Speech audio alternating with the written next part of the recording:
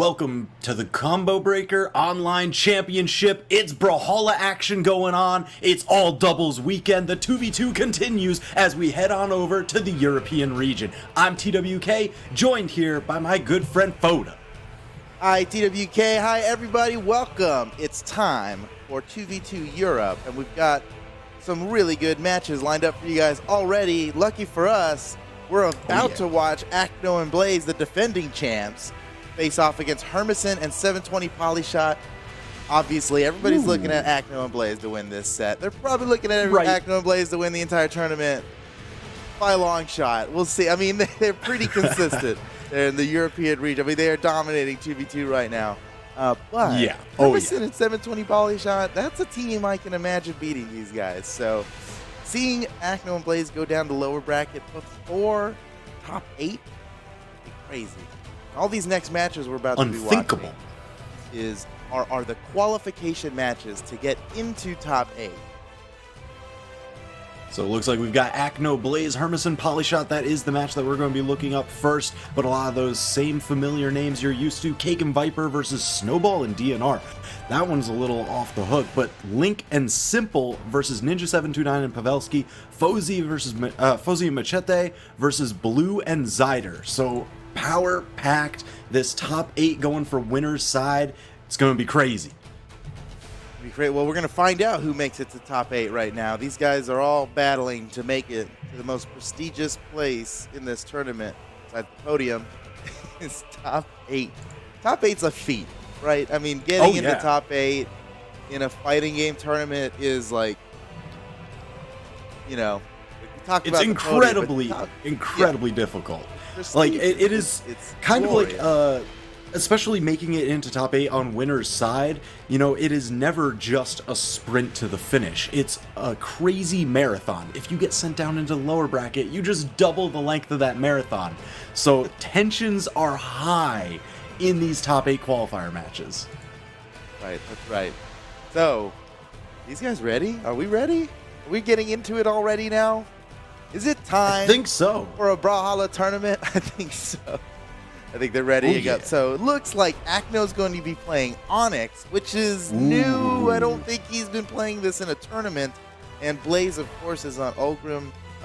Why do I say of course? This is all a little bit unusual. Usually Blaze is playing Brynn, teaming up with Acno, right? And Acno's the one playing, well, we're about to I do wonder if it's kind of like a little bit of a new construction that they've got. Now that Onyx is tournament legal for one of the first times, it's okay, maybe we need something else to cover the Gauntlet and Cannon's bad matchups. Well, it looks like we got a false start right at the beginning here. Yep, I don't know if it was like a map thing they're doing or just a button check or something, but they'll be rolling right back into it. I want to see 720 Polyshot stick with that Barraza because, man, like, that guy is absolutely crazy. Barraza has been a phenomenal pick for a lot of people this weekend. And you're talking about Cody Travis, right? You're talking about... I was trying to keep it all in Europe, but how can you? The Cody cannot be contained. You cannot speak his name. I am interested to see the EU Barraza come out from 720 Polyshot. We'll see how it compares. Seen some pretty good Barraza gameplay as of late. Oh yeah. So we'll see. It's you know, a lot of people, they always talk about Axe being an exceptional weapon in the 2v2 space. The blasters can set up really well for your teammate for any kind of different team combos. And like, let's face it, defense always going to be a good stat when there's that much chaos on the field. Yeah. Hermon on his tried and true Brynn. We've seen him play it so much. He did really well with it in the World Championship last year. He's bringing it out again, but he was not playing with 720 Polyshot at the time. This is definitely a new team for Hermon. And here we go, ladies and gentlemen. European 2v2 Combo Breaker Championship going down right now. Ooh, Acno finally arming up with the cannon. It took him a while to get the weapons, and that's why he was the first one entering the yellow. But look at that. They've just turned this around. Damage build going just about even. It's all big weapons on the field. Lance and cannon with a lot of movement, and double axe. Yeah, you got to notice the double axe. We see that often in the European meta. Yeah, maybe we. Ooh, Whoa! Whoa! Nice combo Man, off the edge there. Yeah, a little bit of the like 90-degree pincer attack. The side air knocking into the Lance ground pound. That was a quick stock deletion. Blaze still alive, but Acno's already down. Oh, okay. Blaze can't be too mad about that one. He's still alive. Hermon gets the side air to finish him off. And with that, they take the lead. 720 poly shot, still with all 3 stocks on the field. Ooh. Big Lance recovery almost taking him out, but look at that, getting back around stage. But the right-hand side, Acno Ooh. just gave him was the left hands. alone off the edge. He's down to his last stock. That's a problem. Blaze is coming in fresh with 2 stocks left. Acno's still got 2 stocks, and Hermon is already down to his last stock. You're gonna have to be really careful here, but he can't not be a presence, or else 720 Polyshot gets double teamed. This is gonna be tough for them. That's the early trick. KO is going to mean a lot. He's already in orange, man. Keep your eye on Hermon. What he does now in the rest of this match, I think, is crucial to whether or not 720 Polyshot and Hermon can win here. The back end of play the from axe 720. recovery. Man, that just tied up the stocks. He gets a little bit of moment to give Hermon some pressure relief. Oh, but that combo, no! Oh, no! Oh, man. Hermon did a good job there. Getting the hit, a really pinpoint accurate hit on his opponent, it's, while he was comboing his teammate. But then he died during the recovery of it. It's gonna be tough. That's the danger. 720 poly shot. Gosh, Still, I gotta still tell you. has 2 stocks. He might be able to do this, but wow, it's gonna be tough. Yeah, all right. So Blaze and Acno, they've been constantly hitting these just kind of 1-2s. They cover the same area, and you just can't dodge it long enough. You end up getting caught by at least one of those attacks. All right, let's see what 720 Polyshot's got here. He's obviously fighting to win, and he could do it. I mean, we see these situations often, and sometimes it seems so hopeless for the one to face off against a 2 like this. And that's kind of how it is in the pro scene. When you're playing ranked, it's not too crazy to pull off an epic 1v1. But look at my this! gosh! You have to get through this! Acno and Blaze, the one-arm push-up. Oh man, 720 Polyshot made it, but they don't care. That was Oh my that was a nice combo. Yeah, now here's where the danger comes in. He's on these blasters, one of the more difficult weapons to do this kind of hit and run style that you need. Oh, and Blaze just Got with him. the corner guard. Man, that combo was absolutely brutal. That was awesome. Let's see the replay. Oh, here it comes. 720 Polyshot. Yeah. Ooh. Get in This is- between these guys. This is what Yeah, secured Acno victory caught for him. them. Too much damage for him to make up. That is awesome. Oh, Nice combo. Nice. look at that, exhausting the options. He gets back to the wall, but has to get up there. And Lance neutral light. Amazing corner guard.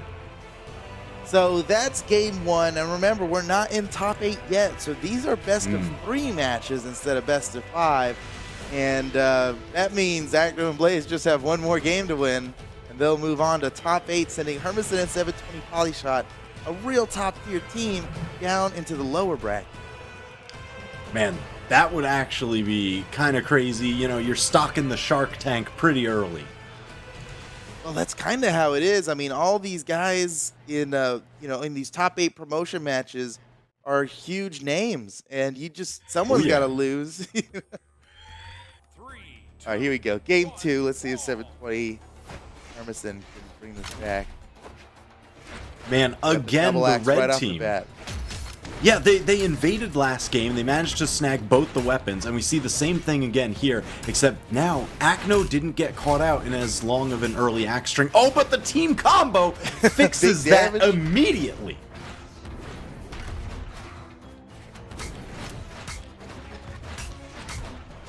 Ooh, 720 Polyshot just juggling up into the sky. Blazy trying to catch his landing with the lance. Doing a great Hermon job. and 720 have a nice lead right now. I mean, Acno and Blaze could go down at any moment. They're both in the red. Yeah, Hermon definitely the stock tank for his team at the moment. He's taken so much less damage than everyone else on the field. Oh no, 720. That was definitely a mistake. Incredibly unfortunate, especially since they had such a lead built, it just evaporated.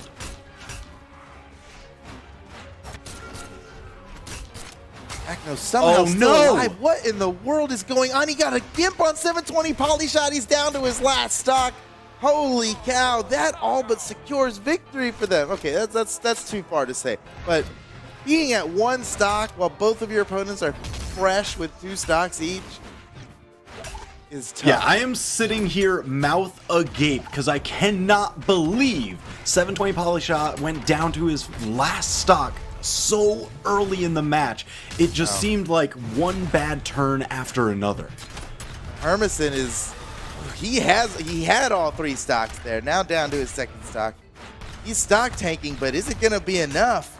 That is a huge deficit to come back from. 720 Polyshot's got to play extremely well right now. Any little mistake is detrimental. Oh my, he's already in red on his last stock. Whoa. Acno's really going in for the kill. He's hunting him down right now.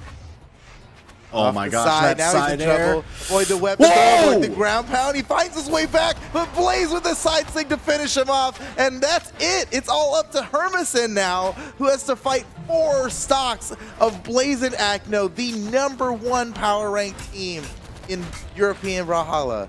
Oh my gosh, and just like that, lickety split, bing bang boom, they get 1 stock out of there. He's got 1 left to go. This could be it for their winner's bracket side run. Hermon brings this back, and like, I'm just saying, if Hermon to come back with it. Yeah, if he manages to pull this off, keep them alive in the set. Waited for it. Oh no! Oh no! This is so well rehearsed. Oh man, that was awesome. You saw how Acno said. We'll see it in the replay. Acno was like just standing there. Hold on, look. He comes down. He gets on this platform on the right side, and like he is convinced. All he has to do is get the neutral light. Spot dodge, standing still. There it is. He gets it. they are so ready for this combo. If at first you don't succeed, end light again.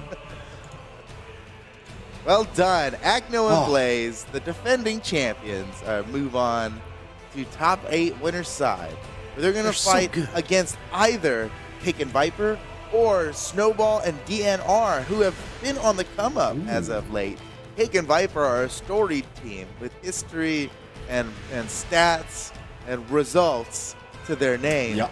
Snowball and DNR, I don't think they've been in top 8 of a major, but here they are, 1 game away from this big goal of getting top 8 in a major tournament. Thousands of entrants in this tournament. There are 4,759 attendance in Combo Breaker Europe.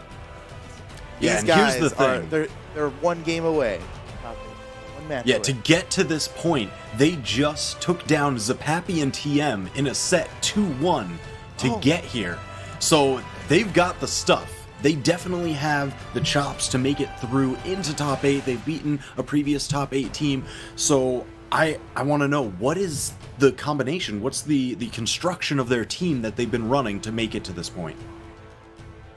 And lucky for us, that's the match we're going to watch next, I think. So let's talk a little bit about Cake and Viper. Cake, of course, has been, he might be one of the longest standing #1 power ranked players in the game. For a long period of time. He was #1 in Europe by a long shot. He was actually #1 overall back when we used to compare NA and EU on the same leaderboard. He is a 2v2 world champion from 2018. Is that the only European 2v2? I think that's the only 2v2 world championship Europe won, and that was after being in grand finals at 2017 and losing. It was so close. What a crazy match. And then Viper, Viper to me is the clutch man. He's Clutch Master 5000. He wins every 1v2 he ever fights. Viper he's been competing for a long time. We've seen him at so many lands. Last year we saw him at DreamHack.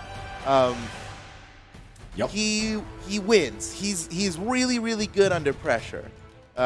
He used to be the guy that we were calling best blasters in Europe. That seems like history now, because he plays all kinds of different legends and rarely ever blasters anymore even. Do you remember this day? He used Lucian, Spec Ops Lucian all the time. That's what it was all about. What Viper was playing. And you know what? The history has continued through, because right now, like, I'm looking at the current power rankings for European 2v2, and he's sitting at 7th. So he's still in that top 10, even with, shuffling between different teammates. And I really like him and Cake, kind of sitting together, just because they're such individual powerhouses in 2v2. They've had amazing storied histories that it just makes sense for them to join up. You say he wins every 1v2 that he gets in. I'm curious to see if that continues through here. Hopefully it doesn't come to that. Hopefully it doesn't come to that. Well, and if, I'm not sure it will. The Cake and Viper are hugely in favor this round, I think, over Snowball and DNR. You were talking about a lot of folks would agree. While you were checking their power rankings, I was looking up Snowball and DNR's power rankings. Ooh. These guys are Snowball is power rank 62. Whoa. They are the underdogs, to say the least, in this. Man, they are definitely punching above their weight to make it to the top 8 qualifier. In 2v2. So we are ready to get this going. And do my eyes deceive me? Is that Viper playing the Queen Knight crossover Asuka? How happy are you right now, I'm Fozy? so happy. Let him know. Epic. Viper, I've never seen him play Queen Knight before. This is really out of left field. This is so cool. All right, let's go, Viper. No bias, but Viper's going to win this. And I hope he wins, and I really want him to win. But no bias. You're very, very subtle here. No bias, no bias. Let's go, Viper. This is a close match.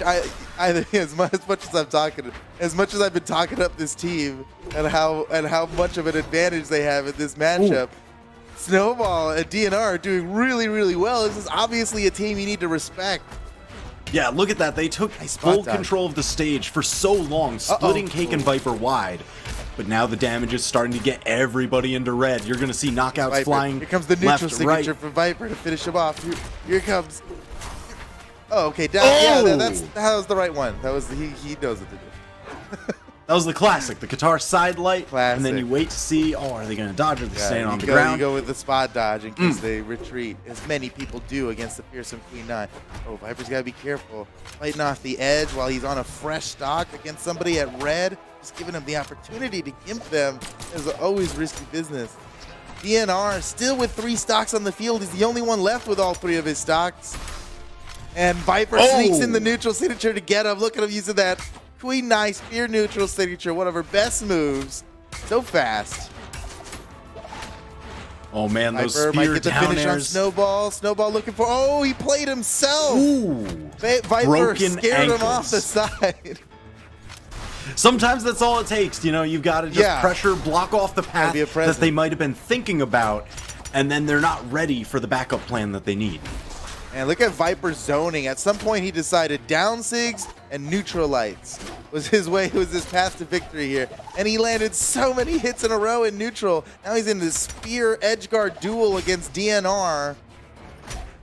And DNR ends up retreating from that battle. Viper back up onto the stage as soon as he gets back. Down sig for the KO. DNR's down to his last stock. So is Cake. And now Viper's the only one left with 2 stocks. And he's pretty healthy on them. So, no surprise. Queen Knight never die. I told y'all before. That's what it's all about. Ooh, I love that rotation from DNR, seeing as soon as his partner got caught in a hit, immediately right over there for support. Close to the end here. Snowball in orange on his final stock. Viper gets knocked away, but not out. He's back to the stage. Queen Knight never die, but Cake die. And that's a problem. They were winning pretty handedly. I was so confident in Viper and Cake but now Viper's down to his final stock with a difficult 1v2. Time to put what I was talking about to the test. I think Viper wins these 1v2s more than he loses them. But so far, not going so well. He can't get any hits in on these guys. Getting zoned out by the axe. Oh, now he's in trouble. Snowball misses the finisher. Viper still has a chance, but it would be crazy for him to win at this point. DNR with the ground pound. He dodges the weapon throw. Perfectly done. Back onto the stage. He's not any weapons for him to get because DNR is weapon starving him out there. Viper is running out of options. How can he is dodging so many things to stay alive? Somehow, miraculously, I can't believe he is still alive. He needs a weapon. Queen Nine is rough without a weapon. Snowball and DNR have done it. Wow. That was crazy clutch from them right at the end. Well, they focused down Cake. They made a pretty intentional effort to get rid of Cake before even bothering with Viper.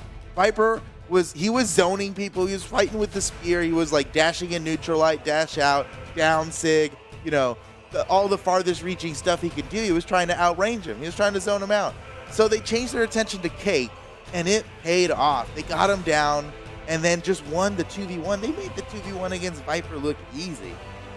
Yeah, it was just phenomenal teamwork. They focused on having those big, heavy weapons, a lot of the hammer. I mean, even Nash's spear does a ton of damage. They had strength-focused legends going against a defense-focused legend, effectively negating that defensive advantage that Queen Nai had. So they were able to cut through it nicely, and that brings them to the 1-0 advantage as we enter game number 2. I'm excited that Viper didn't switch off of Queen Nai. I thought maybe this was like a power move. Like, you know, I don't need to play the character I usually play in doubles because we're going to beat you guys so bad. That's kind of what what was communicated to me when he picked Queen Nai. But that's not the case. I don't know. He might have been playing Queen Nai through this whole tournament. Yeah, so I guess maybe the Onyx was a little too fresh or something. No, that was the other team. Jeez. Yeah, that was Acno using the Onyx. I'm trying to like even remember what Cake was on last game because Barraza. His core he was right playing now. Barraza, and he made the switch to core. Yeah. I feel like he just got beat out at almost every turn, and it was really just on Viper to kind of carry the match once Snowball and DNR started focusing him down. So I'm glad to see the core sticking a little bit better as he scores the first knockout for the game. You know, seeing Cake on court, Cake plays a good doubles hammer. We know him pretty well for his hammer in doubles, as he's teamed with Addy Mestic years past.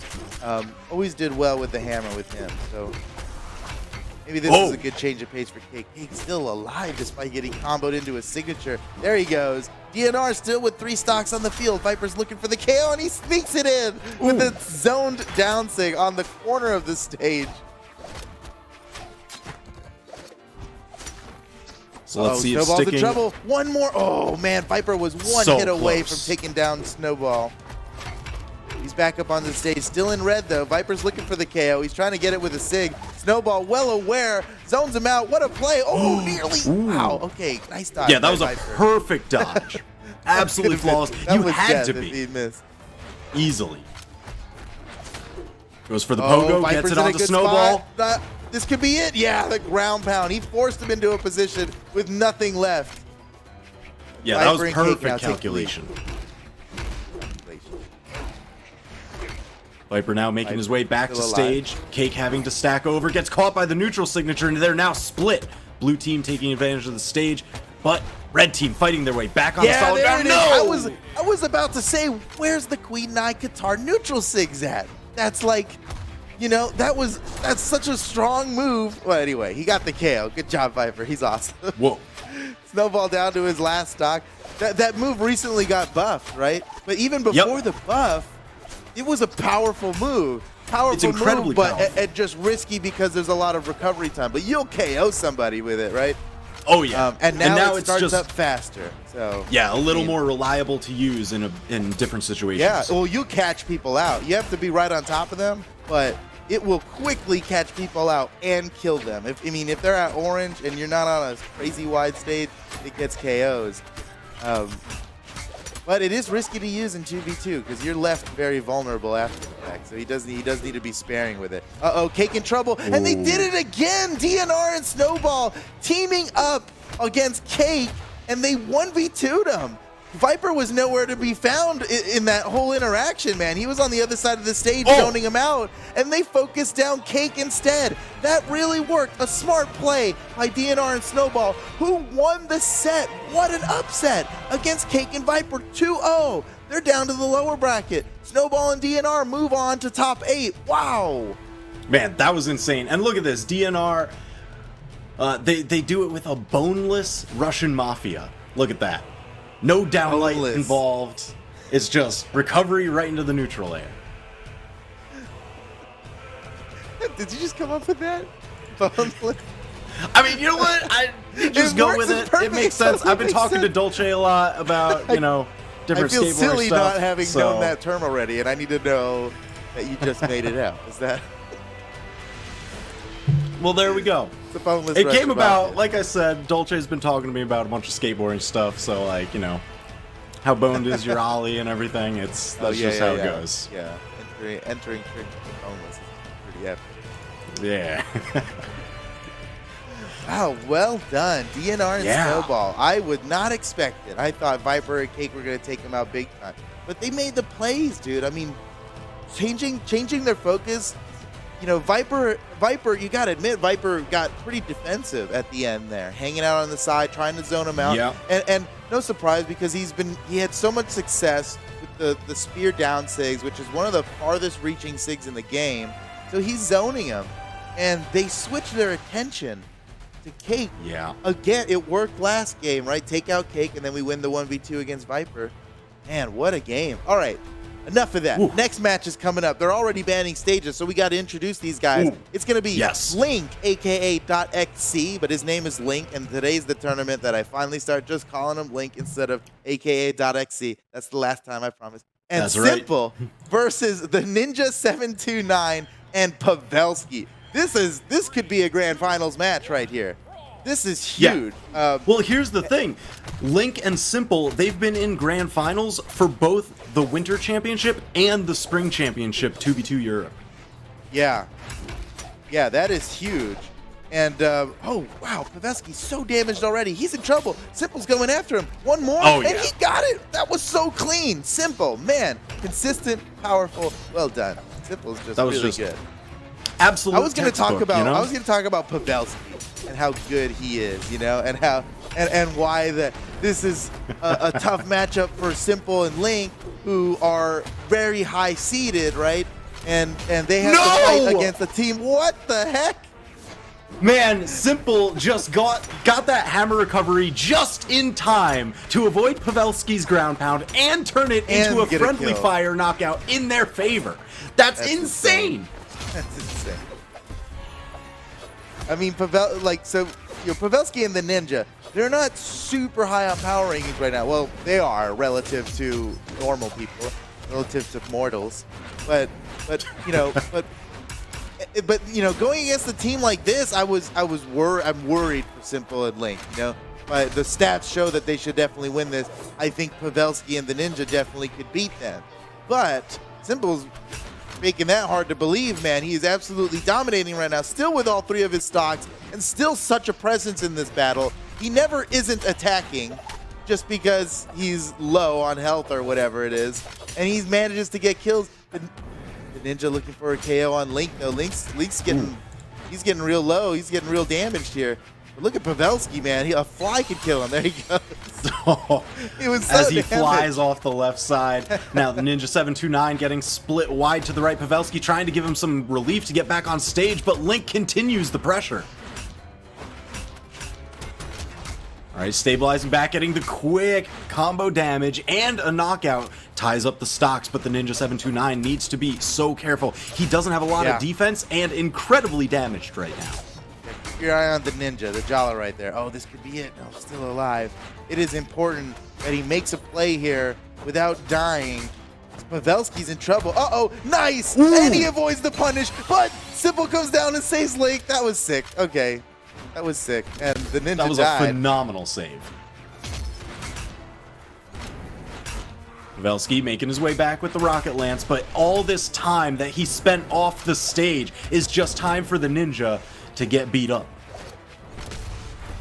Nice ground pound. Okay. Momentary power play. Can they take out Link? No, Simple getting back in the mix. Might be able to. If they can take out Link, then it's a totally doable 1v2. This is actually in their hands. And no! Pavelski SDs! But the Ninja gets the KO on Link just in time, and now it's a 1v1. Oh, man. Good thing the Ninja got the KO at that moment. Any later, and he'd be dealing with a 1v2 as Pavelski just oopsie-daisied off the side of the stage. Man, that's unfortunate. That's a tough 1v1 for the Ninja. Simple has been in so many 1v1 grand finals, second place at the most recent world championship, and he was playing Hammer in that world championship too. So this is gonna be tough for the Ninja, but like I was saying, this is a high-skilled team of misfits here, the Ninja and Pavelski. They don't have a lot of the stats to back it up. Oh man. I know that these teams they're fighting respect them as players that will definitely take them out.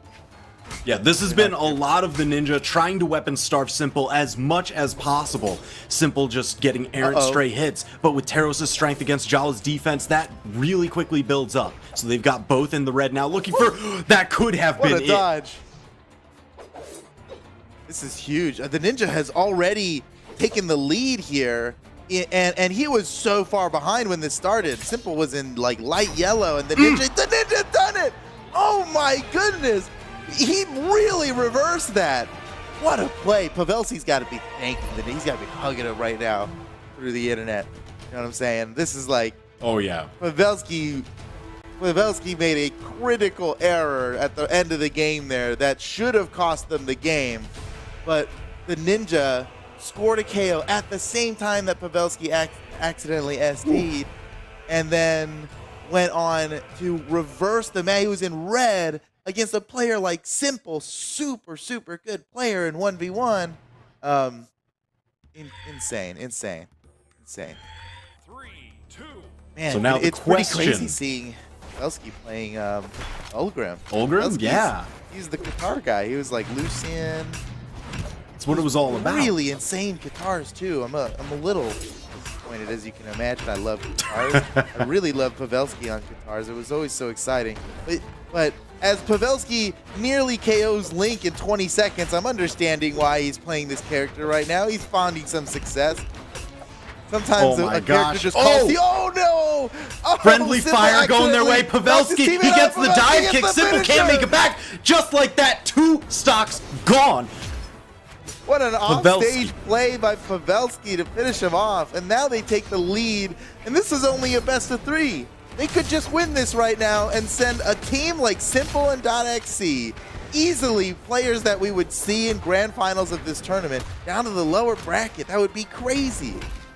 Yeah, this has been a weekend of upsets already, with Snowball and DNR taking down Cake Viper 2-0. Does that trend continue here?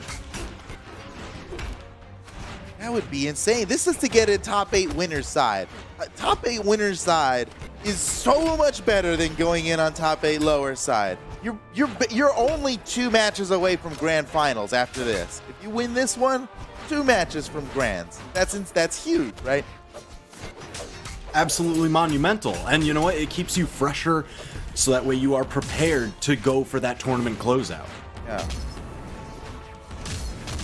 They're doing so well right now. I can't even imagine Simple and Link coming back from this. They are totally crushing it. This is such a different story than last game. Link is down. The Ninja hasn't even died. Holy cow. Listen, you were asking about Pavelski's Ulgrim. He has delivered in full this game. Yeah. You can't get mad at that. You can't get upset with that. Oh, nice down there from Simple, but it's going to take so much to win this. Pavelski, look at this. Wow, He's dancing around him. Come on, Pavelski. Oh, man. Are you kidding me? Almost taunting him there. Jeez, just dancing back and forth right in his face. That was almost taunting him. Let's see the replay. Let's see in slow-mo how much that was almost taunting him. Oh, man. Okay, look, here it comes. This is Pavelski. They missed the Pavelski combo. he starts Pavelski dancing says, around "All him, right." dude. Here it is. Here he goes unarmed. He's landing everything. Oh, he got the KO, and then back down to the stage. He's like, I am not worried about you hitting me. And then da-da-da-da. Oh, the short hop over his stomp without even dodging. That's so clean. And he continues with the regrab into the recovery. Wow, really well done by the Ninja 729 and Pavelski. That's another upset. That's 2 upsets in a row. Oh, yeah. What a treat for us. And that last That game is was amazing. 2-0 dominant. against Lincoln Simple. Now they're going down to the lower bracket along with Cake and Viper. That's a tough lower bracket. The lower bracket's about to get shaken up. People in the lower bracket are like, you're not supposed to be here. What are you doing here? What are you doing here, dude? You're not supposed to lose yet. That's not in the script. All right, we got another match coming up. The last top 8 promotion match for winner's side. It's going to be Fozy and Machete versus Blue and Zyder. And Wow, this all right, team, so- this is anybody can win this team. I mean, Fozy's Yeah, I won don't tournaments before. Machete's won tournaments before. Blue has won many, many tournaments before. And Zyder is probably a good teammate. He's been real consistent as a 2v2 teammate. Yeah, you know, he's he hasn't always won any he's tournaments. always on top, but never like all the way. He rarely shows up on the podiums. Although, So this is one of those matches that, like, I wouldn't really say either of these are heavily favored. I don't really can set in this one, just because it's a lot of new conjunctions with existing champions. That's right. A lot of champions here. All these players they win. These are The creme winning de la players. creme, the top of the top. The cream of the crop. These guys. Hey, there's an Olgrim in there, you know? Exactly. Almost. It was totally appropriate. All right, here All right, we tell go. me what you Best think. of 3 to get into top 8. Tell me what you think about this Shipwreck Falls pick. I always get real nervous on this stage. I'm nervous for Blue and Zyder, man. The Lance ground pound is mighty. The Scarlet Side Hammer Sig covers like this entire wall. And they're both so good at guarding corners, and there's really nothing but a corner there because of this tiny wall. I mean, you never want to be fighting an Olgrim on the corner is like that neutral sig with axe can just blast you. So yeah, I think this stage favors Blue and or Machete and Fozy, but I wouldn't be surprised if Zyder and Blue took him out instead. Oh, nice play by Zyder, and they got the opportunity for the team combo, but they dropped it. Blue with the gravity cancel slide kick ground pound missed the ground pound portion of that combo, unfortunately. But they're still in the lead. With these quick returns. About to finish this off, Fozy and Machete will not stand to be at a deficit for much longer. But Zyder managed to slip away. He's looking for a weapon. He got the spear. Now he's ready to fight, but Machete slaps him off. Zyder trying to get back to the stage. He's okay. But Machete! Not for long. Zyder's still alive. Look at him. He's just flopping around. He's just trying to stay alive here. Meanwhile, he definitely Blue's wants getting to beat hold up on on to his the second stock. Oh, Zyder. This was a smart move, I think, by Zyder. He started getting knocked around. We're playing on the largest kill box in the game, right? So he started getting knocked around to the point where Blue had to fight alone for so long. At that point, he just ended up, after he got knocked out, he let himself go. Oh no, but now, down to his final stock. That was a quick stock. Fozy and Machete really made unfortunate. work of Zyder real quick. And now Blue down to his final stock. Machete and Fozy are poised to win this game. Yeah, they set themselves up well for those momentary power plays. You just keep alternating which opponent you're knocking out, and that gives you momentary 2v1s to get at least a little bit of team combo damage on and just expand your advantage. So we've got 4 stocks to 2, Machete and Fozy really trying to look and close this out, but now both of them are incredibly damaged. So every stray hit, there it is, Machete down to 1, Fozy following him shortly. Okay, they evened up the stocks. They've taken some damage, but I think they're in a pretty good spot to win this. Those KOs came just in time. Oh, and the double team combo. This is all going to be Zider's about... got to be careful. Oh, Yeah! there's the sides. That's exactly what you were talking about. That is so a brutal. huge force in a stage like this with the small walls. Fozy can cover basically the whole wall. With there he goes again. Oh my gosh, the double. The daily double. Man. You called it, bro. You totally called it. That was a big play from Fozy to take out Zider and Blue. Yeah, that is, you know, every player who would ever think of choosing Scarlet on Shipwreck Falls, that's all that they want. It's on their mind the entire match. When do I finally get to uncork this bottle? All right, going into game... I lost count. Is this game 3? No, it's game 1. I mean, game 2. Fozy and Machete won game 1. Yep. Here we go. Back to Shipwreck Falls. These guys are crazy. Zider and Blue, what are they thinking? I'm gonna ban this stage out. They had the opportunity. Maybe there's even bigger threats we're not considering that they needed to ban out instead of this. Oh man, huge damage. Machete and Fozy getting a head start here against Blue and Zider. Ooh. Both of them now off they've the got stage. the They are split. dominating. Look at the stage control. They're just pushing these guys off and then fighting from the middle.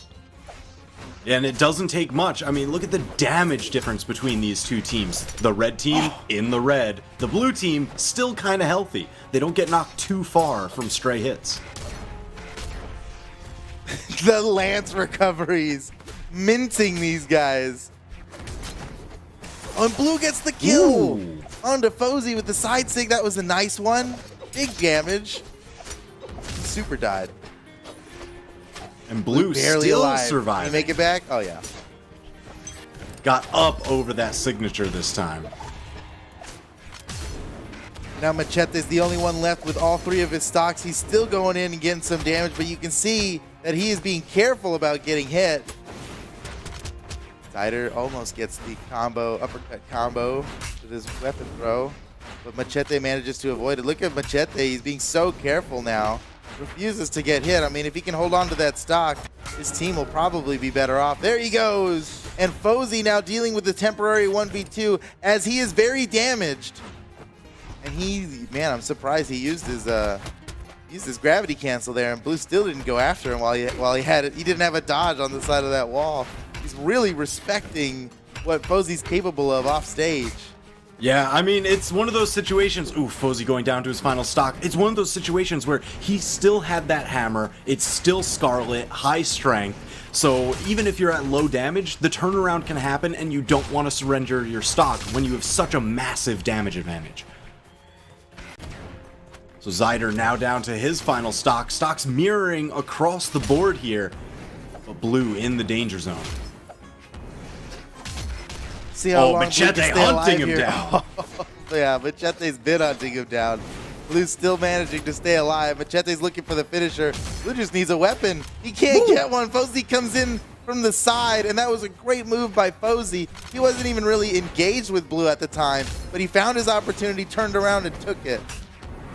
While Machete was really the one that was engaged with him. And Machete still has 2 stocks left, and even though that puts them in the lead, Fozy's getting close to death on his final stock. They might be able to take out Fozy. We're going to see like what they were doing with Cake in the match before this, or what Snowball and DNR was doing with Cake, you know, teaming up on the person lower just to get the quick 1v2. Yeah, I mean, that's just absolutely monumental in any 2v2 match, because I don't care how many stocks you have, if they've got a trained 2v2 combo, those stocks could be gone in a single hit each. Right. So this is crazy here. Zider on the red team and Fozy on the blue team are both extremely damaged, and I think the first of either of them to die probably dictates who's going to lose the match. It Blue's all also entering hinges red here. right here. We're getting to the final moments. Anything can happen. Blue off the side. He'll be able to make it back from that. Or no, what? The toss! It prevents the save, and Fozy with the double! Fozy! That was awesome! I was confident he can make it back. He actually didn't have enough recovery. Let's get the replay. He actually didn't have enough recovery options to make it back. And then his teammate came down with a really nice save. Zyder comes in. Look at this. Losing trouble. Zyder comes in. Look at Fozy. What a weapon throw! That was so intentional. He knew the save was coming, and he timed his weapon throw perfect. That was awesome. That was a truly beautiful play. Jeez. And that is some double stuff right there. Oh yeah. I love doubles. That's exactly why. Great play by Fozy. You got to give it up, man. For Fozy and Machete moving on against a team like Blue and Zyder. Blue was one of the most winningest players in Europe for a very long time. Very, very long time. He was winning tournaments like crazy. But the story of that set, the story of that set, I gotta say, is just Fozy's clutch factor. It seems like when you get down to final stocks, Fozy just turns it on. It's that final sprint during the race, and nobody else saved it in the tank. And he's just like, quick double KOs, all mine. So on the screen, ladies and gentlemen, you can see your top 8. Acno and Blaze, Snowball and DNR, Ninja and Pavelski, Fozy and Machete. But that's just the winner's side. There's still a lower side to this bracket where more people are getting ready to get into top 8. You can see Cake and Viper there waiting for their opponents. Yeah, we got a few people to wait for. Zero and Chedro moved on. We're waiting for Addy Mestic and QS. But other than that, all these matches are happening right now, and all the lower side players are about to get promoted up into top 8, and there are only 4 more teams that can make it. Cake and Viper are poised to make it in. Looks like Hermon and 720 Polysot just made it in right now. They were fighting against Urtito and Ishet. And they won that match 2-0, so they're already in top 8 on the lower side. Blue and Zyder are going to go down to fight Zapapi and TM, who we were talking about was the big win for Snowball and DNR to get past. Now Snowball and DNR are in top 8 winners side. That is huge for them. So good. And then there's this match. I hope, are we going to be watching this match? Maybe not. No, it's already in progress. Lincoln Simple are battling against Hyson and M for Mini right now. Anybody could win that match. Only one of them are going to get into top 8. No, I gotta tell you, I'll report back after, let you guys know who won that one. Lincoln Simple, Hyson, and M for Mini. That could be anybody. Those are both huge teams. I do see Smash GG right now is saying Lincoln Simple have the advantage in the set 1-0. So that's going to be a barn burner for sure. So here we go. The next match coming up is Acno and Blaze, the defending champions, versus Snowball and DNR. Now, I counted Snowball and DNR out last time. I'm like, Cake and Viper, they've got the advantage. They've got the stats. They've got the results. But against Acno and Blaze, we would be an insane upset for Snowball and DNR to beat Acno and Blaze. Plus, we're now in top 8. That means best of 5. Ooh, so they've got to go the distance. Let's see if this dark horse can go up against the current reigning champions and pull off another miracle. 3, 2, 1. This game number would one be a miracle for these guys to win, man. Acno and Blaze are just total powerhouses right now. They have won every doubles tournament in Europe in 2020. Seemingly unstoppable. Snowball already extremely damaged. Acno might just go for the quick finish on Snowball here. He's looking for it. Blaze catches him with a neutral signature. Snowball off the stage and disarmed, might be in trouble. The weapon throw avoided by DNR. They're playing a smart game right here. They got to be careful. Neither of them have weapons, and they're just getting thrown around. Acno and Blaze are weapon starving these guys. Snowball finally equips an axe, but is it too little, too late? He's one hit from death, basically. Yeah, the damage has already been done. They're ready to get rocketed off. There it is, synchronized. Well, yeah, beautiful, really. So now, will they be able to pick up weapons this time? It took them so long last time. They just got starved out time and again. Now they've got that double hammer. They had it for a brief moment on stock number 1. Can they make those hammer swings work? It was a very focused and intentional effort of Acno and Blaze to get to weapon starve them for that long. Oh, nice! DNR! What a play off the side, but he misses the edge guard. Blaze coming back now, and Acno came in to save him. You gotta love the teamwork. He saw his buddy in trouble. He's like, yo, you can get up. I got this guy. Boom, boom, boom. He's dead. Yeah, because it's not just the save, it's the capitalization. DNR down on his final stock so incredibly early. Acno and Blaze really just looking to chop this one out. Chop this down, it says, holding an axe. Listen, you know what? You just gotta... They made the choice, not me. Character select is all up to them. Snowball and DNR are doing well, but not well enough, as DNR flies off the stage and is out of the game, and there goes Snowball, and it's all snowballing on Snowball right now, as Acno and Blaze have a lot of help to work with here, and a lot of 2v1 combos rehearsed. And there's the weapon. Here comes Acno for the neutral light.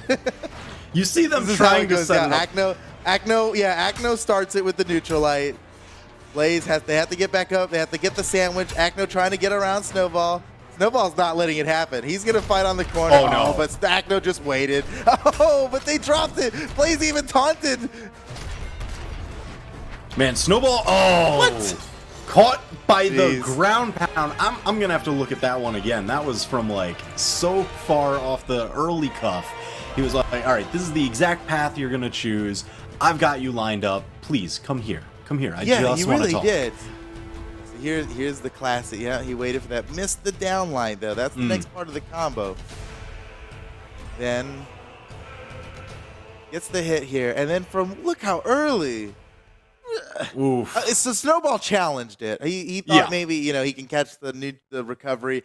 Hammer is a great move to challenge ground pounds with, because you can just KO somebody for committing too hard to a ground pound. But Cannon's probably the hardest one to hit as it's doing that.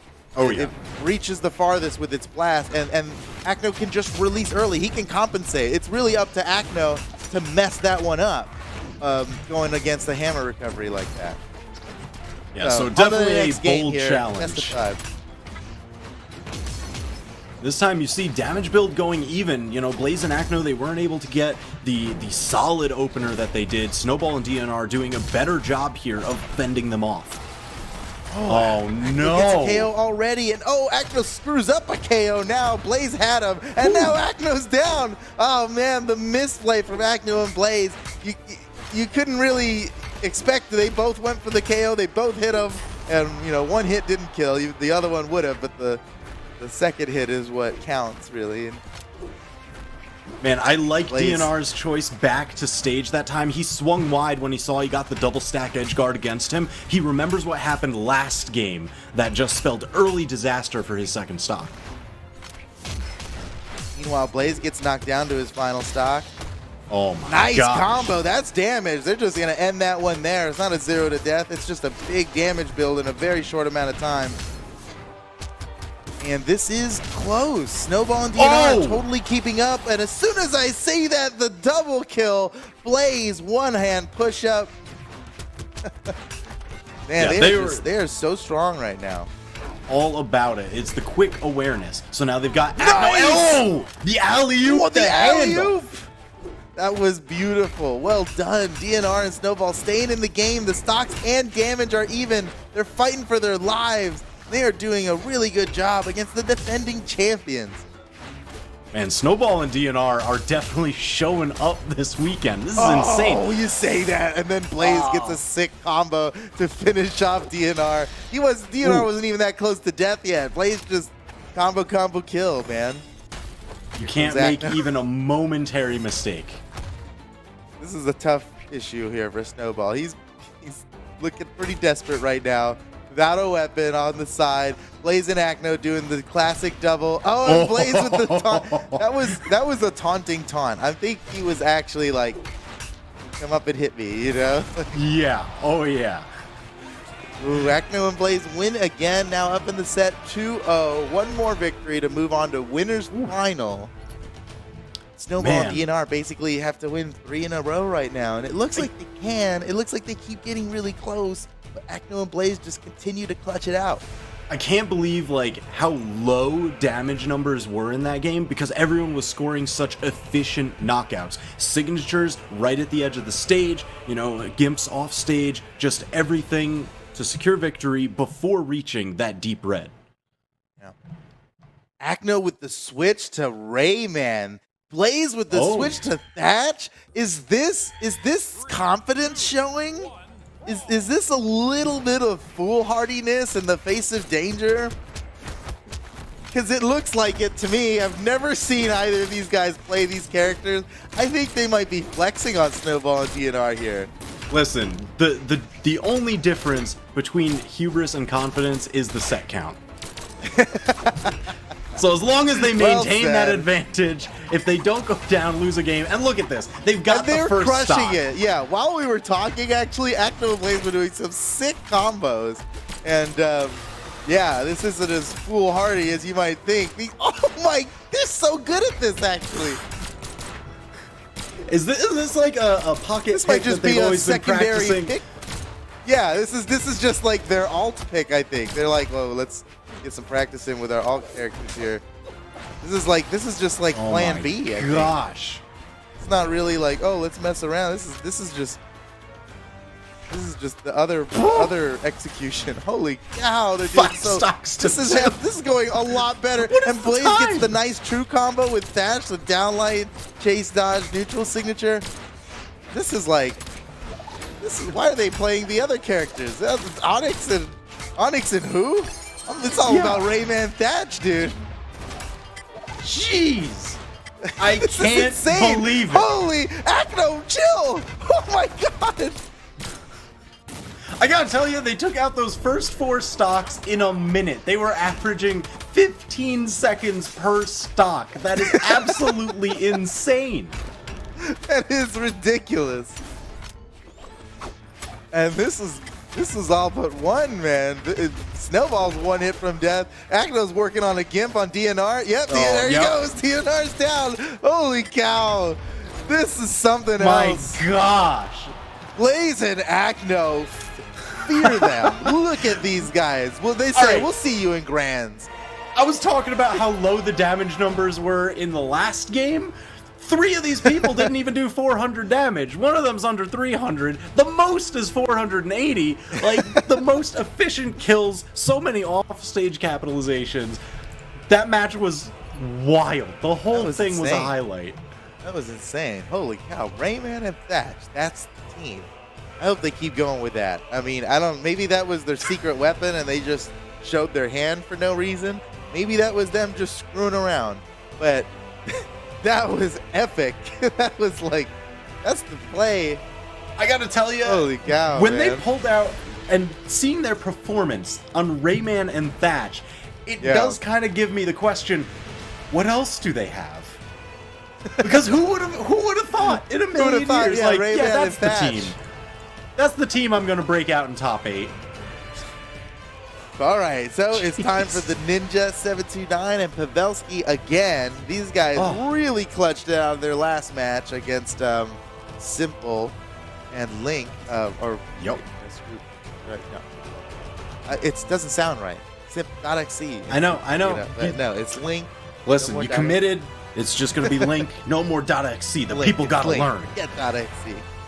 All right, Fozy and Machete clutched it out. These were huge. Fozy and Machete clutched it out against Blue and Zyder, and the Ninja 729 and Pavelski clutched it out against Link and Simple.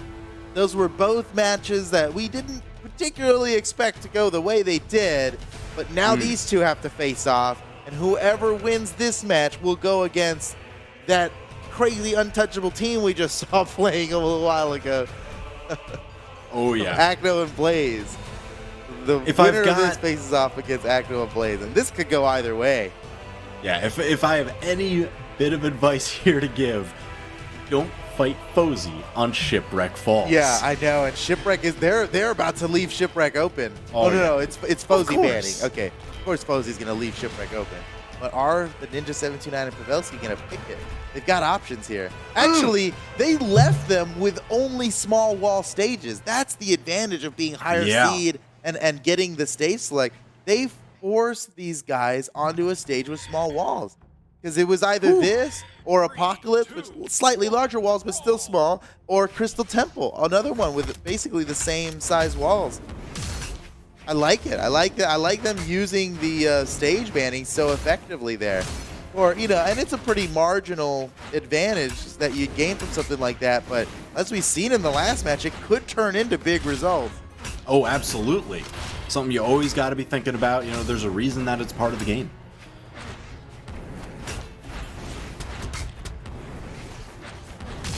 And Pavelski getting stage spiked. He's Too done. far. That is an early death for Pavelski. Nobody is nearly that damaged, and Pavelski's already down to his second stock. Pavelski, he really is such a star player. He won the Paris Games Week championship last year. That's right. The Special great event with brawl. all the best European players, and a few top NA players who decided to fly out to Paris for it as well. I mean, he's a star player, man. He's a total beast. He's a force to be reckoned with, and these guys are just destroying him. Ooh, catches the dive kick on Fozy, but still But he enough got to the make wall. it back. Yeah. Man, the gravity was cancel close. neutral light to just check the approach, and now we've got 5 stocks to 4, red team with the advantage. Ninja and Pavelski are doing a good job of bringing this back as long as Pavelski doesn't lose this second stock too quickly. And he Ooh. might lose it right now. He side airs his way back to the stage. He doesn't have his recovery. Oh man, Pavelski is down. The Ninja 729 is playing so well, but it's not enough. Oh my gosh, Nice even though combo. Machete Oh, was man. in there busting up the tail end of that combo, so much damage went out on his teammate. The Ninja 729 is really good. 729. I mean, you said it. That's a little bit of an understatement. He's 'Cause here we crushing. are, top He's doing 8, so but- well. Finally loses his very first stock as his teammate goes down forever. And I'm not talking down Pavelski. I'm talking up the Ninja, who is like, he has so much damage in this game right now. We can't see the stats yet. There's no DPS meters, but he would be on top of everybody by a long shot. Of constantly a presence in the match, and still had 3 stocks Whoa. right up to the end, or the end, quote unquote. There's still a chance here for the Ninja. We saw him come back from a pretty big deficit in his fight against Simple, but a 2v1 against these guys is just difficult. I don't think he can make it back. Yep. There's Down to one his stock last stock. gone. But here's the thing. He's got a decently strong legend. He's got 2 opponents that are in the red. There's 1 knockout. He's got the momentary power play. He's got the 1v1. He's trying so hard to secure it against Machete, but now Fozy is back in the mix. Uh-oh, here it comes. Team combo! Oh, what? That's new. That's a new one. That was cool. Machete and Fozy showing off a little bit. Cool combo. They take game 1. That was slick. And you That know was- what? that That was is just slick, absolutely devastating. Even if it's not knocking out there, they left open all those small walled stages where that would probably be too far to make it back if you're catching somebody's landing initially. All right, the Ninja 729 gets to ban out stages. He banned out Shipwreck. He banned out Crystal Temple. All smart moves. I'm imagining Fozy's going to go with Apocalypse. That's what I would think. It's the Left most Mammoth and similar Great to the Hall maps. Open, but yeah, I think it probably would have been better to ban Apocalypse than ban Miami Dome. I think they don't mind Miami Dome, but we're going to Mammoth. I'm surprised he didn't go with Apocalypse. Ooh, okay. Pavelski makes the switch over to Bryn. Still no Qatar. Still a little disappointed inside, but it's okay, Pavelski. I only looked up to you as an amazing Qatar player. Source of inspiration for all my matches. But that's okay, he's playing Axe, and that's That's good That's what too, it's all about. Foda says in resignation.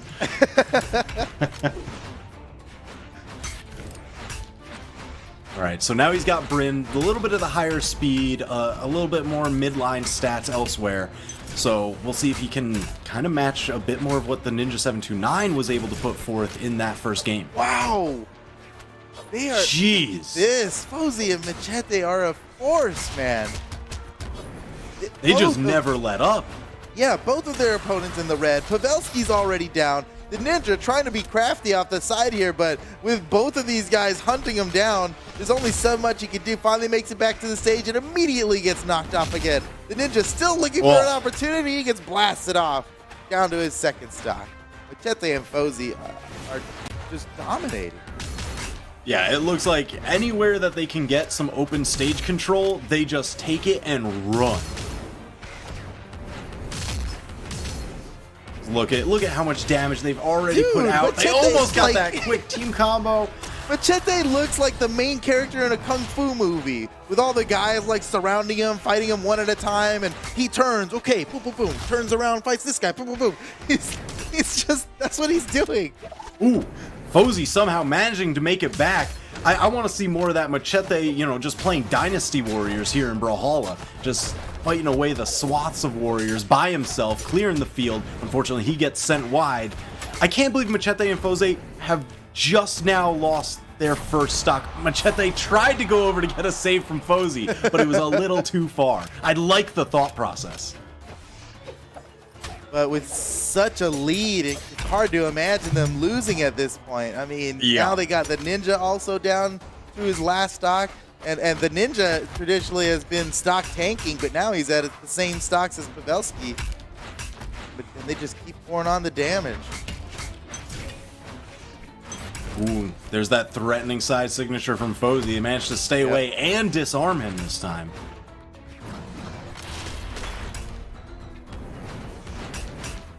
Everybody rocketing so far.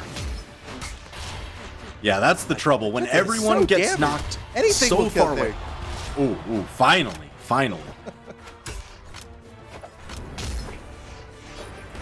Pavelski and the Ninja on their last breath. This game, they still have another. They can lose this and still take the set. They can still bring it back. Well, there it goes. Machete and Fozy take game 2 now in this best of 5. One more victory for them. And they'll be moving on to winners final. Guaranteed top 3 and a shot at the gold against Acno and Blaze. All right, so now you start thinking the small wall stage like Shipwreck Falls, Machete and Fozy dominated there. The neutral-ish stage of Mammoth Fortress, they dominated there. Where do you go to fight this team? Crystal Temple. Power of the Crystal Temple. Oh. Okay. This is no bueno, man. We know how this goes. I know, immediately both of us were like, I don't know if I agree with this call. I definitely don't agree with this call. Hopefully, you guys know something that we don't. Because if history does in fact repeat itself, you know, we've seen this movie before. Pavelski made the all-important switch to the ML Grimm skin. And that might work out in their favor, you know? You know, you got to step up from minor leagues into the major leagues. That's what it's all about. And the Ninja's back on his. I didn't even notice the switch to Sidra. That is the Ninja's classic. That is that's the character we learned who the Ninja 729 was. I'm excited to see him playing this. Back to his roots here. He was doing really well with Jala, but Sidra has taken him so far in the past, and that was a nice slide kick there. Even though it hit his teammate, it helped him get back. Unfortunately, it goes down immediately to Machete as soon as he gets back up to the stage. Another stock loss. Damage and stocks evened up between the two teams. Machete super damaged, just trying to stay alive, and Pavelski, the other one with 3 stocks, trying to finish it off, and he gets it with the side air. But immediately he gets punished, and stocks are even again. Yeah, he finally paid for it, but you know what? I gotta say, Pavelski himself there went 2 for 1. He was the one that scored both the knockouts onto the blue team. This is the kind of thing that we've been waiting this entire set to see from his Ulgrim.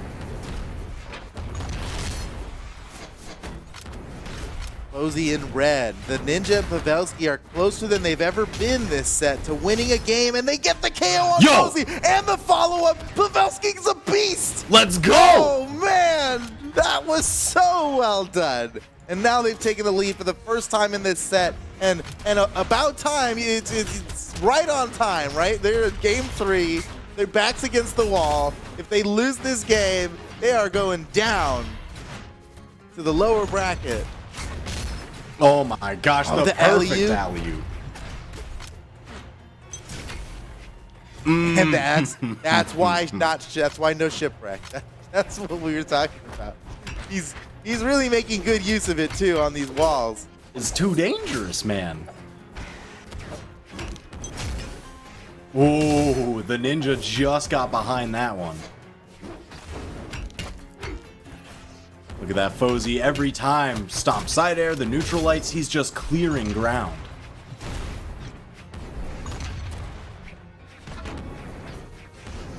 Damage is starting in to build trouble, up. man. He's coming back to the stage. Barely any health left. He can get knocked out by almost anything now.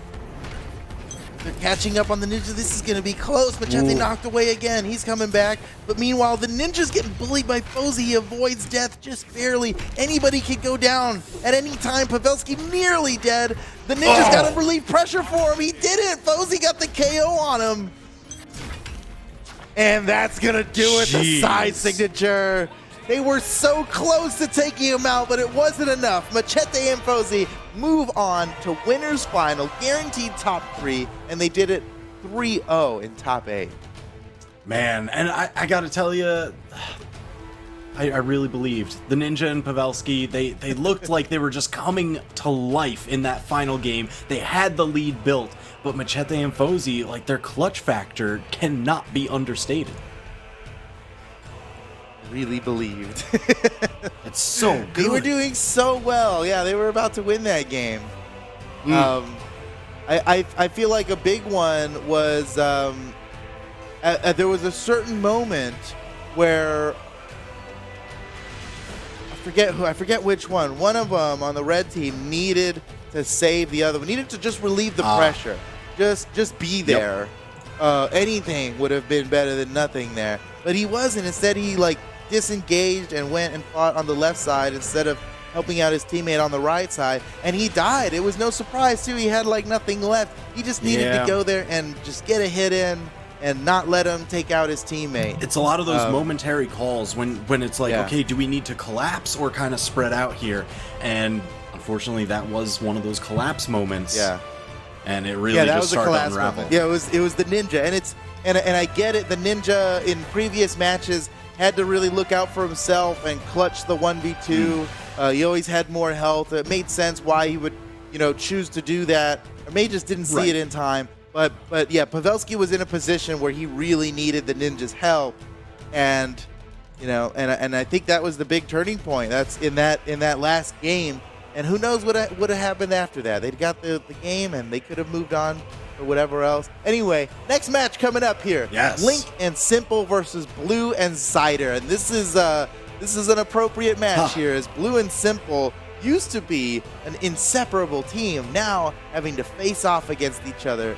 They've had varied success as well, right? I mean, we're looking at there's a little bit of, Blue used to be #1 by a long shot, right? In fact, I would go so far as to say when Blue and Simple were a team that Blue was kind of the point man of the team and Simple supported what Blue was doing. Well, things are looking a little different now, as Simple, after the World Championship, went on to become the #1 player in Europe in 2019. And since then, they've stopped teaming together, Blue and Simple, and Simple's moved on to some pretty great success here.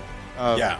That's the thing. In this match, I've got to give a pretty hefty advantage to Simple and Link, just because they've proven it in the past 2 major tournaments, Winter Championship, Spring Championship. They were in grand finals. It's kind of crazy to see them down in the lower bracket here, entering top 8, but I would be shocked if they didn't at least make it into top 3. I agree. And Blue is still an amazing player, right? He's still that guy that dominated the scene for so long.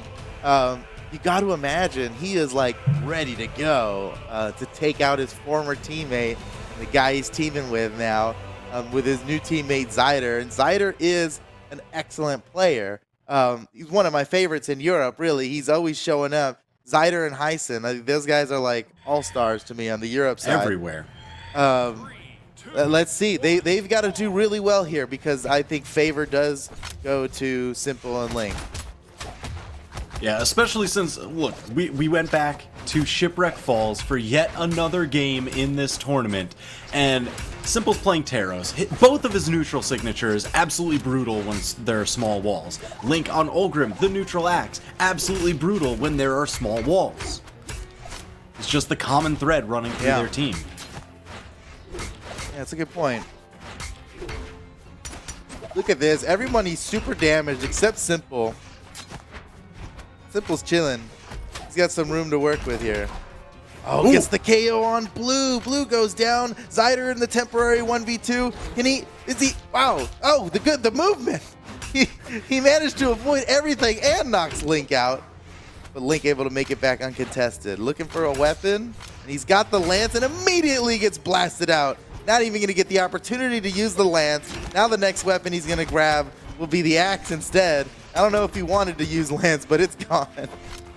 There's the axe now. You could throw it away, but it looks like he's content with using the axe. You know, I don't think anyone's like ever unhappy to get an axe in 2v2. Well, I know what it's like to favor one weapon that you've got, you know, and then when it cycles out incorrectly like that, it's a pain. But yeah, you're right. He's totally fine with the Truth Sig combo. Oh my gosh. Man, stocks were just flying down on that right-hand side before, and now we're back into the damage build stage. There goes Link. Stocks are tied up. Simple trying to work some kind of edgeguard magic here. Edgeguard magic.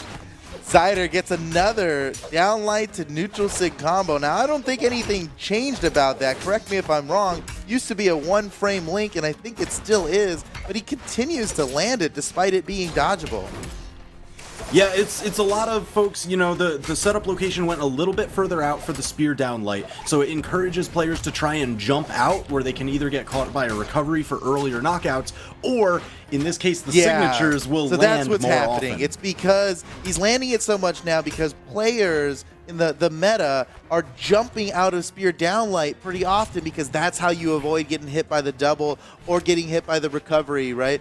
All of those things are like you gotta jump to get away. Oh, right. So, okay. So, yeah, that's so, the mix-up. So I feel like jump is just a more common option now after the last spear changes. And Zyder's taking advantage of that because if you jump, he catches you with gravity cancel neutral sig after the downlight.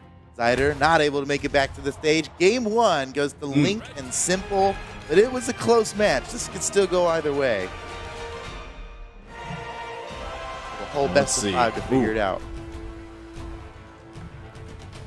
Got that replay going for the final knockout here. It's just covering Link every time with that lance. You think you get past the Taros, and then he's just there, waiting. All the best players have a really methodical way of edge guarding the same edge together. That's a really important part of being a good team in Brawlhalla, because you can easily get in each other's way and make it worse than if the person was just solo edge guarding. But you could be so much better than a single person edge guarding if you do it just right. And it takes an insane amount of synergy to actually be able to do it. That's stuff we see Boomy and Sandstorm doing all the time, right? It's one of the things they're great at. Oh man, Blue goes down less than 30 seconds into the game. He's already been KO'd. And that was almost so cool. They cleaned it up real quick anyway. It was almost amazing. Could have been like the greatest highlight, and instead it's just a great highlight. Zyder has never missed a downlight cancel neutral signature. He's making it look true. And I still wonder a little bit. You gotta wonder. Is it true though? This might be. Maybe just for Zyder. Just for Zyder, yeah. Actor. He's just that good. Nice. Spike down, Blue. Simple. Can he finish him off? He tried. Simple was expecting Link to save him. So I think Link didn't even try. He didn't even bother. He was floating up there like, come on, man.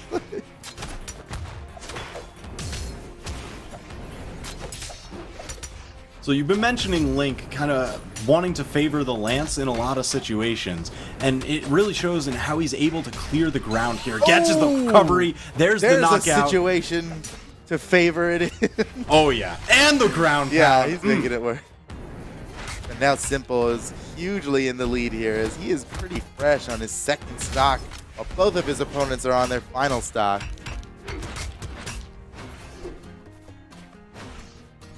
Ooh, Link arming up. Now he's got the axe. Axe aplenty on the field. There's only one other weapon, and it's the hammer as Blue knocks Link off the stage. Link's in trouble now, very damaged. Blue's looking for the finisher, and he just barely missed it. He had the setup, and he missed the true combo.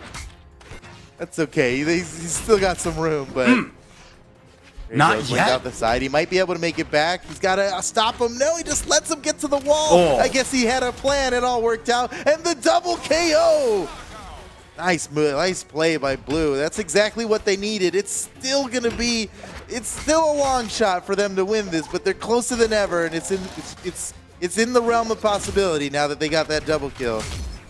Yeah, it's a little bit of a tough road here just because they're each so damaged. Zyder and Blue, any errant hit knocks them so far away, leaving their teammate alone. Oh, let's go! Nice. They did such a great job of taking back stage control. They were both hanging off the edge of the stage and managed to push their way in. But there goes the KO from Link. Simple, quick behind, and that's 2 games now in favor of Simple and Link, who might just take this game in top 8 3-0 with the way this is looking. Listen, so they are the favored team here, but I gotta tell you, these matches have been a lot closer than you would think. Yeah. Going down final stock here, they had the damage building up, so incredibly close, but all it takes is the one hit. Right. Best of 5. One Game more number game. 3. One more game for Simple and Link. Zyder and Blue are going to have to clutch out 3 wins in a row.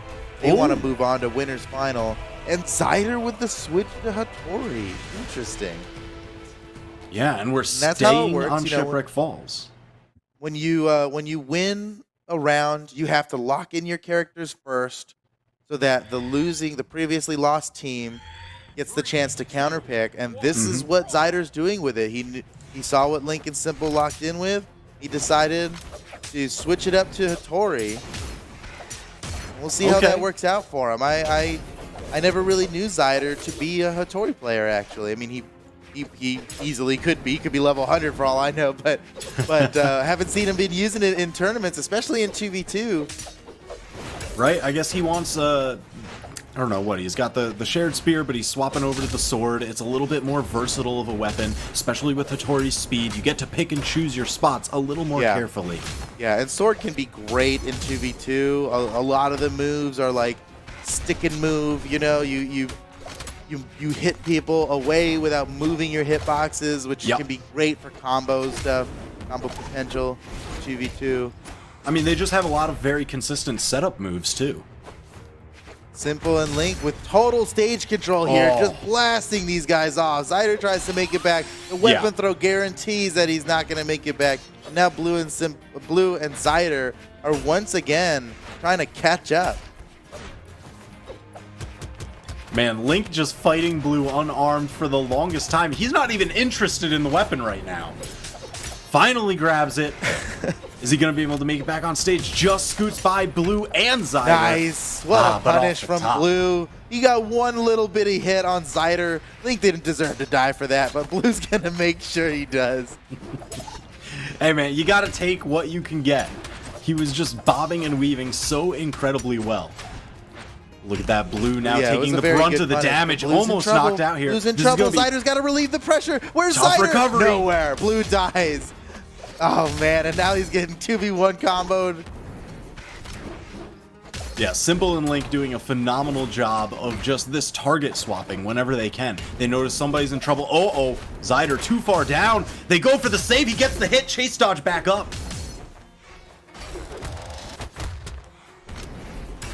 Blue and Zyder are in trouble right now as Blue is getting close to one hit from death. And he's in trouble, man. Simple's about to finish him off, and he got him again.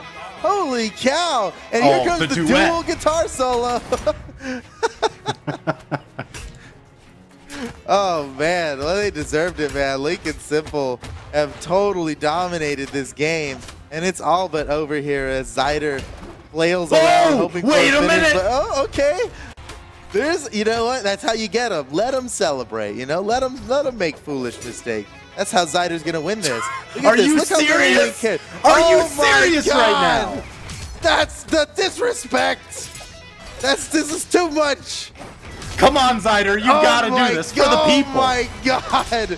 This is too much.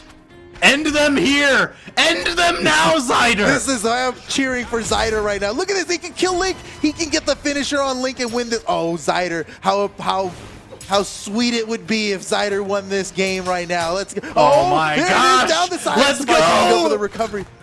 He can do this. He can do this. Look at him. They're sweating now. Where's the taunts now? Simple and Link. Zyder still looking for it. He can totally get this done. He's just got to finish off Link. Oh, it's so close. It's not enough. So close. What's he have to do? It's the Hattori pick that did that. Mate, if he was playing a stronger character, that one might have killed. Oh, went for the signature. All right, caught in friendly fire again. I thought he was dead for sure. He's got the chance. He still has a chance. Let's go, Zyder. Come on. I believe. I believe. Finish him. The weapon toss forces him high. Oh, that's it. Simple and Link win. 3-0. Moving on to winners final, where they're going to face off against the treacherous team of Acno and Blaze. That was crazy. What a set, man. Man, that was absolutely wild. I was so ready for Zyder to win, dude. Dude, he almost clutched it out. It was so close. He got them so incredibly damaged, down to their final stocks. Oh. Then just caught on the landing. And you see, he also went for the recovery there. He was trying to punch him out. Oh. Jeez. Oh, man. Zyder. You deserved it. He deserved He that. deserved it. All right. The top 8 is moving right along. Acno and Blaze versus Fozy and Machete will be the winners final. But before we can get there, we've got to play through the lower half of top 8. And the first match we've got coming up for this is going to be Hermon and 720 Polyshot versus Cake and Viper. Now, these are both the teams that we saw in the top 8 qualifiers that we were like, they should win this. And then they didn't. And now they're down here fighting against each other. Gonna have to fight against against Cake and Viper and Hermon and 720 Polyshot. It's gonna be a good game. Oh yeah. I mean, all right. So I'm ready for this. My heart wants 720 Polyshot and Hermon to do some serious work here and move on. Are you kidding? Like, when Viper's playing Queen Nai, you're gonna cheer against Queen Nai? My heart. Obviously, Viper's gonna win this game. I know where your heart lies, Foda. All right. But right now, my heart and my head are fighting because I think just by the numbers, I've got to give the edge to Cake and Viper. Uh-oh, Viper switched off. No. Oh, they might have lost your heart, Foda. No. You're thinking about it. Say it ain't so, Viper. Okay. Yeah. Woo, okay. we still got him, folks. We still got him. All right, Cake and Viper gets a ban out all but 3 stages. Let's see. I don't know what their strategy would be against 720 Polyshot and Hermon. What are you going to do? Looks like they're banning out small stages with that are heavy on platforms. I think they want to fight with as few platforms as possible. Yeah, that makes sense. So let's see. all but Shipwreck 3 Falls, here. Miami Dome, Apocalypse are open. Yeah. Between these 3, 720 Polyshot gets to decide, and we're going to Miami Dome. Okay. All right, The most here we go. different Cake choice and among Viper, the 3. Cake and Viper versus 720 Polyshot and Hermon here in top 8. But these are elimination rounds. The losers now get knocked out. We've been watching a lot of winners bracket matches where the loser isn't out yet. They just get knocked down to lowers. No more of that. Now everything's on the line. No more second chances. This best of 5 is all they got to stay in this tournament. And Cake and Viper starting strong. Are they about to get the KO? Holy cow! A 20-second KO on Hermon. That is impressive. Nice combo by 720. Holy cow. Oh, man, he's looking good. No! He bet it all. Oh, man, a little too much from 720 Polyshot. And that is detrimental, man. They are in trouble now. Double recovery from Viper. He is looking good on that Queen Nai. Man, Hermon and 720 Polyshot doing such a phenomenal job covering the ground. Those axes, downlight, one of the best anti-airs in the game. Neutral light covering a lot of the horizontal area, making it tough for Cake and Viper to get a solid footing. Ooh, that Wow. slide charge. He reversed the down Pivot signature. slide Unexpected. charge. Yeah. What the heck? All right, Cake. See your tricks. Very sneaky, Barasa. Oh, blasted away with that neutral signature. I love it. I love that neutral signature. That's like one of the best moves in the game. And maybe it's not really, but it actually is. Not really, but actually. But actually, yeah. If you follow your heart, if you truly understand, you'll see why. And listen, this Queen Nai, the Oscar pick, it's from his heart. Right from the deep center of his burning heart. Oh, man. That's what I'm talking about. Do it again. Do it again. Do it again. Dude, Do it again. Viper, what a play. What a beautiful play. And I welcome the new age of Viper, the top Queen Nai. Listen, it just makes sense. All those spear signatures, they're the winged serpents. It's Viper. It just works so well. Dude, we need to replay. Let's slow-mo that neutral signature. That was so well done, and it was done in such anticipation, too. It was just a beautiful, beautiful play. Okay. It happens over on the right side. So here it comes. Look at this. Look, how does he know? Oh, man. Oh, and he kills Hermison for even trying to. How dare you try to punish this signature? Well done. Well done by Viper. Oh, my goodness. All right, here we go. Game 2, 720 Polyshot, switching it up to Mordex now. See how that affects the matchup. Yeah, so the main thing about Mordex here, it's a Scythe Legend, right? He's got that Scythe that has the active input. When you hit somebody with a number of the attacks, you get to choose which way you want to send them, particularly the neutral air and the down air. It's great for setting up impromptu team combos. Well said. You're absolutely right, sir. And Well, I can't you. believe we're back on Miami Dome again. I know, it's an Viper interesting and pick. Cake, of course Viper and Cake are going to leave it open. They just won on there. But 720 Polyshot and Hermison are so confident that they're like, run it back. I got Mordex this time. It'll be different.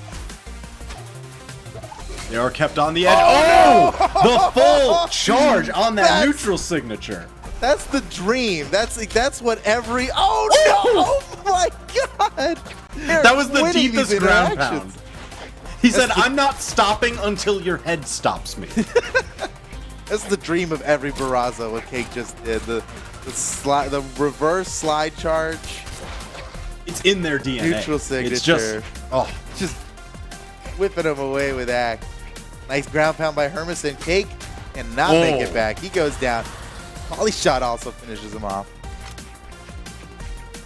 Yeah, that's crazy when you go for those deep edge guards with the Scythe. You catch that down air. It just feels perfect.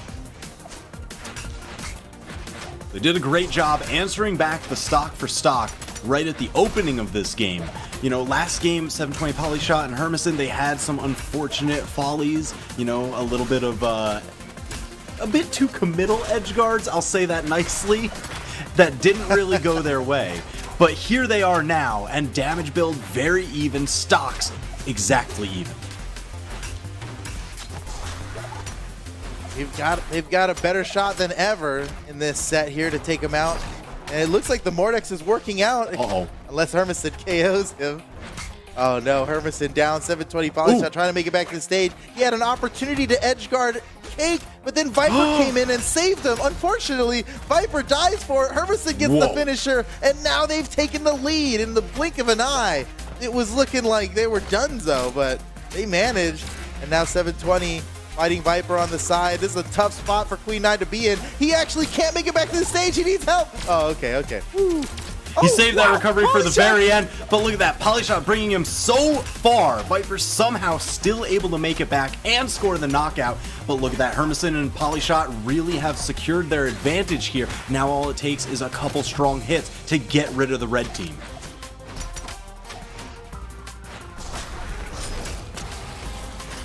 Viper's gone. Cake is left alone. He's got to be the absolute clutch master in this 2v1. But 720 Polyshot and Hermison, they've got such amazing stacked coverage. Look at that Polyshot going wide. We've threatening. seen. Oh, it interrupts the recovery for the win. Caught him right in the middle of his recovery. He caught him. That is crazy. And we've seen Cake win many 2v1s before. You know, I'm thinking of World Championship 2018 where they actually won. You know, Cake is the 2v2 world champion for 2018. He won a lot of 1v2s in that time. He really clutched it out, and in big sets too, like the most finals, pressure you know? you're going to have. It's the world stage. And still these guys are managing to take him out. So, you know, well done by Polyshot and Hermson. So that ties up the set 1-1. Viper bans out Miami Dome this time, and it looks like we're going to Mammoth Fortress. Ooh, okay, very stable stage, you know, a favorite pick for a lot of players, even though we haven't been seeing as much of it this weekend as we usually do. Yeah. 3, 2, 1, brawl. All right, here we go. 1-1 in this best of 5. Viper's Queen Nai gets right in there with the spear. He fights 720 off of the weapons. It's all about Queen Nai and the Viper. That's what Foda's looking for. His focus. Viper, Queen It's so Nai, attentive. looking so good, this Queen Nai. Unfortunately, he's the most damaged right now. Oh, I know, and he got I know. disarmed. He's actually in trouble. Uh-oh, 720 Polyshot can finish him off. Is That the was commentator's a curse. prayer. We did it to him. I'm sorry. First one to fall. Oh, that's unfortunate. And Cake is down too. Ooh. A really nice early lead for Hermson and 720 Polyshot.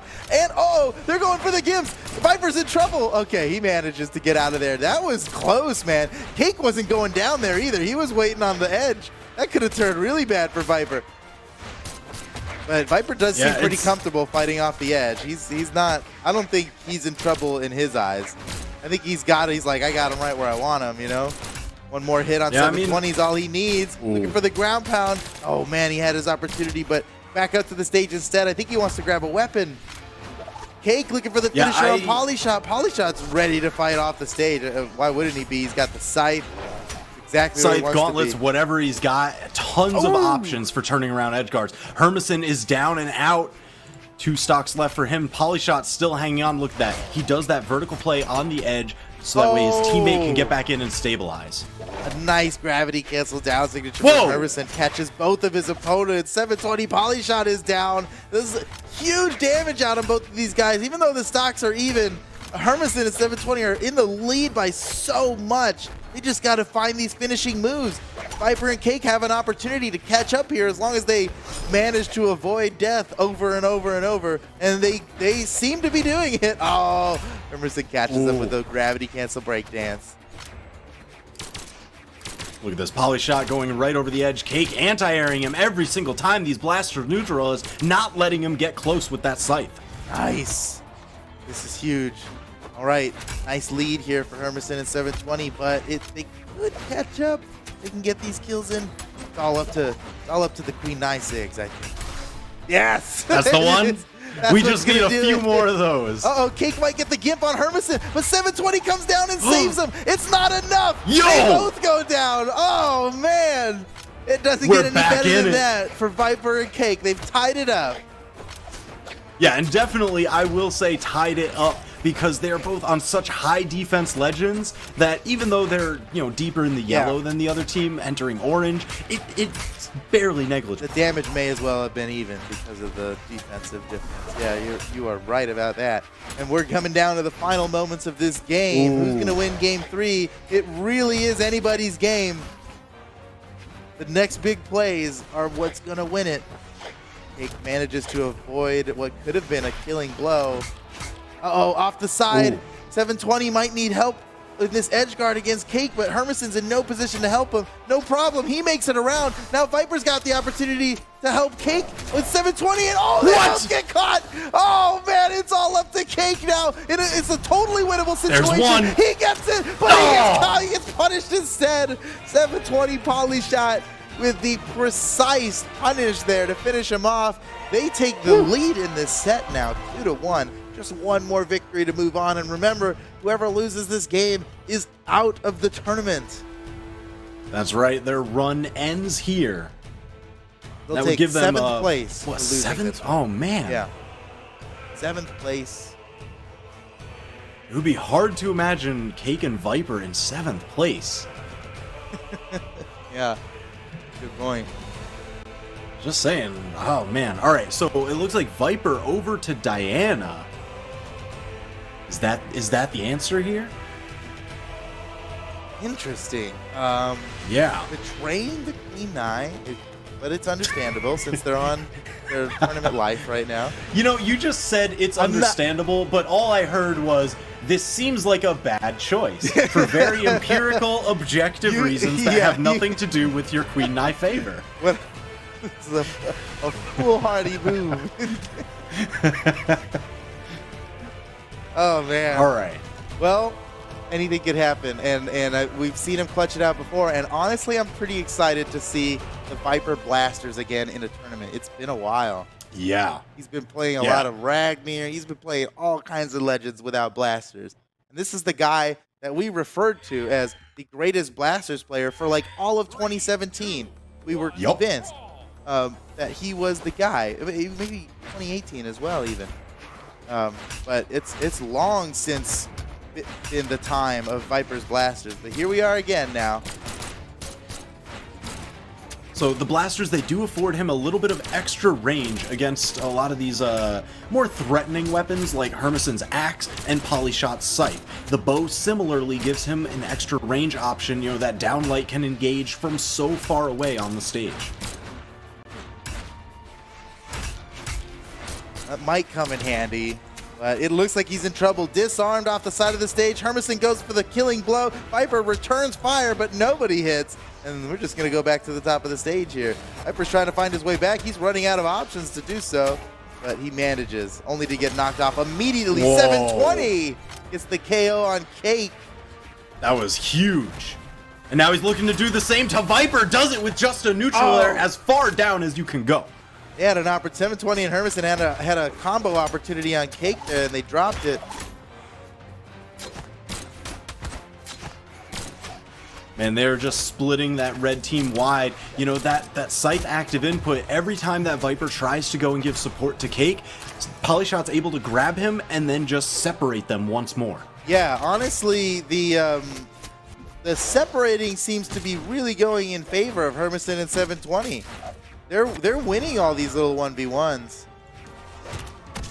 Viper and Cake might do better to fight together. Nice, nice KO from Viper. The neutral air way up in the sky, sends him far enough up, and Cake's in trouble here. We keep your eyes on Cake here. If he can clutch it out for long enough, he'll leave his team in a good position. But oh no, the quick death from 720 Polyshot puts the red team in a very unfavorable position. Oh, there goes another one. They are in trouble now. They're gonna have to play a perfect stock just to get back. Oh, is Cake down? Oh, the give. That's it? Cake is down. He was buried. He was like in yellow.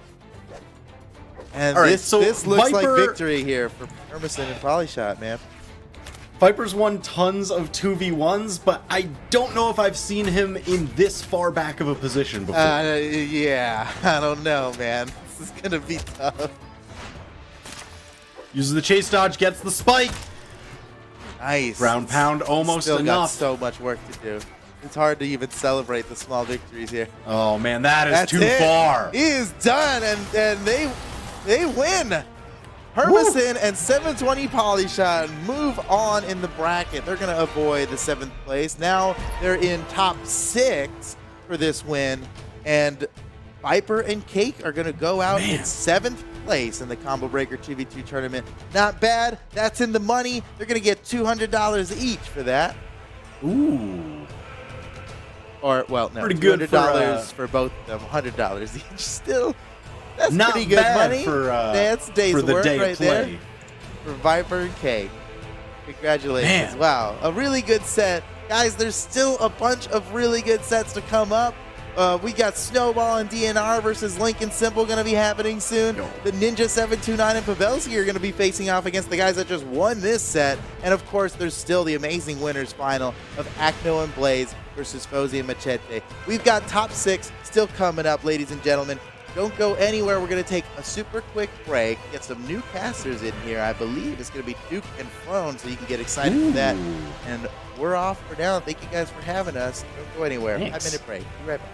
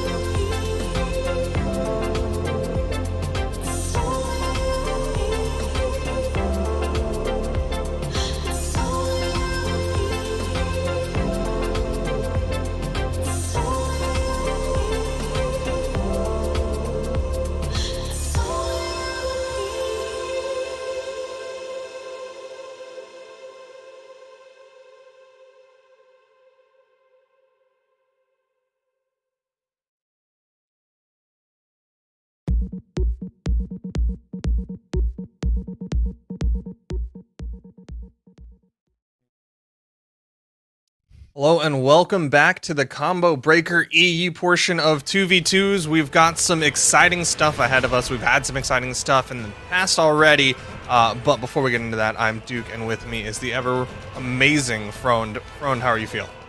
I am feeling pretty good. I got all my food taken care of right before this. I'm all stuffed up, ready to go, and ready to watch some good games.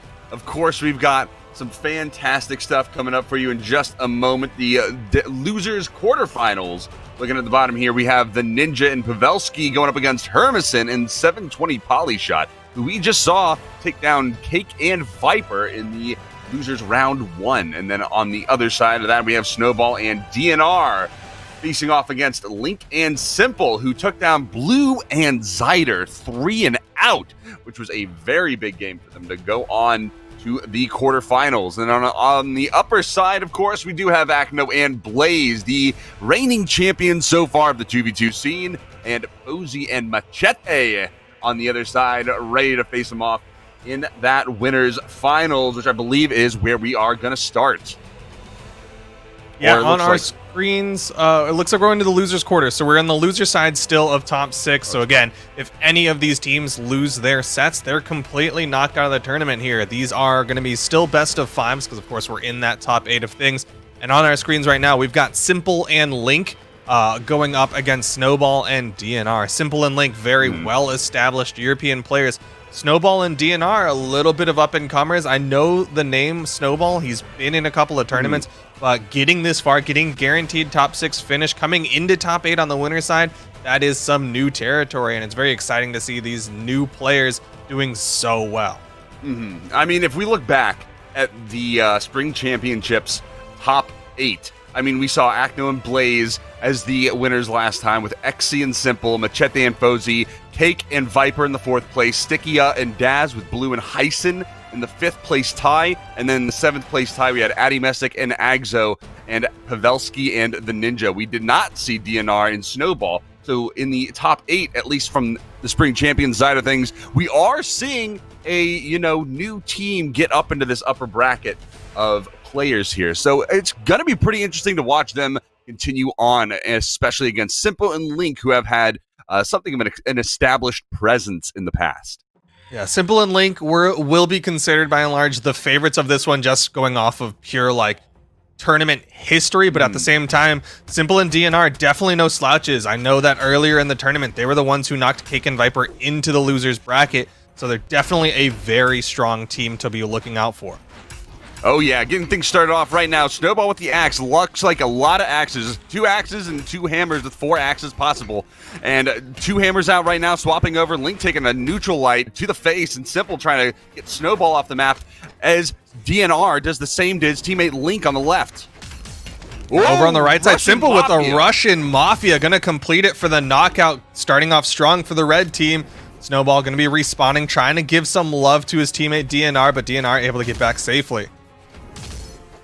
With the lance right now, trying to pressure onto Snowball. Side air, they're going to disrupt that movement from Link. And there's the side sig coming out from DNR. Nash plays, finding that KO on to Link. And now Simple off on the stage, looking for that recovery, trying to get that off-stage pressure. Reversal onto DNR, but taking off stage. Recovery. Is he going to get back? That is going to be enough. Snowball's in trouble. Ooh. Snowball gimped on the right side, went for a wake-up recovery and got caught by the down signature from Link. That's going to put him down to his final stock here. DNR is doing a good job of putting out pressure, but unfortunately is going to lose that first stock, while Link does a little bit of team damage, just kind of in celebration. They've definitely got some health to play with. Oh, goodness. A little too much team damage now. You hate to see it happen. Those team KOs, they happen every once in a while. Sometimes they're inevitable, but you always hate to see it happen because it's so unfortunate. Snowball with the side air, though, getting Link off the side. He is in that red in that second stock, taking a lot of damage.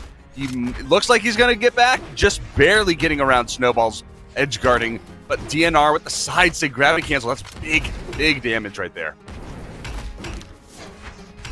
Oh, again, the team damage. Simple's in position, has to throw away his hammer so he can get his teammate back up safely. He is going to save Link, but man, that is so scary. The red team is starting to take itself out.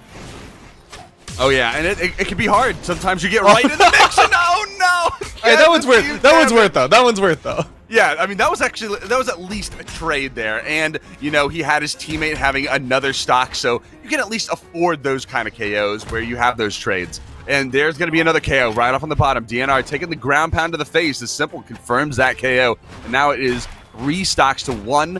Simple and Link just looking for a little bit of pressure off stage. Uh-oh, and more down air. Getting right through the team damage, interrupting that down air from Simple, and that allowed DNR to get back, find that weapon pickup, but I don't know if it's going to be enough. Yo, weapon toss will connect, though, for Simple on the right side. Simple going to pick up a hammer, but gets taken out. Going to be putting him into his final stocks. DNR does get back up safely, but this is still a tough spot to be in. He is running out of health. Does pick up the hammer. That'll do it. The down signature to finish off game 1. Link and Simple gonna close it out in solid fashion, and Snowball, he got deleted so quickly, was not able to put out any damage. 240. That's really unfortunate. That's just a little bit. That's like 133 damage, 113 damage per stock. That's actually less than that. I mean, that's really unfortunate, and you hate to see it happen. So I wonder if Terrace is the pick here, but you never know. Maybe it's just a bad start. Maybe they just got to get into the rhythm of things. It is a best of 5, of course, so there is that opportunity. But we are going to be seeing a switch over from the Terrace to the Ragnar, so a little bit faster pick. The same defense, unless he was running a defensive stance before, but I think I missed that. No, he was in deck stance. He was in deck stance? Okay. Yeah, he's out. It's also same speed as Teros, but it is going to be like a faster secondary weapon with those guitars. And for the most part, it was DNR who was getting the stocks. They didn't take a lot of stocks off of the red team, but it was DNR with those rotations with the side sigs. So he isn't relying on Hammer to get those finishing moves. We'll see how well this works out for Snowball on the swap as we get right on into game number 2. Simple and Link sticking with their characters. Getting right into the mix right now. DNR getting pressured quite a bit from the double weapon pickup from Simple and Link. And now getting a little bit of unarmed damage onto DNR. That's going to equalize things just a little bit, but still having taken that much damage in the beginning is going to be a little devastating because everyone here using these heavy-hitting weapons. You always have to be careful about that, especially on maps like this where there's just a teeny little short wall to come and recover back to. Yo, nice pickup from Snowball. Going to catch both red team members with the help of the stomp side air from DNR. But Simple still able to hold on to that first stock. This is a nice lead for the blue team. Snowball barely even damaged. Looking like that swap to Ragnar was a good pick.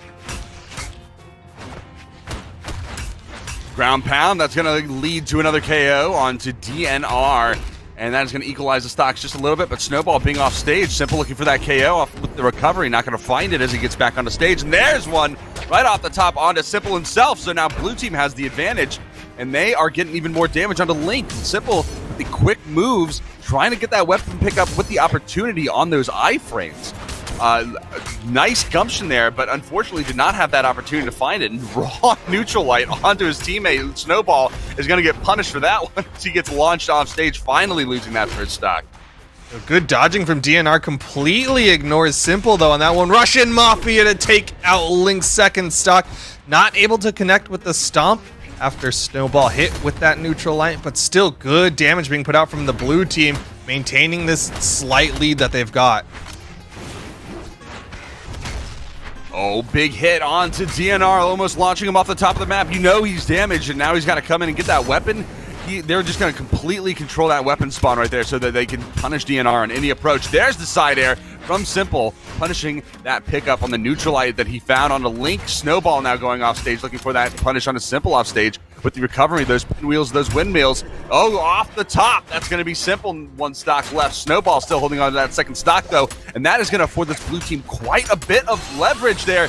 Finally losing that second stock. Link, and Simple going in for a big combo.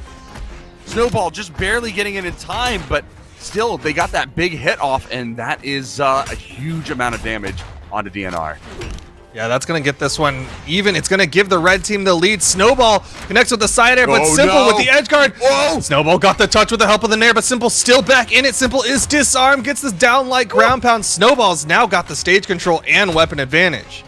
I was actually worried that the clash off stage was actually the catalyst that was going to do it there, because so many times you see people trying to contest those edge guards, trying to get back onto the stage, and they clash, and that loses them their jump, like the rest of their recoveries and everything else, and they lose all those opportunities and just can't make it back, especially on maps like this, on Shipwreck. Simple trying to make that weapon throw approach, the side air coming out, playing this extremely carefully.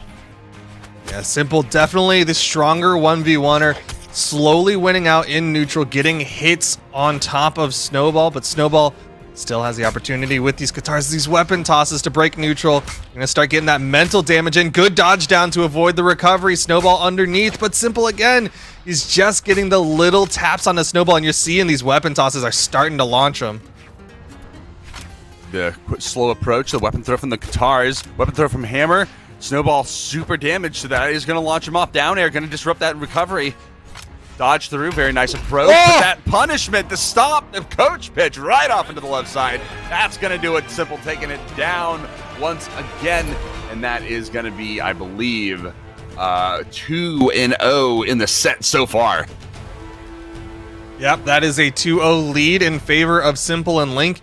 And Link not happy with how that one closed out, didn't want to force Simple into that 1v1. He's going to switch it up, go over to the Bryn now for game number 3. Snowball sticking with the Ragnir. I like this decision. The Ragnir with that higher dexterity, with that lower strength, definitely worked out in his favor. He was able to survive a lot longer with the help of that higher dexterity, lower recovery frames. Oh, definitely. And also shouts out to Simple for reaching that 703 damage in the last game. Enormous presence. And just finding so much of that, that's a huge catalyst for them taking that second game. Here we go, right on into game number 3. Simple and Link liking that map pick. They're going to go right back to Shipwreck and try to close this out with a quick 3-0 in the losers' quarters and knock Snowball and DNR out of the tournament. 3, 2, 1, brawl. All right, well, here we go. Game number 3 starting off right now. And like you said, this is their elimination game for Snowball and DNR, so they really have to be careful here.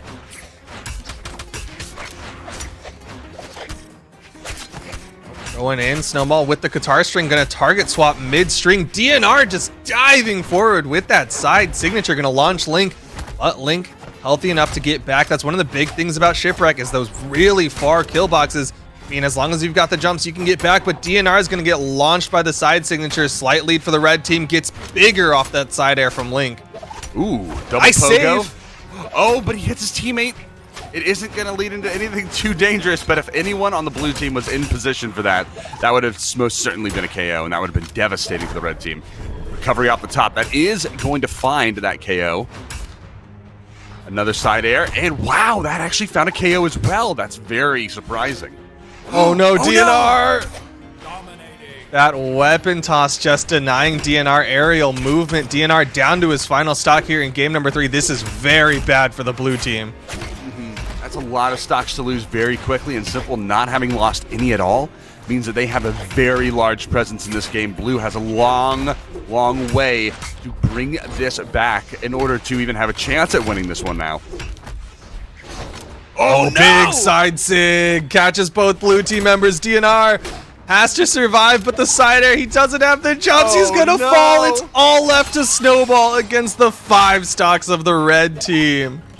This is where it gets almost impossible. Now, both of the opponents are in the red, but Simple has 3 stocks and Link 2 stocks. So this is going to find a KO, but he has to run through 4 more stocks just to have another game. Like, this isn't going into the next round. This is just fighting for survival right now.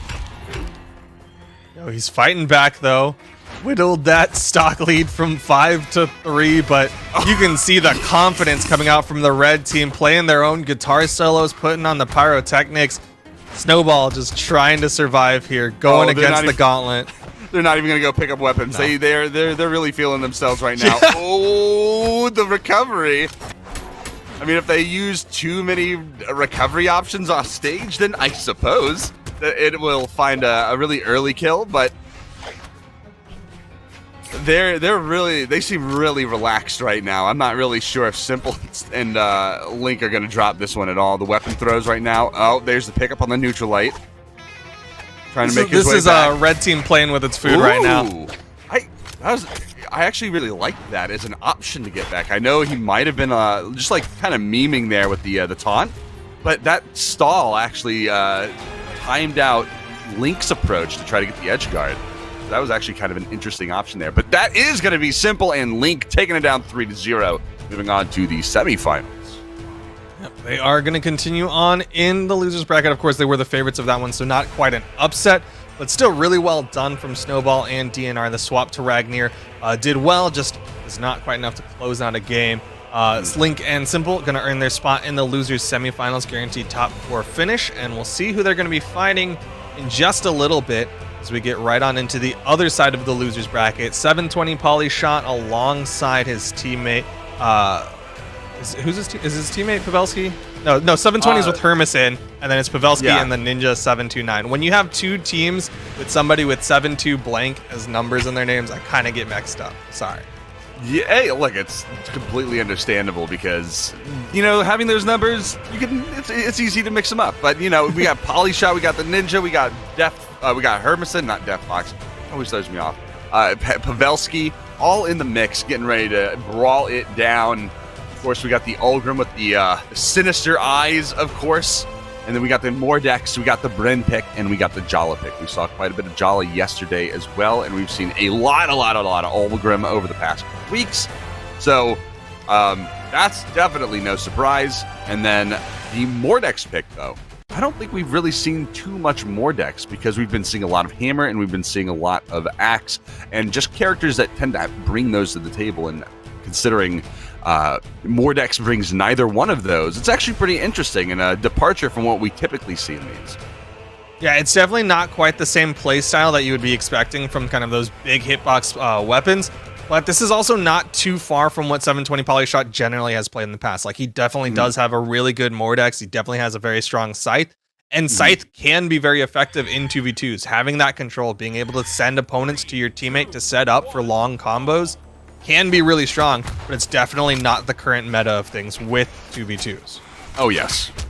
We're getting things started off right now. 720 with the Scythe pickup, Pavelski with the Axe, and then, of course, the Fire Hydrant pickup from the Jala pick. And now getting things started right now as the teams just try to start getting a little bit of damage built up on every single player here. There's a lot of attacks coming in right now, and 720 with the positioning right now, positioning himself just off this left side, trying to find those Scythe pickups with the down air so they can start pressuring people with the edge guard plays. There's a down air, down air number 2.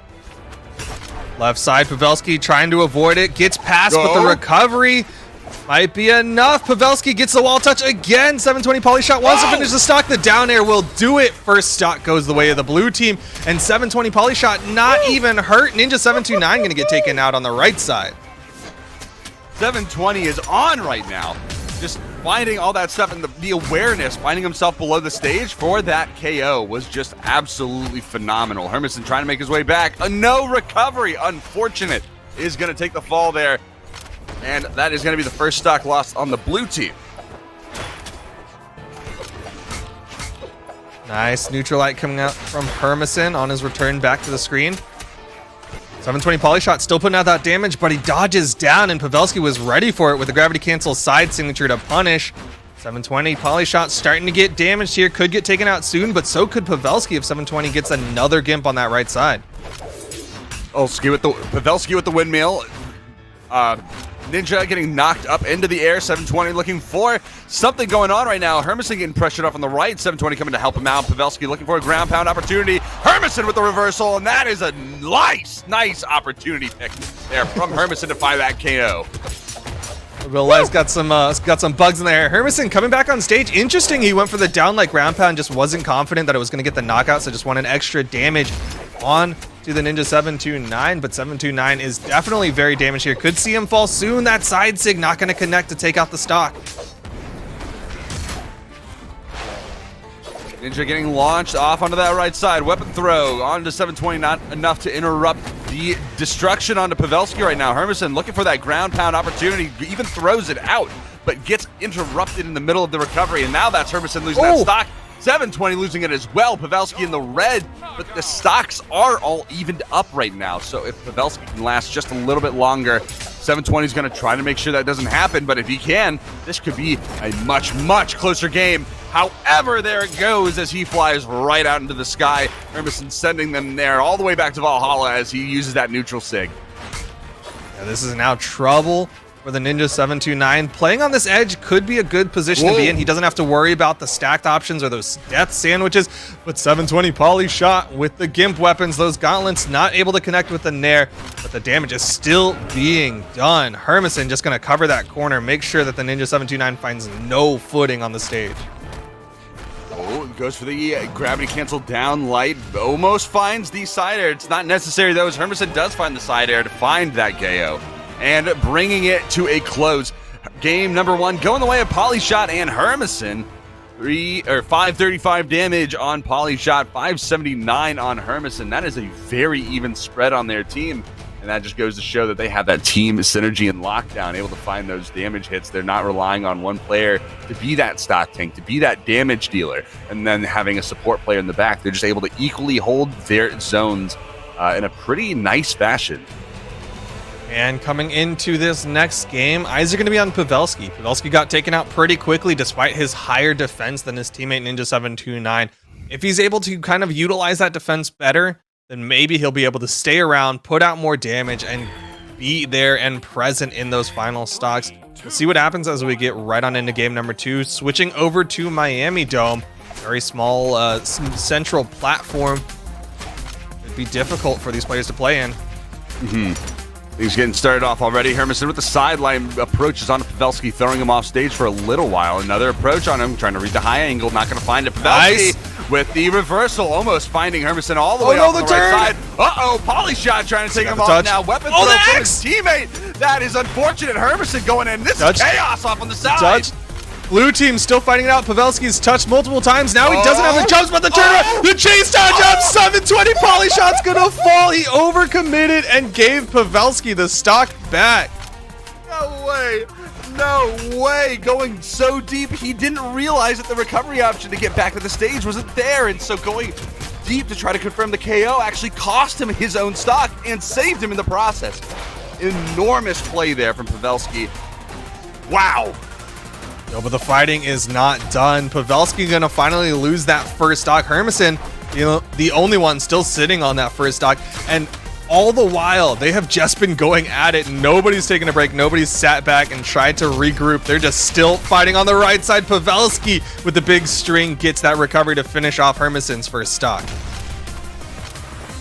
Things are starting to slow down just a little now. Ninja and Pavelski trying to still control this matchup by getting a lot of pressure onto the blue team. Side air coming out from Hermson, throwing 720's teammate off on the side, and then Pavelski getting thrown off as well. Polyshot getting hit by the weapon throw. That's going to be another KO right there for that red team, and then recovery, not going to find that. Payoff on the top, it is going to drop right before the end, although another recovery coming out launching Hermson. That's not going to find the KO. Taking Ninja off on the right side. Polyshot trying to confirm the KO as well. Down air again. Weapon throw is going to confirm the KO. Pavelski off stage. The recovery coming up. It's not going to be nearly enough as that tanky Ulgrim defense coming into play and allowing him to survive just a little bit longer. Stock count is currently even. Everybody very healthy right now, or sorry, not everyone's healthy. Pavelski, the only one still sitting on that second stock, deep red.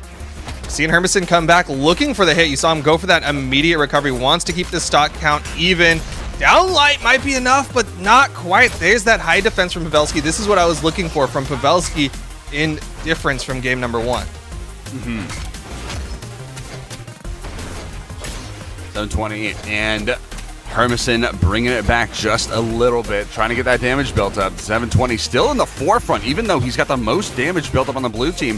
A little bit of a risky opportunity, but it seems to be working so far. The downlight coming out, picking up Pavelski. Uh-oh, the turnaround from the Lance. That's a lot of damage built up and throwing Hermson all over the place right now. Recovery off the top, not going to get the KO onto Hermson. Recovery on the top, on the Polyshot. Fortunately, that reduced damage, that 75% reduced damage and knockback on a teammate's not finding that KO and allowing him to live a little bit longer. Side sig dealing even more damage to Hermson than it did Pavelski, and now Ninja trying to make his way back on stage. That's deep in the red for him. Hermson just barely tapping the wall and getting caught on the top side of the pinwheel. Windmill coming down, still trying to cover on that wall against Hermison, prevent him from coming back on the stage, but now that's going to be pressure onto 720, getting thrown off onto the right side. Both blue players getting knocked onto the right side. Pavelski off on the top, not going to find it though, and these players are just living even longer. Blue team, both of them deep red. They do get the stock off of the Ninja 729. It's all left to Pavelski in the 1v2, but he does have that health advantage. As long as he doesn't get caught in a team combo, he can close this one out. All he needs is a recovery. Side air will take one. 1v1, Hermison. He's in trouble. He's on the back foot. He hits the neutral signature.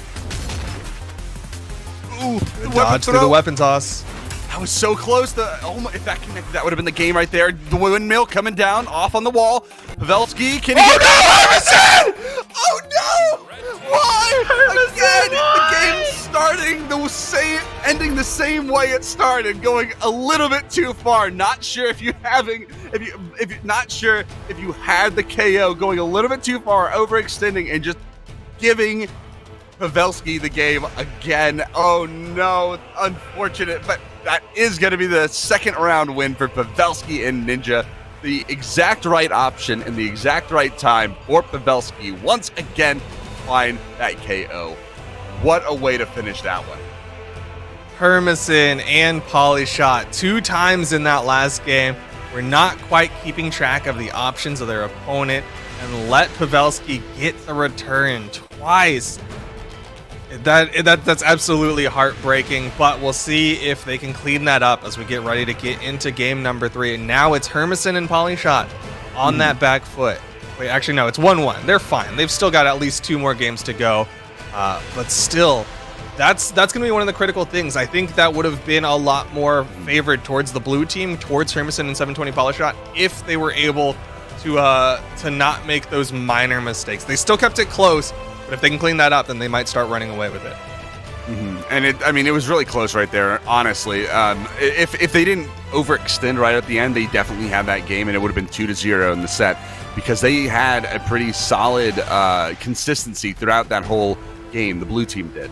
But those perfect options coming out from Pavelski, able to clutch out those KOs where he needed them in order to not only return to the stage, but to just absolutely get a enormous reversal onto their opponents, was just invaluable in game number 2. So we'll see if they bring it out in game number 3 here.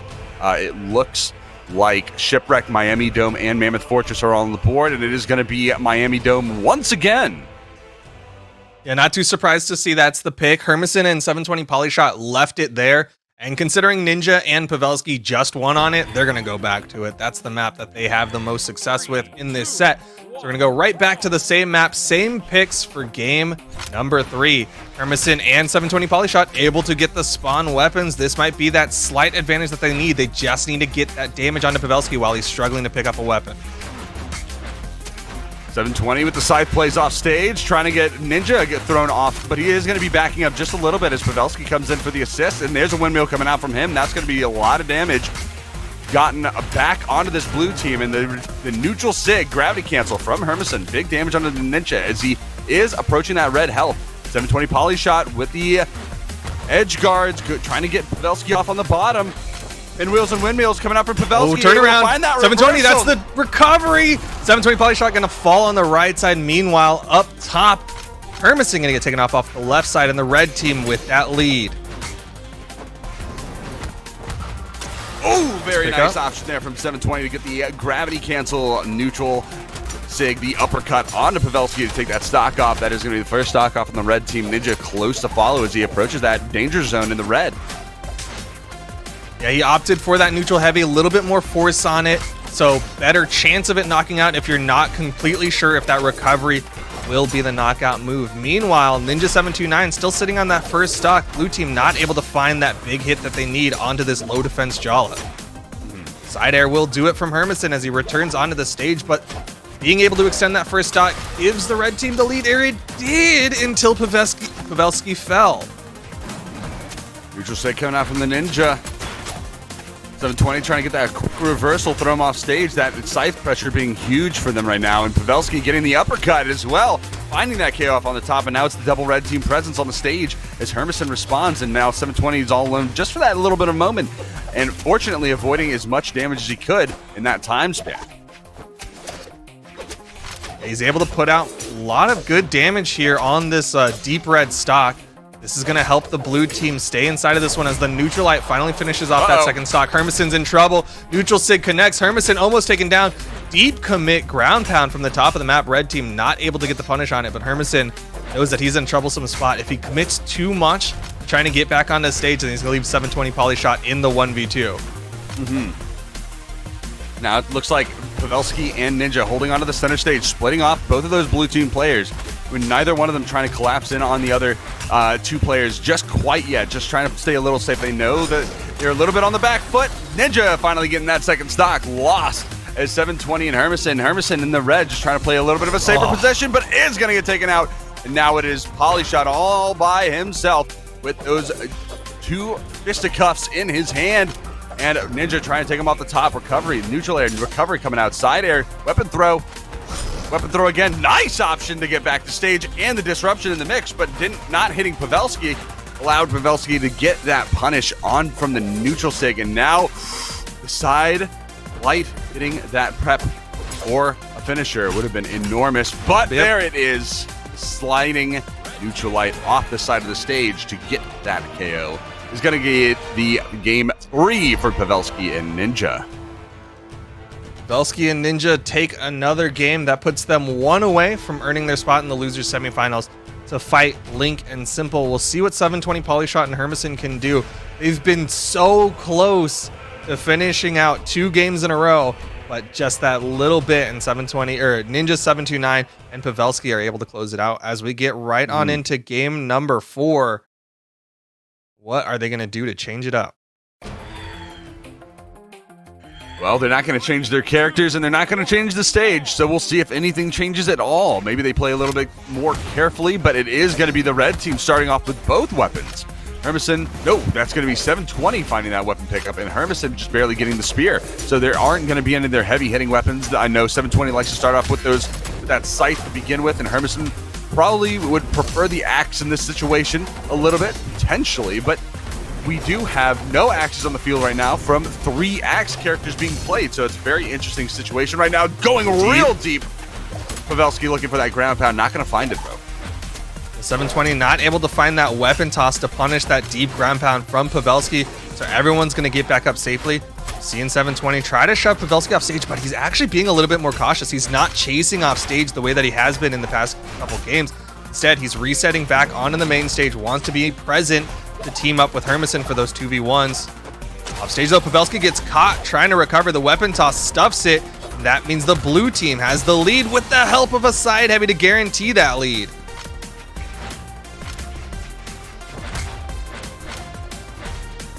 $720 with the side, looking for a little bit of pressure there, even stalling, waiting for the option from the Ninja, but not going to find that recovery to get him off stage. There's the down sig, almost throwing both 720 and Ninja off stage.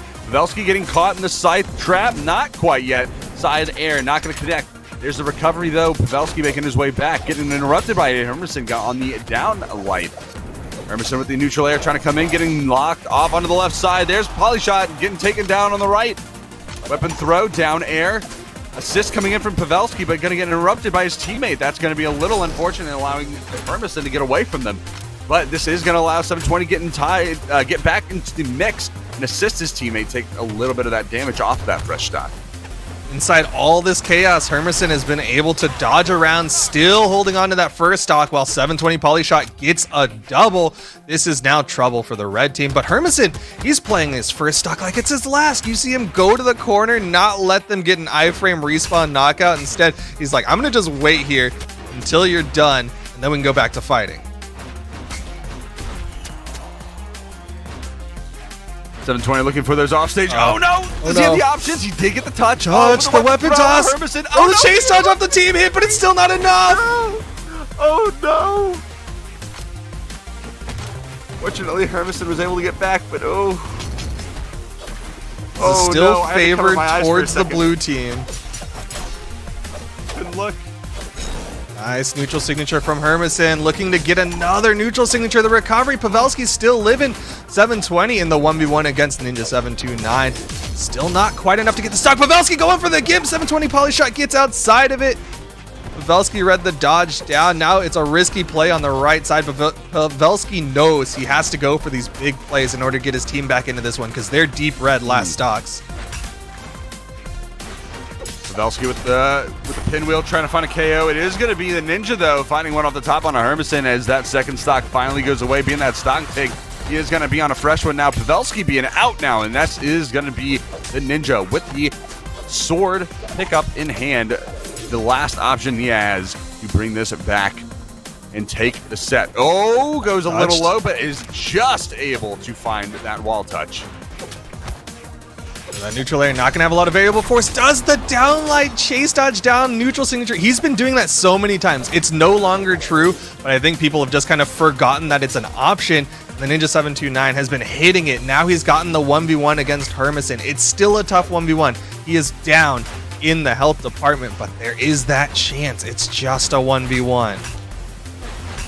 Windmill coming out from Ninja. Hermon looking for the side air, not going to connect it. Weapon throw coming down. Hermon, no weapon in hand. Going to back off, find that spear. Weapon throw from the spear, weapon throw from the axe, though. Ninja is making that approach. This is Hermon approaching that danger zone. Not quite there yet. Hermon looking for those recovery options. He has Jala in a danger zone, but he has not had any momentum right now. He's going to get the spear thrown away. Ninja has all the pressure now, all the momentum. This is not Hermon's game to win anymore. Ninja finds the side air. Can he get back? He has the option. No! There it is! Oh, no! That was a 5-stock reverse from the Ninja 729 and Pavelski. Polyshot and Hermon had everything in their favor, and Pavelski and Ninja stole it back and are gonna continue on in the losers bracket. Well played from Ninja 729 and Pavelski. Good job clutching it out in the end. Well played from Hermon, and Polyshot going home with the 5th place finish, tying with Snowball and DNR. And that means Ninja 729, Pavelski, they're going to be going up against Link and Simple in the losers semifinals. Ninja did 730 damage. 730 damage. That is enormous. That is, all right, hold on. That's almost 250 damage per stock. So that's at least, I mean, he got 4 kills overall, but that's at least 1 kill's worth of player damage entirely every stock he has.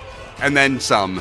And then Pavelski did just under 300 damage, not 30 damage. If he did just under 30 damage, then there'd be an even bigger problem there. But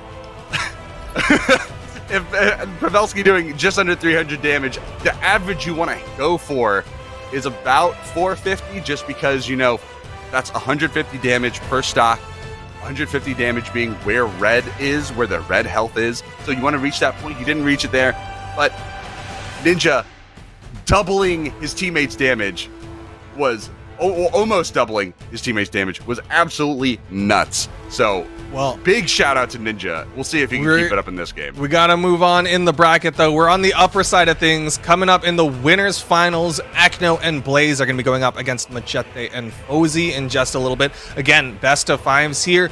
Loser of this not going to be knocked out for once during our casting block, at least. We're in the upper side of things. So the loser of this goes down into the losers finals to await the winner of those 2 teams that we just watched moments ago. Acno and Blaze, by and large, the favorites of this one. Very dominant team in the European region. But on the same side, Machete and Fozy, no strangers to the podium. Definitely strong players in their own right. Definitely going to try to do their best to give Acno and Blaze a run for their money. But, of course, Acno and Blaze, they are the favorites of this.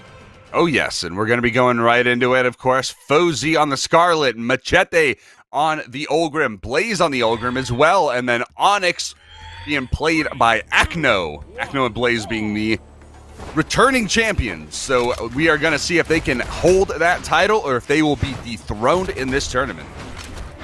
Yeah, the Onyx is probably like the oddball pick, considering most of the meta for 2v2s, Hammer, Axe, and occasionally Lance have been very favored. Onyx not really having any of those weapons, but Gauntlets with recent buffs have been really strong. Onyx, of course, her signature kit, amazing. Almost took out Machete on the right side with that down signature. The side signature gonna connect from Acno. So clearly showing off what this Onyx can do. Onyx a very strong pick, very, very, very tanky. So especially for the 2v2 realm, a very nice pick indeed. And then, of course, being able to get even more defense. I mean, what better character do you need for this situation? Now Blaze getting a lot of damage, looking for the left side. Red team returning the favor. Acno and Blaze both doing their thing, trying to get as much damage built up as possible. Both players, though, still in their first stock. Blaze and Acno doing a phenomenal job at just controlling the scenery here on Mammoth Fortress. Yeah, Blaze and Acno trying to get back onto the center stage, but Machete and Fozy are just doing such a good job of launching this blue team left and right. Recovery underneath, and Acno, there's that defense that you were just talking about. Able to survive for so long. Onyx, such a tanky Guardian, but Fozy's able to connect with the side air off stage. Able to even up the stock count just barely, but red team is hurt. Fozy with the side air. Machete getting pulled right off the top. That's going to be the second stock gone. Fozy about to follow suit, being in deep red in that second stock. Blaze getting that weapon pickup, denying the weapon pickup from Machete, and there's the stock off of Fozy. That's going to be 2 and 2 to 1 and 1 with the blue team full stock each ahead on both of the red team players. And this is going to be where things get real dangerous, as the red team just cannot afford to take any more damage right now. They have to get as much damage as they possibly can to equalize the stocks. Otherwise, this is just going to run right away with the blue team. And it's already running away. You see Machete trying to get back onto the stage, finally picks up a weapon. Over on the left side, Acno's going to fall, but Blaze is able to clean up the stock, gets the double KO to finish that one out. Acno and Blaze just had complete control throughout the entirety of that game one. And just a little over 1,000 damage from the red team. That's a huge amount of damage to get down, and just about the right amount of damage to win the game as well, at least guarantee that win. So good job on them to get that cohesion down in the first game. In the Onyx pick, honestly paying dividends, because he got hit by Acno got hit by so many big hits, and that just extra defense, that 9 defense, being able to tank those enormous like KO moves, being just so valuable in these kind of games. Yeah, Acno was able to extend stocks quite long, but we're getting right on into game 2, and of course going to be sticking with that Onyx for those stock extensions. Red team will see what they can do to change up what happened between game 1 and game 2. Right now, Fozy kind of slowing it down. You saw him sitting on that soft platform on the left side, just kind of waiting for his opportunities. That might be what the red team needs, is just kind of slow this one down. Don't let the blue team completely run rampant.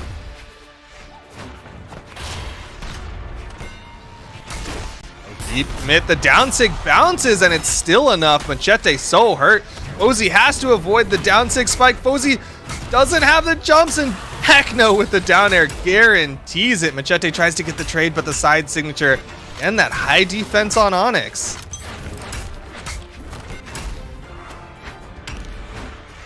Fozy with the hammer, Acno going right underneath the map to try to avoid any of those edge guards. Machete just going to go over to that side and just prepare for Acno's return. The side air from Fozy, not able to find that KO, even though Acno is so deep in the red.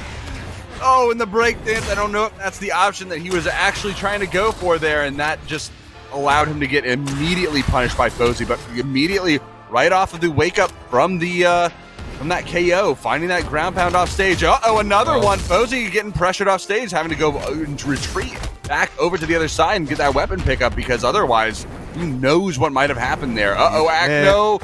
Down like ground pound. Acno did get the wall touch. Another ground pound. Turn around. Fozy with the down like ground pound. Acno and Fozy just going for the unarmed bout on the left side. Meanwhile, on the stage, the Lance 1v1, and Fozy can't get the wall touch. Blaze with great recognition rotated over to guarantee Fozy could not touch the wall, and Fozy lost the stock. Absolute craziness coming out from both Fozy and Acno off on stage, just trading ground pounds off there, off the ledge, like it's nothing, and still managing to get back. I can't even comprehend it. With the cabbage patch. I don't. All right, I have nothing on that one. Ultimate disrespect. He threw the weapon a year ago, just decided to taunt in the air, and the weapon got the stock, and he just fell. He's like, yo, I got this. I don't even care right now. Hits the recovery onto Machete, and it is just Fozy left in the 1v2. Oh, and then Blaze just getting a little exercise in, getting backups, one-handed, of course. Can't expect anything less from the guy who made all the weapons in Brawlhalla, basically. Basically. Got from Blaze, down like ground pound. Blaze and Acno feeling very confident that they are going to close this one out 3-0 and go into the grand finals. And it's kind of hard to argue with what is happening right now. All right, well, getting right into the next game, that is going to send Fozy and Machete down into the losers finals, and we will be sent back down to the loser side. You see Ninja and Pavelski face off against Link and Simple in order to figure out who will make it to play against Fozy and Machete. And then from there, who will go up against Acno and Blaze, the reigning champions in the grand finals. Not quite there yet, though. We've still got at least one more game to go. Acno and Blaze and Machete and Fozy, everyone is going to change up their character picks. I get why the losing team is doing it. I get why Machete and Fozy are like, all right, what we have been playing is not working. On the other side, Blaze and Acno with the very unorthodox picks. Rayman and Thatch. Thatch, a low defense legend. Blaze and Acno, I feel like this is them just being a very confident team. They just totally mind gamed me right there with the confidence, the taunts at the end of that last game. I was like, oh, that has to be the last game, right? Like, there's no way that they do that, and they're just that confident. But of course, here we see them playing the Thatch Rayman picks again. They brought it out a little earlier in the winner's side semifinals, and they did phenomenally with it then as well. So I expect to see nothing but the same from Acno and Blaze once again.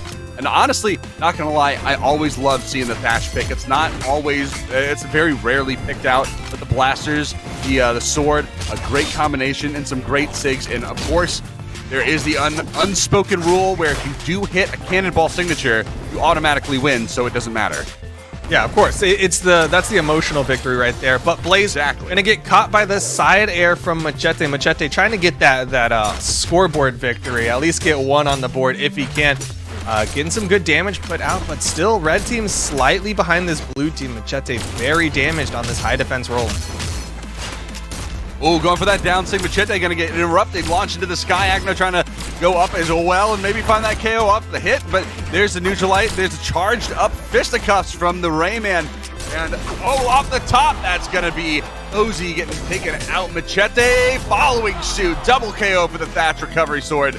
And that is going to be one stock left for Fozy and Machete. They have nothing here in the bag. They are trying to take him off the top, but is it going to be enough? That's going to take a lot to get them back into this one right now. Blaze and Acno, they've done damage in every department, right? They've done the stock damage, they've done the mental damage. They have won 2 games in a row, and Blaze and Acno really just running away right now. Fozy with a nice side air evens up the stocks, and Blaze is going to try to wait out, let Acno come back so they can continue on with 2 people versus 2 people instead of 1 versus 2.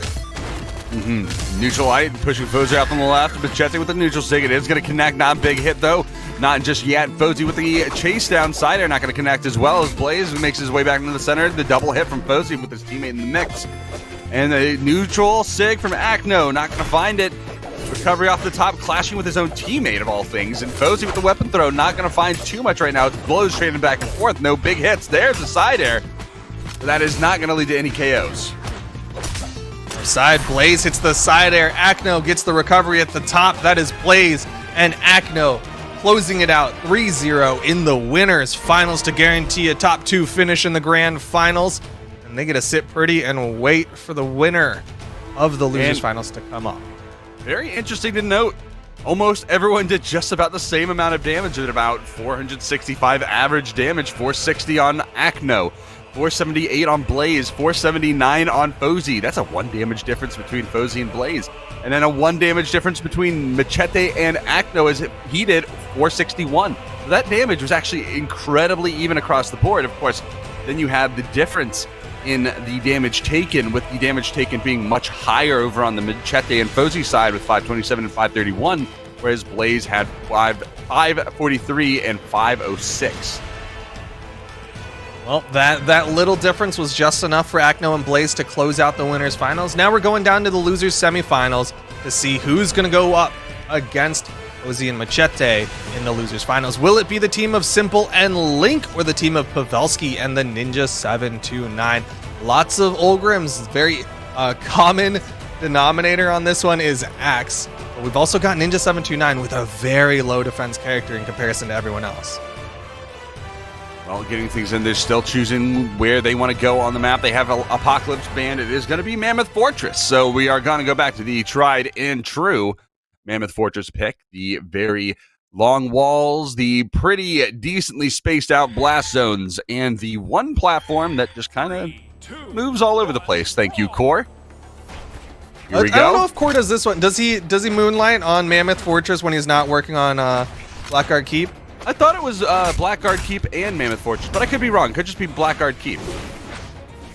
I don't know. Some of you lore heads, Barendipitous, let us know on Twitter. That's probably where I'll see it. But right now, Link coming in with the lance, getting some team damage, but as long as it's on the opponent as well, I think he's willing to take it. Down signature from Pavelski. Blue team really stealing the stage control right now. Very nice options from Pavelski. Almost going to take Link off on the right side. That's going to be the Ninja finding the KO on the left onto Simple. And Link on his last legs as well. Recovery out the top is going to find that KO. And Blue team starting this off extremely strong. Yeah, really nice lead for the blue team. Pavelski the most damage between the two of them. He's not too hurt either. And considering the fact that the Ninja 729 is on a 4 defense character, the fact that he is living so long is great. Left side, Pavelski going for the Gimp, but Simple with some good movement gets the ground pound to get these stocks closer. Over on the right side, Ninja 729 again putting out more damage, gets caught by the side air, trying to help out Pavelski. Goes in with the disco, launches Simple. Simple's putting out more hurt. The red team, they are behind. They have the stock deficit, so all these trades are in the blue team's favor. Down air. Link does hit the weapon toss, and the Ninja 729 is going to fall for it. That's going to be a real big pick there from that red team to equalize these stocks just up a little bit. Simple in the red, though, and Link approaching that danger zone as well. Getting to a very close position that they can't really afford. They got to get that KO, but they are going to get KO'd in the process. Simple getting taken off on that left corner, and Link trying to get the damage follow-up. There's the KO onto Pavelski. That's going to tie up those stocks. And the damage is actually pretty even as well now. Suddenly, this is looking really doable for the red team. That ground pound in particular really helping him out. Good rotation from Pavelski. Ninja 729 is going to stay aware of the fact that Link was on top. Does get the stock. Still keeping that lead for the blue team. All right, Pavelski making his way across. Trying to get to a safer position, but Link is just pressuring. Weapon throw after the down light. Is going to be able to get back that charged up recovery. Being able to just get back from such far distances. One of the only recoveries that even allows anything remotely like that. And now, the neutral sig getting caught. Catching Ninja in the mix. The neutral sig from Ninja, though, catching Link, launching up into the sky. The pinwheels coming out from Simple and Pavelski, not finding any KOs up the top, but Link getting thrown up into the sky. And Simple following suit over onto the right side, ground pound, but this platform actually saving Link.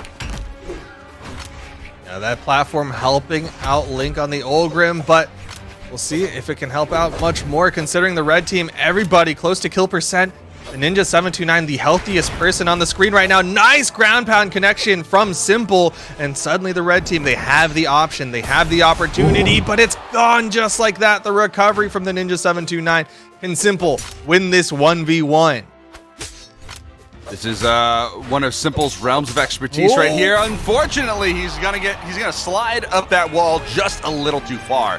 Gonna get caught out by the downlight into the Sayer, and that is game number 1 going the way of Pavelski and the Ninja.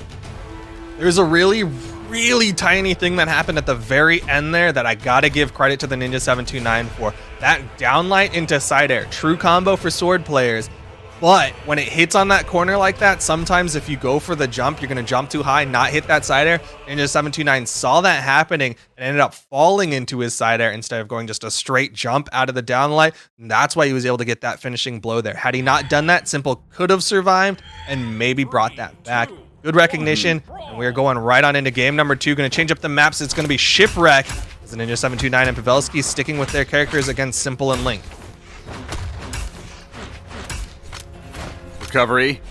Coming on to Simple. Neutral sig. That's some big damage on a Simple. Trying to take him off the top. Pinwheel coming up. If that connected, that was most certainly the KO in a incredibly quick fashion. That would have been 15 seconds into the match. But Simple trying to get the return here. The windmill coming out. That is going to get a little bit of good damage as well. Pavelski with the lance now, and this is going to allow him to get some horizontal KO opportunities, but only if he can hit his opponent. Oh, Simple not able to follow up with the side air on the left side. Did get the stomp, is getting the scoops. Red team with the lead. Pavelski was in the sky for so long. I don't know if he's got the jumps, but he does. Great call out from Pavelski to say, hey, just block them and I can get this wall touch. 729 does get in position, but Pavelski gets taken out. Phenomenal job on Simple and Link to actually reverse that. Blue team had such a big presence in the beginning of the game, almost taking Simple off the top in the first 15 seconds, but being able to get those 2 stocks off the blue team, get a complete momentum reversal, and still just get even more bonus damage in the meantime is enormous for them. And Simple holding on to this third stock, or this first stock, is was incredibly powerful for them. Yeah, it was definitely enough that they can kind of get that icing on this second stock cake, right? That side air from Simple might be enough. You see him kind of thinking about the rotate over, but he's like, no, let's try to guarantee this stock, these weapon tosses, these recoveries. All he needs to do is connect with one big hit, and the Ninja 729 going to be on their final stock. These weapon tosses are enough. Pavelski does get a nice hit, but the red team is very healthy right now. They've slowed this down enough in their favor that Ninja and Pavelski are just having so much trouble finding any kind of follow-ups. There's some big damage. The chase down off into the left, pinwheel coming out. Side air is going to throw Simple a little bit closer to the blast zone, and he cannot get back. And that is going to be another KO in their favor. Trying to equalize these stocks. Pavelski almost finding a KO out of Link. Link finding his way back. Side air clearing the zone. He's able to get that landing. Oh! Link with a big side air. Pavelski's really trying to bring his team back here. You saw those Lance offstage plays. They were almost working, but Link, the fact that he's able to survive, he threw out the side signature to take out the Ninja 729. This is going to be tough for Pavelski going up against the 3 stocks, the 2 stocks now of the red team. Nice Lance plays, though. That's it. Pavelski with the lance, trying to get some side airs in. Good options to use right now is if he can, like there's the movement behind the side airs and the down airs, allow him to kind of move through his opponents. Oh, but he is going to get caught. The side air from Link finding the KO. And that is going to be game number 2 going the way of Simple and Link.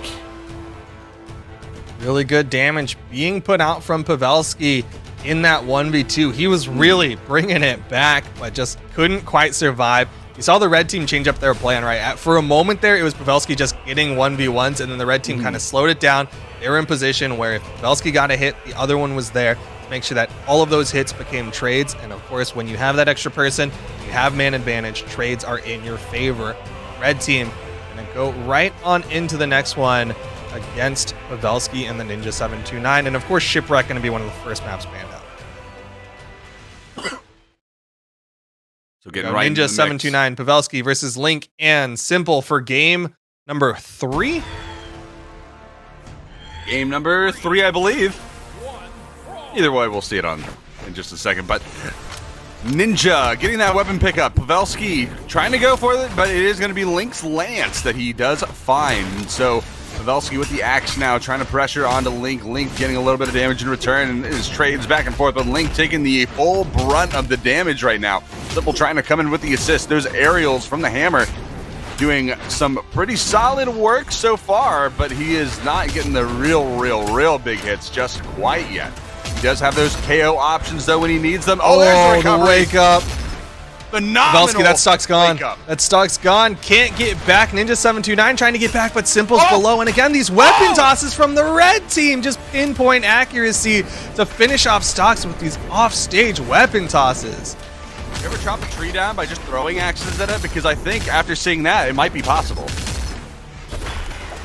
Yeah, man, those axe tosses are so devastating.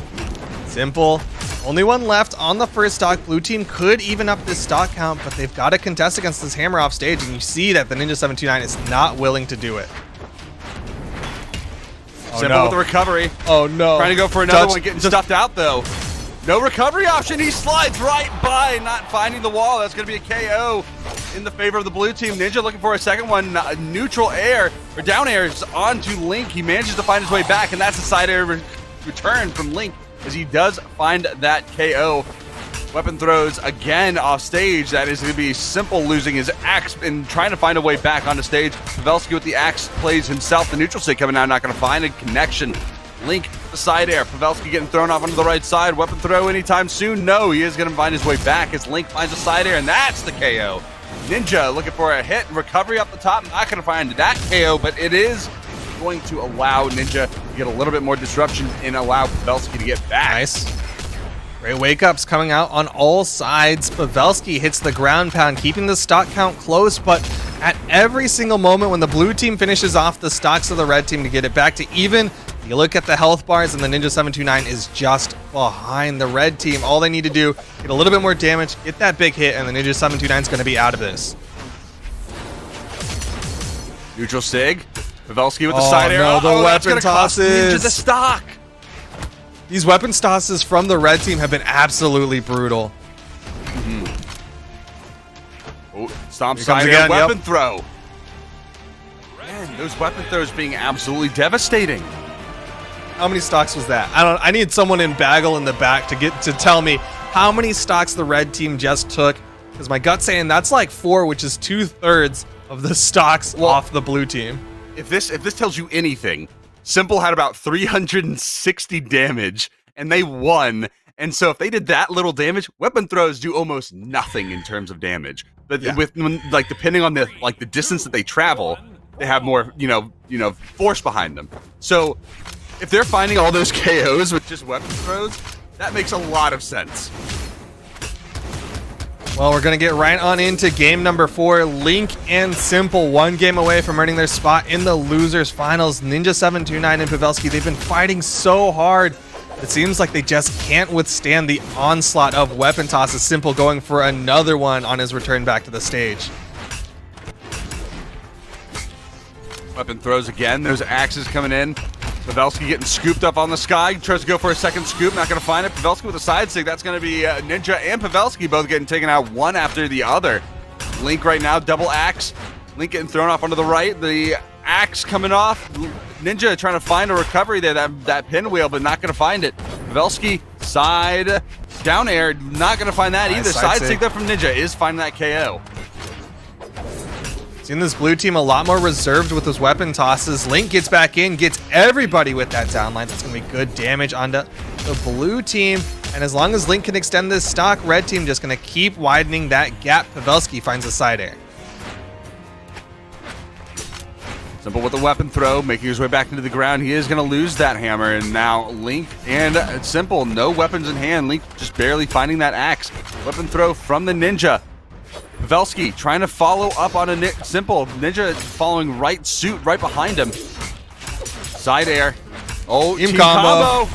And that's going to be a knockout. Oh. Blue team suddenly with a huge lead. Pavelski's got to survive though. Simple hits the ground pound. It's going to launch him up. Pavelski has aerial movement and he's going to get back up. Ninja 729 survives as well. Blue team has the opportunity here. Stomp, coach pitch, weapon throw actually interrupting the coach pitch. That's a little unfortunate, but sometimes it happens. Coach pitch off onto the left side. That is going to be a KO from Simple. 1 stock left for the Ninja, 1 stock left for Link. Stocks are all evened up and damage is pretty close, but there it goes. Simple losing that second stock, and this is a blue team advantage right now for only about a second or two as Pavelski loses his own stock. It is just back and forth right now. All that slaughter just to keep even with the red team. Blue team is still behind, but a nice pickup with that neutral signature. They need to guarantee this stock, but Simple got the wall touch. Good team combos coming out. Pavelski with the side signature. Simple's launched, and the blue team takes the opportunity to try to get that 2v1 onto Link. Red team is split. This is the blue team's chance. They have the stage control. They have the weapon control. They have every advantage if they can finish this and take it to game number 5. Nice pickup, very nice sidelight pickup. recovery. Picked up both players the sidelight recovery, and the second recovery, the second sidelight recovery taking out Simple and Link, both finishing off game number 4. And I believe that's a tied set. Unless that is... That's going to take us to game number 5. Pavelski putting out 700-something damage there. That's a lot of effort that he put into finishing off these stocks. That's kind of something that you see on Shipwreck, so you'll expect slightly higher damage, but still, 740, that is big damage numbers. Yeah, very different from the, 360-something from Simple last game, which, I mean, hey, it worked. That's the weapon throws. And... honestly, all these weapons, like all these throwing axes going off stage, it just honestly reminds me of the Age of Empires 2 Frank's unique unit, the Throwing Axemen. So, shout outs to them calling out this game years and years and years ago. That's of course. Definitely what that intention was. Can't convince me otherwise. Simple and Link picking out the maps they want to ban, and now we have Shipwreck, Miami, and Apocalypse left. We'll see what map it ends up being. Shipwreck was technically a win in favor of the Ninja 729, but yeah, he didn't seem confident in it, and neither did I, and they're going to Miami Dome for game number 5. Ninja 729 and Pavelski, they won game number 4, but it was just a small win for them. We'll see if they can get a big enough win to go into the losers finals. Link and Simple coming into this one on the red team. Link, no weapon spawn just yet, but he's going in unarmed, getting some good damage onto the Ninja 729. Simple with the axe, Link with the axe as well, and there's a lot of axes on the field right now. Pavelski with the lance, though, that's going to allow him to get back onto the stage, and Link with the approach from the left.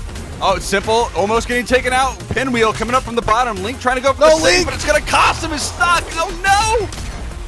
He tried so hard to get that side air onto Pavelski. Pavelski's been going for those land skims, those big horizontal commits, and he is not getting punished for it. So that is one of the biggest reasons why they're running away with game number 5 right now. Simple and Link very much on the back foot.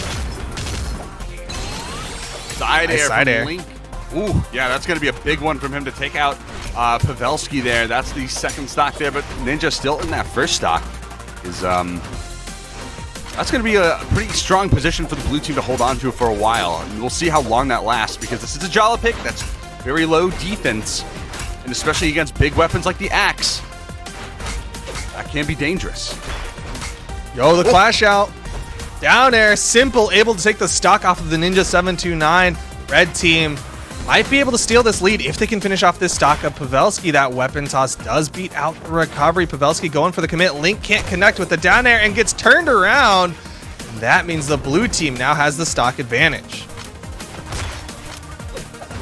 Side air from the Ninja. Oh, Link with a little disruption. Nice unarmed play on the left side.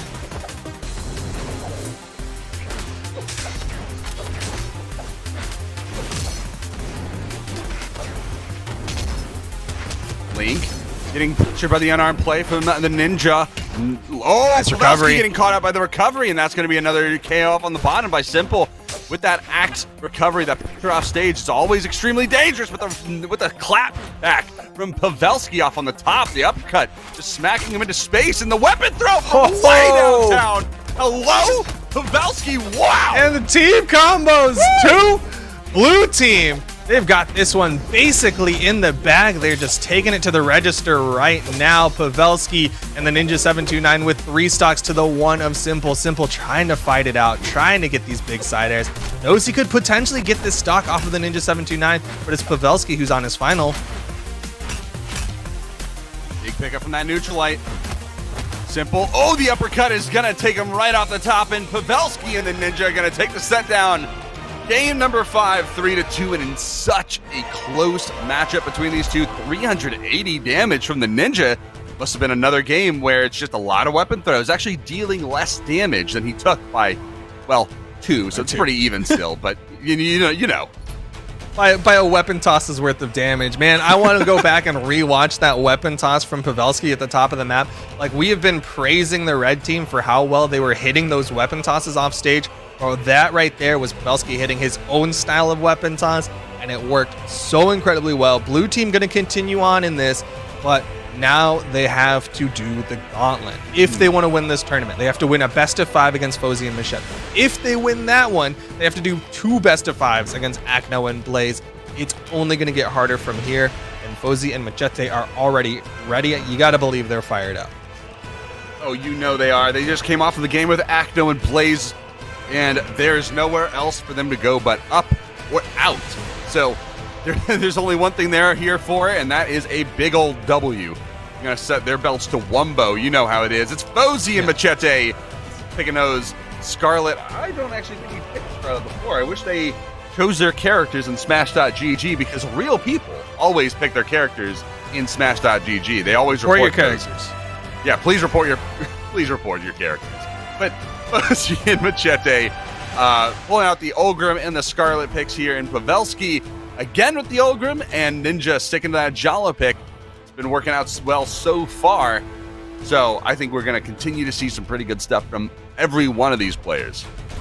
Yeah, of course, again, lots of lances in this one, and then the big weapons, axe and hammer. No big departures from the current meta of 2v2s. I do believe Fozy was playing this Scarlet earlier. I know for a fact Machete was playing the Ulgrim, and we'll see how well these picks work out for everybody as we get right on into game number 1. And it's not going to be Shipwreck, it's going to be Mammoth Fortress to kind of feel out how everybody is feeling for this game number 1. Pavelski and Ninja729, they are the bottom seed in this one, considering they're making that losers bracket run, while Fozy and Machete, they just got off a hot loss in winners finals. Getting things started right off. Blue team is going to take both of those weapons to start. Weapon denial, not going to happen.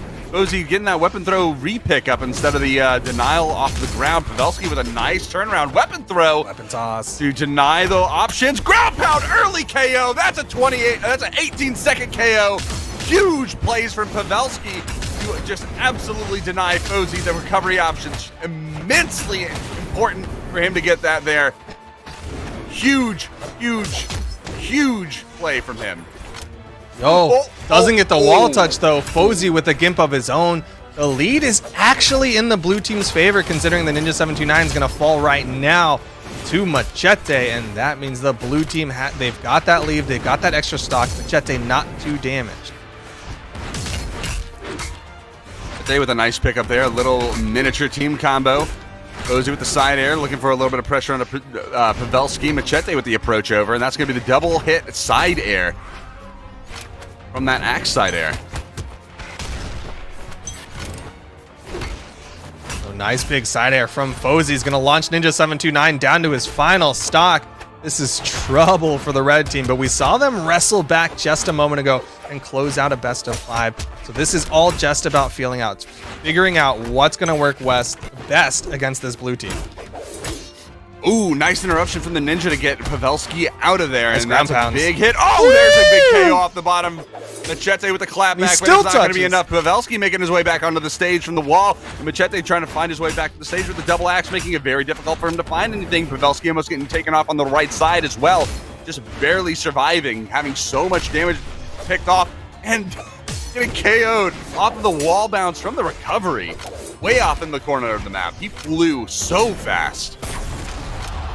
Red team is going to take out Machete, but right now their win condition is to take out Fozy. If they get Fozy, we've seen them do team combos that lead to knockouts. Pavelski cannot afford to fall here on the right side. Neither can the Ninja729, considering how damaged he is on this Jala. We need to take out Machete Fozy. is stock tanking real hard right now. Yeah. That was his first stock. I didn't even realize that. Pavelski trying to take him off on the right side. He has barely any damage, though. That's not going to do anything right now. These side airs slowly launching Ninja729 further and further. This is just getting harder and harder for the red team, as there's one knockout and that weapon toss gets the second. Fozy gonna close it out with a double. Oh man, those trap throws are always so worrying. You can't. Sometimes you just like, especially when it's a lance, you have to try to get under it, but it's like an entire umbrella that you have to get through before you can get over to the other side. And when you have, your opponent just sitting there in the air right in front of you, ready with that down air, ready with that ground pound, ready to just get that edge guard option out there, you kind of have to decide, what are you going to do? Maybe he thought going back under the umbrella and then dodging through it, like upwards, was a good idea, but obviously there was some kind of misinformation for him where he just got smacked by it and got spiked right into the ground. Sometimes you play for the highlight reel for yourself, and sometimes you play for the highlight reel for the opponents, just so that you can be in it. That might have been what was happening there from Pavelski, but either way, I do want to go back into the history books a little bit, going into the winner semifinals. Ninja729 and Pavelski did fall to Fozy and Machete 3-0. So they've had plenty of opportunities to try to figure out what works against this blue team and have yet to find the answer. Ninja729 going to try the Sidra to see if that is the answer against this blue team's double lance. Neutral airs coming out from Machete. Cannonball coming out from Sidra. Not going to hit anything as it doesn't hit grounded like the Thatch cannonballs do. Fozy, with a little bit of movement denial from the weapon throw from Machete. Interesting 10,000 IQ play from him to prevent that ground pound follow-up. But the Pavelski with the axe right now, looking for that side air pass through. Fozy coming off of the left side, trying to get to the wall touch. He's going to find it as Machete just comes in right at the end of the time and finding, right off the top. Fozy with a nice gravity cancel slide kick uppercut to take that stock off the top. Pavelski, we're barely a minute into this one, and Pavelski's down to his final stock. Ninja729 is able to connect with the neutral light, but one stock advantage to the blue team. This is starting to spell trouble for the red team already. Ball, not going to hit anybody. Trying to read that high option. Pavelski trying to make his way across, get damage onto Fozy and Machete. Weapon throw is going to deny that down air, the side sig. Ninja with the recovery into the down in the neutral sig. That's not going to find it with the ground pound. Suddenly the red team has the lead. Their offstage gimps have been on point. Ninja729 going to try to challenge against Fozy. Actually puts himself in a risky spot there above Fozy, going for a gravity cancel neutral signature towards Machete. Isn't even looking at Fozy, but Fozy trying to get the turnaround onto Pavelski on the right side. Ninja729 going for a gimp on the bottom right side. They're crazy, man. Red team just goes in. For real, this is just absolute insanity. Pure chaos coming from these guys. It's just, what can you make of in the moment when there is no moment to plan for?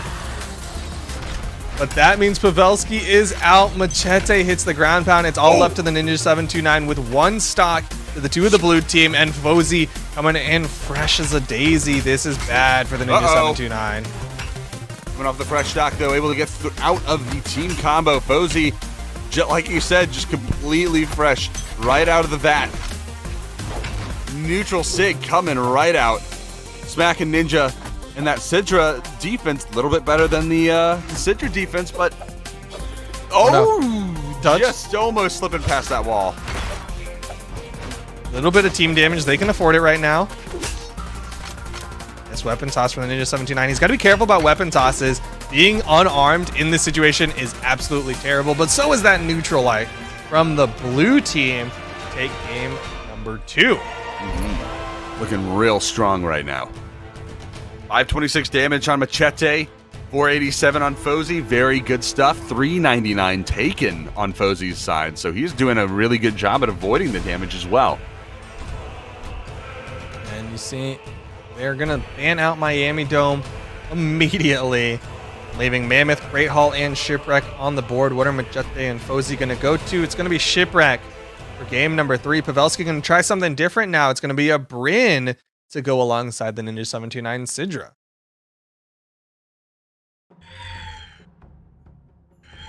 Coming into Shipwreck Falls now. The Ninja and Pavelski getting things started. They are going to find both weapon pickups, so they have a short amount of time to get that damage advantage underway while there is no range. Fozy going to take another weapon pickup, though, to opt for that Lance. And now Machete, is he going to be able to get to the weapon? No, the nice downlight pickup into the side air, forcing Machete over to the side, and then Ninja looking for the neutral sig as he, I think, believed Machete would go straight down to the ground, but that is almost Ninja right off the top and a big reversal. Nice side signature from Pavelski, but it's Machete high defense with the lance in hand. Definitely going to survive for quite a while on Shipwreck. Does hit a side signature onto Pavelski in return. Nice anchor coming out from the Ninja 729. And Fozy going to try to get it to a trade out. Going to get extra. Go for a double team save. Attempts from the red team. And Fozy doesn't hit the ground pound. Both red team members live. Huge plays coming out from the red team right, or blue team right there, as they are able to get both of those red team KOs. And Machete now, Fozy still in that first stock, and now the neutral light getting gravity canceled right out of there, and Pavelski trying to make his way back into the stage. Fozy just barely tapping that wall, getting a little bit stuck into that corner, I think. But that is going to be an immense opportunity here for this blue team to just extend this out a little bit more. The stock extension, this bonus damage from Fozy is huge, and especially playing the Scarlet pick with all of that damage. Oh, he has the lance too. He has the options to get back. Pavelski, nice opportunity there to just wait, just pick out with the ground pound and just finish right off. Great pickup from Pavelski to get that ground pound. Stock count has been evened up. Slight advantage to the red team. Oh, the save! That's the help from Pavelski, actually putting Fozy in position for the Ninja 729 to hit that neutral air and get the chase dodge up off the hit. Anchor comes in, but Pavelski interrupts to try to get the knockout with the downlight NSIG. Scoop not going to go quite off the top just yet. Weapon throw going to interrupt that as well. Pinwheel coming out off a nice team combo, and that's going to be a double tip of the for hammer. The blue team right off onto the right side. Fozy still holding onto those stocks, being such a good stock tank for his team. He's holding on, not even in the danger zone yet. Ninja 729 again, going for the aggressive plays, connecting with the down signature onto Machete. Machete getting bounced around. Red team might be trying to finish off Machete for the 2v1 opportunities. Don't know if they've got the team combos with these two characters the way they did with their previous comp. Pavelski with the double side air. Trying to find Pavelski going deep. Oh, gets the stage spike! Bounce. Team save! He gets back up. That's a huge save, too. Is it going to be enough to get Machete? Nice turnaround. Fozy by himself, 2 stocks, 1! They had such a lead early on, and now Pavelski and the Ninja have all the advantage in the world. No weapon spawns on the field for Fozy to find and pick up an advantage from. Finally finding that hammer. And we're looking for a standard team combo. Yep. Recovery. Chase dodge up, but Pavelski didn't have the follow-up. Was likely looking for an NSIG. That's just enough to give him an in. It's enough to give him a 1v1, but Fozy with the weapon advantage, with the big hits, can Ninja 729 win this 1v1? That loss of that option there cost them so much. Losing that 2v1 advantage is going to be so difficult for the Ninja. Ninja actually, though, has more or less damage built up. That's weapon toss. Fozy does. Weapon toss. Throws coming out. Recovery is going to do it. The side air. No, the side sig. And spike. Neutral light. Recovery. That's crazy. Why are you doing that, NSIG? Oh man, that's a year ago Dobrain option. Hey, downlight recovery. Ninja 729 closes out game number 3. They hold on by a hair to go to game number 4. They are just tooth and nail trying to claw their way back into this. But again, it's gonna be a grind. It is a marathon, and they're only at like the first yard marker. That's like when you're watching one of those movies and the protagonists are climbing up a rope and they have to get to the top, but you see the rope like splitting and breaking, and it looks like it's about to snap. But that last hair there, just holding on, that hope, and they're able to make it back. Just huge stuff. That's awesome. I love to see it. Dude, you'll love to see the heart and the grit come out from this red team. They'll see if it's enough to get into game number 5 as Pavelski's AFK. Oh no. Yo, just fall. Just fall. You've got the start timer. Just fall. I think it's a bot. It looks like it. Oh, so that's actually really unfortunate because now he can't. Well, he couldn't fall, but I wonder if they. I mean, it was at the very beginning. If they, yeah, I think this is. I think this is restart territory. Oh, yeah, that's got to be a bot. That's got to be a bot. Definitely a bot. But I'm wondering if they choose to just want to reset, and they could just jump off the map and get the reset just real quick. Yeah. Just force it. But it looks like they're just gonna. Oh, is he back? Yeah, he's back. Are they playing it out? I guess they're playing it out. Yo, they crazy. Gonna play it out with a stock deficit. Red team. You know, they mix me at every single turn. We'll see how well that works out for them as we get into game number 4. Blue team with a big advantage off the start, off the disconnect from Pavelski. Hit him with the team sportsmanship mix-up. That's a new level of mix-up right there. Downsig though coming out, gonna find the KO into Machete. Fozy still holding on to the third stock. The stocks are gonna be completely evened up, of course. Then the Ninja just holding on there, finding another KO. Oh, they took the lead. You know that little bit of loss at the beginning. Not even gonna stop this red team for a second. Don't even care about that first stock lead. Red team gonna take the lead here, but it's a small lead, and Pavelski can easily get taken out here. Deep red on that second stock. Blue team starting to motion toward him. You see it happening. The neutral light gonna launch him, but neutral light not always the common kill option. Good avoidance of the weapon toss. Pavelski can get the touch. Pavelski looking for the KO. Side stick coming out, not gonna connect. Machete with the neutral light. That's gonna be all he needs to find that KO. Ninja trying to make his way back. Weapon throw from downtown, not gonna hit it. That's no 3-pointer for him. Ninja, though, getting smacked by the steam wheel. I need a better name for that.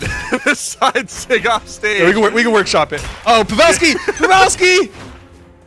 Oh, no. Oh, and now the lack of restart is really going to break the hearts of this red team. It's all left to the Ninja 729. 2 stocks to the 3 of the blue team. This is possible in pure numbers, but the Ninja 729 is going up against 2 people. So all trades are in the blue team's favor, and they can almost guarantee every hit is a trade.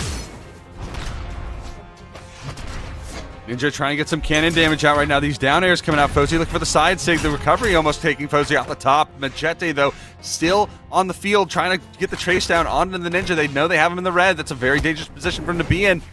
Fozy, though, even deeper. The down sig, not going to do it. So Ninja is still alive right now. He still has an opportunity. In that case, though, he is not going to have that second stock anymore. Fozy finding it with the side air.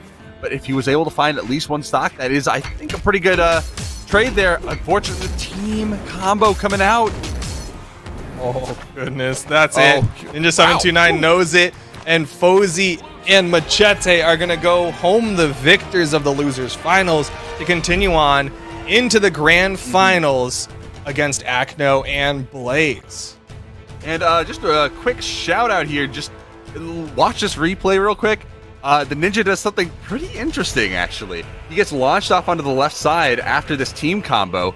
Of course, gets thrown off stage. When he just gives up off stage, he does a pixel-perfect taunt right on the bottom of the screen border with that little one-finger handstand. I thought that was pretty interesting. Just right above the death box. Acno and Blaze now definitely a very confident team. Complete dismantlement of Fozy and Machete in the winners finals, and they're going to be going into the grand finals now. Acno and Blaze already locking in the big boy picks, Ulgrim and Onyx, to go up against Fozy and Machete.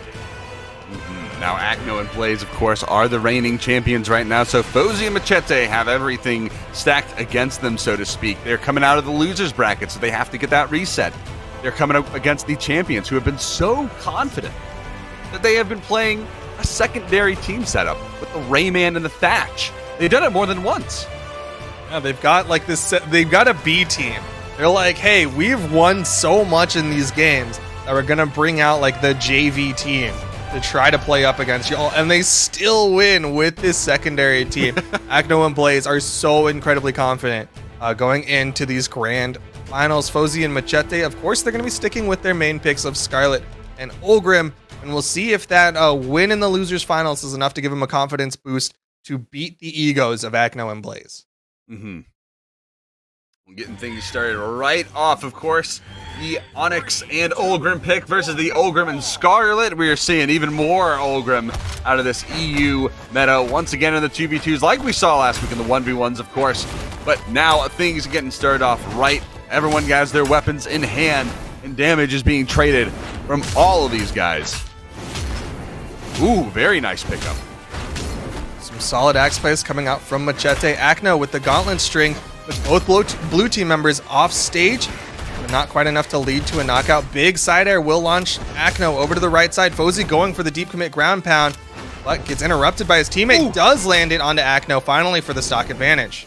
He actually would have been fine there if he just held onto the wall, but I think just considering like getting that movement, getting out of there, getting those dodge ability back, because you can't dodge on the wall. Very nice stuff coming up from Blaze though. The windmill off on the bottom on the wall, finding the bottom of that hitbox and just spiking. Very nice stuff. The clapback though, immediately from that Ulgrim side air, just confirming that KO. Acno going so deep. Yo, but he's gonna get away with it and shoves Fozy away with that down air. You see Blaze again going for the rotate over. He's doing such a good job of keeping an eye on his teammate, and when the opponent does that rotation under the map, he is right there in position to make that rotation cost something. It has to cost something, because otherwise, what are they? They're just gonna run away with it. You have to attach that punishment at the end just to make sure that it's not free. Acno with the approach, the side lights coming out. Fozy trying to make his way back to the stage. Acno with the weapon throw. It's not going to connect, but it doesn't matter. That slide kick into the ground pound is all he's going to need to take out that stock. One stock left for Fozy. Acno looks like he's about to follow suit. If he's not careful, there he goes. Big hit on the turnaround. That's going to keep these stocks even between this red team and blue team. Blaze trying to bring out some big axe plays. Fozy tries to get the follow-up side air. Can't quite connect on the Blaze. Would have given them that advantage in the stock count. Acno currently on the final stock. Fozy also on the final stock. More damage, and the red team knows it. You see them running towards Fozy. They want to get that stock advantage. They want to get that man advantage. They getting hit by the recovery, almost getting taken off the top. Blaze on that fresh stock, just starting to get damage brought onto the table for him. Fozy trying to get something going on to Acno. Weapon throw to prevent any recoveries. He knows that Gauntlet recovery is a very strong option there, and that is going to be Machete losing that second stock. So that stock lead that they had is finally gone. Acno and Blaze can bring this back. Fozy taking the fall. And even though this is a fresh stock, Blaze and Acno do have the man advantage right now, and neither one of them are in that danger zone.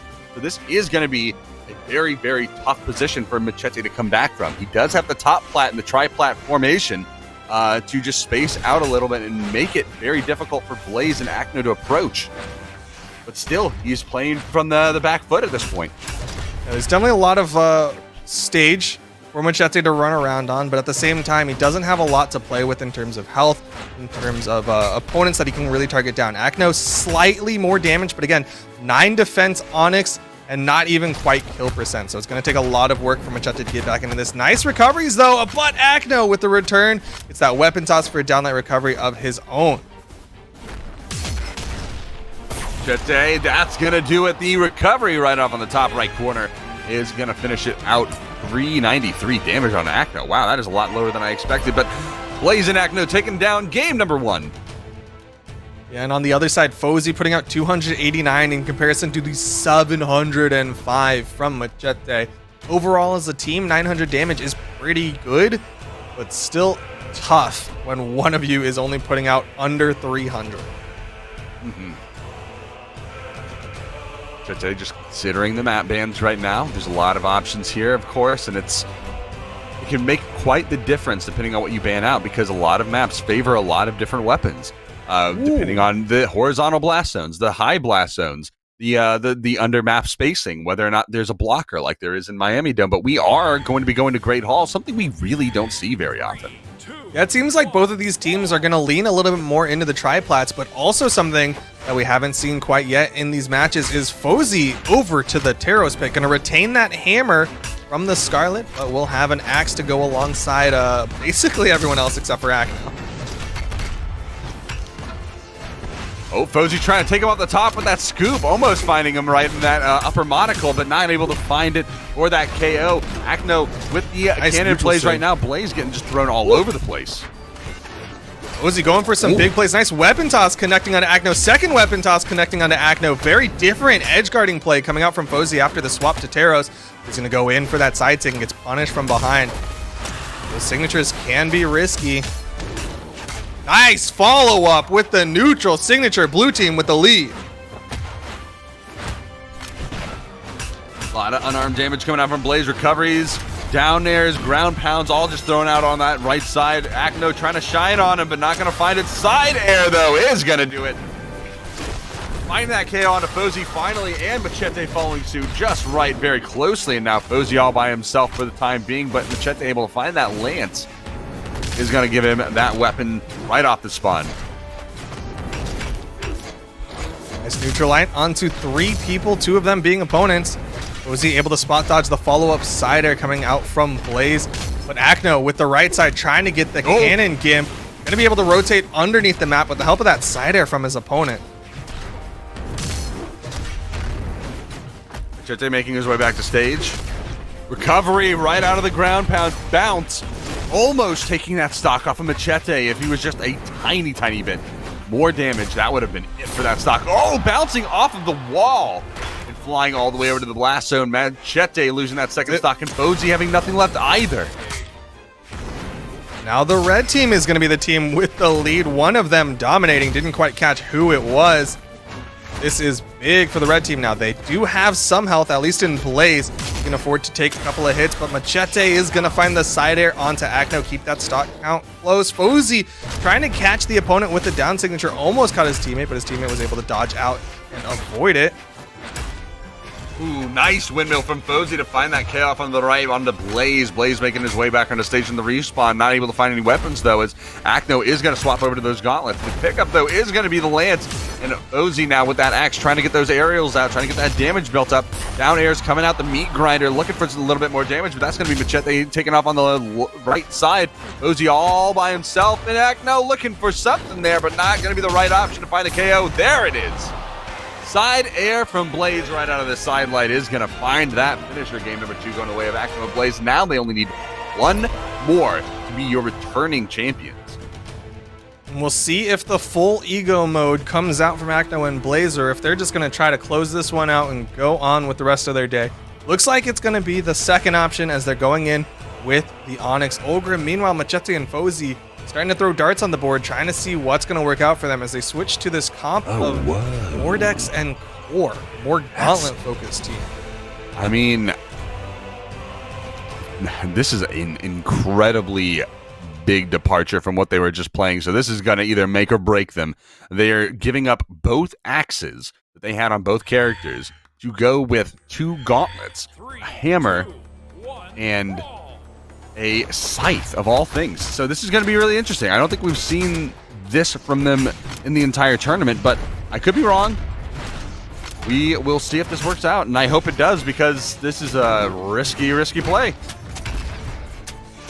It's definitely something different, but maybe that's what they need, right? Because they've been going with very standard meta picks so far, and they haven't been working out. And now they're trying something just off meta, something that maybe the red team isn't quite ready for, but so far it looks like the red team is ready, because they've got one, almost got number 2, both Acno and Fozy with the synchronized ground pounds. Acno and Blaze absolutely dominating this match right now. The damage coming out from Acno is absolutely unreal, and Machete already getting close to that orange damage zone. The Acno surviving with that insanely high defense, still out of the down sig. Finally finding that KO off the top onto Acno. Blaze still in the first stock, though, not for very long, as Fozy still is the last person with his first stock, going deep off stage. Still not finding KO onto him, though. Acno with that recovery is just going to continue to get punished, and finally the gauntlet recovery taking him off the top is going to take that second stock away, or that first stock away. Yeah, the stock count is even between the two teams, but last game, Machete and Fozy had the stock advantage, and then just like that, you see the red team able to steal the lead. They get the side air onto Machete, and Machete is now down to his final stock left side. Acno trying to get this imp onto Fozy, almost had it, but a well-placed dodge from Fozy got him back up onto the stage. Oh, Acno with the down sig. Oh, very nice stuns to get Machete's down sig right there in position. Acno just barely making it back. Oh no, that was recovery. Oh no! Seeing that Acno ego come out, was already taunting in the middle of the stage. Acno and Blaze very confident that this one is done, but Fozy Gonna make him work a little bit harder to close this one out as he hits that down signature to take down Blaze. I mean, they can think it's done all they want, but Fozy and Machete had the lead in the beginning of this game. Fozy still making his way back into the recovery chase dodge to make his way back to that wall positioning. Looking for the ground pound. Acno on the left side, looking for that KO shine. Not going to find it there. Blaze and Machete still brawling it out on stage. Recovery. Nice neutral sig. The neutral sig coming out from Fozy with the air grab. Oh, but Machete getting caught by the sidelight recovery. Blaze gonna work out. Acno gonna practice his dance moves, and Fozy left on the left side. 1v2, and they're just giving the celebratory. It's over. You see Fozy say he knows it's done. Doesn't have any room to get back into this one. 3-0 for Blaze and Acno, and they are your European 2v2 champions. Once again, this is, I think, what is it, the third championship in a row that they took it down? I can't remember if they took down Winter Championship, but I feel like they did. Could be wrong on that. They at least did take down the Spring Championships. So, congratulations to them. Absolutely insane stuff. And the confidence, the Onyx pick actually being an enormous pick for them. The 9 defense, being able to tank so many big hits. That was so big for them. But please be sure to stay tuned because we are going to be coming up with the Brazilian side of the tournament next. So stick around and watch out. And also don't forget to type in brawl.live into your browser so you can participate in the upcoming trivia. We'll see you soon.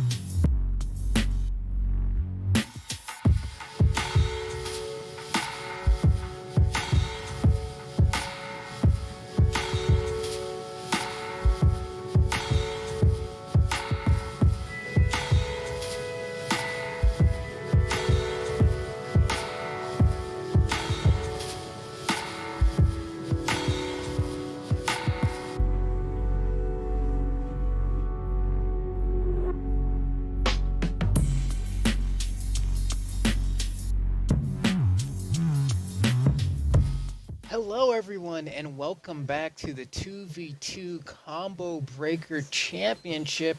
You got your boy Sparky on the side, joined with me, Flambeau, here to give you guys the action in South America. We're starting off with the top 32. Sparky, how you doing?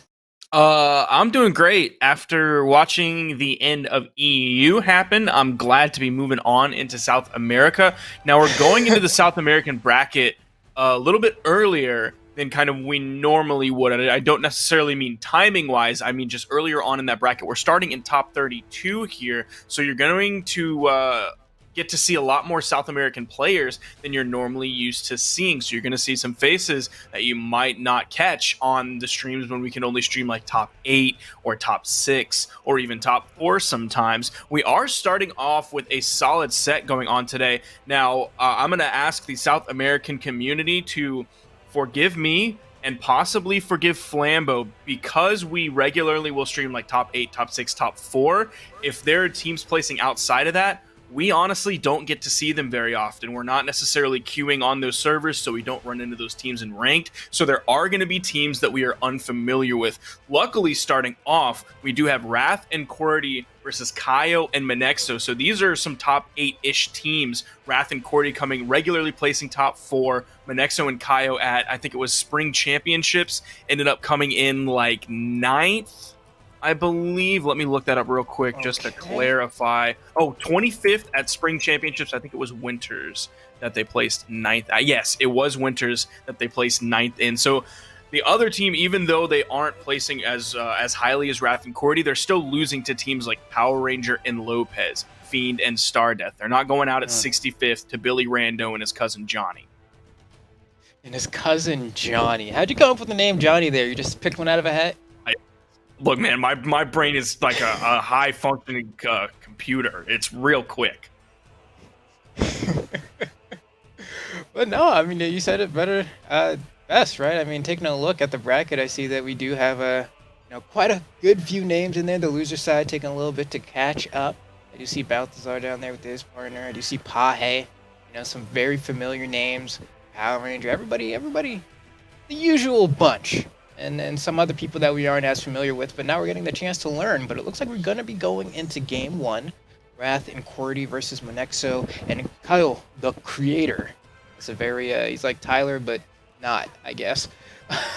Now, we did see earlier kind of, I don't want to call it a lowest common denominator, but a layer of sameness among EU picks. There was a lot of Axe, there was a lot of Ulgrim specifically, but here, we're already seeing out of the gate different picks. We are still seeing multiple Axes coming out from the Brynn, from the Volkov, but we're seeing the Volkov. You don't see necessarily a lot of Volkov. I queue in to a fair bit of Volkov play, but you don't see Volkov played a lot in tournaments. So we have 4 different characters here representing a bunch of different weapons, and we have 2 Scythe characters on one team already. We did see some Scythe earlier in South America. We saw some Mordex play. I can't remember what other Scythe characters we saw. We've seen some Fate this weekend as well. So it's good to see a nice mix-up of characters as well here on the screen for you as we start South America. Yeah, I mean, just take a look at the starting. I mean, you said it best, right? You don't really see Volkov like that in the 2v2. Now, granted, Wrath making good work with that Scythe, gets caught by the ground pound though from Kaio, and I don't know if he's going to be able to make it back. A nice little assist from the partner, but now both of them are actually going to lose their stocks because of that. Might have been a scenario to just let that one go, because now the damage has been magnified. You do see that at least the thought process was there. Gravity canceling, using that dodge to use the signature with a lot of active frames. It doesn't necessarily cover like a bunch of distance, but it gives a lot of active frames, which gave Qwerty a lot of time to move over so that he could hit Wrath and then give Wrath the extra jump that they could then recover back to the platform. It didn't work out, but you can see the correct thought process is there. But going over to this Volkov pick, you've already seen multiple things of why Volkov is such a strong character. Incredible signature kit, especially that one he's using where you throw out those bats, opens his cape a little bit, and it's not something you're going to get arrested for. It's those bats this time, thank God. But you also have Scythe, which can be really solid in 2v2, and you have Axe, which of course you've seen and have seen for quite some time how effective Axe is in 2s. I mean, yeah, and so far, the Brynn downsig does come out. Qwerty getting a juggle on everybody. Everybody's getting a little bit of a piece of the pie. But yeah, I mean, Volkov, his signatures have some pretty lengthy animations to them, which can be a double-edged sword, right? It can be very nice for, trying to make recoveries like we saw earlier, or catching multiple people in the hitboxes. We can also get interrupted just like that, man. That Bryn Ensig blowing him out the sky. Ooh, nice little weapon toss down from Cordy, following it up with the unarmed recovery. Another unarmed recovery, looking to take Kaio out. Both players of the red team kind of setting their sights, but in comes Manexo. Gonna give Kaio just a little bit of breathing room. He's still getting hit. 3 stocks to 2 here, but Manexo, coming in fresh on this final stock, is doing his best to keep both members of the red team away from Kaio.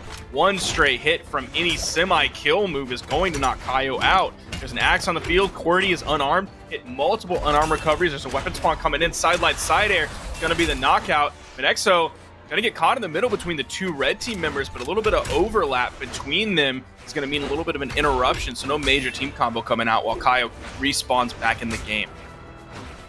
Here we have it. Now you can see Wrath hanging on the edge here. On the other side, Cordy kind of hanging on the edge as well. They're both trying to find their way to center stage. Their weapons don't cover the most horizontal distance against, a hammer and an axe. You kind of got to scrap a little bit to gain your footing, but it looks like they've finally been able to do it. No, Cordy with the S. Cordy gonna get stuck under the stage, bump his head. Wrath in the 1v2 picks up both members, and that's basically the best thing you can possibly hope for, so you can hit multiple moves and not get hit by the other member of the opposing team. Definitely winnable for Wrath here. He's gonna have to be careful with signatures. Those bats are probably the best option. Those long active frame signatures means punishment if you don't pick up both players. Nice side heavy chase dodge up to get away from Kaio. Great start. Wrath, he's hanging on the edge here. Oh, but gets caught by the stomp on the way up into the Sayer to close it out. Nice recognition from Manexo there to just kind of know the timing. A lot of the times people like to go for that unarmed recovery, kind of ride the wall a little bit, try to drift their way on the stage, and was able to catch that pretty easily. So here we go. Game 1. I'm going to go ahead, get sent to Manexo and Kyle. Cordy and Wrath, we're bringing it close, though. Definitely wasn't a wash by any means. They just kind of had to clean it up a little bit. That last SD by Cordy as well definitely made things a lot more difficult for Wrath. Hopefully this time around you're kind of able to buckle down a little bit. Yeah, that put the red team in a rough spot, but if you looked at the numbers across the board, it was pretty much just solid numbers. You didn't see anybody creeping into like 650, high 600s, into 700 damage, but you also weren't seeing anybody moving down low into like low 300s, high 200s, or anything like that. So it was just solid play across the board, solid numbers across the board. That SD, like you said, that was sort of a major turning point for last game, and we don't see the SD just yet from Cordy, but we do see something else happening to Cordy here, taking so much more damage than everyone else in the game, already in the red, less than 30 seconds into the game. See him fighting back, using those weapon tosses, interrupting the pacing of his opponent, throwing out some signatures early on. They're not going to be knockout moves, dodging that side signature, but Manexo comes in, gets around the ground pound from Cordy, punishes with a D-Light side air. That's going to be the knockout. You're seeing those SIGs come out from Wrath. He wants to get the refrag, wants to even up those stocks. Nice ground pound. There's a weapon toss that goes up from Cordy, maybe aimed more at Manexo. Kaio's able to get back while Manexo throws out some unarmed damage, zoning the red team away. Man, and what a kind of combination of events to happen there. Now with the red team on the back foot here, every member of the blue team so damaged. Red team looking for the final blows here, an axe sair, a sidelight sair from an orb, maybe just anything if they can find the hit. But the blue team is taking their time, hanging on here, getting as much damage. That's one sair. Manexo able to get a hit of his own, but not enough to KO. And Cordy manages to somehow weasel his way through around that Neutralite hitbox. Yeah, the GCD sig almost picked up Manexo. Out came the Neutralite. That wasn't going to be the knockout option that would have evened up the stock so far. You're seeing the side airs from the far left side of the screen to the right. They need to get this knockout on Manexo. The longer this game goes on, it seems like the worse it is for the red team, because Cordy is continuing to take that damage. Still the most damaged player on the team, but they were able to clean that knockout up onto Manexo. Wrath coming in with his axe. He's not finding these initiations onto Kaio. He's getting zoned out. Great spot dodges coming out from Kaio, and Manexo is doing a great job revealing that relieving that pressure. And you're seeing Cordy again taking so much damage. Is he going to be able to confirm this edge guard? Started off behind, goes wide with the ground pound, and he's almost going to fall here. Kaio almost had a free edge guard there. He would have gone in just a little bit harder. Confirms the knockout with the recovery on the top. In comes Wrath. Again, when Cordy gets knocked out, Wrath is looking for that immediate answer, that immediate equalizer to bring it back. Yeah, and if there's anything I'm kind of terrified for the red team right now, Manexo, he's been not taking that much damage. Even the first stock that he lost was actually due to friendly fire. His partner Kyle actually killed him with the spear recovery, so he hasn't even lost a stock to the enemy team yet, and he's doing a very great job of kind of sitting in the back, getting his hits in, and finally taking a bit of damage here, but still the healthiest person on the screen.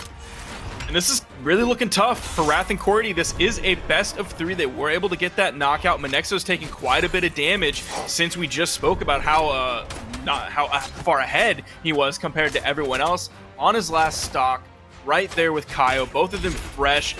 Maybe the red team will be going into the orange soon. Cordy's into the orange. They have to be so careful. A loss here for Cordy and Wrath means they are sent down into the losers bracket. A knockout there is going to leave Cordy by himself. This is rough. This is fantastic, though, for Manexo and Kaio going up against a regularly top 4 placing team going into this. Fantastic. Yeah, I mean, Manexo, he's looking good holding the corner there.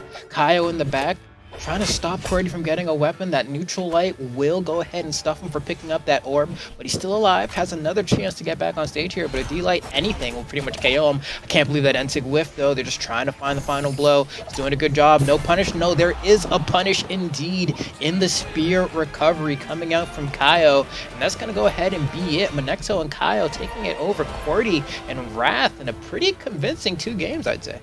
And just looking at the numbers for Manexo, I think that's a really important thing to look at. Kaio did pick up 4 kills, so I'm not throwing any shade onto him whatsoever. But Manexo took only 513 damage. He took the least damage out of everyone in that game, and that's not because he was dying early. He was there the entire time, and he put out 628 damage. So he put out the most, he took the least, still picked up 2 knockouts. So he was a workhorse in every single stat. His positioning was fantastic. His dodges were so good. Manexo really played well that last game. Yeah, I mean, he definitely... I don't even know what to say. He was kind of holding the corner. He was getting his hits in. It almost seemed invisible on the battlefield in a lot of ways. Like, it seemed like people didn't really focus in on him as much, and he was just kind of able to skirt by and get his hits in without getting too much contention. But now we're moving on to our next match. We have some other familiar faces here. We have Pahe and Atsushi versus Broly and Emperor. And man, I feel like it was just like last week or something. It was last week. It was. Where I was I was watching Broly go off. Man, where did he end up getting? Like second in singles? I don't have the stats pulled up on that one right now. He was in the top 4. I know that for sure. Yeah. But man, yeah, he's going off. So this is going to be a fun one to watch as well, man. We got Roman Reigns and the Barbara against Barraza and Goldbar. So that's, like that's a pretty standard 2v2 team there. You got your axes. Everybody got an axe for the most part. Except for Bovar, he got the hammer though, so he's chilling. Yeah, still definitely has that heavy weapon that people love in 2v2. We're seeing the Bandit coming out. Mammoth, Shipwreck, Apocalypse, Crystal Temple still up. Taking out Crystal Temple with those platforms that seem to like just be at the worst possible height. Yeah. For a lot of players. But we did see yesterday in Australia, I believe it was, we saw multiple Crystal Temples. I don't quite remember if they played it in SEA, but we are going to strike that from the board, and we're going to Shipwreck. There is no Scarlet on the field like one of the previous Shipwreck games we saw earlier in EU, but there is a Taros, and that hammer can be scary on the edge. Grabbing people, gravity canceled on the edge with that neutral signature and sending them behind you can be a really strong move.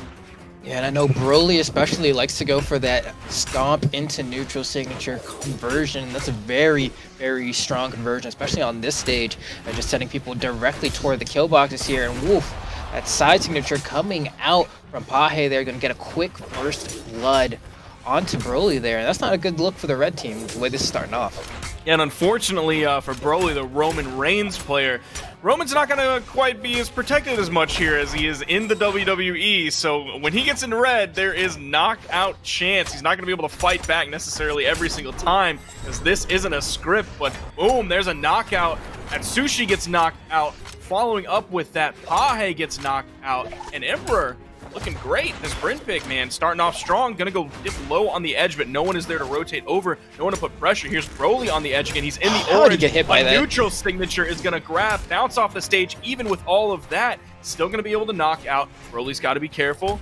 didn't really have to fight a 1v2. They immediately rotate over, put pressure onto Emperor, say, Broly, you want to stick on the wall? You can stay over there. We're going to 1v2 your boy. Right when he spawns in, they already have him in the yellow. 1 or 2 more hits is going to be in the orange. It was one more axe hit neutral signature, and Emperor is almost in knockout damage.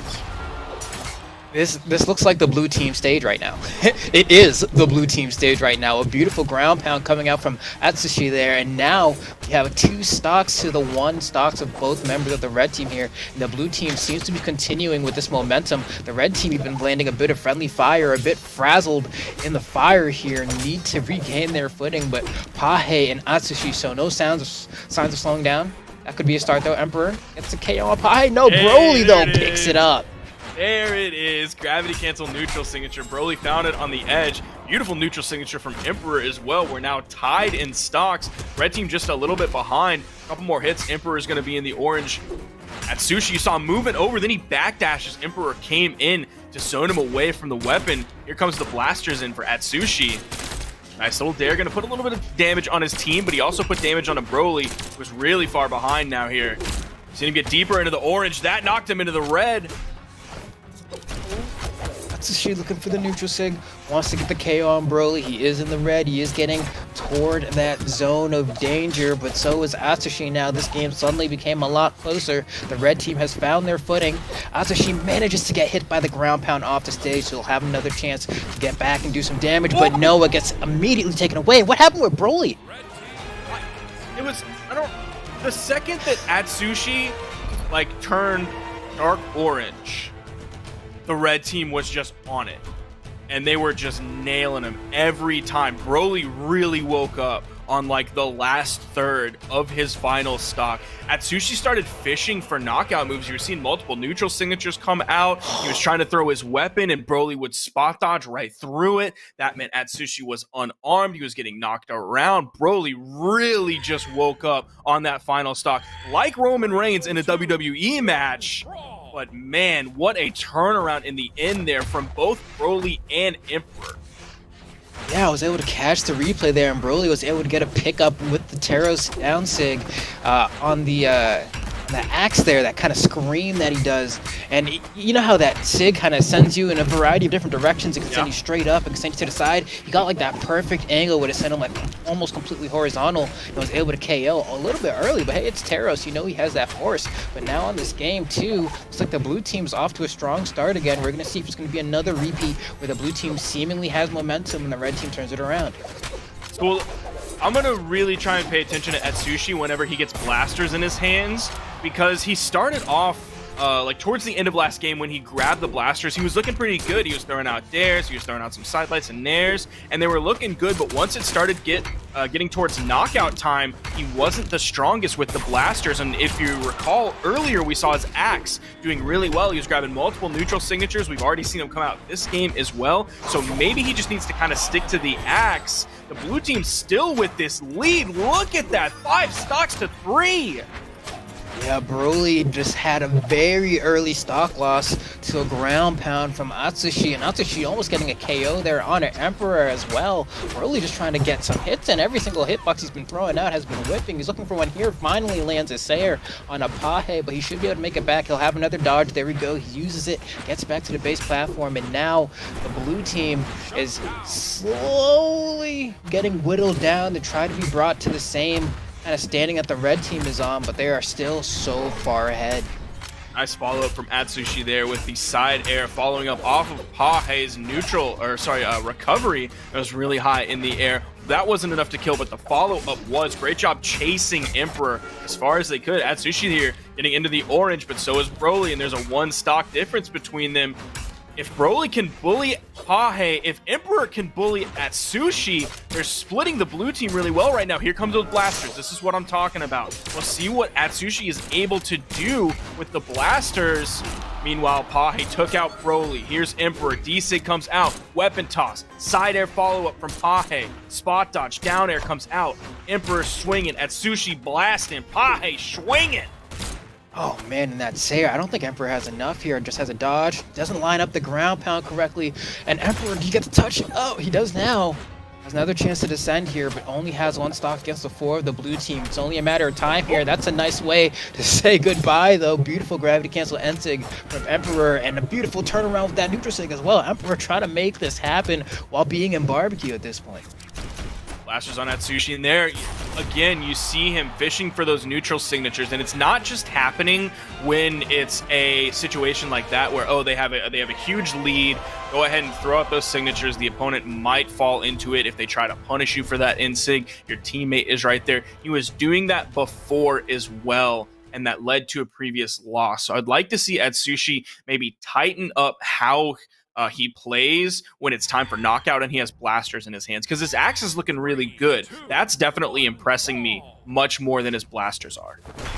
Yeah, you know, this is going to go way over your head, but Atsushi is... I'm wondering if he's a big fan of a show called Kuroko's Basketball, where there's a character with that name who specializes in defense. He just kind of holds the corner and he blocks everyone out who's trying to get a free throw in or everything just because he's so big and tall. So I'm wondering if that's where he gets inspiration from his name here, as he's doing just that. I mean, Barraza, tanky boy, hits really hard, and I'd imagine if we were to able to kind of personalize Brawlhalla Legends, I think he'd be pretty tall.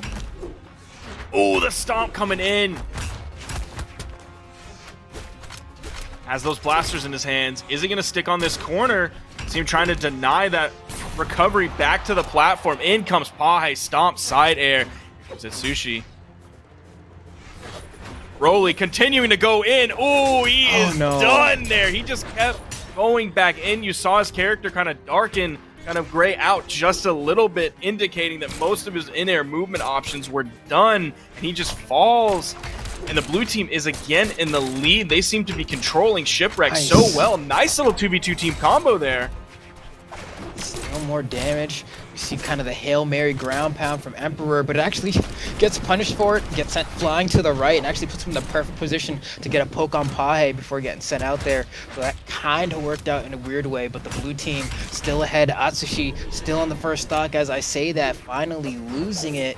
But I mean, we got Broly in the orange, Emperor on his final stock already in the yellow. The blue team looks like they're going to be able to kind of hold it together and just carry this momentum into a victory this time around.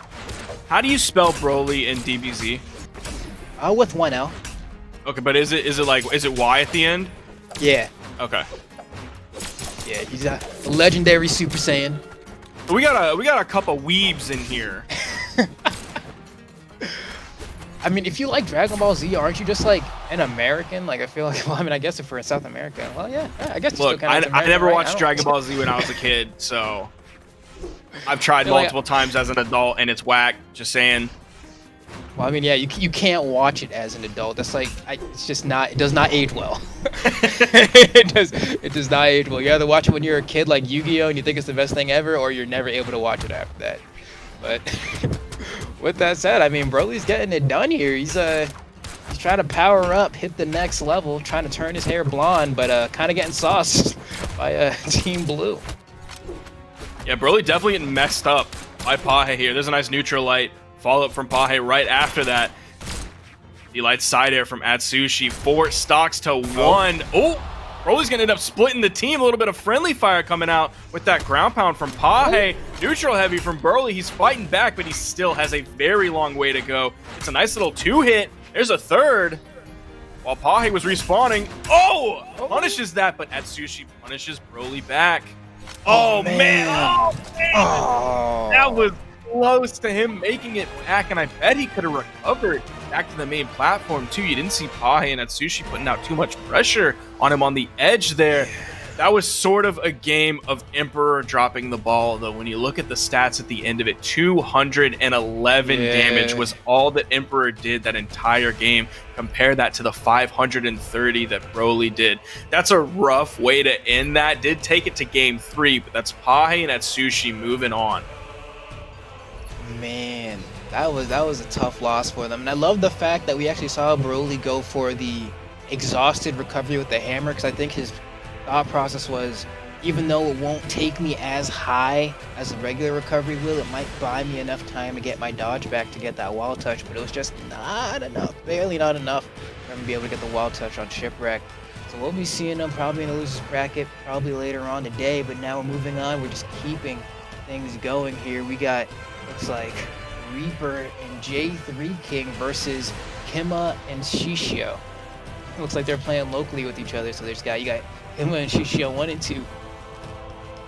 Oh yeah, I don't think I've ever really seen the name when people play locally. I haven't seen both of their names being incorporated into one person's name. Like normally it's just Billy and then Billy 2. Yeah. So that's an interesting way to do this. These are names I am completely unfamiliar with. Let me look at what they placed in like spring championships. Yeah, Tosa's saying that Reaper and J3 are playing on PS4. And so I'm excited to see what they can bring to the table. We have some people who are pretty godlike on the controller. Mac comes to mind. You got people like us that use the controller to great effect. So we'll see what the PS4 squad has to bring. Kima and Shishio, though, I mean, as you said, I'm not familiar with Shishio. If you're going to keep calling people weebs, he is the main antagonist in Rurouni Kenshin. I've seen quite a bit of anime, and this man, he believes that the weak die and the strong survive. So we'll see if they're able to prove that one here. Now, looking back at those previous tournament placements, I don't see anything from Shishio or Kima in spring champs, but in winter champs, Kima did play with Atreus. I don't know if this is a name change from Shishio.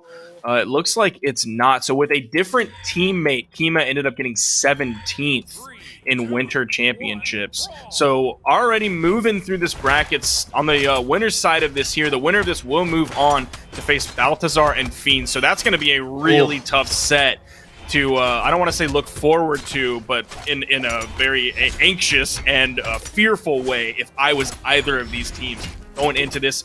We're seeing a lot of shipwreck here today already. Yeah, we're just taking a look. Reaper going off right now. Going ahead and picking himself a pair of gauntlets, but Kima and Shishio holding the center. And the thing is, I don't know which one is Kima and which one is Shishio. I have no idea. Oh, it was one that's of the two, true. but... Oh, no.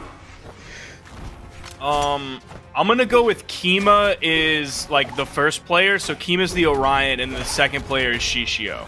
I feel like that makes sense, right? You'd put player 1 as like the first name. I just feel like that makes logical sense. So we'll go with that. Shishio then we're going to say is a Nash. Going ahead and landing that side signature and another combo with this partner Kima there. I liked that. Nice and easy. Keep it simple and get a KO off the top. Kima and Shishio showing they're here to play. Now you gotta think that people who are playing locally, sitting in the exact same room as one another, that's gotta give you a different level of 2v2 team synergy than you would have if you were playing on your own machines at home. That's gotta give you something special, that X factor. Yeah, I mean, you don't have the native Discord delay when you're talking to your teammates, so they get to hear all of your callouts in real time, and that's a huge advantage. Okay. DC coming out from Kima. I'm gonna have to think about those names every time. I know. I'm not gonna be able to just see the two and be like, that's Shishio and the other one's Kima. Down signature, gets punished. Oh my gosh, timed that perfectly. Yeah, they have this X factor, man. They are nailing those really, really quick punishes into a follow-up straight away. Oh, I mean, yeah, they're looking strong here. There we go, they get a hit. J3 King trying to make something happen here, but he's on his last stock along with his partner Reaper. Going for another neutral air. I like the delay tactics from Kima here. Oh no, he misses the stomp into the scoop. So now Kima's still alive. He's bashing in with that rocket lance. Finally gets caught. Oh no, they drop another opportunity to destroy Kima here. They had the delay. All they had to do was say or jump recovery. Finally gets taken out, but way too late. It was long overdue here. And now Kima and Shishio are just pushing forward, but at least Kima has been brought down to the final stock so they've evened the playing field just a little bit. Yeah, that was like 2.5 minutes that Shishio survived on that first stock, proving that the weak die and the strong survive. That's what it is? Yeah, exactly. Okay. So proving that he is one of the strong ones and he was surviving. Side sig coming out from Kima. Neutral sig. That's going to mean the dodge is done. Side light into recovery, almost knocking out that weapon toss, arcing just below. There's the ground pound. Kima and Shishio. Is Kima an anime character? If he is, it's not an anime that I've seen, and I've seen over 500. Check out my anime list. Have you really? Yeah. All right. How can the people at home find your anime list? How can they find it? I'm Yeah. pretty sure if they just go to like myanimelist.com and type like Circus Royale, they can find it pretty easy. I'll link it. That's for all you weebs out there. The only Kima that I know, and it's not spelled like that, is Kima Greggs from The Wire, an outstanding detective that doesn't get the credit that she deserves. There we go. Just drop the mal in chat for the weebs as we go ahead and move on to game number 2. We got Kima and Shishio showing everything they're about, man. I feel like it's always cool, one, because before we didn't even have 2v2s for some of these regions, right? It would only be, it's Simu. It's Simu. Wow. Okay. All right, I take it back. I cannot draw the comparison between Kima Griggs from The Wire. I really thought I could be a part of this, but now I can't. Darn it. I know those are two pretty different directions there. Everyone's able to grab a weapon early on into this, except Simu. Shishio threw his away, grabs the hammer. Simu's still without one, taking a bunch of orb damage. Jacking over here, J3 King. Love to see the PS4 players coming into this. I love to see different platforms coming in. I want to see more Xbox boys. I want to see the Switch boys. I mean, I've been seeing the PC boys for a long time, but we love to see all the different platforms in the future. I can't wait to see some kid rolling up with an iPad and just nailing it into top 8. Yo, so far it's looking good. Kima and Shishio actually losing the stock first this time around. We're gonna see if they're gonna be able to keep it up. Goes ahead and throws the gauntlets. I like what we're seeing from Reaper here. He's going for the neutral light. It's not quite gonna hit there, but he is gonna go ahead and throw Shishio off stage. Not gonna be able to get a gimp though. Light into the recovery. Simu wants to finish off any of the stocks on the red team. Both of them are in knockout potential. This game, though, Shishio went down a lot earlier than the previous game. Nice. See all of those signatures coming out, that Nash signature kit. Are we going to see the immediate answer back? And we do. Shishio is going to even that up, taking just a little bit more damage than everyone else in the game, but still looking good so far. Has that spear in hand. Both of them using that matching Shovel Knight, Black Knight shovel. Even though they're different weapons, you see the Shovel Lance and the Shovel Spear. It's one of the cooler rocket lances, I think, in the game. Oh, wait, hold on. Team combo. Misses the chase dodge into the recovery there, though, so he gets out a little bit early, but that's still good damage racked up. Side signature coming out from Simu here is not going to hit. There we go. Stomp Sayer goes for the Ensig as well. I love that South America uses Nash, man. I feel like you can't find this legend pretty much anywhere else. Oh, man, back to back. The neutral six there from... Oh, he's just throwing him out. Shishio's just throwing him out.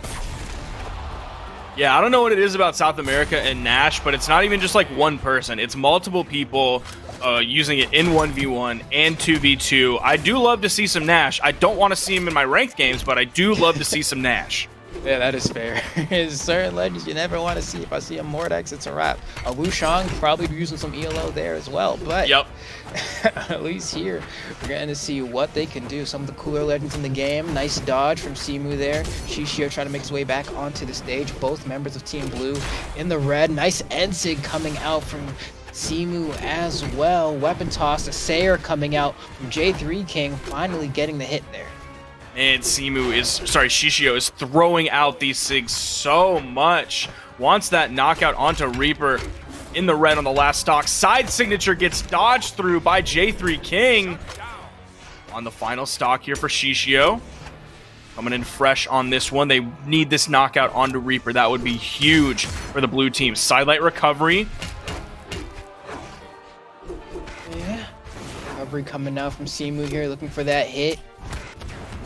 Not gonna hit. Okay, there we go. I like that Sayer, and I like that Dare as well. The weapon toss forces out air dodge. It's gonna be a quick KO on a Reaper, and J3 King here has to do a 2v1 versus Simu and Shishio, and I don't know if he's gonna be able to do it. Look how much damage he has. No weapon in hand either.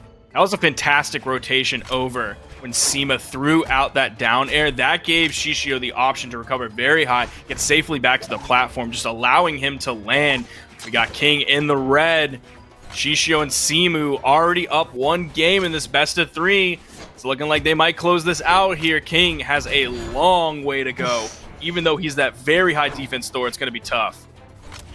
You know, CM was going to be sitting there with his partner Shishio, throwing out these signatures willy-nilly on the Nash.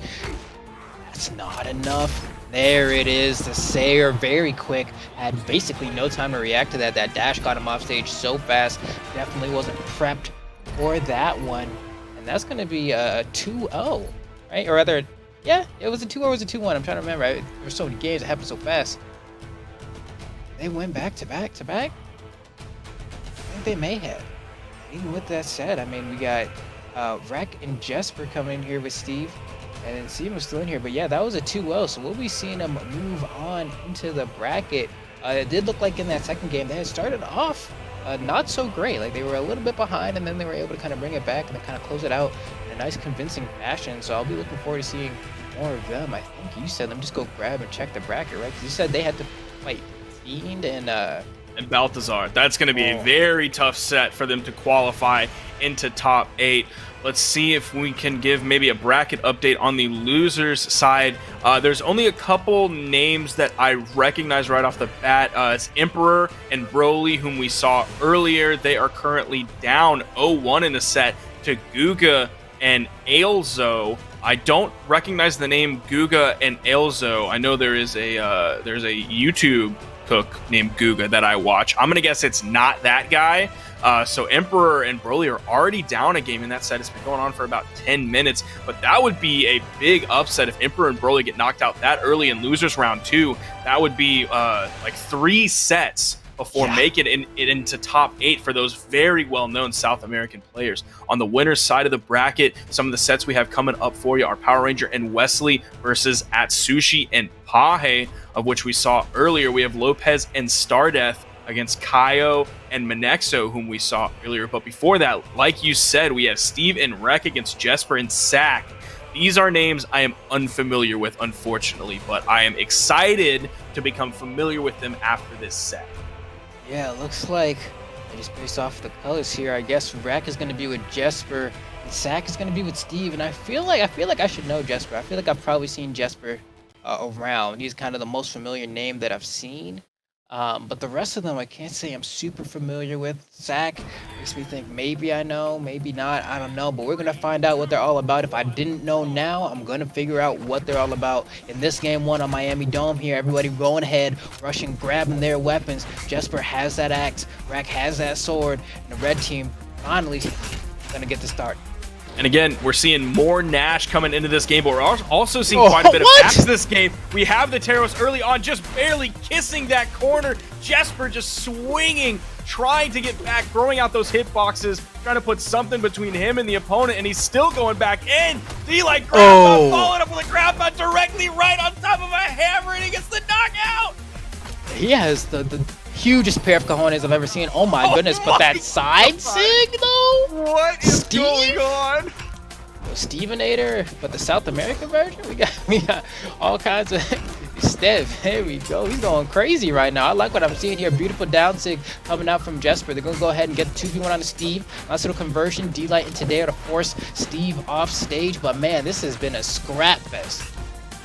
We got heavy weapons going, 2 axes, a hammer, and then 1 sword here from Rek. Seems swinging with these down airs, hasn't found too many connections as of yet here recently. It's been a lot of axe play though. That neutral signature charged up. Jasper again, maybe looking in a dire situation. He's able to turn it around. Nobody puts Baby in a corner and nobody puts Jasper in a corner. You're right though. I mean, take a look. Well, except maybe for Sack here, you might be able to do it. Yeah, put him right in the bottom left corner with that ground pound. And now Sack going ahead and going off stage as well with this Taros. We're seeing once again more Nash coming out from South America here in the Steve, throwing out those signatures. And I feel like I'm like, man, is it because Fiend just pops off and everyone's like, man, I want to be Fiend too, or is there something about his design? I can't help but wonder. I mean, it could be that effect, like you said, after someone plays really well with a character in a tournament, I see that character pop up in ranked. I know I've been guilty of that in the past, of like someone playing really good. Like, yeah, I want to do that. That looks sick. I want to be like that person. Maybe that is the Fiend factor here in South America, or there may just be something about the weapon combination, the stat line that clicks with so many South American players in the way that they play this game. Something's going to have to click here with Jasper, though. You see him in the red about 2.5 minutes into this game, in danger of being knocked out, staring at some heavy weapons here all across the board, and a very low defense legend at that. The harpoon toss goes high. Jasper getting in with the side air, still wants to continue this edge guard situation onto Steve. 2 players in the red. It's going to be Rek and Steve. D-Light side air from Rek. In comes Sack with a big axe side air. A lot of players on the left side of the screen. A Nair takes out Jasper. Rek very alone here. Crazy. Oh, is he going to be able to make it back? The unarmed side air from Sack comes in. Rek gets over to the wall. Red team retreats back to the middle of the stage. Rek can win this. So winnable right here. The air. Is he going to be able to finish it up? Is there a weapon down? There's the weapon. That's the dodge. He backs away. Still careful. Still worried about camera recover. A D-Light recovery. And Rek takes it. What a turnaround for the blue.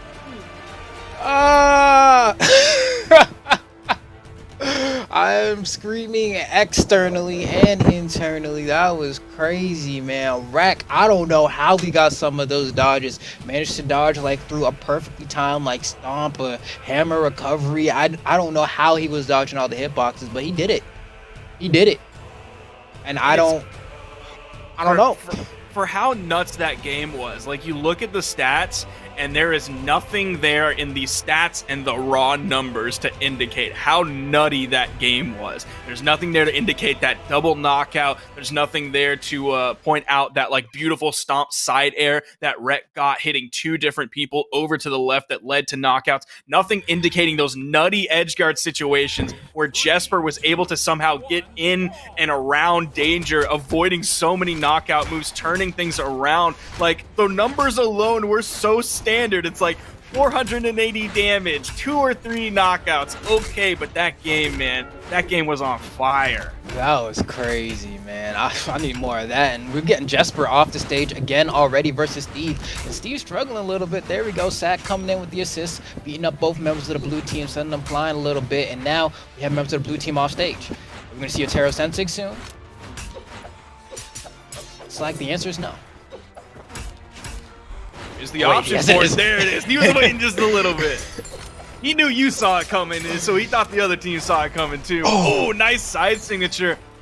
I wonder if Rek jumped right after that neutral signature, because you can jump out of that before you touch the ground, but also that side signature from Jasper's spear does, or from Steve's spear does pop you up just a little bit off the ground. So I don't know even if he jumped, if he can still get over that.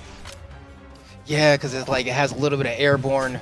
Yeah, that one's tough, right? Because the Bodvar, I feel like that N-Sig on sword, like while you can jump before you touch the ground in comparison to several other SIGs that kind of leave someone airborne, he definitely has to fall quite a bit before he's actionable. Going into this, man. This swap from Steve. What is going on? No, just murdered his teammate. Yeah, there's the neutral signature for you. Going full Taros mode, doing the neutral signature on the edge, seeing red, not even caring who is there. The classic Taros. Oh man, there we go. Going for the ground pound. Steve gets poked out. And Sack immediately with the coverage, though. Steve has been on this left side of the stage for so long. Finally gets back on, trying to throw out some hitboxes, gets spot dodged on. Feels bad, man. But it be like that sometimes. And there we go. We're going to see Jasper get taken out here. Both members of the blue team on their final stocks. Rek could be straight up dead here. Sack was going for the glory, but he had no dodge.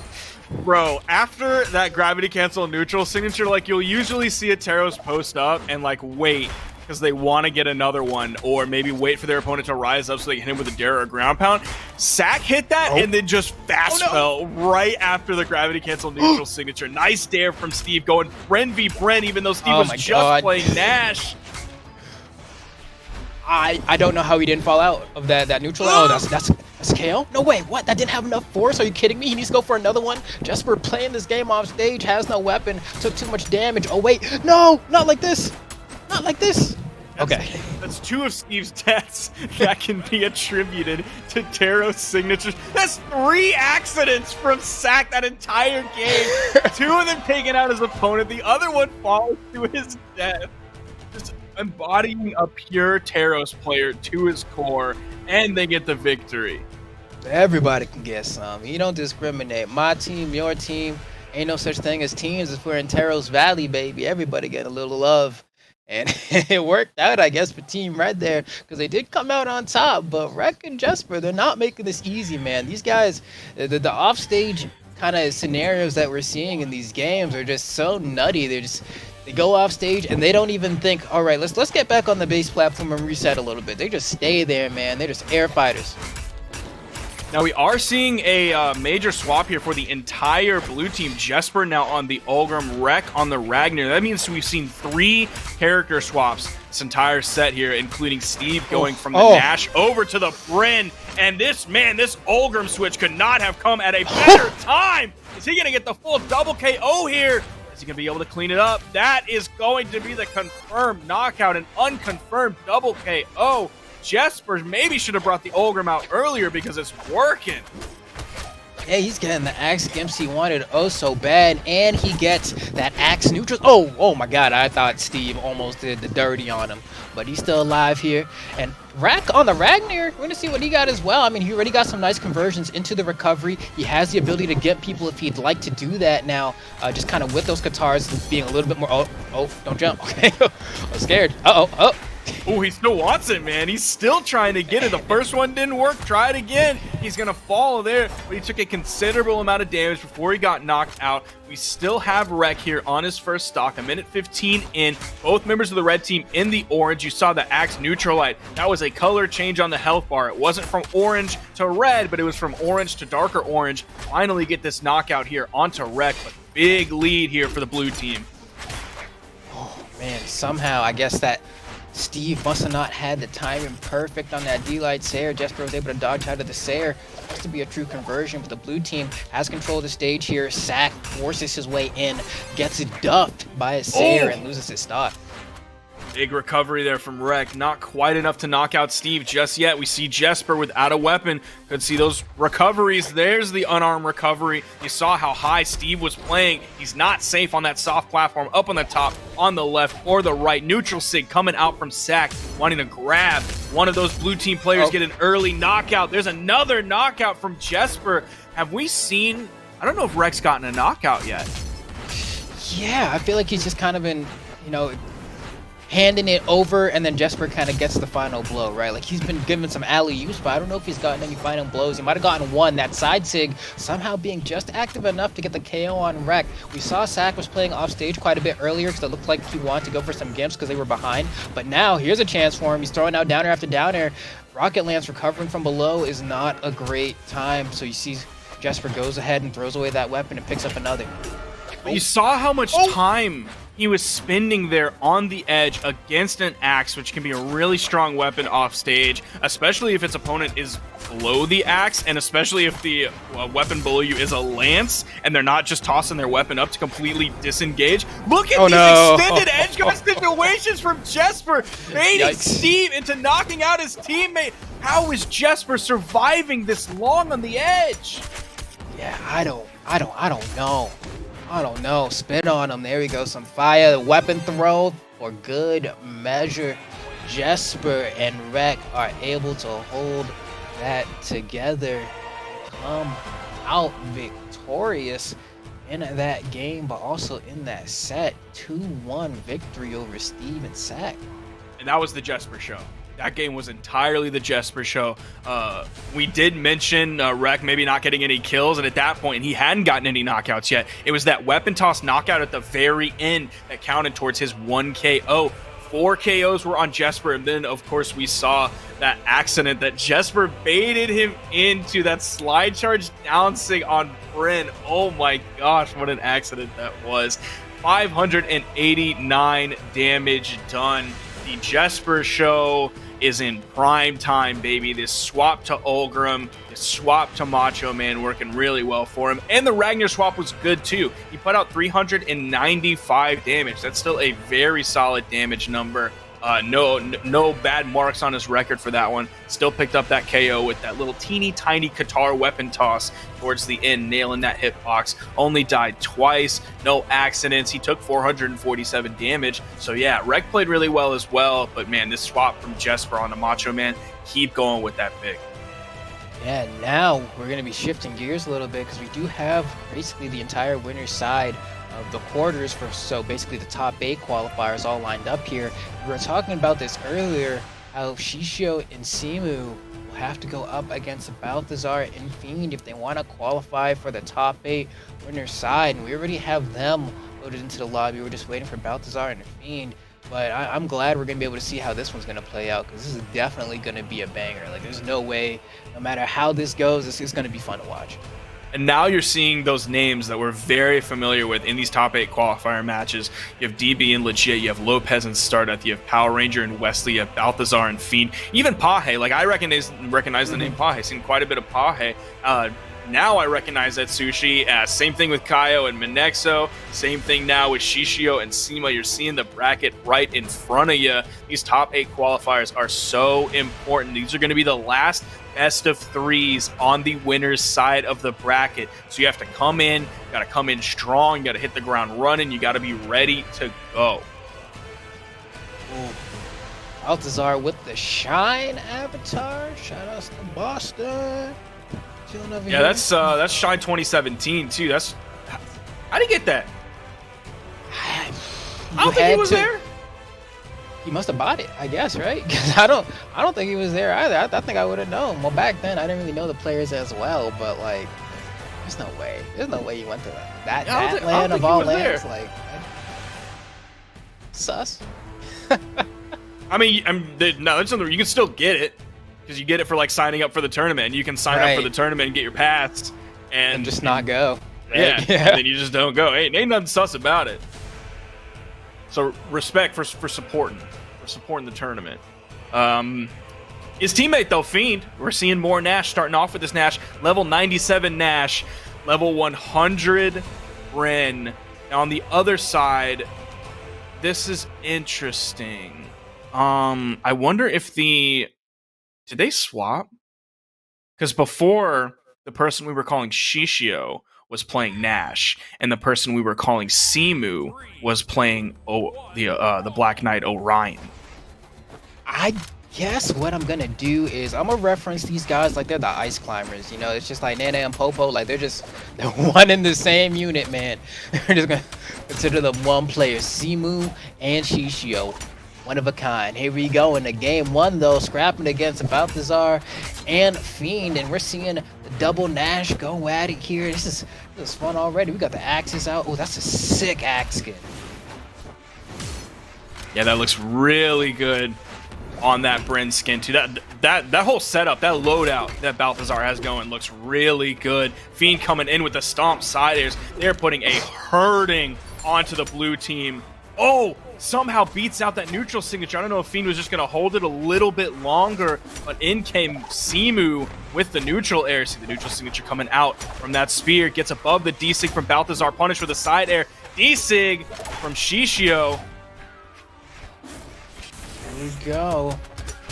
Neutral light coming out. You can see Simu and Shishio throwing out that side signature. Not going to hit. The recovery's going to be able to do it. Another spear recovery. Not quite enough to KO Fiend. They're looking for that final blow. Fiend making it difficult here, though.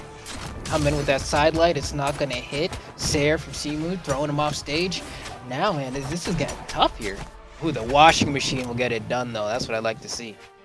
And that was a big D-Sig from Balthazar taken off the top. It was right before that the Nash players that were doing the surviving, but that ended up knocking out Simu. Shishio, he is so in danger zone of being taken out. Beautiful dare from Fiend. Nice follow-up with the ground pound. Sending laterally, going to take him out. Here comes the 2v2 team combo that Fiend and Balthazar had ready to go. A little bit of a flub towards the end there. It seemed like they were a little bit too close together when they started it, but they did want to get at least some of that damage out, get that a little bit rushed. Again, another little bit of a flub there as Balthazar was too far away to hit the axe side air.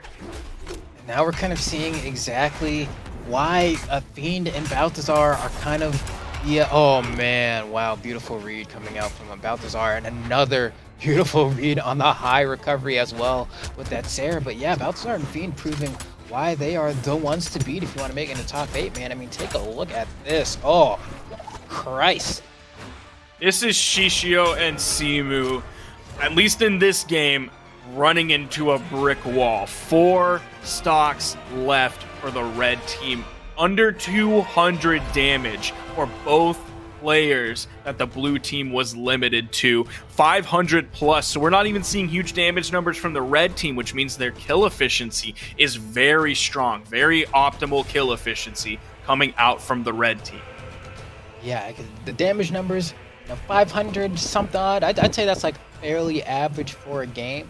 But if that number is how much both players on the team are doing, that just means they're being efficient. You know what I mean? They don't need to do more damage because they already got the stocks.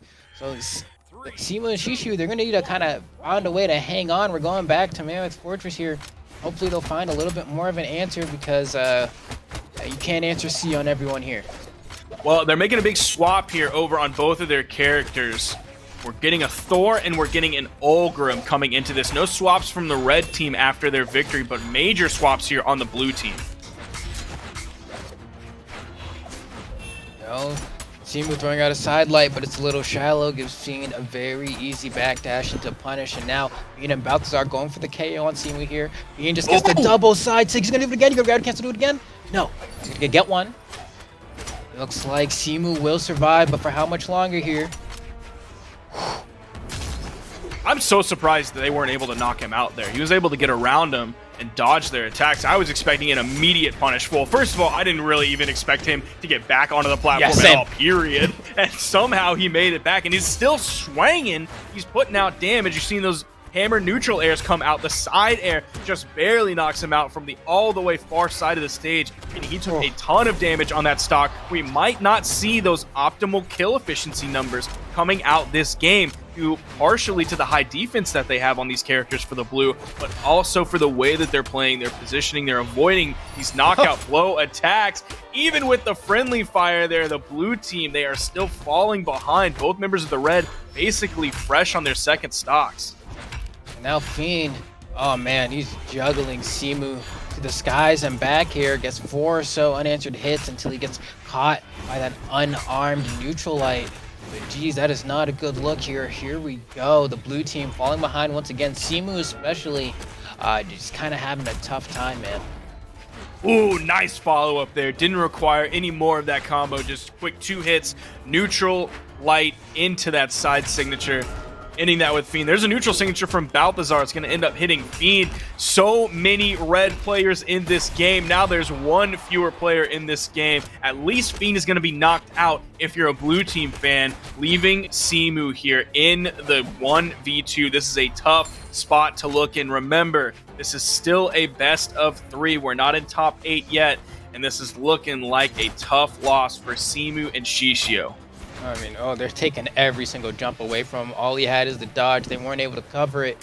But here we go. He's trying to dodge through. Has no weapon. Gets caught by a double D-Light into Sayer. Almost into another Sayer. Has to dodge back on the stage.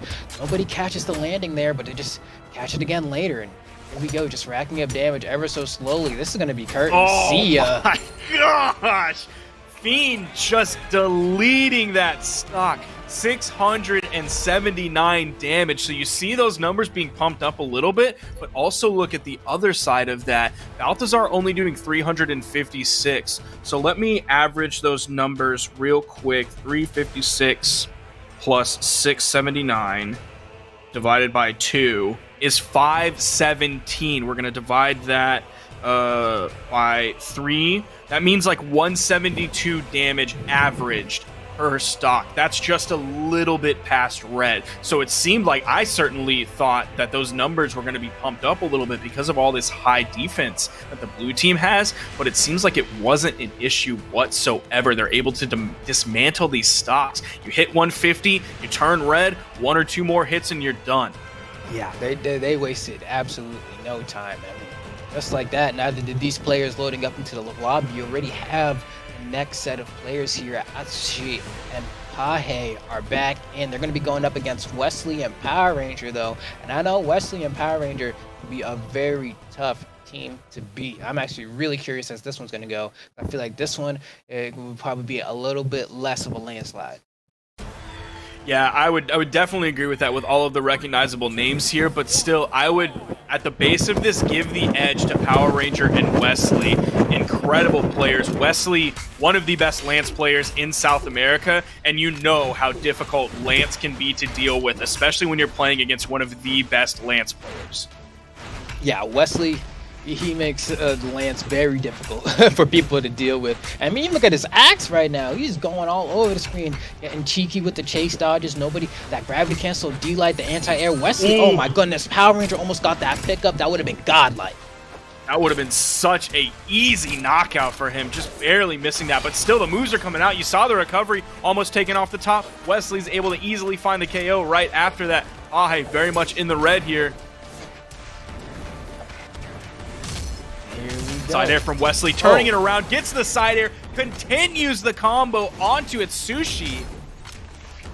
And that's what we're talking about. This momentum that Wesley has with his lance, chase dodging up to stick right on top of Atsushi. Oh my, and Wesley just keeps going back in. Loses his weapon, he don't care. Here comes the unarmed ground pound. Oh, gravity cancel side sig as well, hitting him with the chair, goes for the read on the jump with the end sig. Wesley not slowing down. Power Ranger having a pretty decent time as well. Gets caught by that axe recovery there from Atsushi. Looks like the blue team might be able to pick up a KO here. Might be able to get another on a Wesley. That down sig is perfect. Nice job fighting back here, evening up the stocks, but a lot of damage was done to Atsushi and Pahe in the process. That charged recovery almost coming out. You're seeing more recoveries coming out from Wesley. Sidelight goes for the insig, not the recovery. That's how confident he was in that knockout. Oh my God. There's the recovery from Wesley. And this is something that we will sometimes see when you have these top 8 qualifiers. You have like a team that is more than likely going to make it into top 8 on the winner's side, and then you have a team that's going to be sent down into the losers, and they have a tough set ahead of them. He gets the down air and the chase dodge up. Wesley and Power Ranger are such a force to be reckoned with in South America. And the thing is, he's so comfortable just being a Rocket Lance off stage with the minimal resources. When he went for that down air, he didn't have another jump or anything to use after that. He was confident he was going to hit, get that chase dodge, and be able to recover after that. But what do we got for the combo? Misses the side light there. Probably not enough dex. 4 stocks to 1. This is all but impossible. I don't even know what happened. Just went ahead for that gravity cancel D-Light the other way. Just chilling. Okay, we're figuring out, is that going to be enough? Not enough on the gauntlet recovery. He's going to need one more like D-Light recovery or maybe a ground pound here since we're going off stage. Whoa. Ooh. It's right through that gravity cancel D-Light from Pahe. He's still trying to fight back into this. Power Ranger, you see him throwing out those signatures, throwing out some of the cheeky plays. You saw him hit the gravity cancel D-Light Nair recovery, which I haven't seen as much as I would have expected. But I also saw a bunch of damage, dude. That was the Wesley show through and through. How much? Man. Tell me how much damage he did, Flambeau. Tell me. 831 damage from Wesley. Basically saying, yeah, my partner's kind of cool, but if you replaced it with the bot, it really doesn't matter. I was going on that game. Like, he felt, it's like when you team with level 9 Luigi. Like, you just know you got the sauce, and it's like, all right. But not to take any credit away from Power Ranger, though. He definitely played well, but Wesley definitely was the one to keep your eyes on in that match. He was going crazy. He put out huge damage numbers. You saw his knockout potential. You see, like, the momentum that he was able to build up, even when he got interrupted in his strings, or if he got disarmed, or he threw his weapon away and the opponent dodged through it and it didn't hit. Like, he just kept going back in, and it was too much. It was overwhelming for either member of the blue team. We're getting the swap over. We now have double Bodvar on this blue team. They're going to have to deal with this Lance from Wesley on this tiny map, man, going back to Apocalypse. I would not want to run away from a Lance on this map. I would choose a longer map, maybe a Shipwreck. You still have those tiny walls. You don't have to deal with that soft platform that can be funky for some players. I would back away from Apocalypse, maybe go to a Shipwreck or something else. Like even Mammoth or something, especially with the shorter walls on the side. Wesley, I mean, already starting off, once again, pretty strong. Pahe going for the gimp there. Nice pickup on the other side there. Looks like he just didn't have enough to get back after that Sair. Oh man, you're getting crazy. How did Oh! Look, red team is great. I don't want to take anything away from red team, but bro, that was lucky. There was I refuse to believe that Wesley that's so ravened that neutral signature. Looking like Schultz. I have a vision. And then just, you could see the future and passed it over, man. There's no way. I mean, I agree with you, man. Sometimes, you know, those scenarios, while they do happen somewhat frequently, this combo was crazy. Beautiful combo from them. Seeing that and then going back to what we saw from Balthazar and Fiend when they flub those two different combos just a little bit, that makes me think Wesley and Power Ranger are going to be the team to beat today. Yeah, especially if they're on like they are right now. I mean, Wesley, oh my god. Look at Wesley. I bet you he's still going to get back. Yeah, he still gets back. There were 2 blue team members there. His character darkened when he was like off screen. Oh my god. Oh my god. Wesley. Oh my gosh. Wesley is nuts, dude. Wesley is so nuts today. 636. He only took 133 damage, and he aced that round. All 6 knockouts. He didn't die. He didn't even turn red that game. He's in the flow state clan. Dude, he nailed flow from the beginning. He is on that.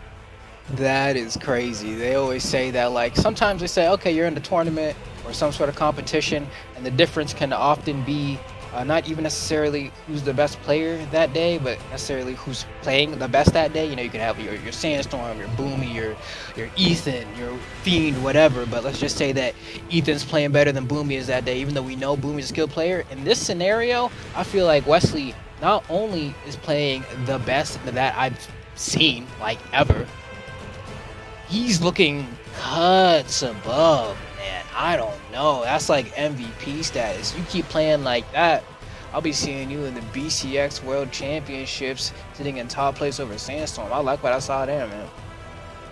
That Sushi did 89 damage that game. Sorry, he was supposed taken to laugh, but out. He was kicked out of class before roll was called, sent to the principal's office where he had to sit there for the rest of the day. 636 damage from Wesley. He did almost more damage than everyone else in the game combined. And I mean, like, not like almost, oh, he's like 50 away, he's like 60 away. Like, he did I'm gonna add it up.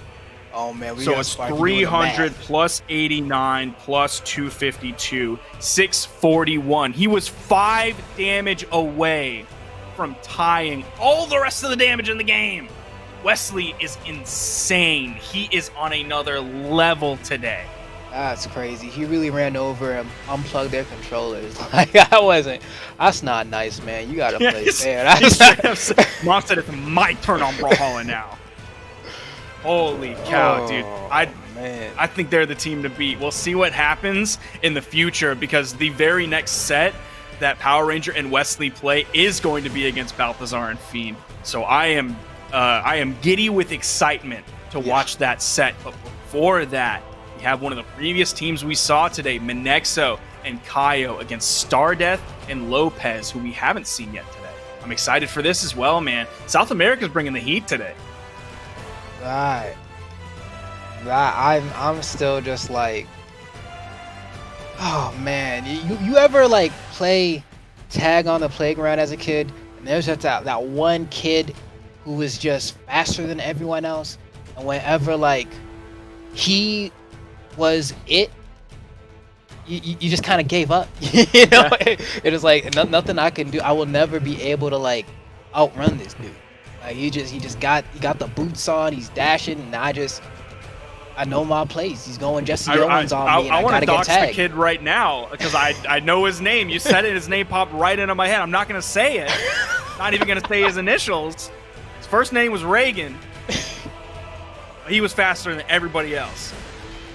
I swear, he was probably the fastest 5th grader alive. Nobody can touch that man. Man, I know exactly what you're talking about. That is Wesley right now. Wesley is Reagan. he is Watergate. I wouldn't say that.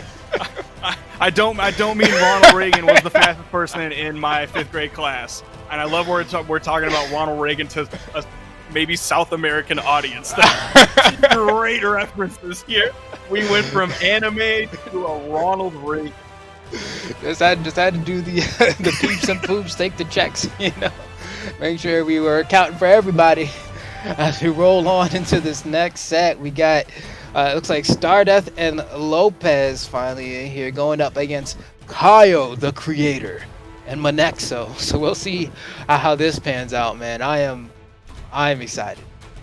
We have a double Taros going into this weekend. I don't think we've necessarily seen as much success from double Taros teams as we have in previous tournaments in the past several months. I know I can't remember if Lil Captain iThrow played double Taros earlier, though they have in the past. So we'll see what they're able to do with this, what their knockout power is going to be, and how Monexo and Kaio are going to deal with that. In previous sets, Monexo was doing a fantastic job of avoiding damage and avoiding like major knockout moves and just staying away from it. So even if you have this like higher strength from the Taros, if they're not landing those higher strength moves onto Monexo, if he's avoiding them, then you can have all the strength in the world and it won't matter. Just take a look. So far, not a great start for the red team. We already have Kaio in the red, manages to weasel his way through with that D-Light to pick up a weapon, but immediately gets responded to by a recovery from Stardust, and Stardust dropping that team conversion there, but it doesn't matter, man. This is not looking good. Not a great start for the red team. Not at all. Yeah, Kaio definitely taking the most of the damage this game, but Monexo not far behind him. We already see the knockout on a Kaio. You're seeing those double hammers. They're swinging on the Monexo.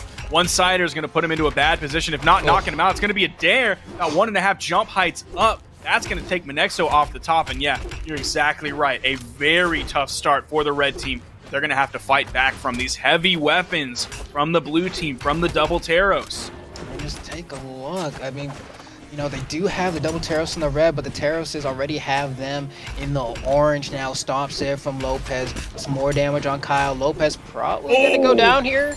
He's going to be able to dodge and make it. Oh, so close to touching that magic pixel, but couldn't do it. Looks like his partner went down as well.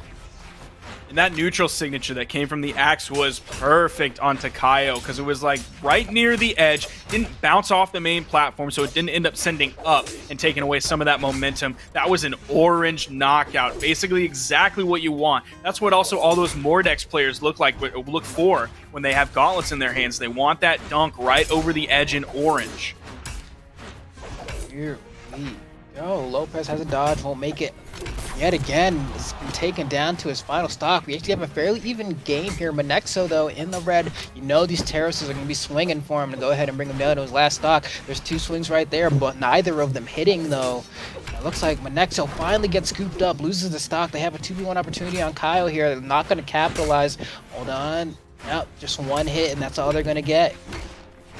The red team has been doing a pretty good job of fighting their way back into this. It's not like Stardust and Lopez started off with a really big lead. Now, their lead does look pretty sizable here, but he's able to get that knockout. So it's still winnable at this point, but you're going to have to deal with a lot. You're not going to be able to hit those multi-hit. You're not getting your stomp side airs. You're not getting your stomp dares if you're Monexo. You're only going to be able to hit 1 at a time. You have a hammer in your hand, so you can still get those hits and put out a solid amount of damage, but it's going to be really tough, especially against these double axes. They're going to command so much space. Monexo's in the orange. The side air turns him red. The weapon toss confirms.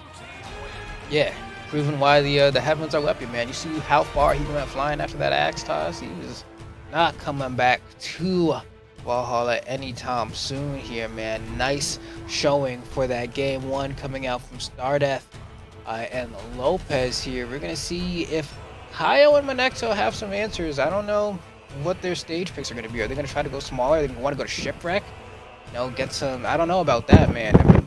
You got double Taros. You gonna let them? I don't know. You left Shipwreck open? Yeah, going back to Shipwreck with that tiny wall, there is a real risk that the exact same thing is going to happen with the neutral signature, taking out Kaio in orange. One of the solutions to this is Kaio stepping up. Because Kaio only put out 200 damage last game. Monexo, it's not like he put out 600. I think he was right around 400. But Kaio putting out 200 put Monexo and the red team in a rough spot.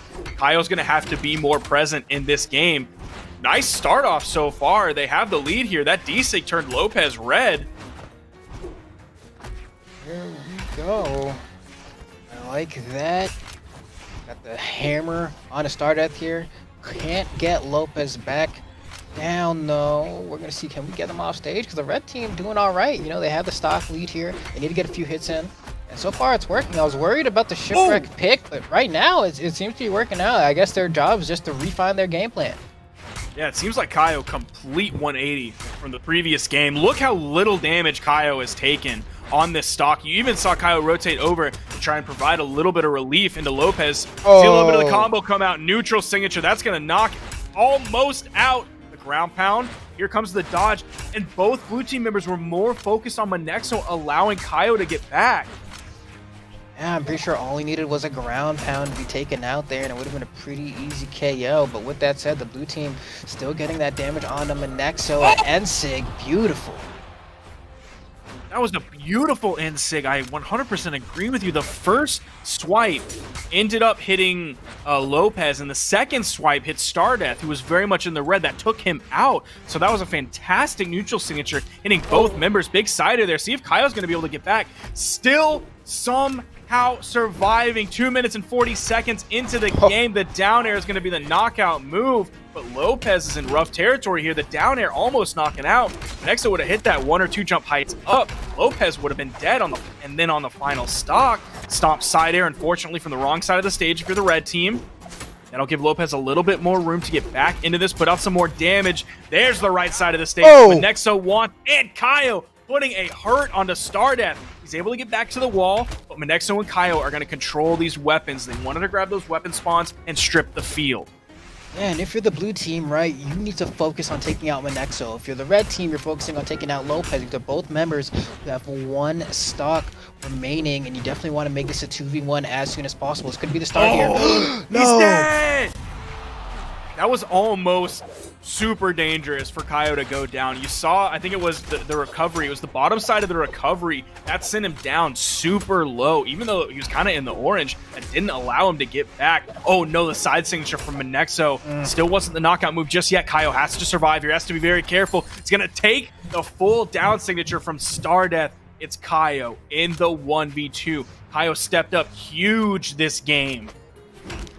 And can do this as well. Lopez has taken enough damage. Oh, He no. took the recovery. He's gone. Oh no. Oh, he didn't go for the ground pound? Oh.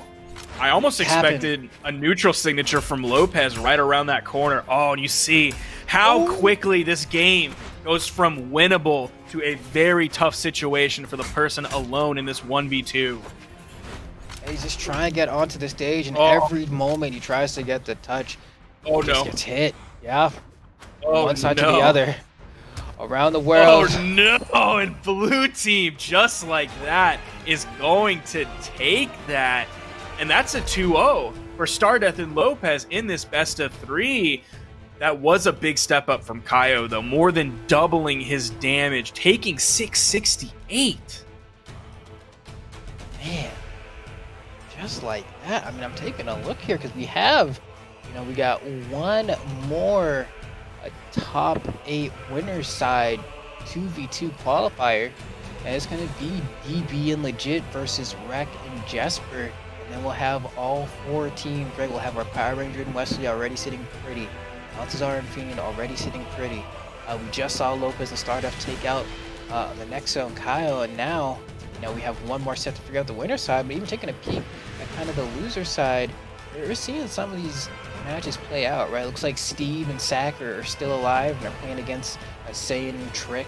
And that's a close set. Looks like it's 1-1 right now, so that could go either way. Wrath and QWERTY looking like they're actually having a tough time with LX and Vecina, who we didn't even get to see on stream yet today, but they've lost game 1, so that could be a little bit surprising for me as well. I'm just so curious to see who's going to make it through the loser side. Where's Blue at? Hold on. They got knocked out. Guga and Elzo knocked them out 2-1. Oh, wow. That's insane. That is definitely an upset And then Guga and Ailzo got knocked out right after that by Okami and News. So Okami and News, they're waiting for their top 8 qualifier on the losers side for, I think, the loser of this set. So we're gonna be going into this one, man. And Jasper, is he gonna be able to do on the edge here what he did against Steve and Sack? Now that is a good question, my friend. I would like to see if he still feeling the sauce, right? Like, does he feel the same amount of confidence? Because sometimes, man, just like you feel like you're in it, right? Like when we saw Wesley earlier, he was in it, but like extending that period of being in the zone to hour-long time, because by the time this tournament's gonna be over, it's gonna be at least 2-3 hours from now, and that's a long time to try to be playing at your peak A game the entire time. Is just gonna be able to continue that pressure off stage the further and further they get onto bracket, or is he gonna kind of lose that gas? We're gonna find out. And I think, that's going to be really important because of this well-known team of DB and Legit. You keep talking about the sauce, and that brings me back to the Gucci Mane quote. A man can get lost in the sauce. We don't want to see Jasper get lost in the sauce while he's feeling that sauce over on the edge against DB and Legit. But the same man can be lost in the sauce. So he can be with the sauce and without the sauce. We'll see where Jasper's coming into this. So far, this is going to be a good time for him. I like that. Uses the exhausted recovery to get a little bit more horizontal momentum, but it's not going to be enough there. Gets caught by the ground pound. And so far, I think DB and his partner are doing quite well here. I mean, Legit is going off. Ooh, there's one knockout off the top. Legit might be knocked out soon. Lower defense character. Oh, he wanted to slide charge that. He wanted to slide charge that, but he stopped right before the corner. It'd be hard to kind of judge what the perfect distance is to slide off in a perfect spot while out. Because sometimes you just get caught in the corner just like that. Wow, okay. That'll work, though. Right there. Oh, DB immediately answers right out of hit stun with the neutral air on those blasters. Nice. Good rotations over from Jasper and Rek. Both of them playing really well here, trying to wrestle this game back in their favor. DB going to pick up the recovery. Still not going to be enough to knock out Rek, but Jasper does get knocked out. Neutral signature from DB, going to send him off the top. This lead that the red team has is now big. Yeah, it's become monumental, especially with Barraza with that high defense stat. Won't be saying goodbye anytime soon here. And just look at these blasters. This double blasters is going off right now. That's not something you see very often. Oh my goodness. I grabbed the cancel. The SIGs are coming out. Oh. DB should be fine on the here. edge. Nice. Oh, nice. That's there. Oh, DB turning it around. And he got the gravity cancel on Rex. I swear he wasn't going for that. I swear he was. I swear he wanted to get that ground pound on a Jasper, and Rex just happened to be there. But who knows? Maybe his awareness is just so much more than I'm able to comprehend, and that conversion was sick. Their spacing on that, they are so close to one another. And their timing, choosing where they are when the moves come out, trusting their teammate, they have that one labbed for sure. Even, man, they were so close. They're throwing signatures out. Great work there in the end from DB and Legit. Man, that was crazy, DB. And I like Legit's like in-game name, El Legit. It's like, okay, he's legit, but like too legit. But he's illegit. Now we're seeing the swap. He's L legit, not La legit. Yeah. He's L legit. So he's saying I got cheekbones for days, and testosterone or something. I don't know. So with this swap over onto the Macho Man, onto the Ragnar for Rek, this was a swap that we saw them do previously. This is still a best of 3, so I didn't want to risk, okay, let's try this one more time. If we get the victory, maybe we'll swap into game 3 based on what happens in game 2. They're going straight over to this. This was the Macho Man that we saw Jasper absolutely destroy with previously. The Macho Mans today, man, they've been so good. First Jasper, then Wesley. Now we're seeing Jasper again on this Macho Man. But Rek is getting wrecked by DB. Saw the D6 sending him up. Upon landing, side signature sending to the right. He's done. Jasper's done. Huge lead for the red team. Here we go. Rek doing great as well. Chase dodge gets the side sig on Ragnar. You don't see that sig come out too often, but it does cover an amazing horizontal distance here. Is Rek going to go for the offstage play? No, he's going to try to go for the 2v1 on DB, and it's going to work out here. Beautiful conversion, but Baraz's defense is busted. Yeah, man, the angle that sent was at that 45 degree to the left. If it would have been a 45 degree to the right, it might have knocked out. If it would have gone straight up, it definitely would have knocked out. So that just happened to hit in the wrong place. They were still able to clean it up and get the knockout. Rex stuck below the stage, knocked out. A minute and 15 into this game, and Rek is on final stock. That's a bad look for the blue team. And here we go once again. LA it. Trying to hop in there. Oh no. Oh, that dodge was great. That dodge was so good. Was able to respond to the snare that he was in. Had he kept going forward there, would have been caught by reverse slide charge Ogrim Ense. Oh, side signature from Legit. Able to completely remove Rek from the game. They're already up a game, looking like they might close it out here. Only 2 more stocks, and they're able to take this. 3 stocks for the red team after that knockout from Jasper onto DB. Now they only have 1 more stock, and they'll move on to top 8 on the winner's side. Double blasters coming in for the red team. Yeah, they are making it happen right now, as it's all up to Jasper here to try and get through this. There's a lot of damage he'll need to do, though, especially with Faraz on the field here. Maybe go for a quick offstage conversion, goes for that ground pound, trying to get a big play here to get it. Oh man, what? Oh, there's so many bullets going out right now. Unlimited ammo. Legit is doing so much damage to DB. He hit him like with a D-light, then a side light, then 2 D-lights, then a D-sig.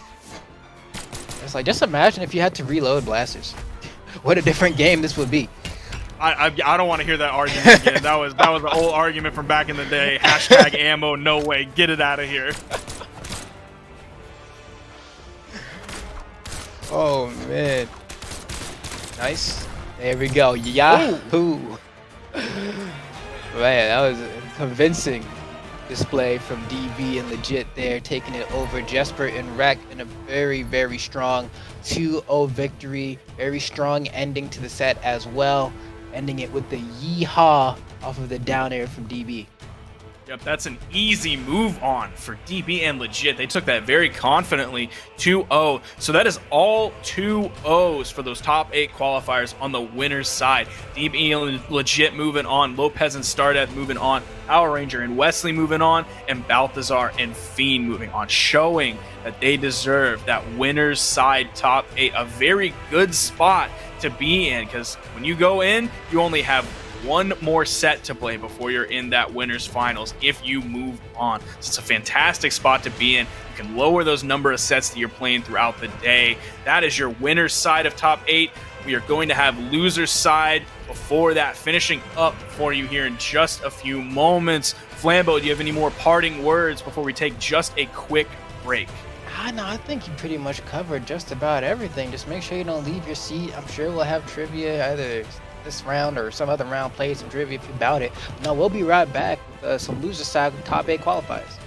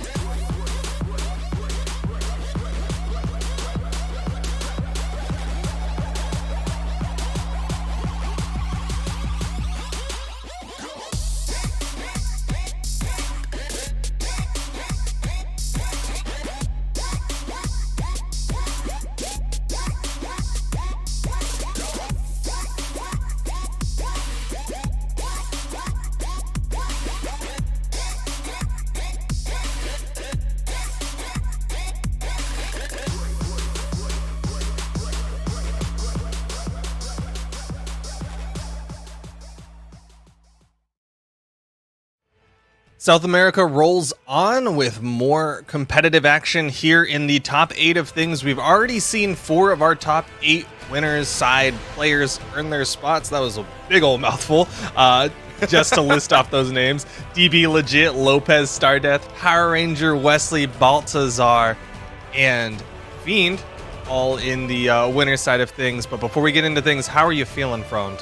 I'm feeling pretty good. I mean, we just came off of the EU top 6 before. That was also actually pretty entertaining, all things considered. And we've gotten to see quite a few interesting names come up through the South American side of things. And of course, we have, like you said, those winners side bracket top 8 placements already in their spots ready to go.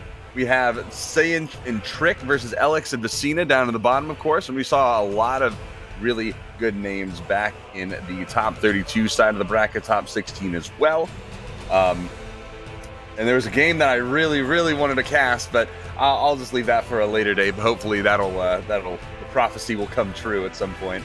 Yeah, there's always going to be people, like, you look on the bracket and you see a name and you're like, you know what, I don't have a good reason, but I'm going to root for that guy and I want to see that person get really far. Maybe one day that person will get super far and you'll get to cast one of their matches. But for now, we have the pleasure of casting Fiend and Baltazar versus Wesley and Power Ranger. And this is exciting.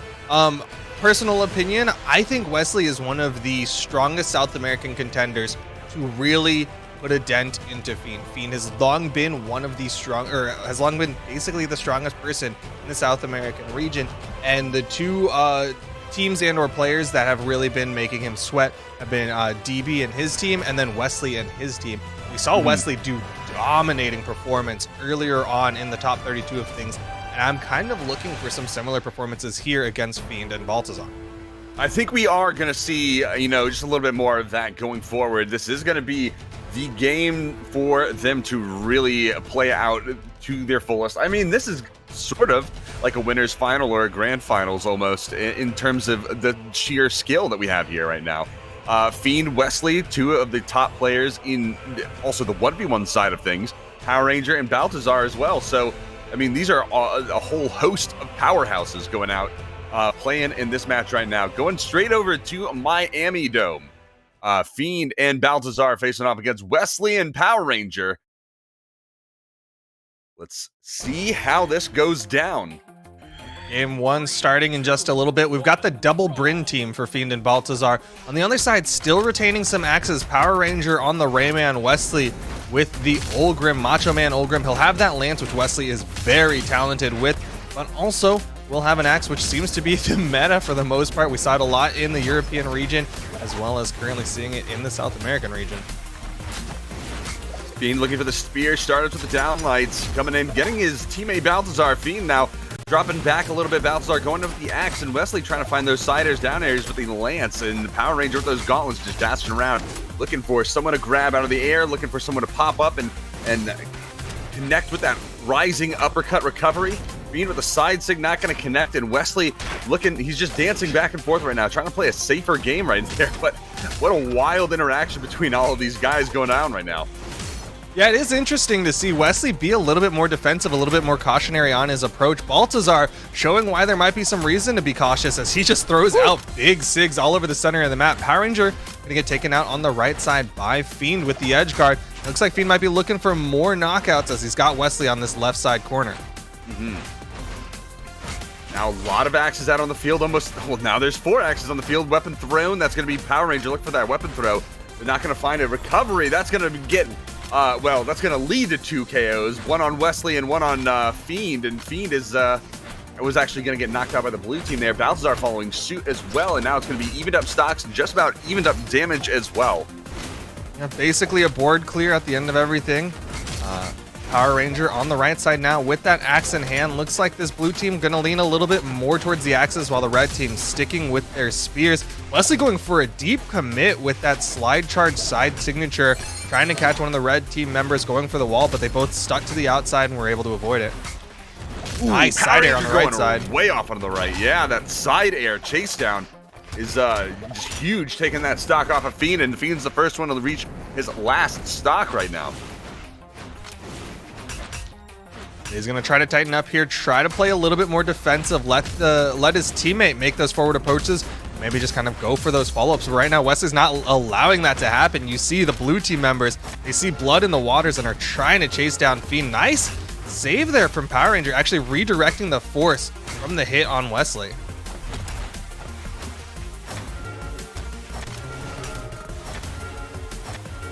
A lot of signatures coming out right now. Fiend finally finding something there for the KO. Power Ranger and Wesley on their last stocks, and Balthazar is still holding on to that second stock, doing a lot of damage onto Wesley. Wesley still can't get over to that weapon, finally finding the axe, and just not quite in time being able to stop that out. Power Ranger getting the neutral life.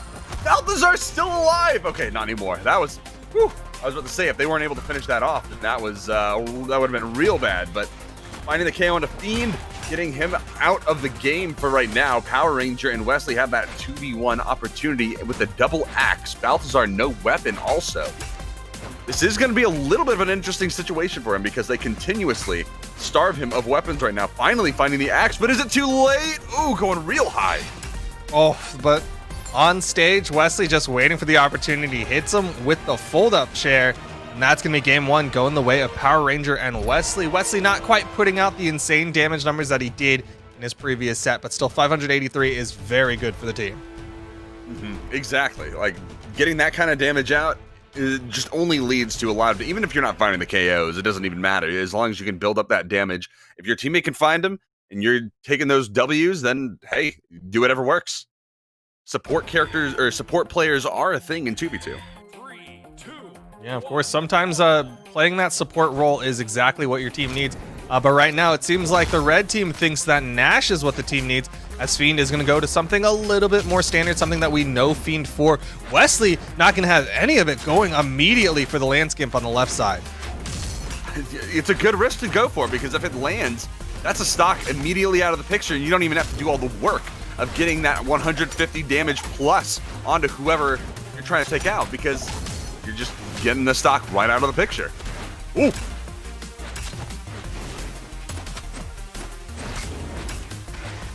Like neutral air coming out from Power Ranger, just swinging on everybody with the big axe in hand. Wesley launching Fiend away from him. Fiend very damaged. Blue team might be looking for the knockout. Yes, they will, as Wesley connects with the recovery underneath. Wesley trying to play the aerial game. Those neutral airs, those side airs coming out. Fiend looking for the hammer scoop. Power Ranger, though, finding the recovery off the top onto Balthazar, and there's a scoop from Fiend to get that stock off of Power Ranger, looking for another one. There it is. Wesley losing that first stock, going right out of the side of the map, and that is going to be an equalization right there. Fiend trying to get that hammer play. It looks like the Nash is paying dividends right now. This damage coming out, this power right out of this hammer is doing a lot of work. Uh-oh. Flash out. But Fiend still gets the wall touch. Nice recovery. Wesley got the wall touch. Power Ranger makes the rotate over. Fiend almost catches his teammate there. And Power Ranger still maintaining this pressure on the left side. Fiend not sure if he can come back on the stage. Finally gets his feet on the ground. Fiend actually found a third recovery on the left side, but got blocked out by Balthazar's ground pound. So that was actually really interesting. He actually could have gotten the recovery kill earlier on, but it doesn't matter. They ended up taking those stocks out anyway. 2-2 to 1-1 on the stocks right now. Red team with a pretty sizable lead, getting a lot of bonus damage. Balthazar is still living. Yeah, I am surprised Balthazar has been able to extend these stocks. Bryn not exactly known for being a high defense character, but Balthazar just positioning properly, making sure that he's got the longest launch angle so that he can survive for a lot longer.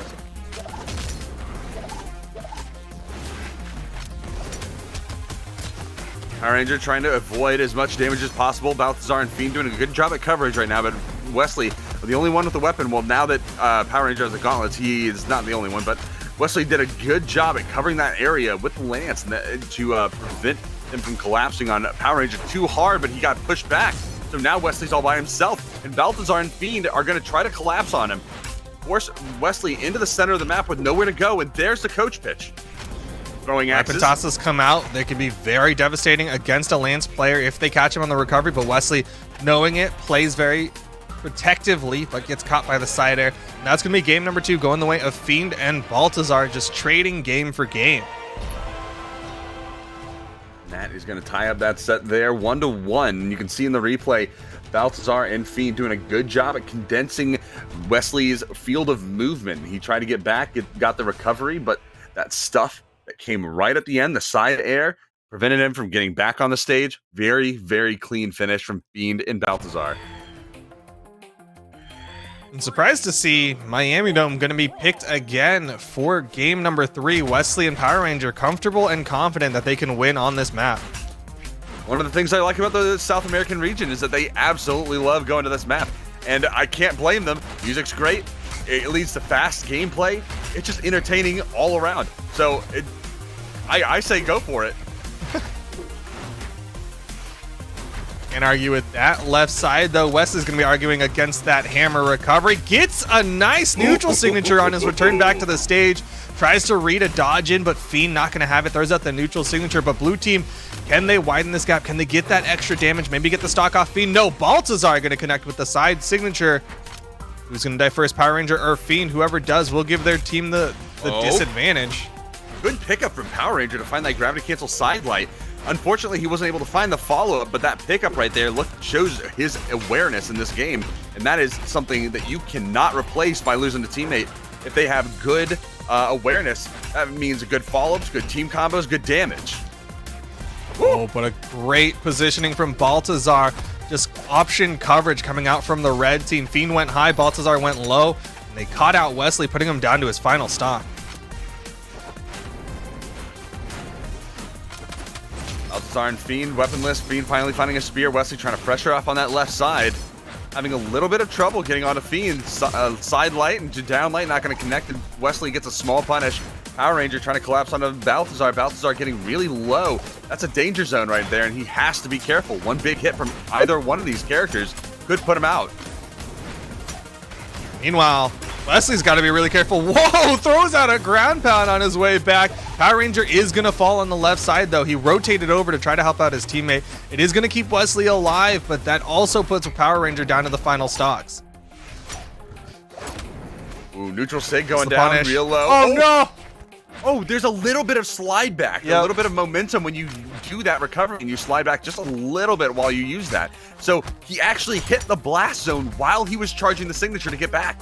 I don't think I've ever seen that before. That's what happens with Lance recovery. You'll see it sometimes when people get launched horizontally. It's rare to see it at the bottom of the map like that, but Wesley gets caught by that little bit of momentum, and that means Fiend and Balthazar gonna close out another one, currently going up 2-1, I believe, over Power Ranger and Wesley. So that is a pretty crazy interaction between those guys right there, and I don't think I've ever seen that. I'm still kind of stuck on that. But anyway, we are going to see them continuing to move on to game number 4. Fiend and Balthazar versus Wesley and Power Ranger. 2-1 in the set. Still going with the Macho Man. Still going with the Rayman on the blue team. And of course, we're not going to see any character swaps from Fiend or Balthazar. They worked the first time. Don't fix it if it ain't broken. Is, the saying that is usually said sometimes by people, Well, yeah, exactly. It definitely helps when you clarify it like that. Yeah, don't fix what ain't broke. Power Ranger and Wesley, they're definitely a strong team. Going to be sticking with what they've got. Fiend and Balthazar, of course, very confident with their team as well. So looks like they're waiting on something before they get into the map bans. But it's likely either just some team conference, hey, what do we need to do to be slightly better, or is it a decision on map bans? It looks like Wesley and Power Ranger, they're like, we're done with Miami Dome. We've lost on it twice. We got to get something to bring us back into this one to take us to game number 5, and we'll see what they ultimately leave. It looks like 2 tri-platform maps and Apocalypse. It's going to be Small Enigma for game number 4. Interesting that they're going to go with Small Enigma. It's kind of a pretty average sized map, 3 platforms, all uniform size. I would have actually thought that they probably would have at least wanted to go to Apocalypse because of the smaller stage presence. Fiend and Balthazar actually excelling in that smaller stage area. Oh snap! Balthazar gets caught by the gift! Wesley! Great reads coming out from Wesley. Going for it again, Wesley! No way! 20 seconds into it. Wesley's taking off 2 stocks. He's not done. Is he going to do it again? He's trying to. Oh, Fiend getting a Great lot of unarmed damage, from unarmed. Fiend, though. The weapon toss not going to connect. That was Fiend's moment right there to take that stock off of Wesley, and he just lost it with the weapon throw. He missed the weapon throw, and he couldn't finish off the stock. And Wesley getting that recovery back, touching the wall. This is just immensely huge for the blue team right now. Fiend able to finally get that KO onto one of the blue team members, but it's cost them so much. It's cost them 3 stocks. Dude, Wesley's popping off. Wesley has taken 3 stocks off of this red team. Hasn't lost the first stock. Almost caught Fiend on the dodge up, but just didn't have the timing, and Fiend does get the turnaround. So red team gonna start triaging a little bit, but Baltazar's got to be careful as the side air takes him out. This is insanity right now. Wesley is popping off. He's going so crazy. Fiend trying to stifle him right now, trying to take him off the top. I mean, Wesley didn't even have that much damage on him. If Fiend was able to get that ceiling gimp, that would have been immense for this red team. That would have been huge. But man, this is just running away in favor of the blue team right now. No left side. Power Ranger gets caught by the hammer recovery, though. Not respecting it. Fiend with another one. Power Ranger did reset the jumps, but the weapon toss not going to keep him alive. Power Ranger barely gets the wall touch. Wesley with the rotation over, going to give that room for Power Ranger to get up safely. Fiend is actually doing a really good job, too, at creating pressure on a single one of the red team members at a time. He is going to find that KO. And another one. There we go. The comeback is forming right now. Fiend and Balthazar are bringing it back just a little bit, but they are in that danger zone. Balthazar, Fiend a little bit behind that. He isn't quite in that kill zone unless he gets really close, but we saw that Wesley doesn't even care if they're in that danger zone or not. He can just get them over to those blast zones on the side and then just oh, that is not what you want right now. Almost tragic. The red team making that comeback happen. This is definitely doable for them. Fiend really starting to pop off here with the big SIGs, the recovery. Wesley's done for. Power Ranger left to the 1v2. He's got the gauntlets in hand. Big recovery, not enough to take out Fiend. The comeback is real, and Fiend has put it into, he has framed it, he's put it on his wall, and he's glittering it with gold. Fiend right now, and Balthazar. Oh my God, they did it! Wow. Amazing. Completely shutting down all the momentum that Wesley had given the blue team.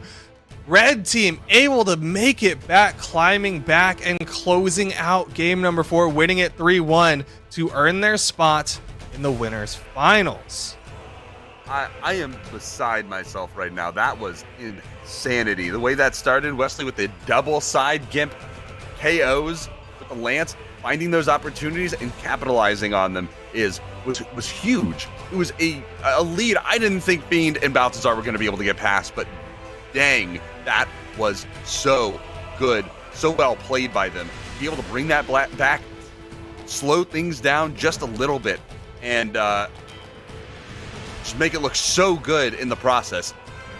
Honestly, that just proves that I can't.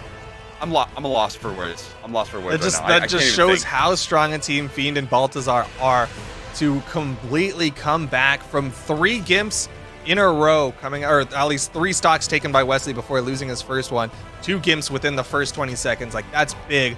But they're not done yet, and neither is Wesley and Power Ranger. They're now down in the losers bracket. Currently on your screen in the losers bracket, DB and sorry, this isn't the losers bracket. This is still winner side. DB and Legit going up against Stardeath and Lopez. Winner of this will go on to fight Fiend and Baltazar. We'll find out in just a little bit. DB and Legit currently locked in already with the Barasa and Cassidy going up against Teros, and Lopez yet to lock in. Well, we'll see what Lopez is going to select here. I don't remember exactly who he plays, but, well, you know. My favorite selection is leaving the lobby. That's my favorite. Well, maybe he had to go consult the Wikipedia, you know, just like go through the whole character. Like having just the little portraits there, it's not enough. He has to go to the full character list, look through all the individual points, and you know, figure out what he needs in order to bring to the table in this game. So we'll see what he brings back. In the meantime, in the meantime, no, you're good. You're saying words. Oh, I was gonna say, in the meantime, we do have Barraza, DB's Barraza, something that we've seen from him before. We have Elite, legit. Not entirely legit. Legit's the player. I think he's El Layit, like the legit is okay. What he's trying to do. Well, we have legit with the Cassidy. I think that's a pretty solid pick as well. You have the blasters synergy there with the double blasters, and then you have the axe for the big hits, and then you have Cassidy's hammer, which is phenomenal. You have the stomp neutral sig, of course, and you have the twister, and then you have the dust bowl, which is that side sig from the hammer. You got some really good stuff. So on the other side, you have Stardeath with Taros, which is a pretty interesting pick as well. I know that we've seen a lot of axe in the 2v2, a lot of big defense and damage characters coming out as well. So that's not super surprising or anything. But I didn't think we would see so many just normal picks from the 2v2 side of things, I suppose, because we do tend to see something completely separate out of the South American region. I mean, there's definitely still some departure from what we have been seeing in like the kind of more commonplace regions, right? Like instead of what we're seeing out of Europe and North America, we saw Nash more than a couple of times in South America. I think Sparky talked about this earlier, where it's like Nash is one of those characters where not a lot of regions give him love, but for some reason South America really loves Nash. And then to that similar point, like we haven't really seen a whole lot of Cassidy. Like the one person who we would have expected throughout the weekend to play Cassidy, Boomy ended up playing Cross, right? So legit being on this Cassidy, it is a little bit different. It still has some ties to kind of the common meta, axe and hammer being the popular 2v2 weapons, but it still is like legit and the South Americans kind of putting their own twist on it, making it their own thing while still staying true to the meta. Oh yeah, so I could see that. Yeah, that's definitely a pretty good point there. I do have to say I really do like the Cassidy pick though, and I think it's a good idea to go into the defensive stance as well. Having 4 defense isn't usually ideal, especially when you're going to be taking damage from your teammate as well, potentially. I think a very interesting point though is DB going with the speed stance, taking one out of defense in the process. I wonder if that's going to be the best idea. I know he's still tanky as all heck, but losing out in any amount of defense, I wonder if that's the goal. Or the goal that they should have, because I know we've seen a lot of crazy survivability out of stuff like 8 and 9 defense with people playing Onyx. So I don't know. We'll have to see how that works out for him, because I can also see the other side of the coin where movement speed does also translate to stuff like avoidance and another form of defense, not just tank. How many hits can you tank, but how many hits can you get away from as well? Also, it does have the added benefit of air movement speed, so that you get back to stage a little easier. So we'll see. Yeah, I mean, generally, like rules of thumb, right, in as a whole for players is like 5 movement speed is like the big comfort number. Of course, with 2v2s, meta starts to shift towards having that defense, where you see like 5 defense is the minimum that most people are going to be comfortable with, which is why you're seeing that kind of trend line where if DB plays Barasa mostly in 1v1s, then maybe that's what he's bringing over is like, well, in 1v1s, I need this 5 movement speed, and that's what I'm comfortable with. And so if I go into 2v2s, even though I'm taking out a defense, I want to still be at my best in the kind of play realm that I am most comfortable with. I think that is, I agree. Thanks. Much appreciated. Lopez is in here on the Taros, though. So we've got the double Taros for the blue team going up against DB and Legit with the Barasa Cassidy.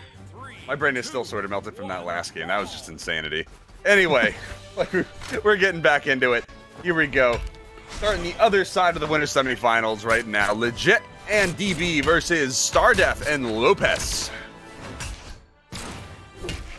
Yeah, Stardeath and Lopez, like I said, on the double Taros. They've got 2 axes in hand, but you're seeing the red team try to stay close to each other. You can see the way that they're trying to play it is that they're playing for these follow-ups, playing to stick together, but the blue team just stacking up the recoveries onto Legit. Legit already knocked out. Stardeth and Lopez hunting for the second one onto DB. Nice pickup from Legit. Neutral light from Lopez, throwing DB across the map. He is in the red now. Good movement from Stardeth to get that hammer grabs out of the air, and he's going to be swapping over to the axe to also help deny a weapon from DB, but he doesn't even need it. Oh, Legit looking for the neutral sig. That's not enough. That was a clean team combo coming out from the red team, though. The stomp recovery into DB's downlight ground pound.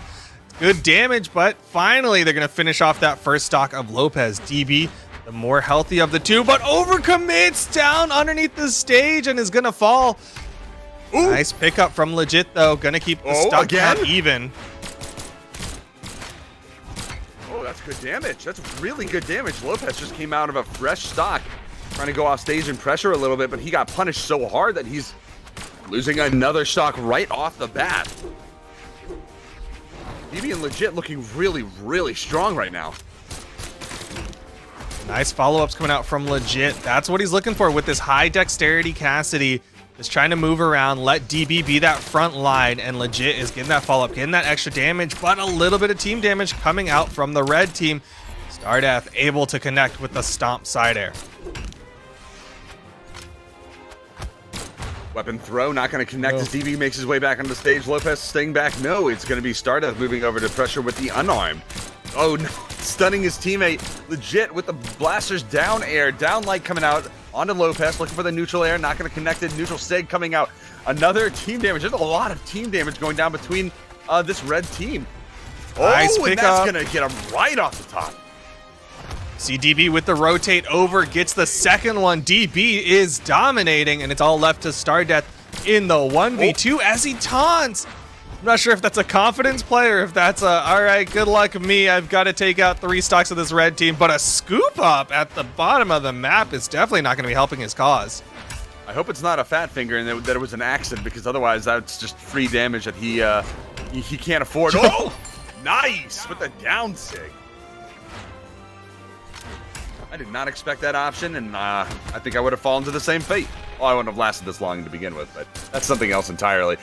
DB making his way back onto the stage in the fresh stock, trying to tank a little bit with that fresh stock. Legit getting knocked up into the sky. That's a little bit of a dangerous position there. Stardeth making his way back, looking for the scoop. Not going to find it. Weapon throw, switching over to the axe. The pinwheel coming out, not finding a hit, though. Trying to stay in the air. Legit not able to get taken out by Stardeth as DB finds that KO. A great chase down coming out from DB. Stardeth maybe not as happy with the way that one ended, considering his teammate was in the 200s of damage, but still well played. He had the opportunity. We're going to go right on into game number 2. No character swaps as far as we can see. Currently, Stardeth still sticking with the same Taros. And it looks like we're going to be going to Great Hall once again. I don't think I've seen it twice in a row today. Triplats. I mean, there's also Enigma. Yeah. 3, 2, What? 1. They like to. I don't know. It's just interesting to me. The further out horizontal soft platforms on the left and right, maybe that's what they're looking for as different places to recovery to, or just more center space where there's not platforms in the way. But either way, Legit gonna get the great follow-up with the side signature. But again, DB getting some team damage wasn't too detrimental considering they were able to close out game number 1, but it could be something that starts to hurt them as a team. Approach from DB with the blasters, looking for a little bit of damage here. Legit. Uh-oh, getting knocked off. That's going to be a KO. Weapon throw just barely avoided by DB. Recovery is actually going to put DB underspaced for that weapon throw from Stardeth, and he lost his weapon for just a second, but now has the hammer. Weapon throw from Lopez again. A lot of these weapon throws, and DB is actually playing. Ooh, save! Oh my god! That was not intentional. He was throwing that neutral light out before his homie got hit, but that's a great save. Unfortunately, didn't last long. Wasn't enough to bring them close to taking off the blue team stocks, but is at least a nice comfort.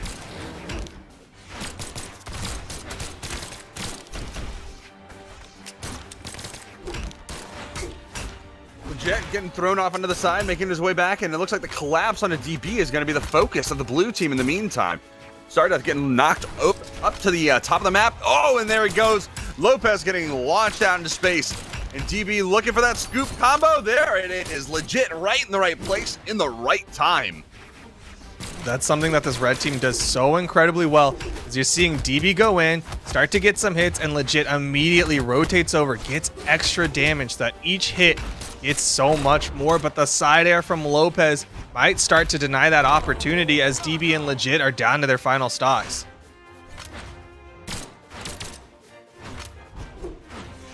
DB making the approach back up. He does find Lopez in the down air. Stardust losing his weapon as well. It's going to be a little bit troublesome, maybe not, as he does have an axe now.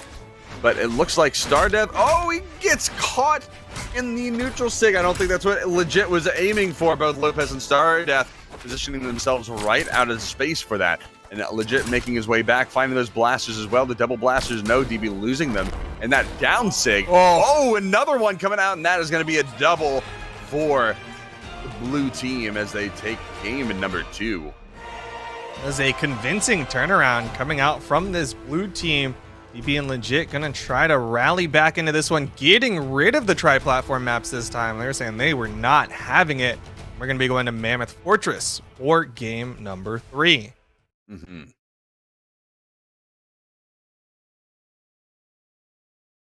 The most tried and true map of them all. The one that everybody loves in some fashion. Just a big old block with a floaty platform out there to, I don't know, maybe use sometimes, depending on where it is. We'll see, but Stardust sometimes already helpful. It's gonna help Stardust there with the weapon toss. Legit already out of there. Stardust with another one. Stardust is untouched and got the double. Perfect stocks on the double. Still no damage. And look, he's chasing a Legit off stage. Still not even touched. Finally, he got one hit. Finally touched by something. But Stardust continuing this absolute onslaught. The neutral air just barely stuffing out that neutral sig from Stardust, trying to turn on Teros mode as he just starts hitting the sig button. They're just reaching for those neutral signatures over the corner. Right now, blue team can really do whatever they want. They're going to save Legit just for style points so that they can synchronize the knockouts of the blue team members, as there are 6 stocks left on the blue team to the 2 stocks left of the red team. Downlight. Oh, and Downlight stuffed out. DB and Stardust trading blows with those axes. Legit. Yo, Lopez. DB. You okay? You okay? Yo, nice respect coming out from the blue team. They saw the second DB was doing nothing. They immediately paused. This is at the point in the game where it's definitely too late to restart this one. Oh, that looks like a bot. That's likely a bot from DB. It's definitely too late to restart this one. So there's no like undo button on this. Blue team will likely be running away with the victory, but I'm surprised they're not like, hey, let's actually close it out. Instead, they're like, give them a chance to take a stock and not get 6 stocked here. Well, if they bait the bot enough, I know there's a way to just bait the bot to death. So if the bot jumps off stage, it's basically a 50-50 on if the bot lives or not. So we'll see. Right now, the platform is on the stage, so it does extend the stage space, quote unquote. Oh, it looks like he is back. So, honestly, claps for Lopez and Stardust. Let's see a clap in the chat for the good showmanship here, the good sportsmanship from this blue team. Gotta respect it. Yeah, and it is gonna cost them 2 stocks.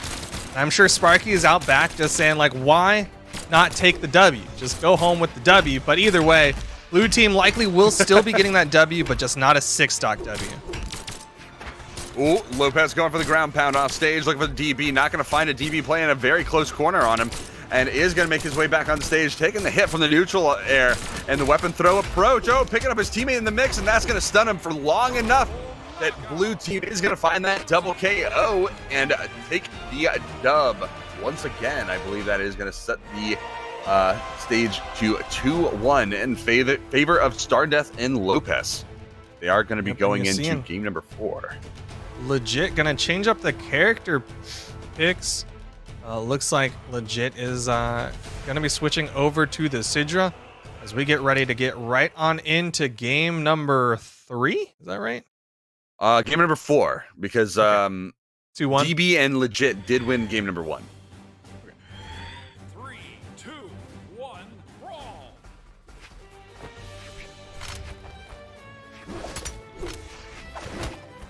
Here we go. Legit switching over to the Sidra, DB over to the Orion. So this is going to be very different from your standard 2v2 meta. No axes, no hammers on the red team at all.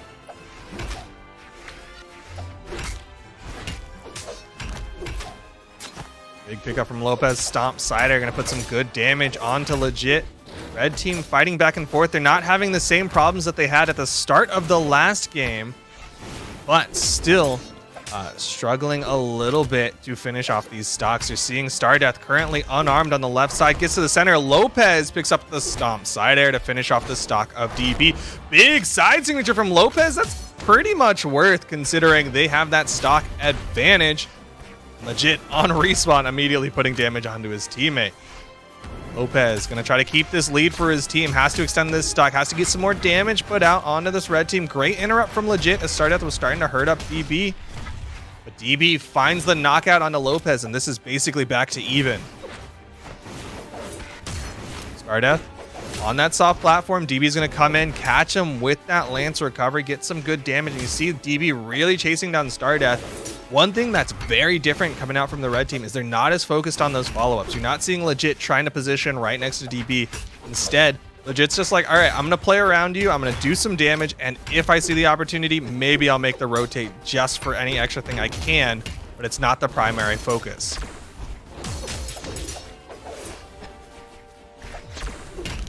Both red team members fairly hurt, but Stardeath definitely the most hurt of anyone on the screen. Lopez, very healthy. Stardeath launches DB over to the right side. Lopez launches Legit, so DB and Legit can't help each other get back onto the stage. They have to fight for it themselves.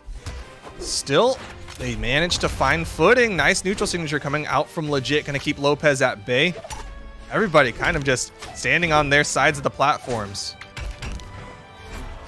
Big scoop up. Will take down the stock of DB. There goes Legit.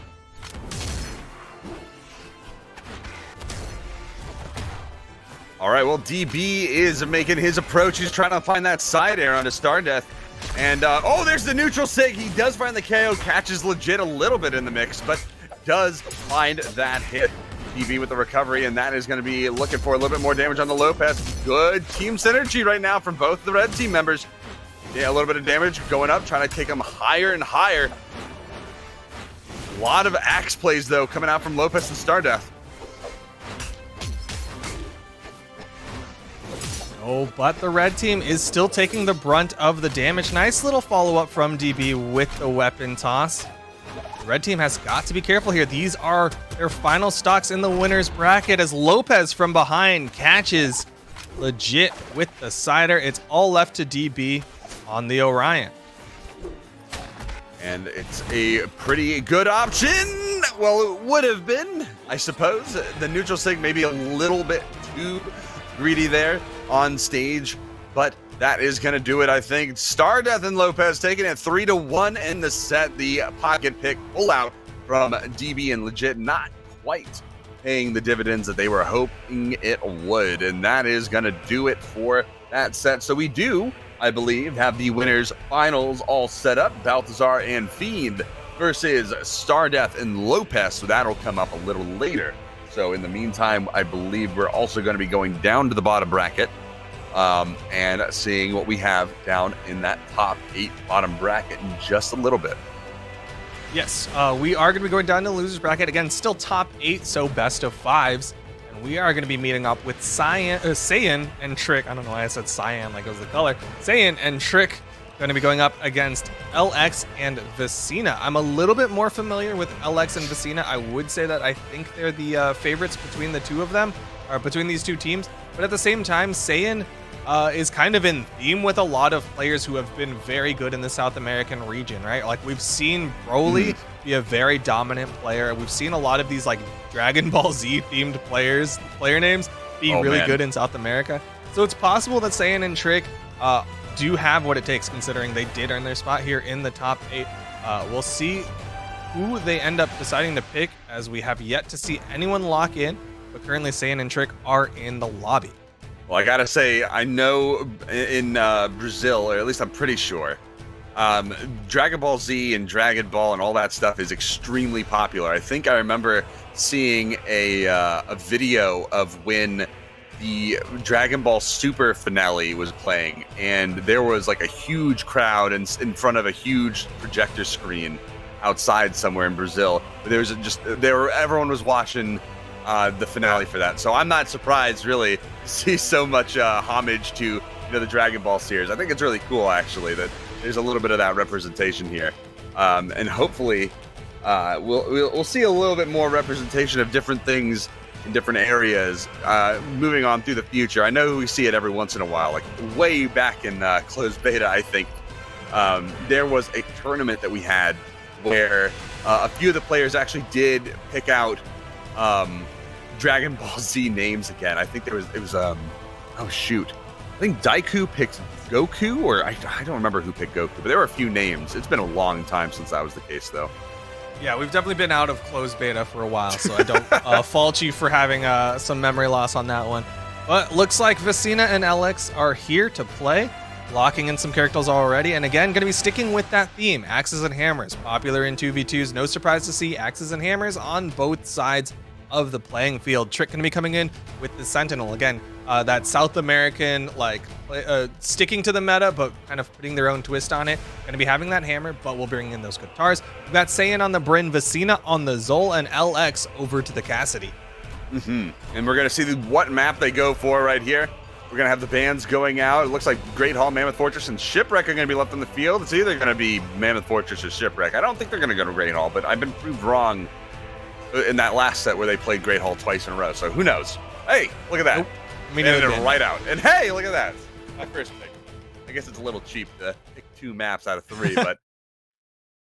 You had a 2/3 chance on a completely random roll, but definitely aware of how these players likely want to play maps. It is going to be game 1, Saiyan and Trick versus LX and Vecina. Trick going high in the sky, but actually denied the weapon pickup. LX went just underneath him, kind of snuck out that weapon spawn.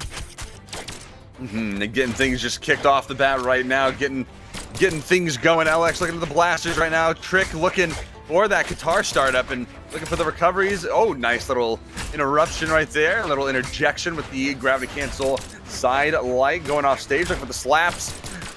Saiyan having a little bit of trouble getting back on the stage, but finally having that space to recover. He is going to start doing a little bit more work with that axe, and Vecina just getting the turnaround as well. That axe being much more powerful than anything else we have out here, because that Zol is just immensely powerful. And whoa, getting turned around. There's a double. Saiyan with the very delayed knockout on LX there, but Saiyan with a fantastic side air high in the sky onto Vecina.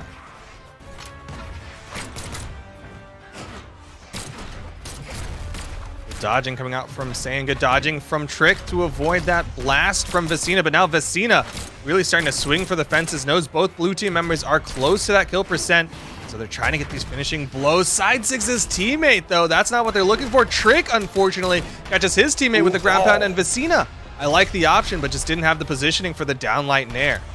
Yeah, usually that's positioned, that combo is positioned so that you hit it grounded, but hitting it right in the center of the hitbox, you're going to find that starter a little easier out of the downlight. But following the follow-up with the neutral air, I think you can't jump into it. I think you just have to press it because you're already in the air. You just got to hope that you're going to go right into it.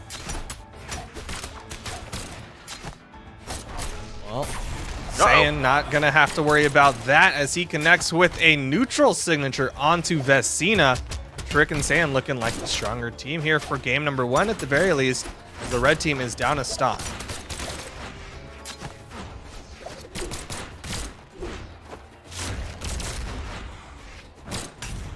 Vecina with a nice neutral stick read on a Saiyan, almost taking him off the top. Trick almost getting taken out. I don't know if he has the options, and no, he's gonna take the fall, but that is gonna cost the red team LX's stock as well. It's going to be just about even across the board, except for Saiyan holding on to that second stock still. Nice edgeguard attempt coming out from Vecina. Vecina trying to get some big plays here. There's out a neutral air, but on stage, LX connects with a stomp neutral signature to put Saiyan in the final stocks alongside everyone else. Weapon throw, hitting his teammate in the face with a cannon throw. LX taking that damage right there. Blue team getting condensed in the center of the stage. Trick getting thrown off onto the right. And Saiyan now getting collapsed on by both red team players with the turnaround. That side air, taking Vecina out on the left is going to be huge because that is a red momentum. Almost getting that recovery out the top. Great read coming out from Saiyan, reading that Alex was going to dodge down, which led to the neutral signature. And you saw Trick trying to get some extra damage there. Just wanted to try to relaunch LX. LX with a double down air. Saiyan can't touch. Oh, the neutral air got him the wall touch. LX was too close to it. Still stuck off stage now, even though all the weapon tosses. Wow, that was so close. I thought for sure he was going to take that stock off of Saiyan, but no. Able to close that out for the blue team. Phenomenal stuff. Well played from the blue team as we get right on into game number 2. Don't even have time to think about what happened between the two matches. Vecina already banning out maps, leaving Mammoth on the board. And of course, if the blue team just won there, they're going to go right back to it. But we do see LX going over to the Taros now.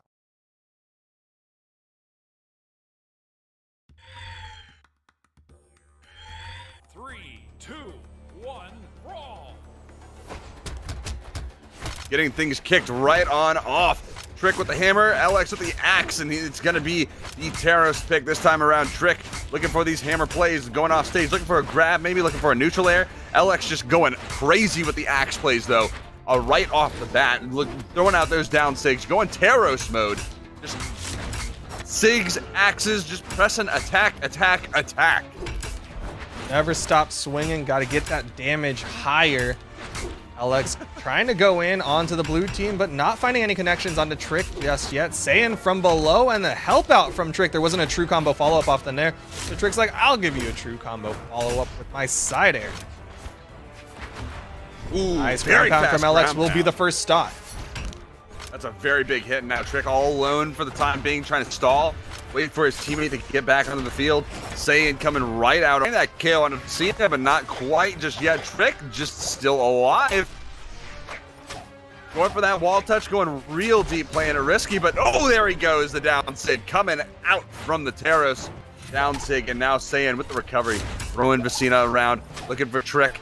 Collapsing back onto the field, and there is the KO. No, LX surviving just a little bit longer. Just enough defense, but Trick does find the recovery to finish off the first stock of Vecina. Saiyan looking for the dares, did stuff the recovery, so that's going to be the stock off of another red team member. Stocks evened up, but Saiyan barely damaged here. Not going to take too much to put Saiyan into that kill percent. Vecina really trying, though, using all of that whole cannon kit off on the left. Gonna back off as Trick tries to make an approach, and that gives Saiyan the opportunity to get back. Good dodges coming out from both LX and Trick, or Saiyan, as they avoid those big hits. LX looking for the bigger hits as well. Down sig coming out, not gonna connect as Vecina down airs again. Looking for another side air, throwing out the trap throw, and not gonna find it. Weapon toss, trying to catch Vecina, trying to catch Trick low. Both blue team members in that kill percent, and LX starts throwing out the big hits. Vecina's going to connect with the nair. Look at this disparity between the health pools, between the red team and the blue team. Red team. Oh no, oh no! He jumped out of it, so he's going to survive, but that's a lot of damage put out on Trick's final stock. That's at least 100 damage just picking him over to the edge. Even, like, you might as well have lost that stock because it's even worse now. Oh, okay.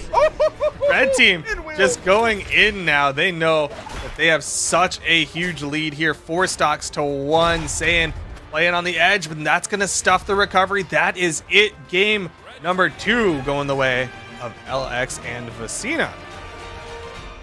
That is insane play right there, especially at the end. Good awareness from the red team, from LX, up in the sky to find that axe pinwheel and get that recovery right off the top.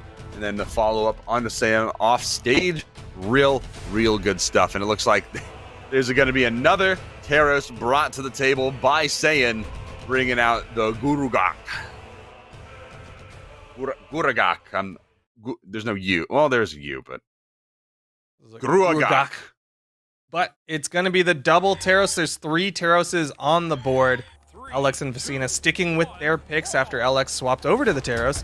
Now we're seeing Saiyan and Trick bring out some Teroses of their own.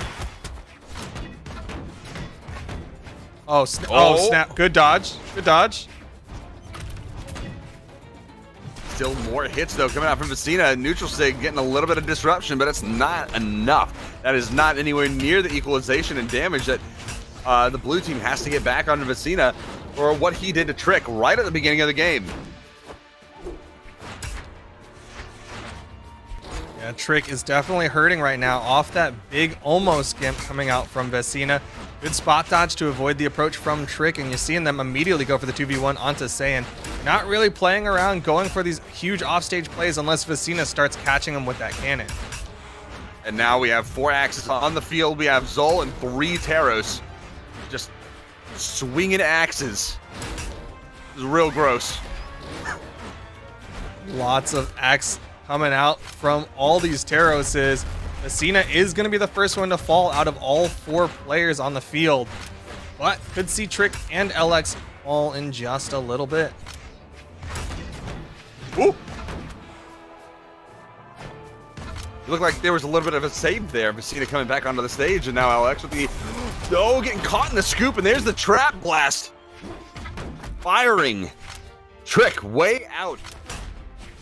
Losing that stock. Saiyan finally going to lose his first stock as well, and it is even stocks all across the board. Vecina in the orange, though. That's a lot of damage built up. He's going to have to play a little bit more carefully, although that is not usually done in the South American region for great effect, too. Vecina's just going to go in. Ooh, nice read on that neutral sig as well. Yeah, caution is definitely not something that the South Americans usually keep in mind when they're playing, but might start needing to think of it because Vecina is fairly hurt. Still putting out the pressure onto Saiyan, getting some good damage, but another down signature could easily finish off either of these red team members if it's put in the right spot.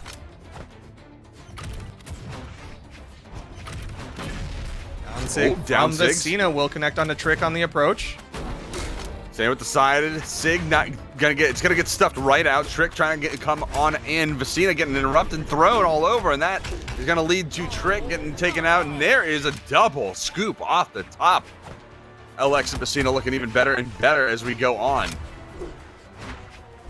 Really finding their footing, but we're seeing Saiyan with some signatures of their own as they connect with the down signature onto LX. Vecina only one left on the second stock, starting to go for the big off stage, but Trick with the turnaround side air will even up that stock count. LX playing that corner very carefully, trying not to get pressured too much. Trick hitting the neutral sig in full Teros mode on his teammate, who is also Teros. So there's a lot of Teros mode going on. A lot of axe plays. Complete berserking in general. The hammer is being swung by Trick. Oh no, the spike coming out. At least it's on his teammate. And so that reduced damage and force coming out from the moves is not going to KO, but still, that is not something. Oh no. It keeps happening. The team damage, and Trick is gonna fall. It's all left to Saiyan in the 1v2, and it's over before he even has an opportunity to pick up a weapon. LX and Vecina gonna put another one in their belt. Currently up 2-1 going into game number 4. Teros mode is one heck of a drug. When you just start pressing those signatures and you hit them, you just black out, and then you just keep pressing the same button. Because, I mean, you blacked out, you can't see, and your finger's already on the SIG button, so you might as well keep pressing it. So you keep pressing it, and your teammate just starts getting beaten. And, I mean, there's some enemy damage in there, too, but, you know, you just keep pressing the SIG button because it feels so good. And then next thing you know, it's just, you've done a lot of damage, but also to your teammate. So, what cost? There's help groups out there. That's the question. At what cost is all that damage done for? It looks like Saiyan and Trick, they did not like the double Teros. They're going to be changing it up, trying to avoid that Teros mode. As Saiyan hovering on the Roland, but it looks like an Orion currently. Blue team and red team deciding how they're going to close out game number 4. If the red team does in fact win this one, we'll be continuing on in the loser side of things. Blue team has to win this in order to stay inside of this tournament. And we see a Roland, we see an Orion, we see a Zol, LX walk in.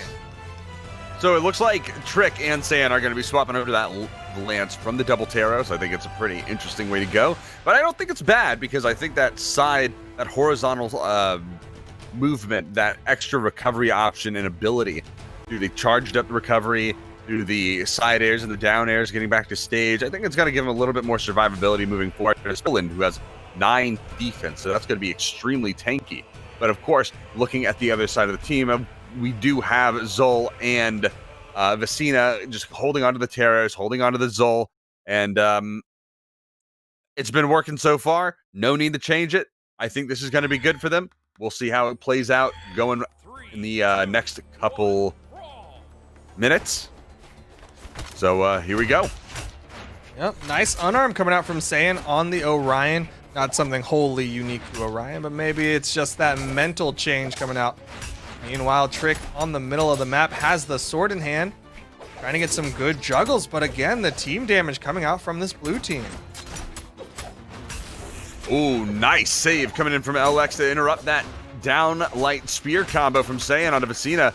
There's a lot of damage getting built up. Vecina using those SIGs, trying to just get a little bit more damage. Is a clap back to what Saiyan was doing a little earlier. Trick going off stage, looking for LX, chased with that sword, using the neutral SIG as a bit of an anti-edge guard. The neutral SIG from Vecina, though, trying to launch. Dude, there's a second one out, not going to connect it, too.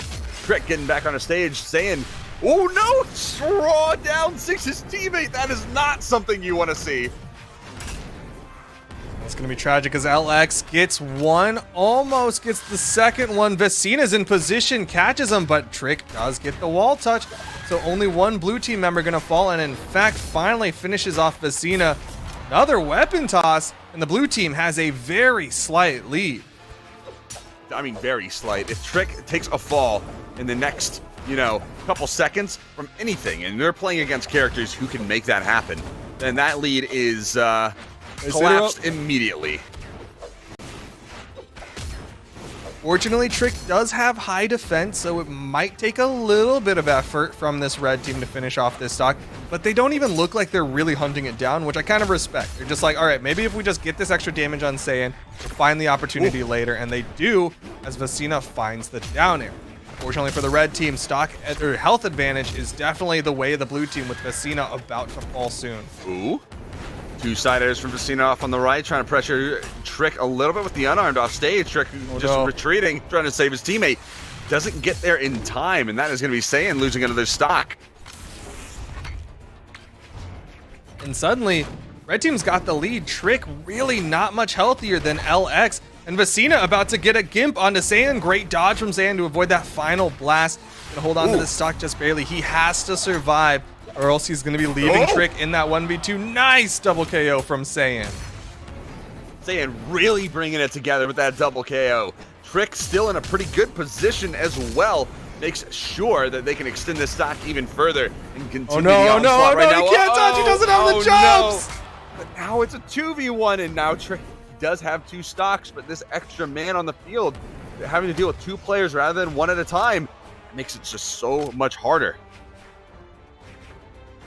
Yeah, this is starting to get real tough for Trick. 1 stock left to 1 each on the red team. Weapon spawn in hand. He's going to have the sword, which is definitely one of the safer weapons to have in these 1v2 situations. Not a lot of committal things. Great spot dodge, just kind of playing mind games against Vecina and LX. So far, he's playing this right. You go for the quick hits. You don't do anything that locks you down in place. A risky move to use the gravity cancel side sig. Oh, another side sig coming out. No. Vecina trying to get the chase recovery. Not enough to find the KO. Ooh, just barely makes it back. I was going to say, he doesn't have a lot of jumps left, but the red team actually backed off there. They're like, we got the damage we needed. That was some fantastic damage coming out from Vecina on the cannon. Nice side air from Trick. We'll get him back onto the stage, but he burns a dodge for the gravity cancel downlight, and the red team punishes. Such risky plays coming out from the blue team. Oh, a little bit of a clash. Alive. That's allowing Trick. Oh. Never mind. I was going to say it was allowing Trick to survive just a little bit longer, but that down sig right there from LX, finding the KO right off the top. A very satisfying way for them to end that right there, and I believe that that is going to make it 3-1 in the set, and I believe that is them going to move on. Yes, that is 3-1 going the way of Vecina and LX, and they're hopping out, getting ready to go into the losers quarterfinals to fight against DB and Legit. Over on the other side of losers top 8, we've got Rek and Jasper going to be going up against Caillou and Monexo. All right. Caillou? The creator? So in game it says like Caillou, but then on the Smash GG it's like Caillou. I don't remember the rest of the song, but anyway, Caillou or Caillou, you know, we're definitely not Kaya. Like, I don't think it's Kaya. I'm gonna go with Caillou and Monexo going up against Jasper and Rek. And if you can't tell already, not the most familiar with Caillou and Monexo. Definitely strong players, of course, earning their spot in the top 8 of things, but definitely not players that we see very frequently in top 8, and especially not in 1v1s, which is where a lot of our data comes from. On the other side, we saw Jasper and Rek earlier in the top 32 of things, and a lot of it came down to Jasper. Eyes were on Jasper. Jasper was really kind of like the linchpin of whether or not the team would do amazing or do not as great. And so it's going to be interesting to see if Jasper can maintain that role of being the person who's really putting the team, not necessarily like on his back, but really being like that critical component to the team. Yeah, and we'll see if that does come to fruition for them in that way. We do have Monexo. It looks like he is going to be picking out the Bazar pick. Very solid pick, of course. You know, you got the sword, you got the hammer. He's the first legend in the game. He's the, the staple, the guy that looks like the face of the game. I didn't really say he's that the box art, all right? Yeah. He's the box art. He's definitely the character that like is the classic character of Brawlhalla, has been in the game since the beginning of the game.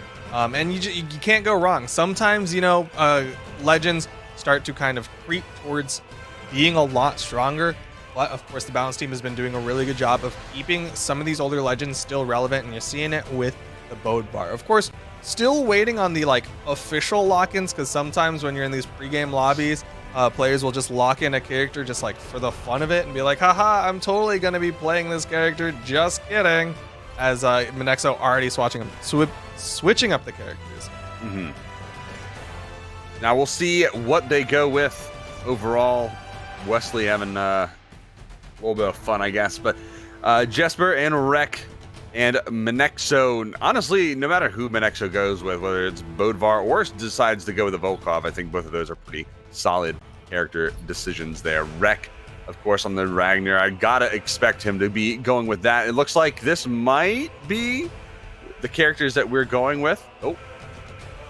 I was gonna say, I don't know why Wesley's coming in here locking it in Bryn. Oh, I got the chat open in front of that. I need to close the chat. Wesley is definitely not the person who was playing. There we go. KO back into this one. Monexo and KO waiting for the final lock-ins. We've got Jasper and Rek. These definitely make sense as picks. Again, Axe, very popular in 2v2s, but at the same time, we haven't been seeing the most Ragnar in 2v2s. Bryn, very popular in 2v2s though. So Jasper on the Bryn makes a lot of sense. Rek, again, South American twist on the meta. Monexo going to be playing that Bazar, just a good old classic. And it looked like KO was going to be on the Bryn. Yeah, just wanted to make sure they had the right skin locked in. Well, having the right skin on, that's a big component of the game. You don't have the right skin on, and your mindset could be completely thrown out of whack. Yeah, you gotta have the right shoes for the job, right? You don't want to be going out with dress shoes when you got to run a mile. You don't want to be going out with track shoes when you got to go sling some mud. So, of course, Caillou got to put on the right skin. Caillou and Monexo going in on the blue team, Jasper and Rek on the red team, onto Mammoth Fortress for game number 1.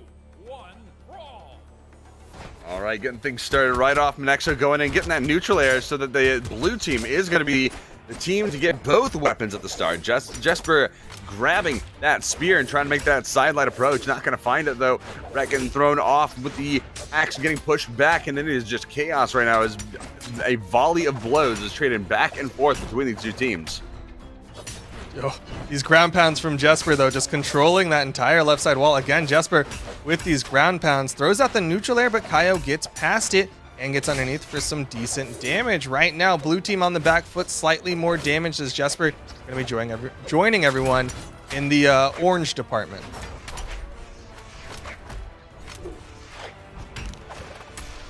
Nice neutral air from Nexo to clear Wreck off the corner. Jasper, though, Kaio doesn't, he just can't get it back. He just gives it up, drops down below. Nexo all by himself for the time being, no weapon in hand. He is going to find that sword, though. Kaio just trying to cover for a little bit, but just can't find that support role.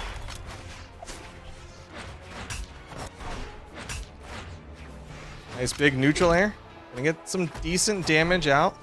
Kaio obviously on that second stock. Nice stomp side air. Will take the stock off of Wreck, and Jasper will be waiting patiently on the left side, waiting for the teammate to respawn so that Jasper can come back safely. Doesn't have to worry about the 1v2. Oh, and there's another KO up on the left. That's going to be onto Jasper, and Wreck now trying to go for those guitar pickups, and that is going to be what he's going to be using right now. Looking for the neutral lights, looking for any sort of pickup. The Nexo with that stop pickup, no follow-up though. There's a lot of missed follow-ups right now, as both teams are just trying to go in and get as much damage as fast as possible. Yeah, they're definitely not getting like the standard follow-ups. We saw Nexo throwing out some stomps, but really not doing much afterwards. Meanwhile, Wreck is able to connect with the weapon toss into a follow-up neutral light. So there's damage being built, but it's definitely not in the traditional fashions. There you see Nexo not able to connect with the side air on the follow-up off the down light, but Jasper is able to connect, get the double KO right and left. Wreck and Jasper in their second stock still. Wreck in the red though, so this is a very dangerous position, especially going up against Nexo, and there it is. The coach pitch off onto the left side is going to find that KO. Weapon throw onto Jasper, and the axe throw is going to confirm that KO on Jasper, evening up these stocks, and it's still relatively close. Nice neutral signature on the respawn coming out from Jasper onto Kaio. Again, Jasper doing a really good job of keeping this damage built up onto Kaio. Ground pound will connect. Meanwhile, Nexo in the middle of the map getting some damage built up onto Wreck, trying to keep his team alive inside of this one. Side sig not quite going to lead to the KO. Neutral sig coming out. Nexo with a nice spot dodge and clapback as well, looking for the down sig right as the response. Jasper, looking for those sig options as well, but blue team going the opposite direction there. Nexo still trying to find it. There's a side sig. Very nice. This could go either direction. Both blue team members are close to that kill percent. Wreck also in that kill percent. He's got to be careful, but so far being challenged 1 versus 1. Hasn't had to worry about getting caught off guard. Goes in for the side air. Dodges through. Nobody connecting. There Punish. it is. It's side air. Not enough. It does skid across the stage. Another side air coming out. Another side air coming out. There it is. Not going to find a KO. Another side air going to come out. Yeah. 3, 2, 1. Side air. Nope. No side air. I almost got it, but Wreck getting the axe knocked out. That is going to do it, as Nexo does find the hammer side air. And that closes out game number 1. 5 KOs for Nexo. 725 damage in total for him. That is enormous damage coming out of one person. Yeah, that is some solid damage coming out from the Bodvar, showing that the classic is still an acceptable pick, still strong pick. And we're seeing Jasper going over to the Macho Man, going to be sticking with the axe, but of course bringing a lot more defense with the character and a lance instead of a spear. Going right back into it. We are going to be seeing, I think, some swaps from the red team. We do see a Macho Man coming out of Jasper. And we are going to still see the Ragnir on Wreck. So not too many changes, just one. But the Macho Man is going to be a pretty different pick from the last one that we saw out of him.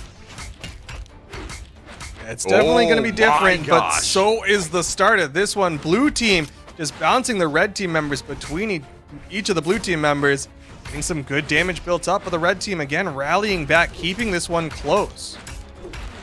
Jasper with some nice axe coming out right now. Looking for the chair, not going to find it. Another chair, smacking him on the back end. Pinwheel. Recovery. The flame breath coming out, looking for the dragon breath, but not going to find the high angle. There's a weapon toss, and Nexo taking that fall. Yeah, that team ground pound leading to the knockout onto Manexo. Great follow-up from the red team to guarantee the knockout. Blue team going to try to get this one back. They had the damage lead early, but Manexo goes too far forward. Can't get the punish on behind of Jasper.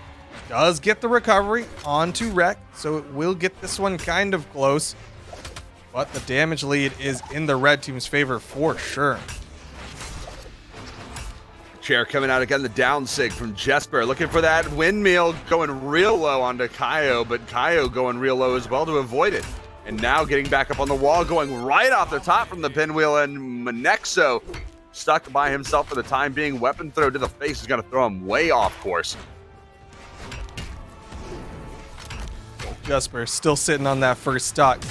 Being that linchpin for the team, hits the side air onto Manexo. Red team starting to really run away with this one. 5 stocks left to the 2 of the blue team. But at the same time, Jasper definitely in that kill percent. Yep, the recovery will do it. And Rek, honestly, not the healthiest. So this could easily become a 3-stock to 2-stock game in just a little bit. Good movement, though, from Rek. Those weapon throw approaches with the guitar follow-ups. We're actually doing quite good against this blue team for quite a while. Now getting turned around, Jasper finding that neutral sig onto Manexo, throwing him off stage, and there's a neutral sig catching both blue team members. And the Kaio clapback coming up from the back, coming in with the recovery, looking for a little bit more, but getting hit by that side air, and there he goes, right off the top. Rek finally getting taken out. Jasper still on his second stock, though, still in the yellow. So he has a lot more to go through before blue team is finishing up this game. Manexo and Kaio also in the red as well. This is not looking good. Ooh! Nice side air. It's all left to Manexo now. 1 stock to the 3 of the red team. A weapon toss in this position could be enough. Side air does not connect. Manexo tries to get the turnaround. Needs the gimp to work out, but the weapon toss makes it risky, and Manexo can't touch. Oh, nice movement from Jasper to blow those options and force Manexo into a bad position. That way he couldn't get back to the stage. He couldn't get that touch. He had to waste his dodges on bad positioning. And then with every one of those options blown, that was the game for him. So game number 2 going the way of Manexo. Manexo and Kaio. Jasper and Rek. Not Manexo and Kaio. Yeah, the other team. Yeah, you know. But they did win game number 1, so it does make it 1-1. We've got Jasper and Rex sticking with their characters. Manexo and Kaio going to be sticking with theirs as well. Same map, game number 3. Jasper starts walking forward, catches Manexo with the neutral light. Not a whole lot of damage, but it is definitely a nice pressure start to get forward, get a weapon spot.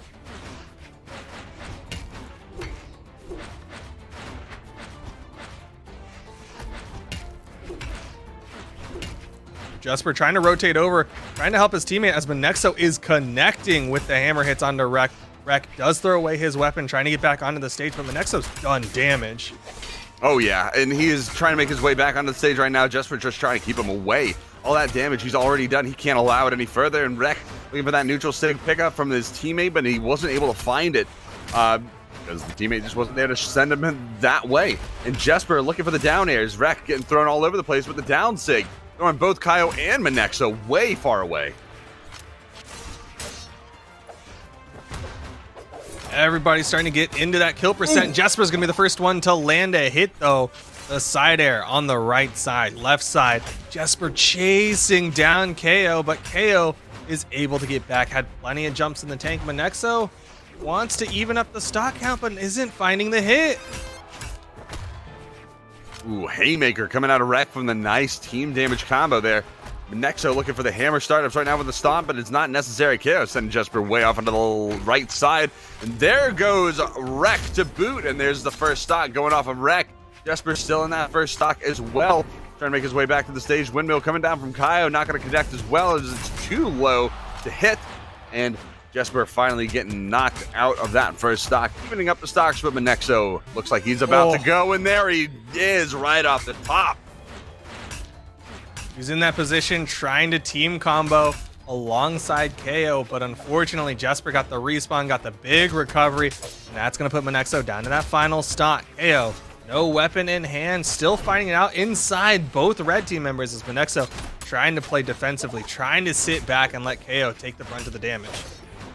Nexo off on the wall. He looks like he's dueling Jasper. Rek came over to try to help maybe. Rek getting thrown way up into the sky. Side stick coming out. A little bit more damage. Dodge thrown. Ooh, that was full charged.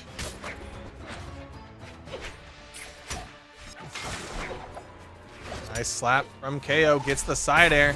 Recovery will finish off Rek, even up that stock count. But again, Monexo has got to be careful here. Monexo falling here is going to be basically the death of the blue team for game number 3. Nice big ground pound. Suddenly blue team having life. Team combo. Ooh, nice. Good damage. At least 80 damage built up on a Rek now, and that is nothing to scoff at as he approaches that orange. Oh, very nice spot dodge as well to avoid the ground pound from Jasper.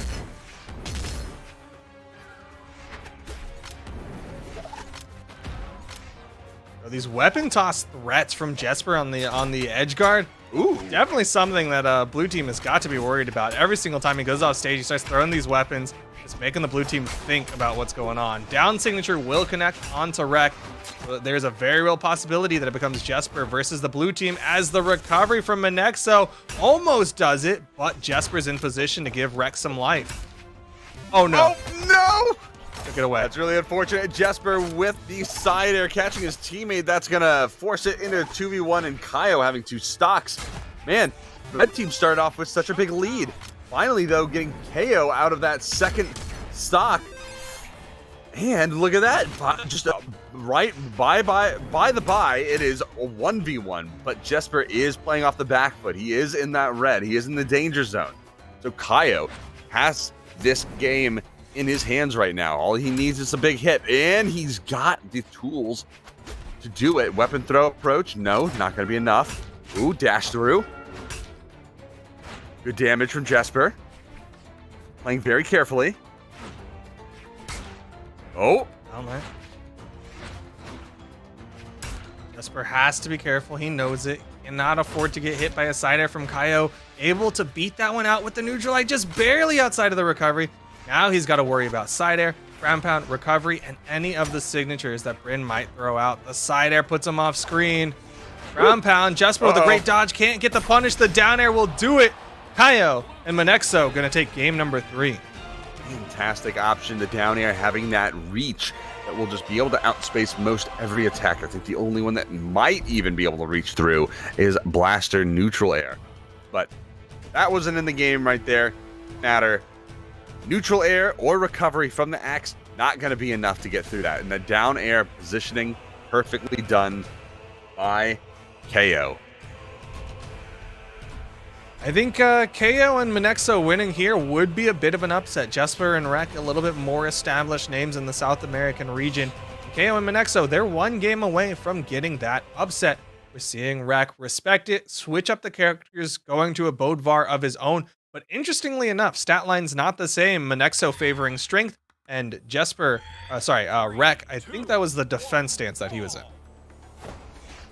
You would know better than I would because I did not catch it. But if KO and Monexo do end up taking this down, I think it's something very interesting. The fact that Jasper is playing the Macho Man now, it's like they're getting a little bit of practice to get ready for Wesley coming up in the next game, if they do win this right here. So very interesting little tidbit. But Rek and Jasper, Rek on the Bodvar, Monexo on the Bodvar.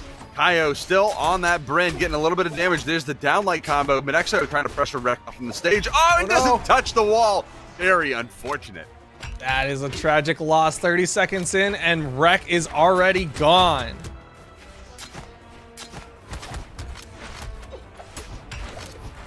Throw from Kaio, trying to make that approach onto Jasper. Oh, very nice pickup. Turnaround, downlight. Sayer from this spear. Very devastating off stage. Weapon throw, not going to find it. No down air, but does find that KO onto Macho Man, and there we go. Things already looking to favor Monexo and Kaio. Yeah, they have a huge lead here. Kaio barely even hurt, not even in kill percent. Rek with a big side signature though, and I love the way he did it. He dashed forward and turned around to make sure that he would send KO closer to the kill box. Jasper runs in, throws out the neutral sigs, throws out a second one, trying to even up these stocks, but KO again was not too damaged when that started. Good damage coming out of Kaio. Good downlight positioning as well to get that Sair. Neutral Sig coming out, trying to get onto Rek. Rek not in a position to take the damage though, and oh, the double pickup at the end of that down Sig. Nice interrupt from Monexo. Saw Jasper charging up that ground pound KO from underneath. Gonna take that stock off of Rek, and the weapon tosses will guarantee the stock of Jasper. 5 stocks to 2 now, and KO still sitting on the first one, finally taken down by the unarmed neutral heavy from Jasper.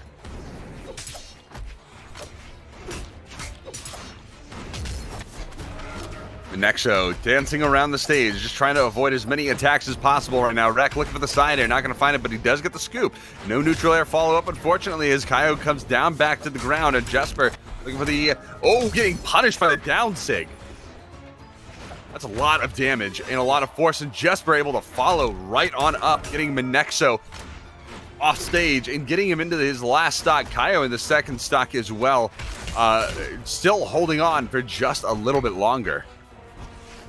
Really well played on that edge guard from Jasper, waiting out everything from Monexo. Neutral signature, unfortunately, catching the teammate for the red team. Still the slight stock advantage, it's now gone. If the red team can take advantage of this power play, might be enough to give them the edge to win out here in game number 4. Rek over to the right side against Monexo. They need this stock of Monexo to be gone. I mean, they need it badly. Jasper with the neutral Sig, trying to take that Monexo stock. Oh, team combo. Whoa. Oh, no. That's Oh, big. no. That is huge. This could be Monexo the comes game in for from them, and it behind. is. The team hit onto Jasper, and that is it. KO and Monexo with the upset onto Jasper and Rek. Really well done with this Bryn Bodvar to close out game number 4. Phenomenal point on the replay here. The big team damage coming out, and it gets interrupted. And look, they were so damaged. That's all it took.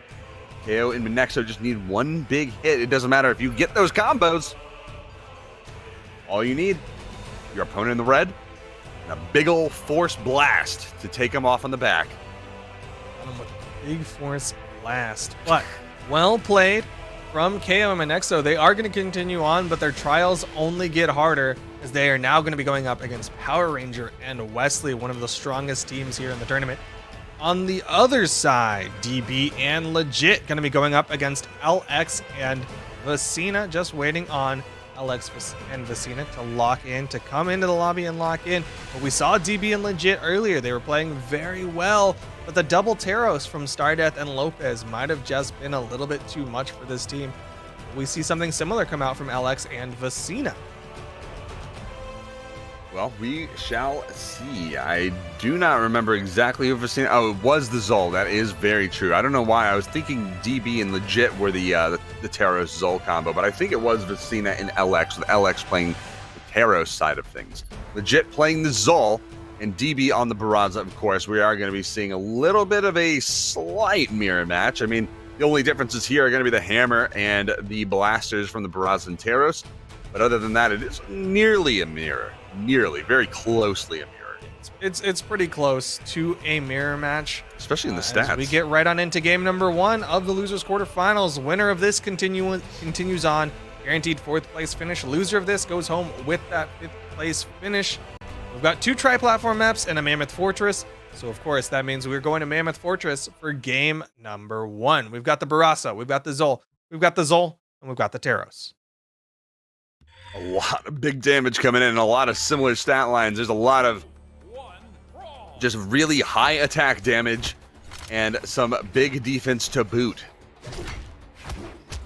DB trying to make his way over to the weapon spawn. It is going to get thrown right on top of him, picking up the blasters, and there's the... Oh, there's Legit with the cannon carry all the way over to the side. Just a little bit more damage, and that would have been it, but LX weapon throw not going to connect to DB. DB trying to play those blasters. Gonna get caught by the down sig though, and that is devastating. Yo, but the ground pound does send Legit upwards, so Legit's gonna survive. Just trading Sair for Sair on the left side, neither Legit or Vecina connecting, and Legit tries to change up the play, but on the right side on the map, DB and Vecina, or DB and LX were fighting it out. Oh, the side airs right into each other. And goes to the side sig, doesn't find the pickup, and there is the side to neutral air. And LX getting thrown. That is going to be the stock. Messina with a nice signature move. Big damage coming out of him. And there is the collapse from Legit picking up his teammate in the mix. But that is less damage, so that net benefit from that 2-hit combo. Uh-oh. Oh, Some trouble for the red team. Messina goes low, though. DB with the punish. Going to keep his team in the lead. And DB, despite the fact that he's in the red, makes sure that even if he falls, it is even. Phenomenal awareness by DB as well. Target switching on the fly, able to find those opportunities to get those KOs, to get that big damage as well. And that is exactly what you need when playing these 2v2s. Solid awareness. Saw Messina bumping his head at the bottom of the map. Able to capitalize. Now on the left side, LX is going to go low, but he's got that hammer. So DB's going to back off, try to get a 2v1, try to keep this lead for the team. They're building up plenty of damage onto this blue team. Nice downlight nair, though. Will finally finish that stock of DB. Oh, that was a bit interesting. Went for the slide kick gravity cancel as a part. Oh. Wow, that was also a really interesting sound that we just heard. Good spot dodge from Messina to avoid three people with the recovery. We're real. Nice side air from Messina. Evens up the stock count, but Messina's got to be careful here. Again, deep red means that if he falls like that, it's all left to LX in the 1v2. DB's been on point, looks for the recovery, not going to hit it though. Legit going low, avoiding the windmill coming out from LX, and LX just holding the corner with that neutral air, but the down air from the blaster is able to outrange that. So ground pound coming out, trying to force LX into a bad position. There is the combo. Well, sort of like a half pipe combo. And I think that was supposed to be a D-Sig.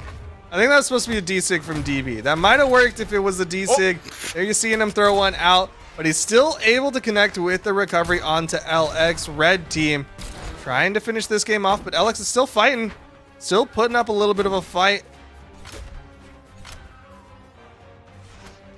Weapon throw from outer space. Just trying to style on him now. Are they trying to farm Trying the to battle get some pass? highlight play here. Weapon throws? I think that was one of the last few days' daily missions. Weapon throw KOs? They might be trying to farm it. I don't know. Well, it's not a matchmaking match, so unfortunately I don't think that it counts towards that at the very least. But still well played from the red team to close it out in game number 1. Messina going to be sticking with the Zol. We don't get to see what LX did because they went straight into the map bans. So it looks like, okay, yeah, same picks on all sides. Coming in now, game number 2. Lots of berserking once again on Mammoth Fortress. Starting off with a cannon, and red team gets both weapon pickups. This is a lot of damage to start. Messina getting his own cannon to respond with. And we are not going to be seeing either one of these Zols get that initial carryover combo. As I say it right there, it happens. Yeah, that recovery with the, it looks like it's got a lot more vertical force direction, making it really hard. Oh, and that's going to beat out a recovery, so there's guaranteed no way for Messina to get back up. First stock goes the way of the red team. Damage coming out from both teams. There's the KO off the pinwheel off the top, and that is another KO onto the blue team right here, just getting back onto the stage. LX making his way around, looking for an opportunity here to get a little bit of damage, missing that side air. DB with the axe. LX not able to find any follow-ups to any of these combo starters. The downlights coming out from both the hammer and unarmed, just not working well for him right now. Nice big side sig coming in from DB. Takes another stock off the blue team. Messina down to his final stock here in game number 2. DB and Legit still sitting on their first ones. And LX is going to fall on the left side to a teammate. What? I didn't see what Messina hit him with. Oh, nice team double there from LX and Messina to clean up those stocks. Complete fresh on almost every single player right now, and it is, if it wasn't for the difference in stocks, this would be completely even. But Messina almost already getting taken out by Legit, and there he goes, falling to his death, and that is not spelling something good for LX in the slightest. And now LX has to chunk through 4 stocks of the red team. No weapon in hand. There's the spawn. It's the axe. And you know, this red team is setting up for the team combo. DB missing the positioning for the neutralite. Again, trying to charge forward. I think DB's the one who's got to get the first hit. Oh, there we go. Oh, he legit misses it. Red team messing up their team combos.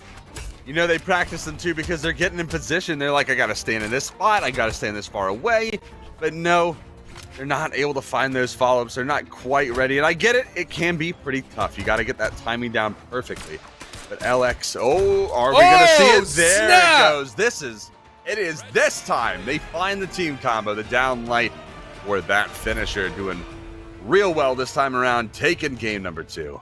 That was not expected. I saw legit going in with the unarmed. Now I was like, LX is so damaged. There's really not a lot that this team can do, but apparently there was enough for that team combo to finish it off in game number 2.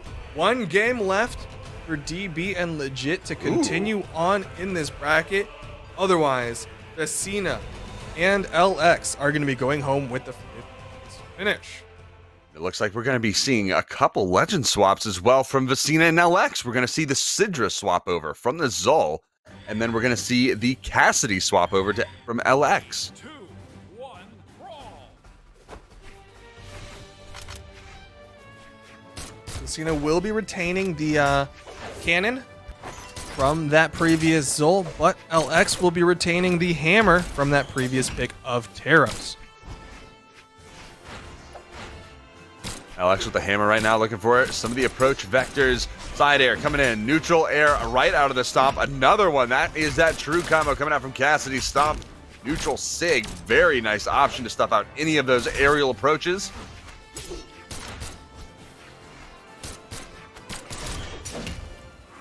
Nice neutral sig. Nice target pickup. swap from LX.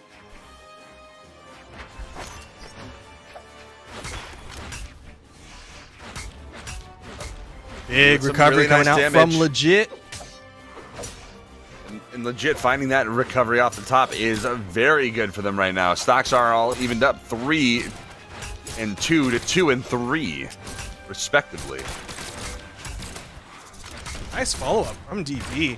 Really just extending the damage built up. LX popped up high enough for that neutralite to hit from legit. And the damage is actually slightly in favor of the blue team. Vecina finally losing that first stock, but Alex has got to be careful. That side air is going to take it off, and now the red team with the lead. Oh, that was gross. Legit right in the right place in the right time for that quick double KO. Finding both of those blue team players and swapping that advantage back into their favor.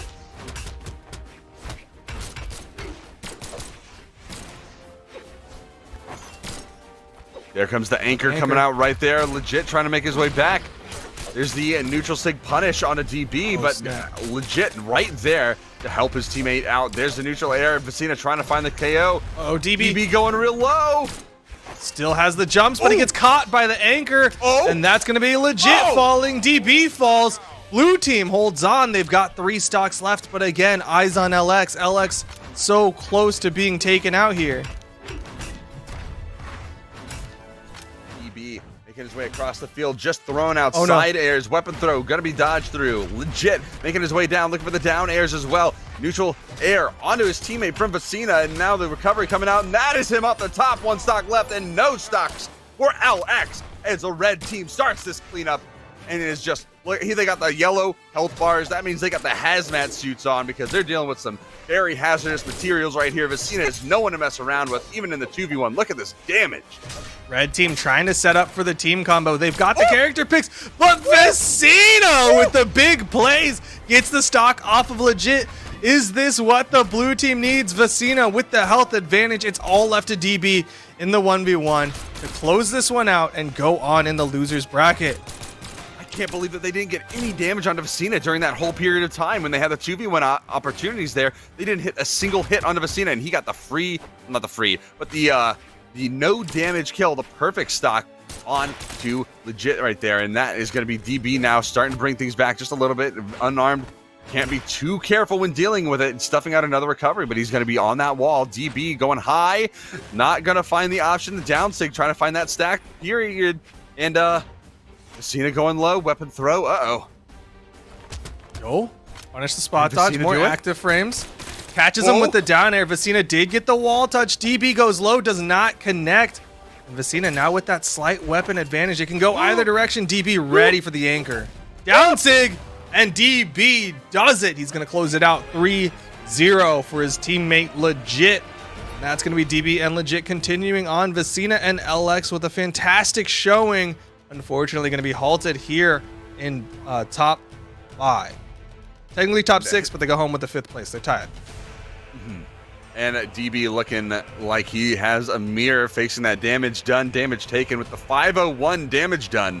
501 damage taken. Pretty interesting stuff there. And red team damage pretty solid all around. Total of 1,052 damage done by the red team. That is quite a bit, and that is very, very good. Ideal stuff coming out from them, and we'll be seeing them later on. We are going to, I believe, go to our last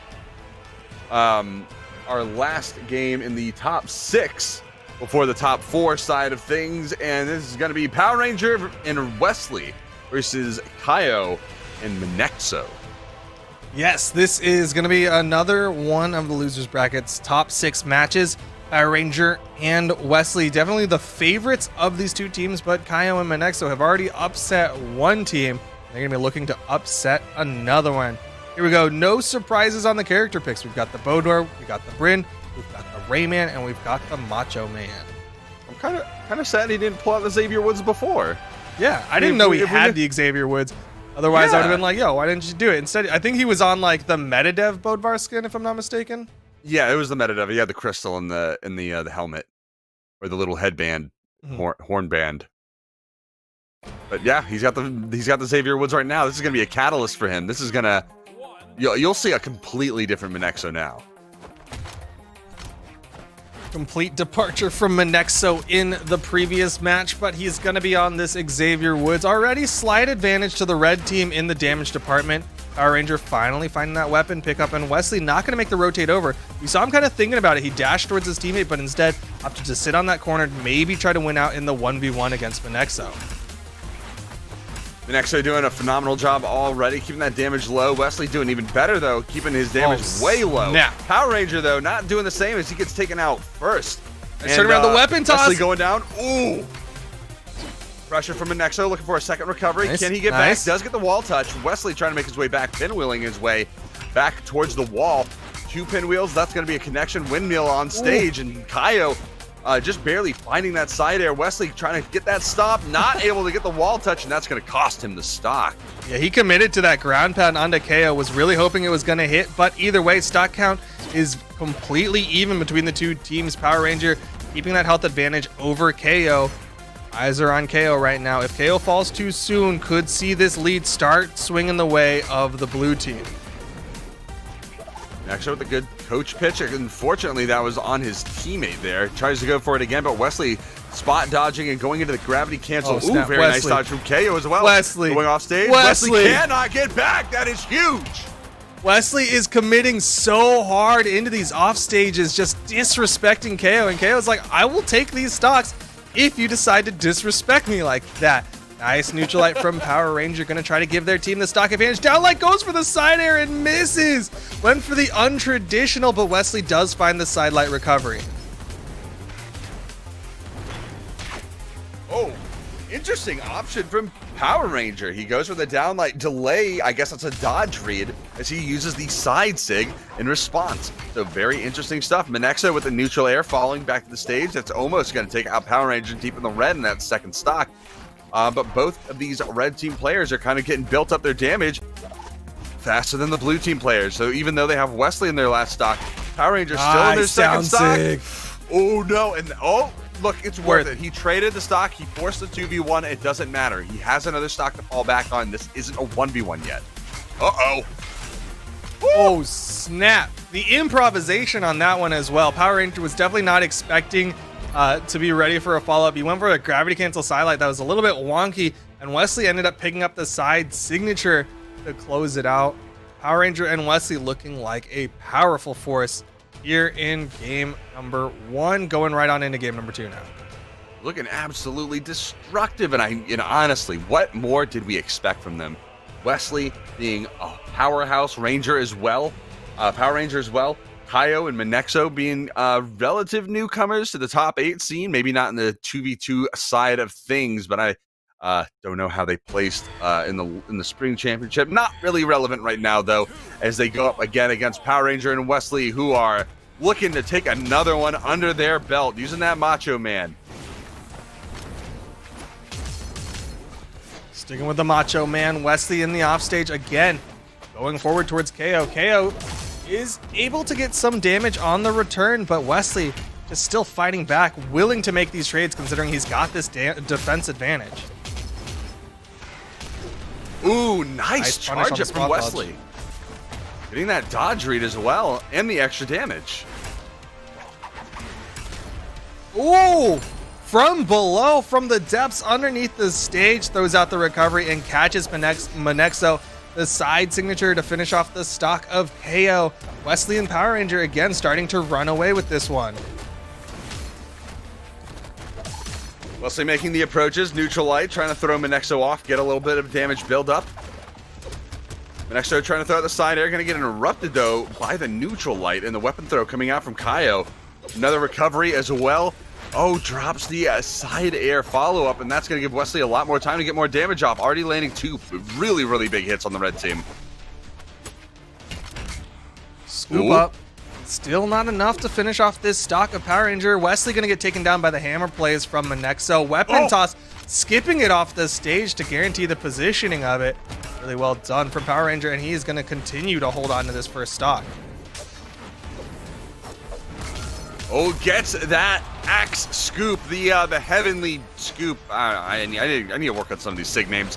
the down sig from Kaio, finding that KO off onto the right, doing a great job at confirming these KOs and just trying to bring this back closer.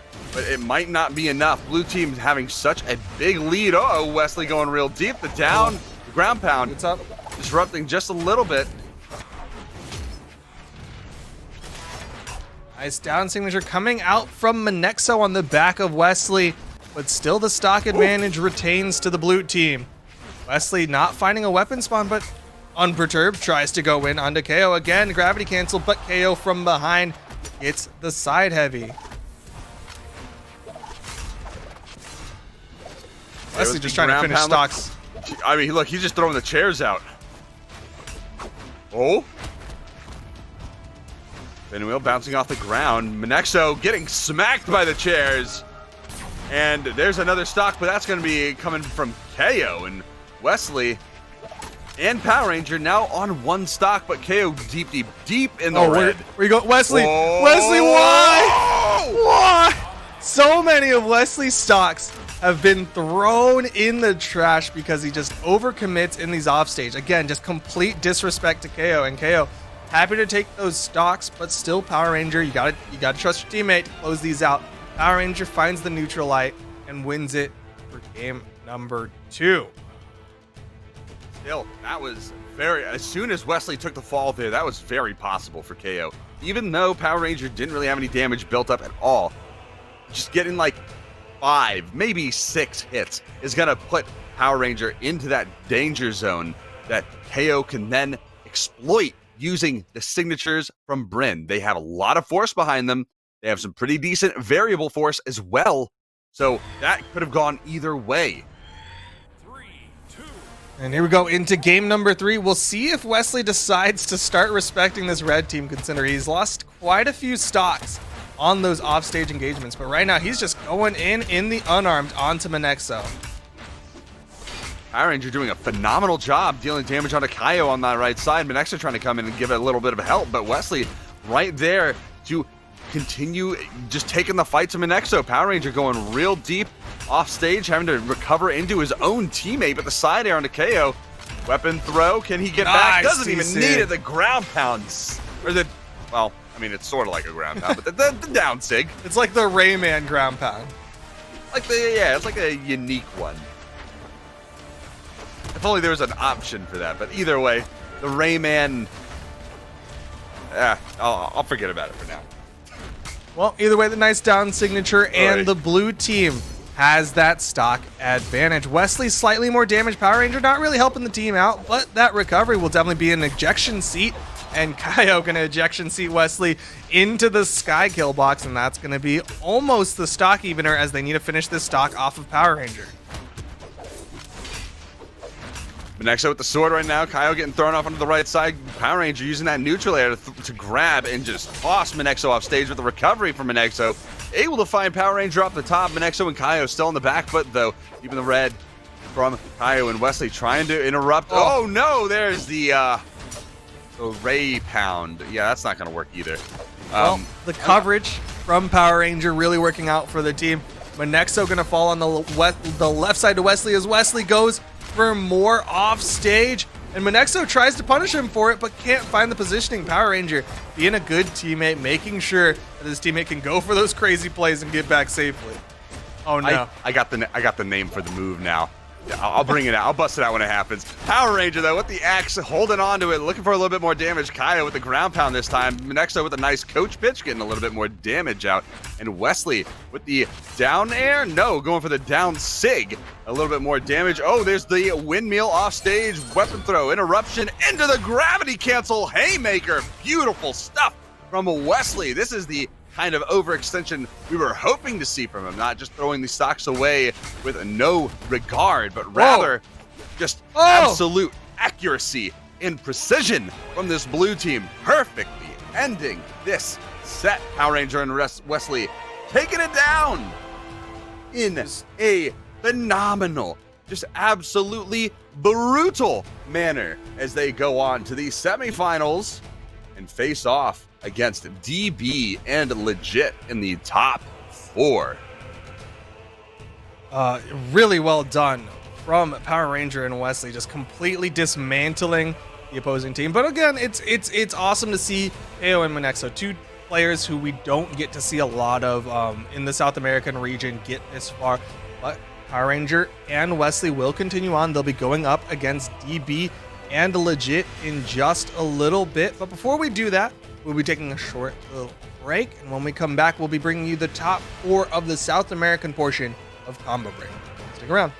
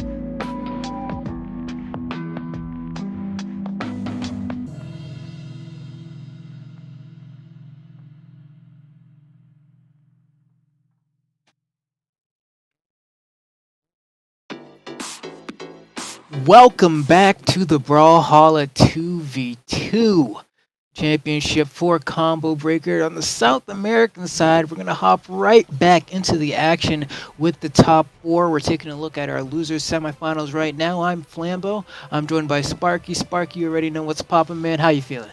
South America is going to finish up. It is going to be fantastic, and then that will be the wrap for Combo Breaker 2v2 and Combo Breaker as a whole. I know they're ready to go. They're already loaded into the lobby. Not any real surprises coming out of it here. You see Power Ranger on the Rayman. You see Wesley on the Macho Man. You see DB on the Barraza, and you see Legit on the Zol. I don't know if they want to throw up that bracket for just a second before we get into this to show you your top 4. Lopez and Stardeath, Balthazar and Fiend, they're up there in the winners finals waiting to see how the losers final plays out. Power Ranger and Wesley versus DB and Legit. We're going to get it going. The stage ban is coming through. We already see a guaranteed ban on Crystal Temple. There's some thoughts going around what the next ban is going to be, but they want to get Crystal Temple out of there real quick. Yeah, and we've already seen Wesley kind of do work earlier today, right? He was the player to watch out for when we were casting a little bit earlier, and I'm still definitely have my eyes on him. It looks like in the winners semis, I did actually end up going up against Balthazar and Fiend and losing 3-1, so it looks like they want to go ahead, try to get some momentum and get a second shot, potentially, assuming they win the winners finals, but they may not. But here we go, loading up into game 1 of loser semifinals. Wesley and Power Ranger gonna go ahead and fight DB and Legit. And we're going to go to the dome. The first weapon spawns go to the opposite team. Red team got blue team spawn. Blue team got red team spawn. Everybody has a weapon except for poor little DB here. Finally gets down to those blasters about 15 seconds into the game. Red team taking just a little bit more damage as we start here. That charged up recovery hitting legit. He's taking a lot of damage early on in this game. He is defense stance Zol, so he can take a little bit more punishment, but that almost knocked him out. If that would have been the other way, that would have been a knockout for sure. Already taking sig damage. Dying to the side air. Gravity cancel down signature from Wesley. He's already starting this off feeling very confident here. Getting that knockout in around 35 seconds. Confident enough to throw out that gravity cancel down signature on the Lance for Ulgrim. Yeah, the moment you start throwing that out, you feel like you have a good read on your opponent's movement. Now, granted, there you get a little bit of a refresh. Power Ranger still has his first stock, though, so he's going to try to hang on to that for as long as possible. But so far, I mean, it's looking pretty decent for the blue team here. Power Ranger doing such a good job of extending his stock's longevity. Ooh, Wesley taking some punishment. Over on the side, you see Power Ranger rotating over. Wesley still surviving. He's taking a lot of damage here, getting really close to red on his second stock. And this just completely turned from blue team favored to red team favored. Power Ranger, as he was taking more damage, obviously he's going to get knocked further and further away. Even if it didn't lead to a knockout straight away, that gave the red team time to rotate over and put out pressure onto Wesley, completely deleting that second stock. And now, Power Ranger knocked out, final stock. Wesley, final stock. This is a rough spot for the blue team. You started off maybe having this. It happened so quick. Power Ranger had 3 stocks not that long ago, and all of a sudden he's gone. DB just going and giving an SD to the Make-A-Wish Foundation there. So now we have a completely even game stock-wise. Slight advantage to the red team in terms of damage, but this could really go either way here. I'm going to see which team comes out on top. Nice punish on the hit there from Power Ranger. Wants to make sure his teammate isn't just taking hits without punishing the aggressor there. And game 1 is already showing us how volatile this top 4 can be. Here, early on in this set, it's been going back and forth. Started off blue team favorite, then went red team favorite, then kind of equalized. Now going back to red team's favor. You see that big recovery coming in. Side air from Wesley, deciding whether he wants to put the pressure on the DB or go back to Legit. In the meantime, Legit takes out Power Ranger. Wesley naring right on top, stacked on top of Legit. Doesn't have a hitbox there. Definitely winnable. Big side air. Weapon toss almost takes out DB. Wow. Big ground pound going in for Wesley. Not afraid to go off stage. Earn those recoveries early. Ooh, a little bit of team damage coming out. Neutral light disarms Wesley. Sends him over to the right. Oh man, he's looking for that unarmed recovery. He can't get it though. I think being stripped of his weapon there really made that comeback so much more difficult for him. I think if he still had the rocket lance, that might have been a little bit more possible for him to make that comeback. He was close though. I mean, he got unarmed recoveries onto the wrong member. He just needed to get that Barraza out of the picture. But man, what a turnaround, right? We felt like Wesley and Power Ranger, they had a pretty hefty lead there. But for whatever reason, I guess they really collapsed on Power Ranger for a second there. Yeah, that game really came down to what Power Ranger was able to do in the very limited amount of time that he was in the game. He put out in the 200s of damage. I think it was like 208. Meanwhile, on the other side, we did see, I think it was Legit maybe doing 600 damage. Wesley did 600 damage, and then DB did like a high 300. So that high 300 it's a solid amount of damage. You're not going to admonish him for it. You're not going to praise him for it. But he also had a member of his team doing 600 damage. Meanwhile, Power Ranger stuck in the low 200s. That puts blue team in such a rough spot, especially with how early they came out with that lead, and then it just got turned on and Power Ranger got bullied. See him going for that huge read with the gravity cancel side signature. Wesley sent far. Power Ranger trying to rotate over, at least trade 1 for 1. DB saves his recovery, gets back. Recovery from Power Ranger sends high. There we Power go, Ranger. Resetting once again, man. I mean, take a look. Oh wow, he actually got the unfortunate team KO there, but that means he had so much damage there, dying to the neutral air from the cannon. Beautiful gravity cancel from Wesley, hitting both members of the red team. We're playing off stage. He's trying to get the jumps, manages to dodge through the ground pound. DB is looking. He is fishing for a KO, but blue team making it so difficult here. Somehow Legit has all 3 stocks despite playing Zool, a low defense legend, and that is not a good look for the blue team. He's getting way too much damage out. Neutral light from Power Ranger all the way from the wrong side of the stage means Legit is still alive. That side air from DB, even though that might have been a team knockout, is from the wrong side of the stage again, allowing Legit to survive, and they're adding up this damage onto Wesley. Nice big side air hitting both members of the red team. Another one and a side air from Power Ranger to boot.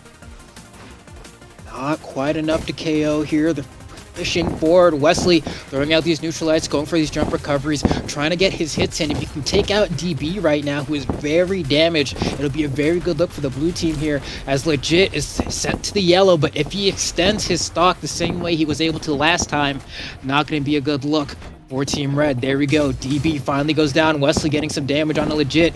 Definitely needs to get out of there. And wow, Legit turns it around with the neutral air. This is a neck-and-neck game, Sparky. We're pretty even, but it's just like you said, Legit survivability here is keeping the red team pretty solidly in the lead. He's putting out that damage. We are seeing some team damage going on to DB. We have seen some friendly knockouts accidentally going on to DB, but Legit is still also making up for that by playing really well, putting out damage, putting himself in good positioning so he doesn't get knocked out by moves. And now there are 2 axes on the field for the red team. They're looking for this knockout onto Power Ranger, but the blue team is not only looking to get Legit off of this second stock, but they're getting really close to KO damage to take out DB from the game. There we go. The last stocks has been summoned for Power Ranger. Legit still has 2, but Doritos boy DB so close to being KO'd there. You can see Power Ranger looking for the final blow. They want that 2v1 as soon as possible, as Wesley can't hang on much longer. Manages to pick up a KO there, and Legit messes up the sidelight jump recovery. That could be costly. All right, I don't know if this is a dumb question or not, but is sidelight instinct true? I swear that it's not. Not at all. We've seen multiple people do that when a sidelight recovery is an option. There has to be a reason why they're going for that. It's the fat finger, dude, because you press spacebar and the heavy button like at the same time. If you get the timing just wrong, you'll end up getting an end sig instead of the jump recovery. Man. Because it is quick. After that sidelight, you have to react very quickly or input very quickly. Nice ground pound from Wesley. Oh, that's 2 axes from the blue team, and that can happen if you're not careful. And now the blue team is behind. Power Ranger has so much damage built up on this stock. Legit is in a really good place here. That went 100% his way as Power Ranger came in, trying to double edge guard with 2 axes. It could be so dangerous on the side. GCD6. Oh, I thought he was going to do it too. I thought he was going to do it. So good on the edge. And again, Legit 590 damage. Took almost as much. Holy cow. DB taking 665 damage. So big numbers coming up from the red team, keeping themselves definitely in the lead here. They're now up 2-0 in this best of 5 set. Looking like they might just cruise on through losers semis into losers finals. Man, he done goofed, bro. Oh, man, you can't, like, KO your teammate, then lose the 1v1. There's just, like, so much amount of feel bad that happens in that moment. I hope he's not too tilted from that as we go right back into Game 2 in Miami Dome. Coming out swinging, definitely going to try to make sure Legit doesn't survive as long. I mean, look at all the damage. DB already in the red, and he's Miraza. That means he's gotten hit quite a few times here. This is a great start for the blue team, despite kind of a, I guess what I'll call a sad ending to that last game. I think Power Ranger needs to use that GCD sig. If he hasn't really made that a part of his playstyle, he needs to make it a part of his playstyle. If you're going to play Rayman, that's such an effective tool that you have in your kit. That is one of the reasons you play Rayman, is for GCD sig, using it on the edge. It's so deadly. And it's so fast, too, right? Like, not only is the angle, like, unforgiving, just the speed in which it comes out can be very devastating. Definitely a missed opportunity. We're going to see if we can be able to maybe get something going. And this time around, though, as the blue team is looking a little bit refurbished, but maybe not refurbished enough, as Legit, once again, has 3 stocks on that cannon. They're just having a tough time hitting him finally. They're trying so hard to knock him out, and he just won't die. That picked up Wesley. I think DB was all but dead. There's Power Ranger coming in with the axe recovery on his Rayman to add a knockout to his list. Recovery for Power Ranger to get back to the main platform. Legit's able to get back up it is in favor of the blue team, but we know how quickly damage can be added up. Wesley might be knocked out here soon. DB finds a beautiful dare. The weapon toss is going to interrupt that recovery, and that's exactly what I'm talking about. Man, Power Ranger just got duffed there, and he's gone. He won't have enough to make it back. That was a perfect sequence from the red team there to completely remove Power Ranger stock there. Got hit at least like 5 or 6 times before getting sent off stage with very few options at his disposal. They covered the one option that he did have, and boom, now we have the blue team in once again a precarious scenario. They need to focus DB heavy or find a way to hit legit, man. We have Wesley's axe on the field. He's looking for this knockout onto legit. You see him hunting for that side air, hunting for that recovery, hunting for a knockout move. There's one. Even with sort of the bounce off the platform to take away some of the momentum, they were able to knock him out. Power Ranger going on a DB on the edge. In comes the legit. Wesley initially moved over to put pressure on a legit. Legit ran right past him, came to relieve some of the pressure that they put on DB. This is the race. Dude, it's so even. It's 2-0 in this set. Power Ranger and Wesley might be able to take this here. It's definitely winnable for legit. Oh, what's going to happen? See, they don't double edge guard him there. They knew what happened last time. Oh, the neutral signature. One of the rare times I ever see that neutral signature used. The weapon toss from Power Ranger and the gravity cancel side sig. Riding that axe like a skateboard just for good measure. And a much better game for the blue team. Yeah, that was... Oof, man, these games are going quick, but they are stressful. I mean, especially you have these scenarios where you're just like, man, I got to get rid of their player before they get rid of mine because we can't do the 2v1. And even the 2v1 is stressful because you've taken so much damage and you don't... There's almost like a lack of trust in the sense that, like, it gets to the point where you have so much damage, and normally you both would be covering different options off the ledge, but you're like, man, I don't want the possibility of friendly fire to ruin it. Now we're going to Enigma. See if those platforms kind of concentrate everything towards the middle, because we might see more of that friendly fire like you were just talking about, or that might serve as like a wall. Some people are going to play high, some people are going to play low. There'll be a sort of a separation between the right side and the left side. DB going for the big move, gravity cancel neutral signature on the edge, misses. DB super low. So many things are happening. Is legit going to get the full team wipe here. Power Ranger going all the way under, had the dodge to get back up. It's going to be a 1-for-1 trade. We're dead even here in game 4. Okay, and Wesley's hanging on. Throwing out that chair a little bit. Legit, once again with 3 stock, but so does Power Ranger at this point in the game, though. So at least they're keeping it even there. Nice end set. Wow. That sucks. That sucks. You catch the enemy in the end sig. But I guess it's just so active that legit ended up running into it. Now, Power Ranger is still holding on to this stock, and we see him doing some more work here because it was game 1, I believe, that he held on to his stock really well in the beginning, but still later, when you looked at the numbers at the end, he only put out about 200 damage, so he's doing much better this game. He's taking the pros from his game 1 and eliminating the cons from his game 1, playing really well here. DB's on his final stock. Legit might be on final stock here in just a second as well. Wesley, also very damaged, gets the knockout before falling. See how long he's able to live with this stock. The longer this game goes on, it's better for the blue team. They're in a huge lead right now. Power Ranger coming in fresh on this stock. They have chances to put up huge damage onto the red team before Wesley's on his final stock. Charging that one up, the recovery just barely going to knock him off the top. There we go. Nice little string coming out from Power Ranger. Let's see if he goes for some offstage play here. He does have the gauntlets. Tries to get that down air. It's not going to connect. DB gets some aggression onto Wesley. Wesley taking quite a few hits, and he doesn't have a rocket lance in hand. He's going to be using the axe.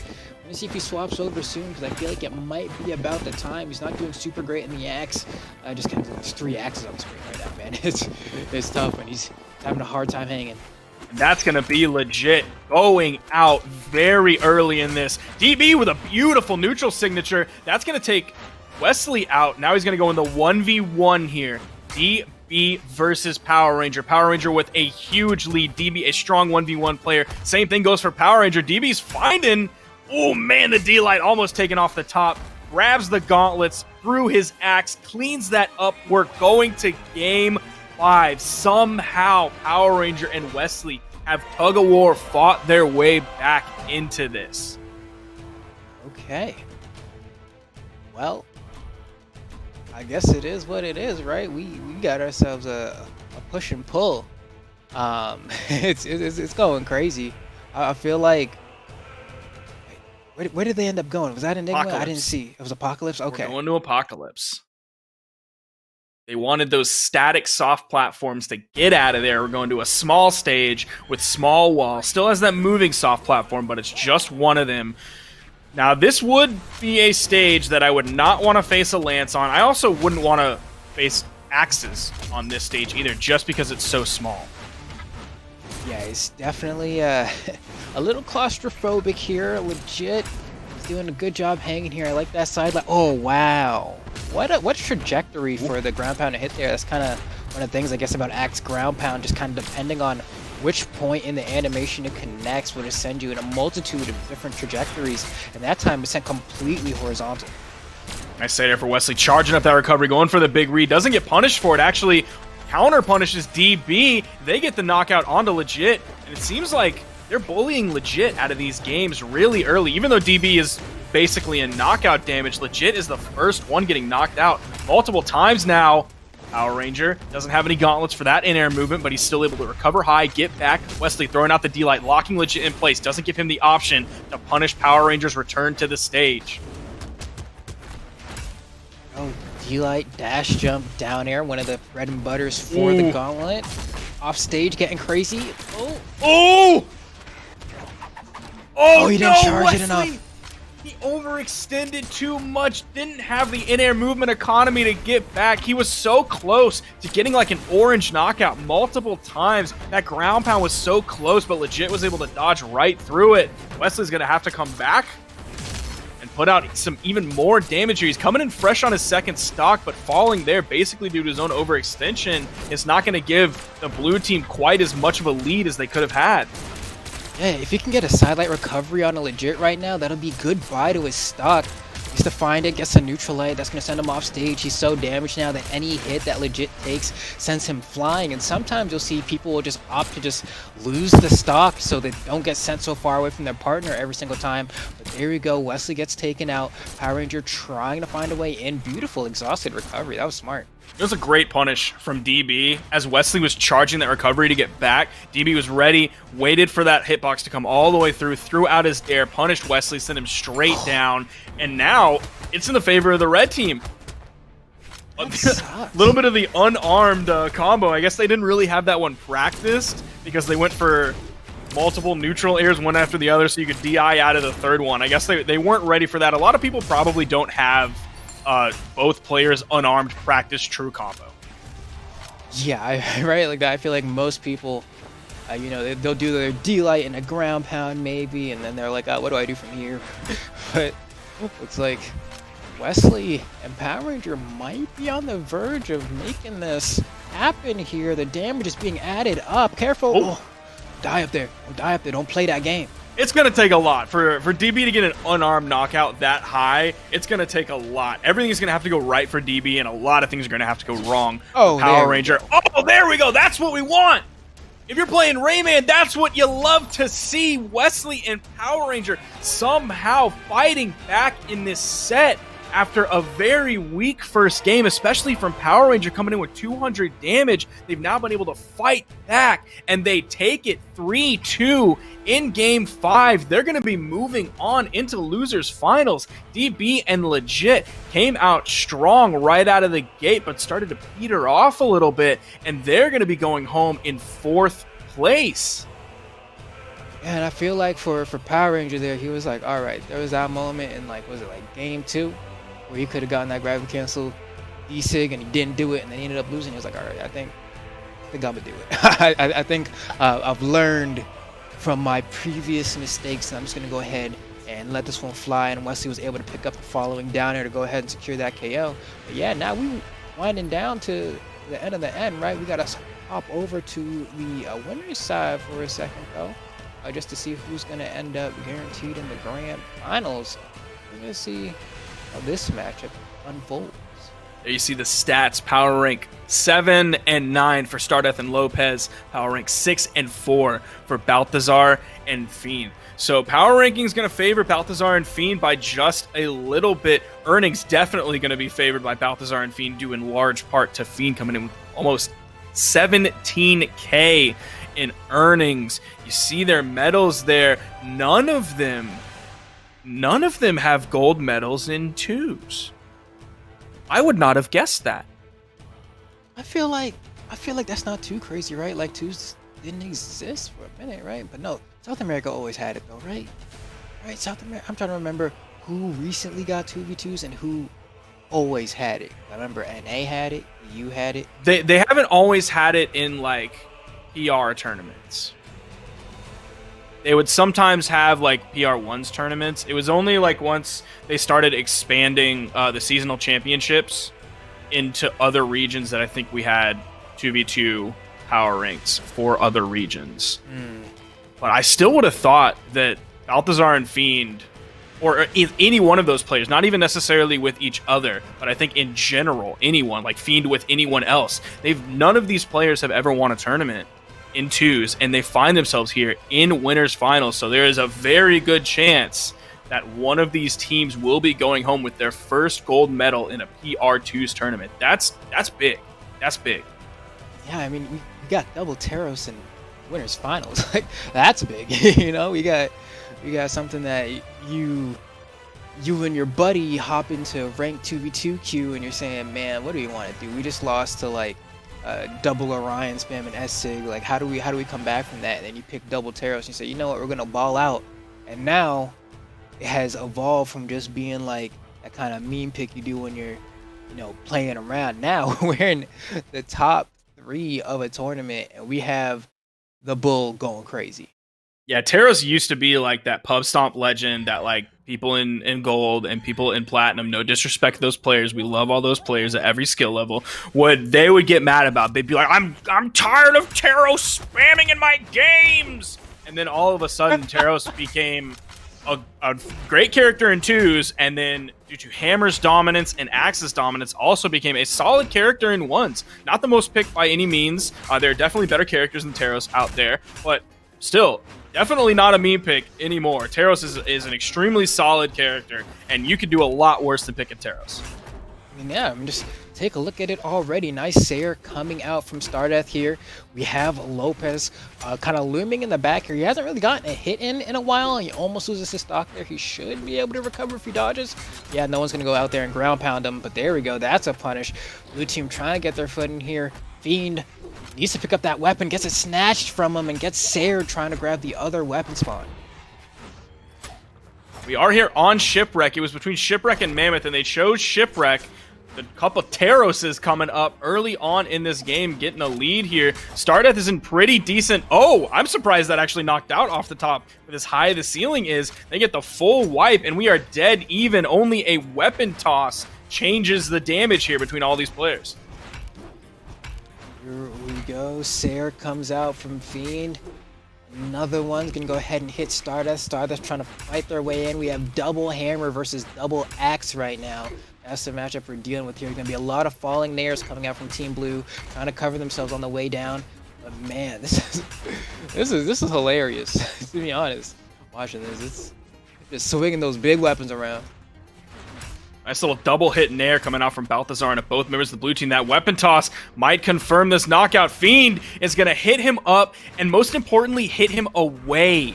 Nice. It hit him like straight up and to the right a little bit, so it didn't hit him towards Stardust and Lopez, where they could then counter punish off of the stun from Fiend's nair. So that was great positioning from Fiend. Beautiful wipe there. Nice follow-up.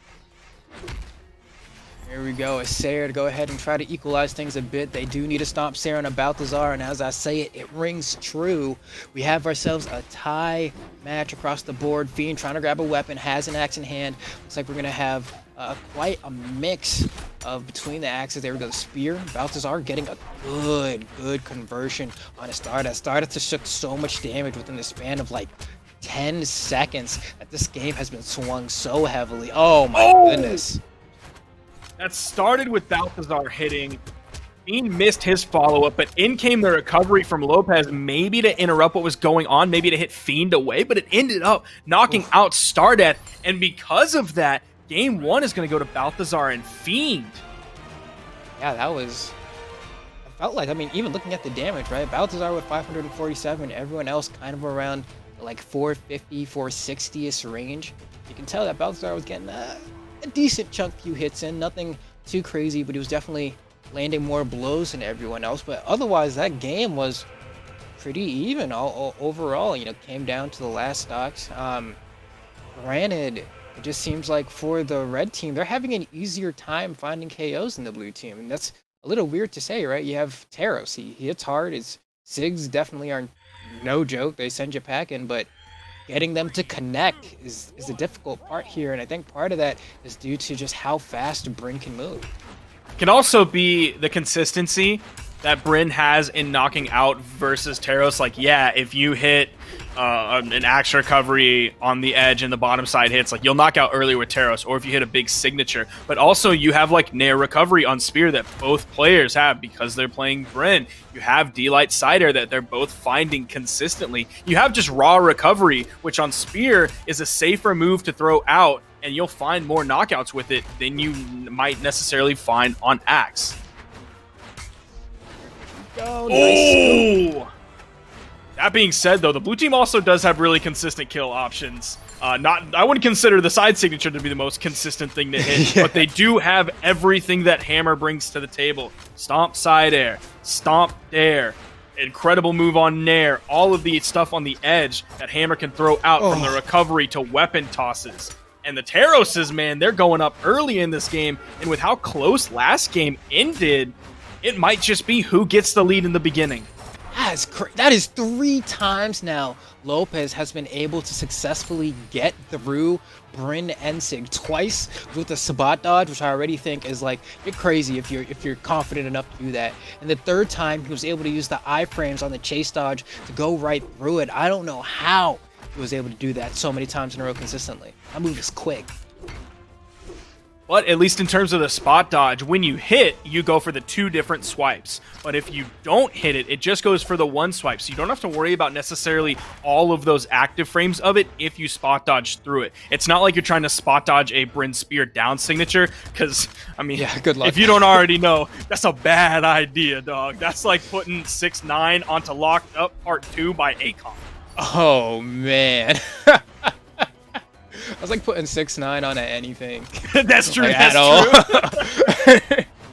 I don't even need to be that deep. Just like 6ix9ine, bad idea. Here we go. Lopez going ahead and losing his stock now. Red team actually on the back foot as Lopez has a completely fresh stock. Stardeath still on his 2nd. You can see he got interrupted during a Taros down sig there. The get off me tool that Taros has. And there it is. Nice work coming out from Fiend's axe on the left side. Hit a nice 3-piece, ended with the ground pound. 2-piece came out from Stardust. He didn't get the option to put the 3rd one out. Balthazar came in, knocked him out. Oh man, look at all of the axe swings that are making contact everywhere. It's pure chaos. Even some friendly fire coming out from Stardeath, who side airs Lopez. Fiend dodges through the weapon toss, but he didn't have enough to get back, and it goes to the Taroses, who had 3 stocks to their name. Yeah, that was a turnaround if I've ever seen one. The Taros is definitely, I would say, they landed more signatures that game.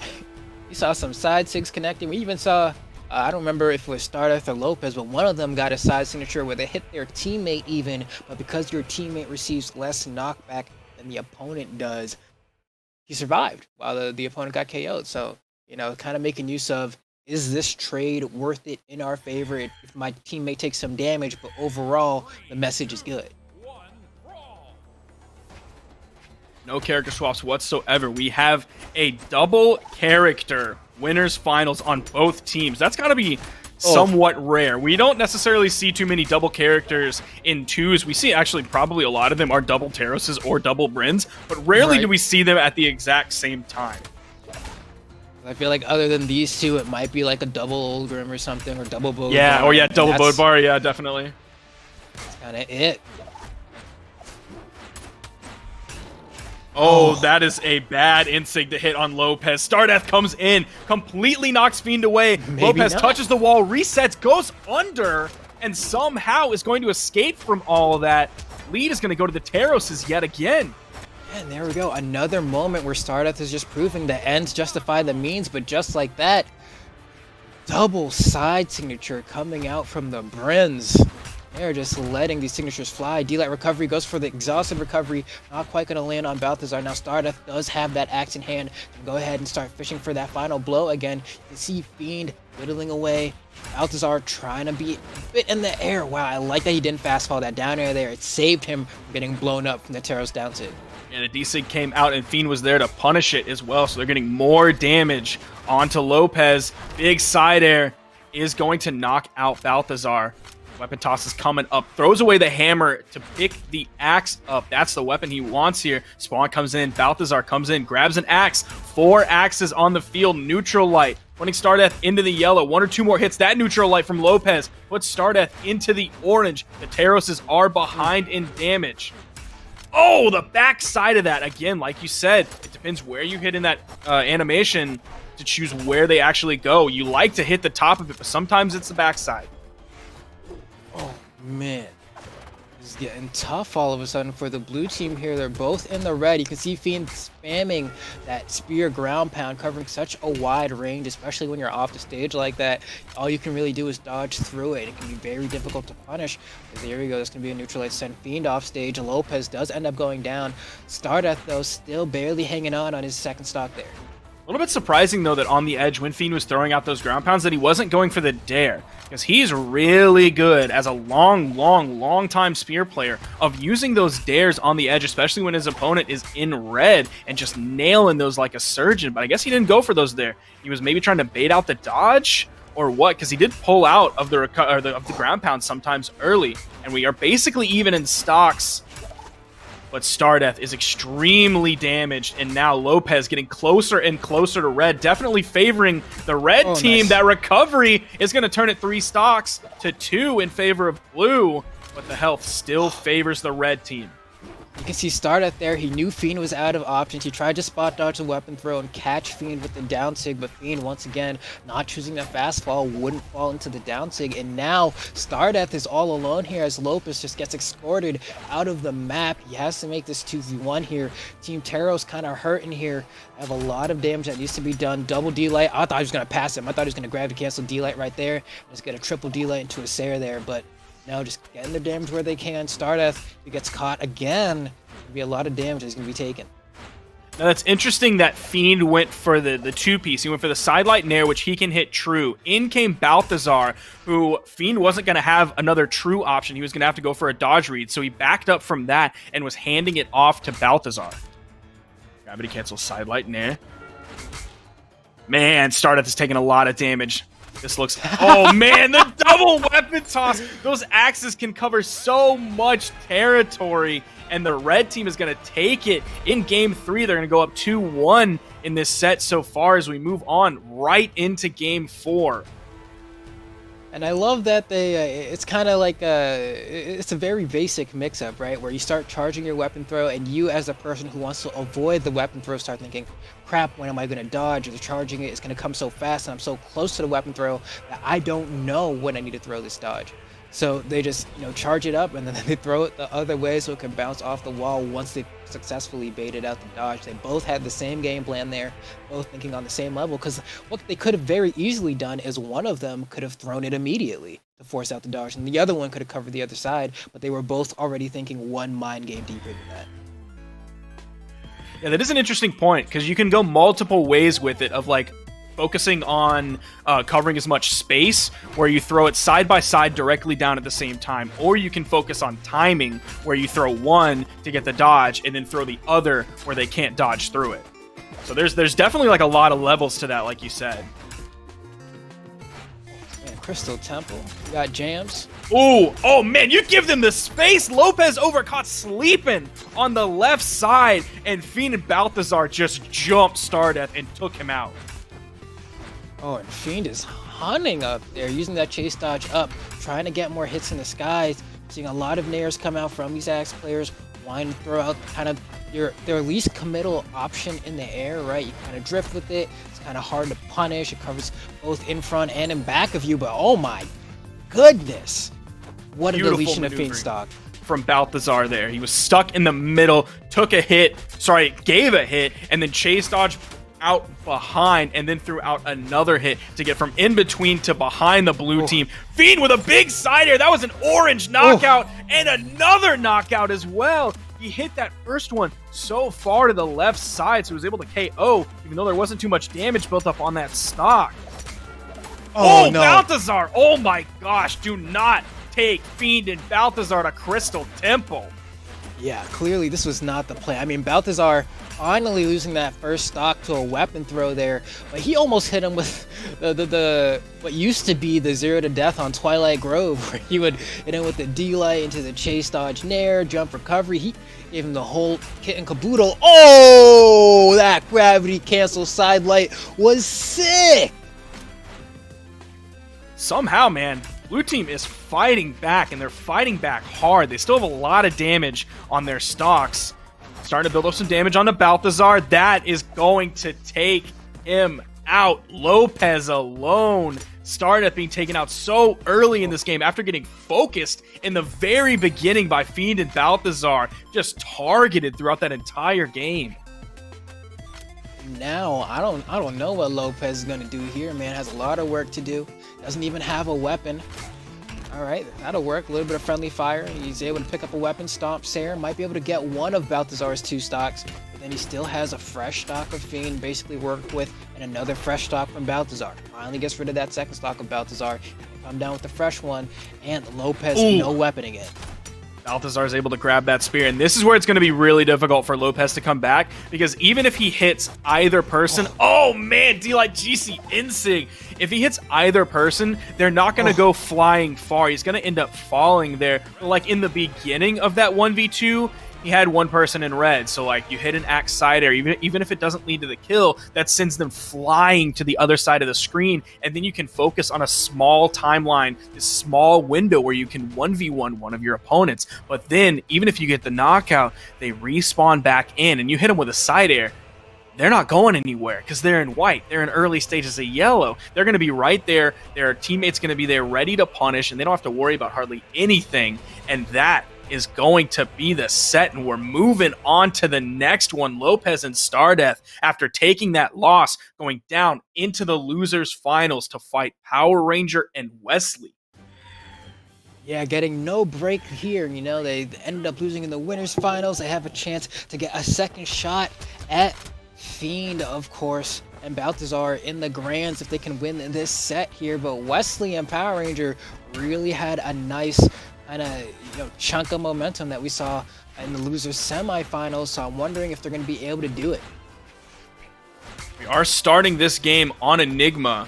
Now, Stardeath and Lopez were tending to leave some of these soft platform maps open. Like, there was one point where they left open Enigma, Great Hall, and Crystal Temple. They ended up going to Crystal Temple, and, well, we saw how that played out. But this is a map that they, at one point, felt comfortable leaving open. So we'll see how they fare here. Wesley side airing into Power Ranger at least to touch the wall. Power Ranger didn't have anywhere safe to go. He was worried about the blue team above him. And the damage is definitely favoring the blue team, but that is a strange knockout. That is so weird, man. He did a D-light and then reverse slide charge neutral sig off the edge to hit his opponent who was hanging on the wall. Creative stuff coming from Wesley here as he gets escorted out to the blast zone for his first stock deletion, and Lopez saying goodbye to Power Ranger as well. So the blue team actually has a slight lead here. It's not a lot, but they might be able to make a lot of damage happen. Oh, Wesley was there to punish that. You saw he was hunting really hard for the knockout on the edge, threw out a neutral signature, threw out a ground pound, but then we saw Stardeath go back to the main platform and just kind of like a beginner Taros player. I don't want to disrespect him too much or disrespect beginner Taros players, but he just threw a neutral signature out over the edge when it was so easy for Wesley to punish it. The double weapon throw comes out once again. Neither of them are going to hit Lopez, though. They kind of throw it a little bit too low. He was able to get above it. But now, I mean, we have Ty stocks on the board. Stardust taking a lot of damage really quickly here from Wesley. He does have that Rocket Lance in hand. You can see how comfortable he is with that weapon, but that's not going to save him. That Sair. Oh, and Stardust with the save right there on the Dare as well. Red team's falling behind. Ooh, nice side air to get back to the stage from Power Ranger. That is going to get the knockout onto Lopez. Tried to reach up as high as he could with the GC neutral signature, but it wasn't enough. And now Power Ranger continuing on to Stardust. Chasing him really high into the air. Has Stardust in the orange on the second stock. Grabs, reaches up with the Nair, throws Lopez down. Stomp side air from Lopez onto Wesley. Neutral air from Lopez just has enough gas on it to knock out off the top. Man, and Lopez almost got Wesley there. Had he charged that ground pound for like half a second more, that could be it for Wesley right now. Wesley definitely grateful he was able to get out of that sticky situation. They're going to need to try to find a kill on Lopez as Stardust finally gets sent down to his final stock. Somehow Lopez doing perfectly fine in this 2v1. Yeah. That's not how you want it to go. He's just swinging on both members of the red team. They have no way to organize there against him. Just axe swings, axe hits, back and forth, and Power Ranger is out.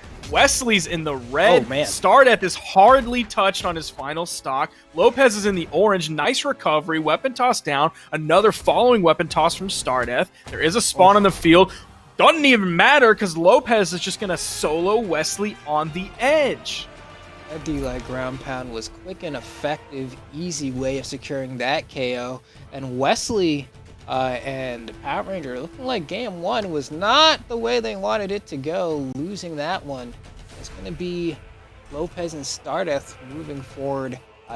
First game. We're going to see how game two goes, where they're banning out. Looks like Enigma's off the table this time around. They want to go to a flat stage with maybe not so many platforms. Looks like we're going to Mammoth, which I think platform's kind of negligible on this stage, right? Like sometimes it can play a factor toward some of the ledge games because it can kind of pause there, like the way it starts on the left side. But other than that, the platform's something that's just kind of in the background rather than like something you consciously keep track of all the time. Yeah, definitely. Like the platform is really, you only really notice it when it'll like get in the way of some of your things, and it happens some of the time. It's definitely not like, oh, there's a soft platform there in the way at all times, like so many of the other maps in the twos pool. Of course, like Shipwreck is like the only one that doesn't have a soft platform period. Even on like Apocalypse has another soft platform. Yeah. Ooh. What's going on here? Wow, these dodges, man. That side sig actually connecting Power Ranger and getting sent off stage. Wesley with the save. Maybe not. Power Ranger has to spam Sairs here because all he has is a dodge. And that's going to be able to do it. Ooh, that soft platform they're playing for Wesley. I don't know if he meant to dip down below and just got stuck on it, but it's a good thing that it was there either way. Out came that down signature, and he was just above it. Nice knockout there. That's going to wipe the blue team. They're ready with this one. One more hit, and Stardust has to be in the orange. Yeah, Wesley going for gravity cancel and sig there. Throwing out these neutral lights. A nice side sig punish. He's going to survive that. Ogrim definitely a chunky enough boy to survive a hit like that at that damage range. But now Wesley's going to want to be careful. And there we go, a stomp Sair on the interrupt of the follow-up he was going for. Going to be what takes him out. I'm not saying Macho Man is pay to win, but you will not convince me that side sig and neutral signature on Lance don't come out faster on that skin. Like they have to. I'll put on my tinfoil hat and do my conspiracy theory. Macho Man is pay to win. Those sigs are so good on that skin. Lance down sig on Macho Man. So misleading where the hitbox is. That one's still terrible though. Please don't use it. That one goes crazy. Here we go. Wesley trying to juggle with Nairs, gets to Stardust, trying to wiggle his way through, needs to pick up a weapon, gets juggled by his own teammate as he's hitting Wesley in the process. But now it means Stardust still doesn't have a weapon. He's still being starved. Finally managed to get an axe, and Wesley finds a huge ground pound on the left side as Stardust is able to KO Power Ranger. But we have a fairly close game. I mean, Stardust is definitely the one to look out for here as he's very beaten and on his final stock, while Wesley has two. Yeah, 3 stocks to 2 here. Definitely in favor of the red team at this moment. Oh, the ground pound! Lopez calls it out. Spot dodges right through it. More damage coming out. A lot of damage coming out onto Lopez now. He's getting into dangerous knockout territory. That neutral light turns Stardust red. Power Ranger really low on the edge. Big side air from Lopez, sending Wesley flying. The weapon toss goes low right under Stardust. D-Sig expected Wesley to be right on top of him, but he was over on the wall. D-Light ground pound takes out Power Ranger. It's a 1v2, but Wesley is looking good here. He's in the red, but he still has 2 stocks. Now he's on his final stock, but man, any of the moves that Lopez and Stardust throw out, they're not going to be sending him very far. It'll depend on maybe if they have a 2v2 combo or 2v1 combo ready to go. Look how far that unarmed side air sent him. That sent him off screen. Has the lance. Are we going to see a side air? Are we going to see him using those recoveries? It's a side air. That takes out one of them. He's in the 1v1 in such a good spot. All he has to do is spam recovery, basically, or Sayers or sidelight jump recovery. There we go. Man, just to find one just raw in the neutral game there, reading out a jump. That was probably the most ideal 2v1 scenario you can get set into, right? You're starting off with 2 stocks. They're both already in the red. And even though they kind of got rid of his second stock almost immediately after that 2v1 started, as long as they didn't have like a rehearsed 2v1 combo that will for certain lead to a KO, he has like a pretty good amount of wiggle room to work with. And you saw going into that final 1v2, he had both Lopez and Stardust in the red. I think he threw out one side air onto Lopez or Stardust. I can't remember which one died first. And then he threw out a recovery. So he wasn't throwing out a lot of moves then towards the end, but he put out 720 damage. Power Ranger was in like the mid to low 300s, so he was a little bit of a slouch that game, but that's when your teammate plays such a big part, and where a good 2v2 teammate, if you make a mistake, everybody can't play perfect all the time. So when you have a teammate that can kind of pick up some of your slack, that's the best 2v2 teams in the biz. Even when someone plays bad, the other person is there to cover their mistakes, pick up their slack.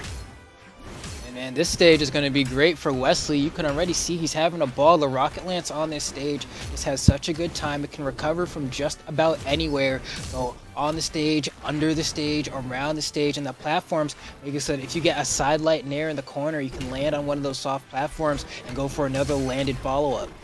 Nice side light recovery coming out from Wesley to get the first knockout of the match. Stardust took so much damage early on, 45 seconds. No one else is even in the red yet. And again, Wesley is going to work, man. Clocking in for that overtime. Oh my god. Wesley. Oh my gosh, dude. Oh, he's insane. He almost got another knockout with that too. That is OD. He's about to add 3 KOs in just under a minute and a half. And he's still going back to work on Lopez. Has him over. Oh, he does! He gets the knockout there. He continues to go under the stage. Power Ranger is also there to rotate over, put some pressure onto Stardust, giving Wesley some room. Lopez on the final stock. In comes Wesley again, playing so confidently. Stomp side air from Lopez. Power Ranger got taken out in the process. Is Wesley going to be able to get back? Oh my gosh! He must not have been confident enough in the D-Light ground pound, so he went for the recovery. Big side air, another knockout for Wesley here. We're going to see big damage numbers, big KO numbers from him in the in-game screen. Yeah, I mean, Power Ranger definitely don't want to take anything away from him. He's doing a great job beating everyone up as well. I mean, just got 4 hits onto the blue team unanswered there, and still looking for more as Wesley still manages to find these dash side lights into Nair. Oh my goodness. They just have complete control of the stage, and a Rocket Lance on the Great Call can do that.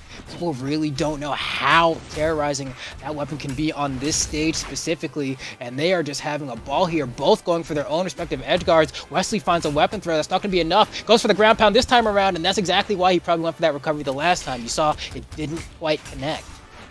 Yeah, it can be a little bit inconsistent depending on where you hit it positioning wise. It can be tough to hit, and just like that, they clean up the game, man. 4 stocks, 664 damage, not quite as high of a number, but still a fantastic number.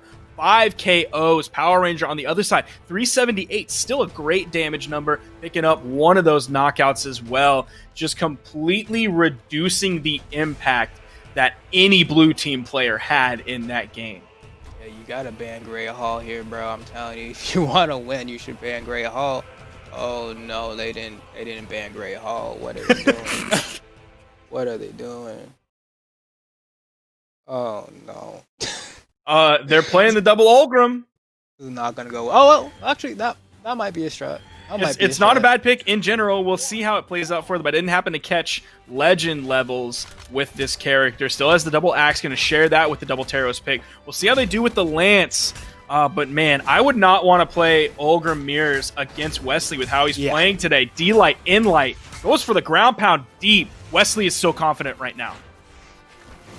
There we go. I mean, Power Ranger even doing well with the gauntlets because he's going up against this axe right now, right? A lot of times people say, well, the matchup for the gauntlets versus the Rocket Lance can be difficult, but right now they both have axes in hand, so Power Ranger's feeling completely comfortable. Wesley still controlling the screen, looking to get his first KO here, maybe. Oh, Power Ranger. Beautiful. Lasered in with that gauntlet weapon toss after hitting the side air that interrupted the recovery. And again, this X-double Taros team, now a double Ulgrim team, another knockout. Wesley. Ooh, that gravity cancel in Sig. That honestly, that could have led to the kill. Even though 100%. He's just yellow. Neutral signature onto Power Ranger, though. It's Lopez throwing that out this time. Oh man, he wasn't far enough left to get out from under the stage. That neutral air gave him the chase dodge on hit, went straight up, but unfortunately he bumped his head. Nice side air though, sending Stardust to the right, following up off of Wesley, kind of across the screen, then the other direction. There's part of me that's like, how much is this gonna matter? Wesley still has 3 stocks. Stardust is about to get KO'd. Like a sidelight recovery from Wesley is coming any minute now. Wesley finally losing his first stock. Like, y'all really let them go back to Great Hall. That's a good nice hit. neutral He signature. bounced off the platform? Oh no, Great Hall not looking so great right now. Still picks up the neutral signature, and Stardust swaps over to the Lance. 4 stocks to 3, but we could see 3 to 3 real soon. Lopez in the orange. We could see 3 to 2 real soon. Neutral light from Wesley. Goes for the side sig the other direction. Jump, side air. And the full team wipe. Another double KO for Wesley. Someone tweeted earlier today, I'm sorry that I forgot, but that Wesley took like 12 stocks in a best of 3, which is like, that's averaging 4 stocks per game, which is huge. Like, dude, his knockouts today have been insane. He is cooking, man. I don't know why they let him do this. I don't know why. Let's go to Wesley's playground as he's popping off right now. Stardust and Lopez trying to hang on here, but then you just see, looking at the top right corner, right, you're just seeing them get slowly and slowly pushed darker and darker in damage ranges here as they're looking for any hit they can. That's a good double hit for Stardust there, but gets hit by some friendly fire. Wesley starting to, oh my god, he's going still all the way going up in, there. dude. He gets the knockout onto Stardust. Power Ranger and Wesley are up 2-1 in this set, looking like they're going to close it out 3-1. Power Ranger playing a fantastic background player, 301 damage, 2 of those knockouts, so that Wesley can take the forefront and run wild, as Macho Man loves to do, all over Lopez and Stardust. Stardust come almost null and void that game. 183 damage was all he was able to put out. Wesley and Power Rangers shut him down. More big numbers from Wesley. 607 damage, 4 knockouts. Huge. Now we get to see Wesley and Power Ranger get the run back against Balthazar and Fiend. They did lose in the winner's side of things in semis, 3-1, but they have a chance here to bring it back. Now, of course, since they are on the loser's side of the grand finals, that means they will have to win 2 sets, whereas Balthazar and Fiend only have to win 1, and Fiend is actually going back to the Nash. This could be something.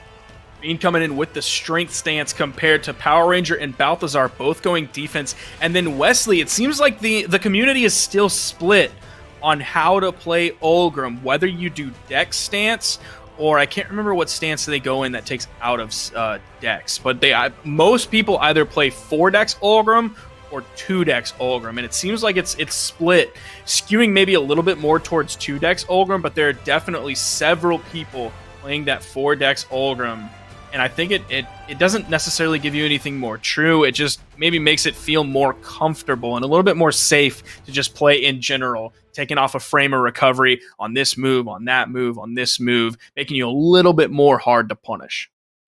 Yeah, I think it definitely, especially for scenarios where you're going for like D-light into neutral light or like down air into neutral light, it might make that conversion a little bit tighter, but other than that, it doesn't really have much to go on there. But here we go, grand finals of Combo Breaker 2v2s for South America. Fiend and Balthazar off to a very strong start here as Wesley trying to hang on here, doesn't have a rocket lance in hand. Instead, he has the axe, and his axe is not bad by any means, but I definitely think that rocket lance is where we see him shine. Now, this is an important set here, obviously, because it's the grand finals. That goes without saying. But in both major tournaments this year that Fiend was a part of that were online, I'm not counting like CEO Dreamland because that was just weird of having to play on North American servers and all that. But Fiend in Winter Championships found himself in second place. That time he was teaming with Stardeath. In Spring Championships, Fiend with Balthazar again found themselves in second place. So Fiend has been so close. Balthazar has been so close. In Spring Championships, they lost to this team, Wesley and Balthazar, Wesley and Power Ranger. They traded sets there too. So there's a lot of history between these players. Big opening starting off for the blue team, but a little bit of an equalization here.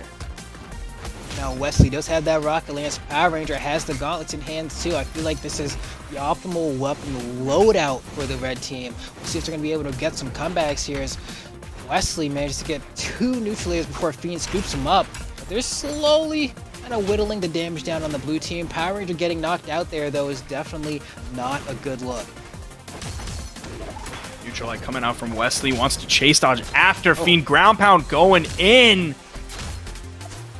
Seems like you can see how confident Wesley is by how many ground pounds he throws out and how much he gravity cancels off the edge. Like, he's going to throw them out sometimes regardless, but definitely, like you saw towards the end of last game, so many ground pounds that Wesley was throwing out.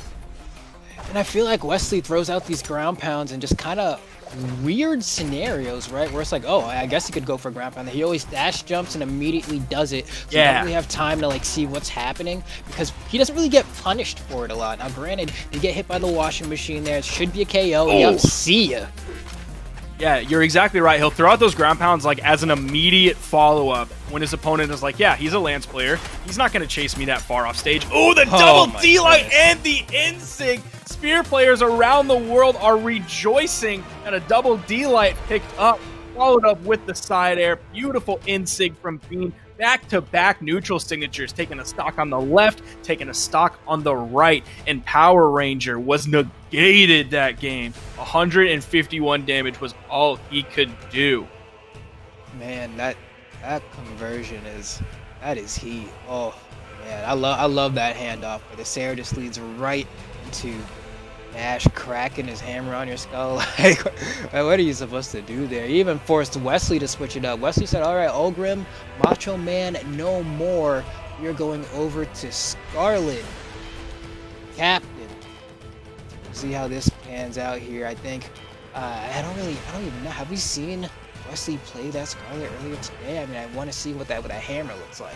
I don't think we really saw it hardly at all. I wasn't actually able to catch their set earlier in right at top 8 in winners semis to see if he pulled it out then, because that was another time where he faced Balthazar and Fiend and they lost 1-3. So I didn't actually see if he pulled it out there. We'll see what he brings out here. He's going for the movement speed stance, give him a little bit of room to maybe zoom around a little bit more quickly. It's going to take out of strength, which if you're going to take away anything from Scarlet, strength isn't the worst thing to lose from. She already has high strength stat, has heavy weapons there, has incredible signatures with a ton of force. And meanwhile, are they going to negate Power Ranger again? Are they just trying to completely focus him out of this game like they did last game? He's out 27 seconds and he's gone. And that's so hard to deal with if you're Wesley, right? You have to have so much of a presence on stage that the blue team just can't ignore you. And he's trying, he's doing it right now. He's throwing out these nairs, these Sayers, picks up a KO. That's what he's gonna need to do because it looks like Power Ranger's gonna be stuck playing support this time around. He won't have a chance to get any offense started because they're hunting him down. I mean, just look at how the blue team moves around the map. They're hunting him down. It's almost like Power Ranger doesn't want a 1v1 Fiend, and I don't blame him, because a lot of what took him out early on in this game so far was Fiend. Like, Fiend is just winning this 1v1 against Power Ranger, so you'll see him kind of like back up from Fiend and maybe go provide some support for his boy, but that just lets Fiend run up behind him and hit him and continue his pressure, and the red team is just being deleted in this game so quickly. Yeah, there we go. Gauntlet recovery goes for the slide charge Z-Sig. Okay, silent recovery, not decent punish, not gonna KO. Nair not gonna KO as well. Fiend kind of close to being sent to his final stock. If they can do that, delete Fiend, that'd be huge. There we go. We have a tie game now. Balthazar being the one on his second stock still. I have no idea how this is gonna go. Power Ranger, oof, that was close. Almost missed the corner there.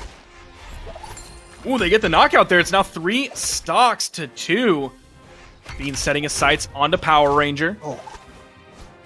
Now over onto Wesley. Balthazar has Power Ranger on the edge. In comes Fiend with the D-Light. Gets interrupted. Yeah, the amount of D-Lights that Fiend has gotten onto Power Ranger has been tough. Like, he's just trying to kind of float around. Nice Did they just? They did. Did they just take him out? Oh, no. Oh, don't let him do it. It's okay, Wesley has another stock though, so Power Ranger just gotta float. Just gotta float till he comes back. Got caught. Oh, got no, caught. don't float. Don't float. Don't do it. Oh, man, this is a 1v1. Ladies and gentlemen. Fiend has the hammer in his hand against Wesley's lance. Nice dash side light to punish the D-Light that came out from Wesley. Nice dare. Oh, one of these guys has won the South American Championship several times in a row, and one of them has not. But Fiend does have a lot of damage. Just Stomp Sayer will do it. He's looking for it. Oh, Fiend's making it so hard. Avoiding. Man, what a punish from Fiend there. That was like a max range side air. Right in the perfect spot. Oh, that dare almost picked up. Oh, Fiend is so close to getting knocked out, but so is Wesley. Wesley might catch him jumping with a neutral signature, maybe even a recovery. Oh, I'm so scared. Wesley, he's looking. Fiend, he's gonna let that NSIG rip. Oh, there it is. Their movement, man. Fiend's ability to not get hit here is insane. Oh, it's a hammer, though. Oh, it's a side air, and that's gonna take it. Wesley and Power Ranger going up in game 2. Oh, barely hanging on. I need to see the damage. Look at that, man. Look at it. 226 on Power Ranger. Yeah. Like, his job right now is just to survive as long as he can and get any guaranteed hits he can get on people hitting Wesley right now. That's not the amount of damage that someone who's trying to be the aggressor does, okay? A 748 on Wesley. Similarly, Balthazar did 328, which is like not bad, but it's not great either. It's really a battle between who can play point better. Is it going to be Wesley or Fiend? We haven't seen Wesley and Power Ranger lock in their legends yet. I mean, I'm saying go the Scarlet for Wesley. Worked out. Maybe it's something that they work out together where they like have their 2v2 combos labbed out with certain legends. So their actual team comp is more important than the individual legend. So it's like Power Ranger maybe saying, I'm not feeling comfortable on this legend pick, so then you have to pick around what I feel comfortable with, because Wesley is doing damage regardless. Okay, we're seeing that Scarlet get locked in. I would like to see Power Ranger, if he's playing Rayman, he might be kind of like stuck to the axe. I feel like, I don't know. I feel like gauntlets in general in 2v2s aren't the best, but also against these weapons that he's going up against, spear or hammer, axe, they have quite the amount of range to outspace him, especially on smaller stages. And if he just keeps finding himself getting caught, especially we saw the amount of times he got D-lighted, right? You go for a gauntlet sidelight and you whiff, you're gonna eat a spear D-light every day of the week or an axe D-light for the punish. So he's always kind of through the nature of the gauntlet kit in a scenario where he can potentially get punished if he whiffs, and then that's not necessarily a spot you want to be in. So we'll see if he kind of just tries to have the axe on him at all times. A lot of thought going into the stage banning here. Just look at the character levels. Level 88 from Wesley, level 100 from Balthazar, level 97 from Fiend. Compare that to Power Rangers level 36 Rayman. That's still a considerable amount of time spent on that Rayman, but compared to everyone else in the lobby, they're really thinking about this stage banning. Crystal banned, Apocalypse banned, Great Hall banned, Small Enigma banned, Shipwreck banned between Miami Dome and Mammoth Fortress. How is Fiend's Nash not level 100? I don't know, because he plays other characters sometimes. That's crazy to me. I feel like he's been playing that character for so long that by this point, but hey, I guess you live and let live as we go ahead and move on to, this is just game 3, right? Like this, right? Yeah. Am I crazy? Yeah, man. This has been a long and stressful grand finals. We might have ourselves a reset on our hands as well, so it could be even longer as we are into game 3. Oh, what a read coming out from Wesley there.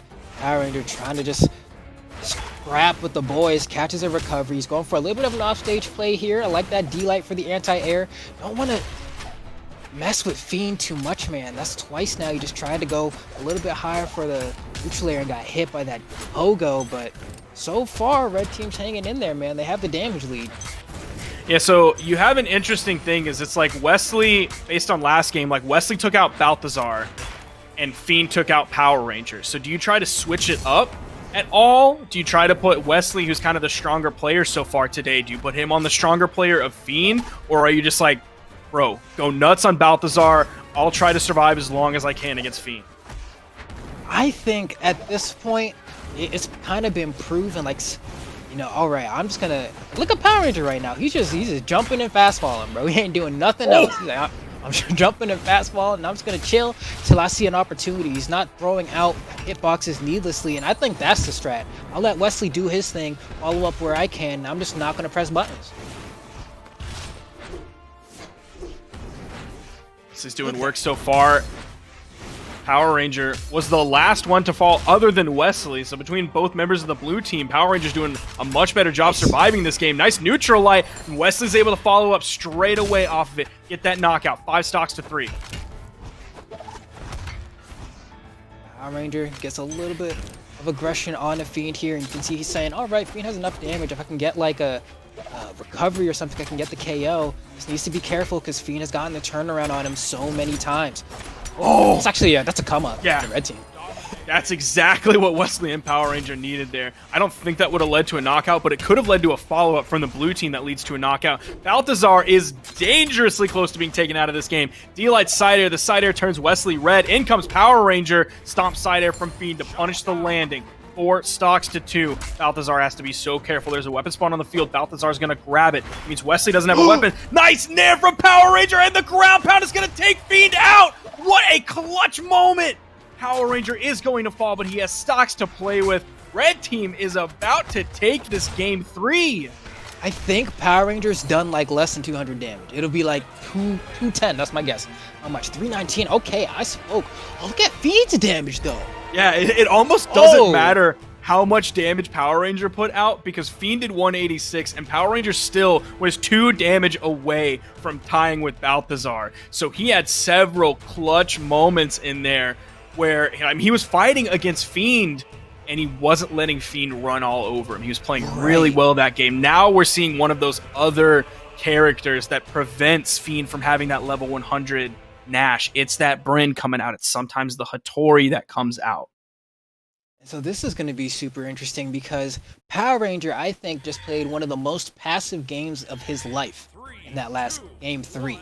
And it paid off, and especially when you play like a passive game like that and you decide to make a play, look how that play worked out. He was able to get a very early KO on a Fiend, and now I'm wondering what Balthazar's plan is here, because he's not winning that 1v1 versus Wesley. Wesley got off the Scarlet, by the way, which I felt like the Scarlet was doing just fine, but the Macho Man is back, and I think he feels like the red team has found their stride. He's going to go back to his comfort pick and just kind of play with the new game plan.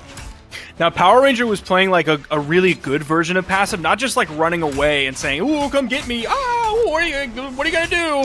But he was also like, he was just annoying enough. Like he was a fly buzzing around your head, where you can't have a lovely picnic because it's flying there. You have to like try and smack it out of the air, and then he gets out of the way, and then it'll land on you and bug you. And he was like just annoying enough that the blue team couldn't completely ignore him, so he was able to grab things like that nair at the end. Love that recovery from Power Ranger there. Had ran out of jumps and a recovery. Beautiful pass over to Wesley. The weapon toss as well. Wesley and Power Ranger pulling ahead with a very slight lead. Power Ranger staying alive here and doing such a good job of extending his longevity. It's paying off, man. I mean, Wesley's getting the damage in. Balthazar struggling to hit him. Fiend can't even seem to touch him now. It's like his defense is just evolved. Power Ranger still on this first stock. He eats a nair from Wesley, but it doesn't matter. You see him still putting out damage onto the blue team. Big side air from Balthazar, even from the right, sending to the left, is able to knock out. Minute and a half into this game. Wesley's taking some punishment here, though. Yeah, I'm wondering if at this point in the game, if you're a Power Ranger, you might consider just kind of playing a little bit more of an active role, because if Wesley is unable to do all the damage, it's going to end up in a scenario where Power Ranger's in a 2v1 and has to do it against Balthazar and Fiend, which is not going to be a fun time. So here we go. We got a little bit of aggression. He's trying to get an early KO off the top with some gravity cancel sidelights. Wesley and Hopper, so you see they both try to get rid of Fiend there. They can't land the hit, but that down signal do it. Neutral signature bouncing off the stage. Wasn't a spike over the corner. Weapon toss from Wesley. Power Ranger chasing Balthazar into the sky. And this playstyle that they're kind of going for, where Power Ranger maybe plays a little bit more passively, maybe tries to distract and just kind of sow confusion. Because this is a best of 5 and possibly a best of 10, that's a long time for Balthazar and Fiend to figure out how to deal with it. That's what's so scary. If this was a best of 3, Power Ranger and Wesley would have already taken it. But it seems like the blue team is finding a way already, after they've already done it once or twice, to kind of figure out how to get around this. We're dead even in this game so far, and I don't think we're going to be seeing huge numbers from Wesley this game. Yeah, I mean, take a look at it, though. I feel like Balthazar and Fiend, like, this is probably one of the closest games we've seen. Look at Fiend's damage. It's darker than my skin. And that's pretty dark. It's pretty, I'm pretty dark skinned. Like, I can't lie. I got some melanin in there, but Fiend making me question it, because he is going off here. How is he still alive? Finally, he was actually black. Like black. Like lights out in damage. Oh, is Wesley gonna get this? Fiend is able to jump and dodge through. Wesley's able to get back. Nice side air from Power Ranger, and Wesley comes back in. There's no way for Fiend to get back. Balthazar put the effort out to save him. What a huge, huge move for Wesley and Power Ranger. There's the D-Sig. It lands on the main platform. It's definitely still winnable from Balthazar, but if he takes another one of those neutral signatures or a neutral light into a side air follow-up, that is a reset. Ladies and gentlemen, it seems like Power Ranger and Wesley have figured out a way to take down Balthazar and Fiend, even though Balthazar and Fiend won 3-1 earlier. Man, we were talking. Yo, I want to give some shout outs to Power Ranger, though, because I felt like we were commentating Power Ranger and Wesley earlier. We were talking about, like, yo, if Wesley keeps playing like this, if Wesley keeps doing it, Wesley, and not to say Wesley's not popping off, he is. Oh, trust me, he is. But Power Ranger has made the adjustments too, where it's like, this is no longer like, okay, it doesn't look like Wesley +1. It looks like, okay, Wesley and Power Ranger, they are doing this together. Don't you guys forget it, the way they're holding it down right now. And Fiend and Balthazar, you were saying they never got a 2v2 gold medal, and they may not today. Yeah, I think you're exactly right. Like, Power Ranger, we'll say he's a square peg, and before it was like he was trying to force himself into a round hole, whereas now he found a way to get his stuff in. He found his square hole that he needed to get into. Rather than trying to force himself one way, he found where he fits in to how they're going to play. Look at them go. Enigma. Curious how this map's going to work out. Pretty decent stage for Rocket Lance. Hammer as well. Wesley switching back to the Scarlet. Trying to aggress on a Fiend here. And Power Ranger, wow, making great use of Axe D-Light. I love when I see Axe players make great use of that move. Such a strong anti-air tool. Often forgot about in the kit. Wesley swapping over back to this Scarlet, and Fiend back to the Nash. Still has a spear in his hand, but also has a hammer. Solid start here for the red team. We're going back to Enigma. If I remember correctly, this didn't go very well for Wesley and Power Ranger earlier. I think this might have been the game that they lost in this set. Oh, that Cider actually almost saved him. A weapon throw from Wesley, though, was able to get rid of him, and now red team with a hefty lead here. If they're able to KO Balthazar, that gravity cancel from Wesley would have, like, annihilated him. Like, he wouldn't even be on this planet. Oh, what a pass. Wesley's so weird, man. The way he just randomly decides to do SIGs in the other direction. 5 stocks to 4 here. Wesley still hasn't been off of his first stock yet. That still is not enough. He's got a gravity cancel neutral signature off the top. Might have even taken someone out if they were in yellow. He's like, just the ground! How did he get around Power Ranger? He plays that so well, and the G-Stick Wesley's going crazy! The way they were able to line that up was better than my barber. That was beautiful. I love what I'm seeing right now, man. It is, I mean, blue team, I love Fiend and Balthazar, don't get me wrong, but the way that Wesley and Power Ranger are playing right now, there's stuff to be desired here, man. Offside there from Fiend, fighting his way back into this. 3 stocks to 2. Brief moment of the 2v1. Blue team isn't able to make much of it. Oh, Wesley wants to carry Fiend off the edge. Wants to give him an express trip straight to the blast zone. Wesley wanting to take Balthazar out now, and the ground pound. Oh, and the gravity cancel neutral signature. That knocks out off the top. Wesley, we keep saying Wesley, Wesley, Wesley, but he deserves it.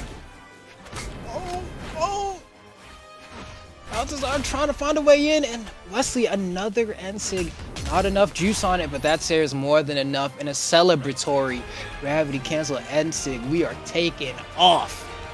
Game 1 of the reset. 6 more kills added to Wesley now. All 6 of them. And then his teammate, Power Ranger, 394 damage. No slouch there. Taking 408 compared to Wesley's 406. So they're sitting there right even, and Wesley is there to finish up so many kills. A lot of them he's following up right off of Power Ranger, so it's this beautiful bump set spike between them. Fantastic work. What a team of Wesley and Power Ranger, showing why they came out on top in Spring Champs. Wow. Here we go, man. The story continues. And Fiend and Balthazar, I mean, granted, they need something right now, right? The momentum is clearly in the favor of Wesley and Power Ranger. They're feeling good. They've won back-to-back games here, and they're looking to kind of close this out. Now, Fiend and Balthazar are definitely strong enough competitors that they can turn this around, but I feel like this is the game where they need to do it. If they go down 2 games in this second set, This is just... Oh, Wesley grabbing Power Ranger that time. But this is such a tough spot to be in mentally if you're Fiend and Balthazar, because you're getting flashbacks to Spring Champs when they ran into this similar thing. And they're also getting flashbacks to earlier in the bracket when they won. It didn't go to Game 5. They won 3-1, showing that they can beat Wesley and Power Ranger. But then the grand finals, 3-1, getting the reset. This is such a tough spot to be in. And then losing Game 1 in the reset. They're still battling back as best that they can. They have a lead right now. Are they going to be able to hold on to it? Fiend trying to scoop with those dares. Wesley doing his best. Wants these KOs. Wants to add another KO to the stack with the high strength of Scarlet. Power Ranger has the axe in his hand. Hunting for the side air, hits Fiend, but not enough to knock out yet. Both members of the red team getting into the orange. This could be a Game 10 Grand Final, Sparky, just by the way this is going. Balthazar deeply, deeply damaged, finally getting taken out there. Fiend playing the off-stage game. I feel like the larger stage is actually not helpful for Power Ranger and Wesley. I feel like they actually thrive on some of these smaller stages because they're in such close proximity to each other that they're always close enough to lend a helping hand. But moments like that, where Balthazar is able to single out Power Ranger and get the KO, that's what we're going to see more of on a stage this large. The way that the leads have been shifting is it's not like one team gets a small lead at the beginning and then they might stretch it a little bit, but they just hold it the rest of the game. It's been so sudden that in 15 to 20 seconds, it can go completely the other direction. Look at the top right of your screen. It's 4 stocks to 2. Almost everybody's in the red here. The neutral signature is going to knock out. Power Ranger died there before Balthazar did. 3 stocks to 1. Wesley's in the red. This is looking all but unwinnable. Oh my gosh. Fiend and Balthazar wrestled it back here in game 2 after the reset. A very important victory, like you said. South America is the best, man. They go crazy with it. There's not one dull moment with these guys. As we're going to see where they end up going. Great Hall would be great, I think, for Wesley and Power Ranger there. It gives Wesley his playground back, where he's able to go wild, but he doesn't get the chance to pick here.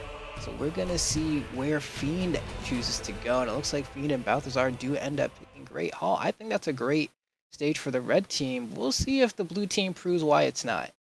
Yeah, I would almost maybe prefer to go to Apocalypse because Fiend and Balthazar can play that close game right stacked on top of everyone. Like you said, maybe a little bit better, but this is sort of a middle ground because it's not going to be Enigma. You still have that open area right in the middle, whereas Enigma doesn't have quite as big of a room there. So we'll see what Fiend and Balthazar are able to do here. It seems like Wesley and Power Ranger really like soft platforms, though, just based on the trends in their banning. Nice side signature, nice second side signature, hitting Power Ranger, then hitting Wesley, going for more. Fiend wants these early knockouts, has Wesley in the red, Power Ranger in the dead.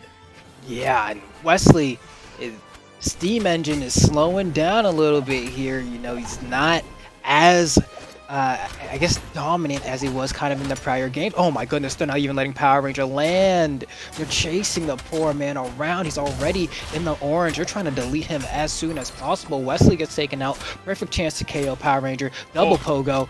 Weapon throw. Oh, nice. So nice. So smart. Oh, Fiend! No, he goes too hard! Oh no, he goes too hard, runs out of movement options and can't get back. Even with the dodge up, didn't cover enough distance. But before that, you saw those multiple dares. That's what I like to see as an offstage fall. Oh man, Wesley. Is Fiend just gonna be? Yes, oh Power my, Ranger. Oh my, just like that. Fiend is on final stock. This is a brutal game for the blue team. It was looking like in their favor by a long shot, and that's been completely negated. I'm telling you, man, 15 to 20 seconds in South America is like 10 years anywhere else. I know. We're watching Wesley just slide charge the merry-go-round off of these platforms. Looks like we might even have a disconnect here, but if I'm the red team, I'm taking this, bro. You'll get your hits in. Or this grand finals, like, you grab it. You go, go, go. You take it, bro. I don't care, bro. You know how much money's on the line? Brother, yeah. See ya. 3 stocks to 3. Oh, the big side air. It's going to knock out, and Balthazar's going to be able to get back. Knocking out Wesley, and Balthazar still surviving. 3 stocks to 2. You got to hunt down Fiend here if you're the red team. Oh.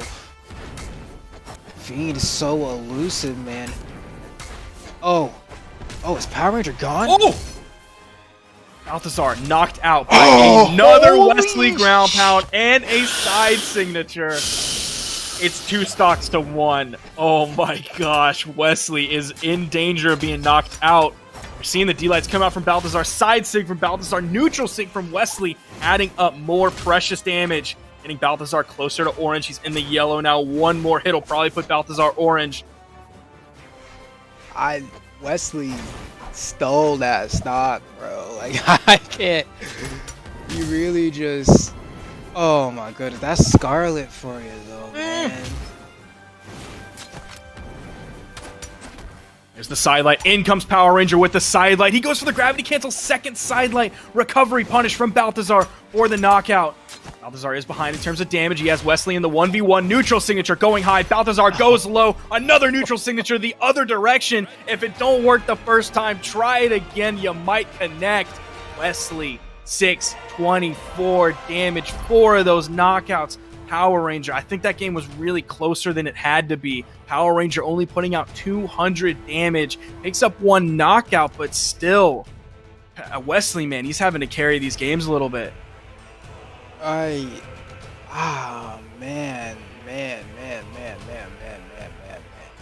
Wesley and Power Ranger are 1 game away from being the 2v2 combo breaker champions. Balthazar and Fiend have had ample opportunity to get some W's on the board here. They were on the winner's side, they got reset, and they kept on losing. This could potentially be their final bout if they could not saddle up, get the next notch in the belt and tighten and rein things in, because it looks like that gold medal might be escaping them one more time. Fiend ready to go with this Nash. Balthazar ready to go with his Bryn. Wesley ready to go with that Scarlet. Still waiting on Power Ranger to choose who he wants to go in with. It likely will be a Rayman. Maybe he just needs a moment. It is that Rayman in the defense stance, level 36. Stage banning begins. It's Fiend and Balthazar's first banning out. They ban out Apocalypse, the Dome, the Great Hall, and Small Enigma. Banning out 2 of the 3 actually all 3 stages that the red team likes to leave open, and we're going to Mammoth Fortress.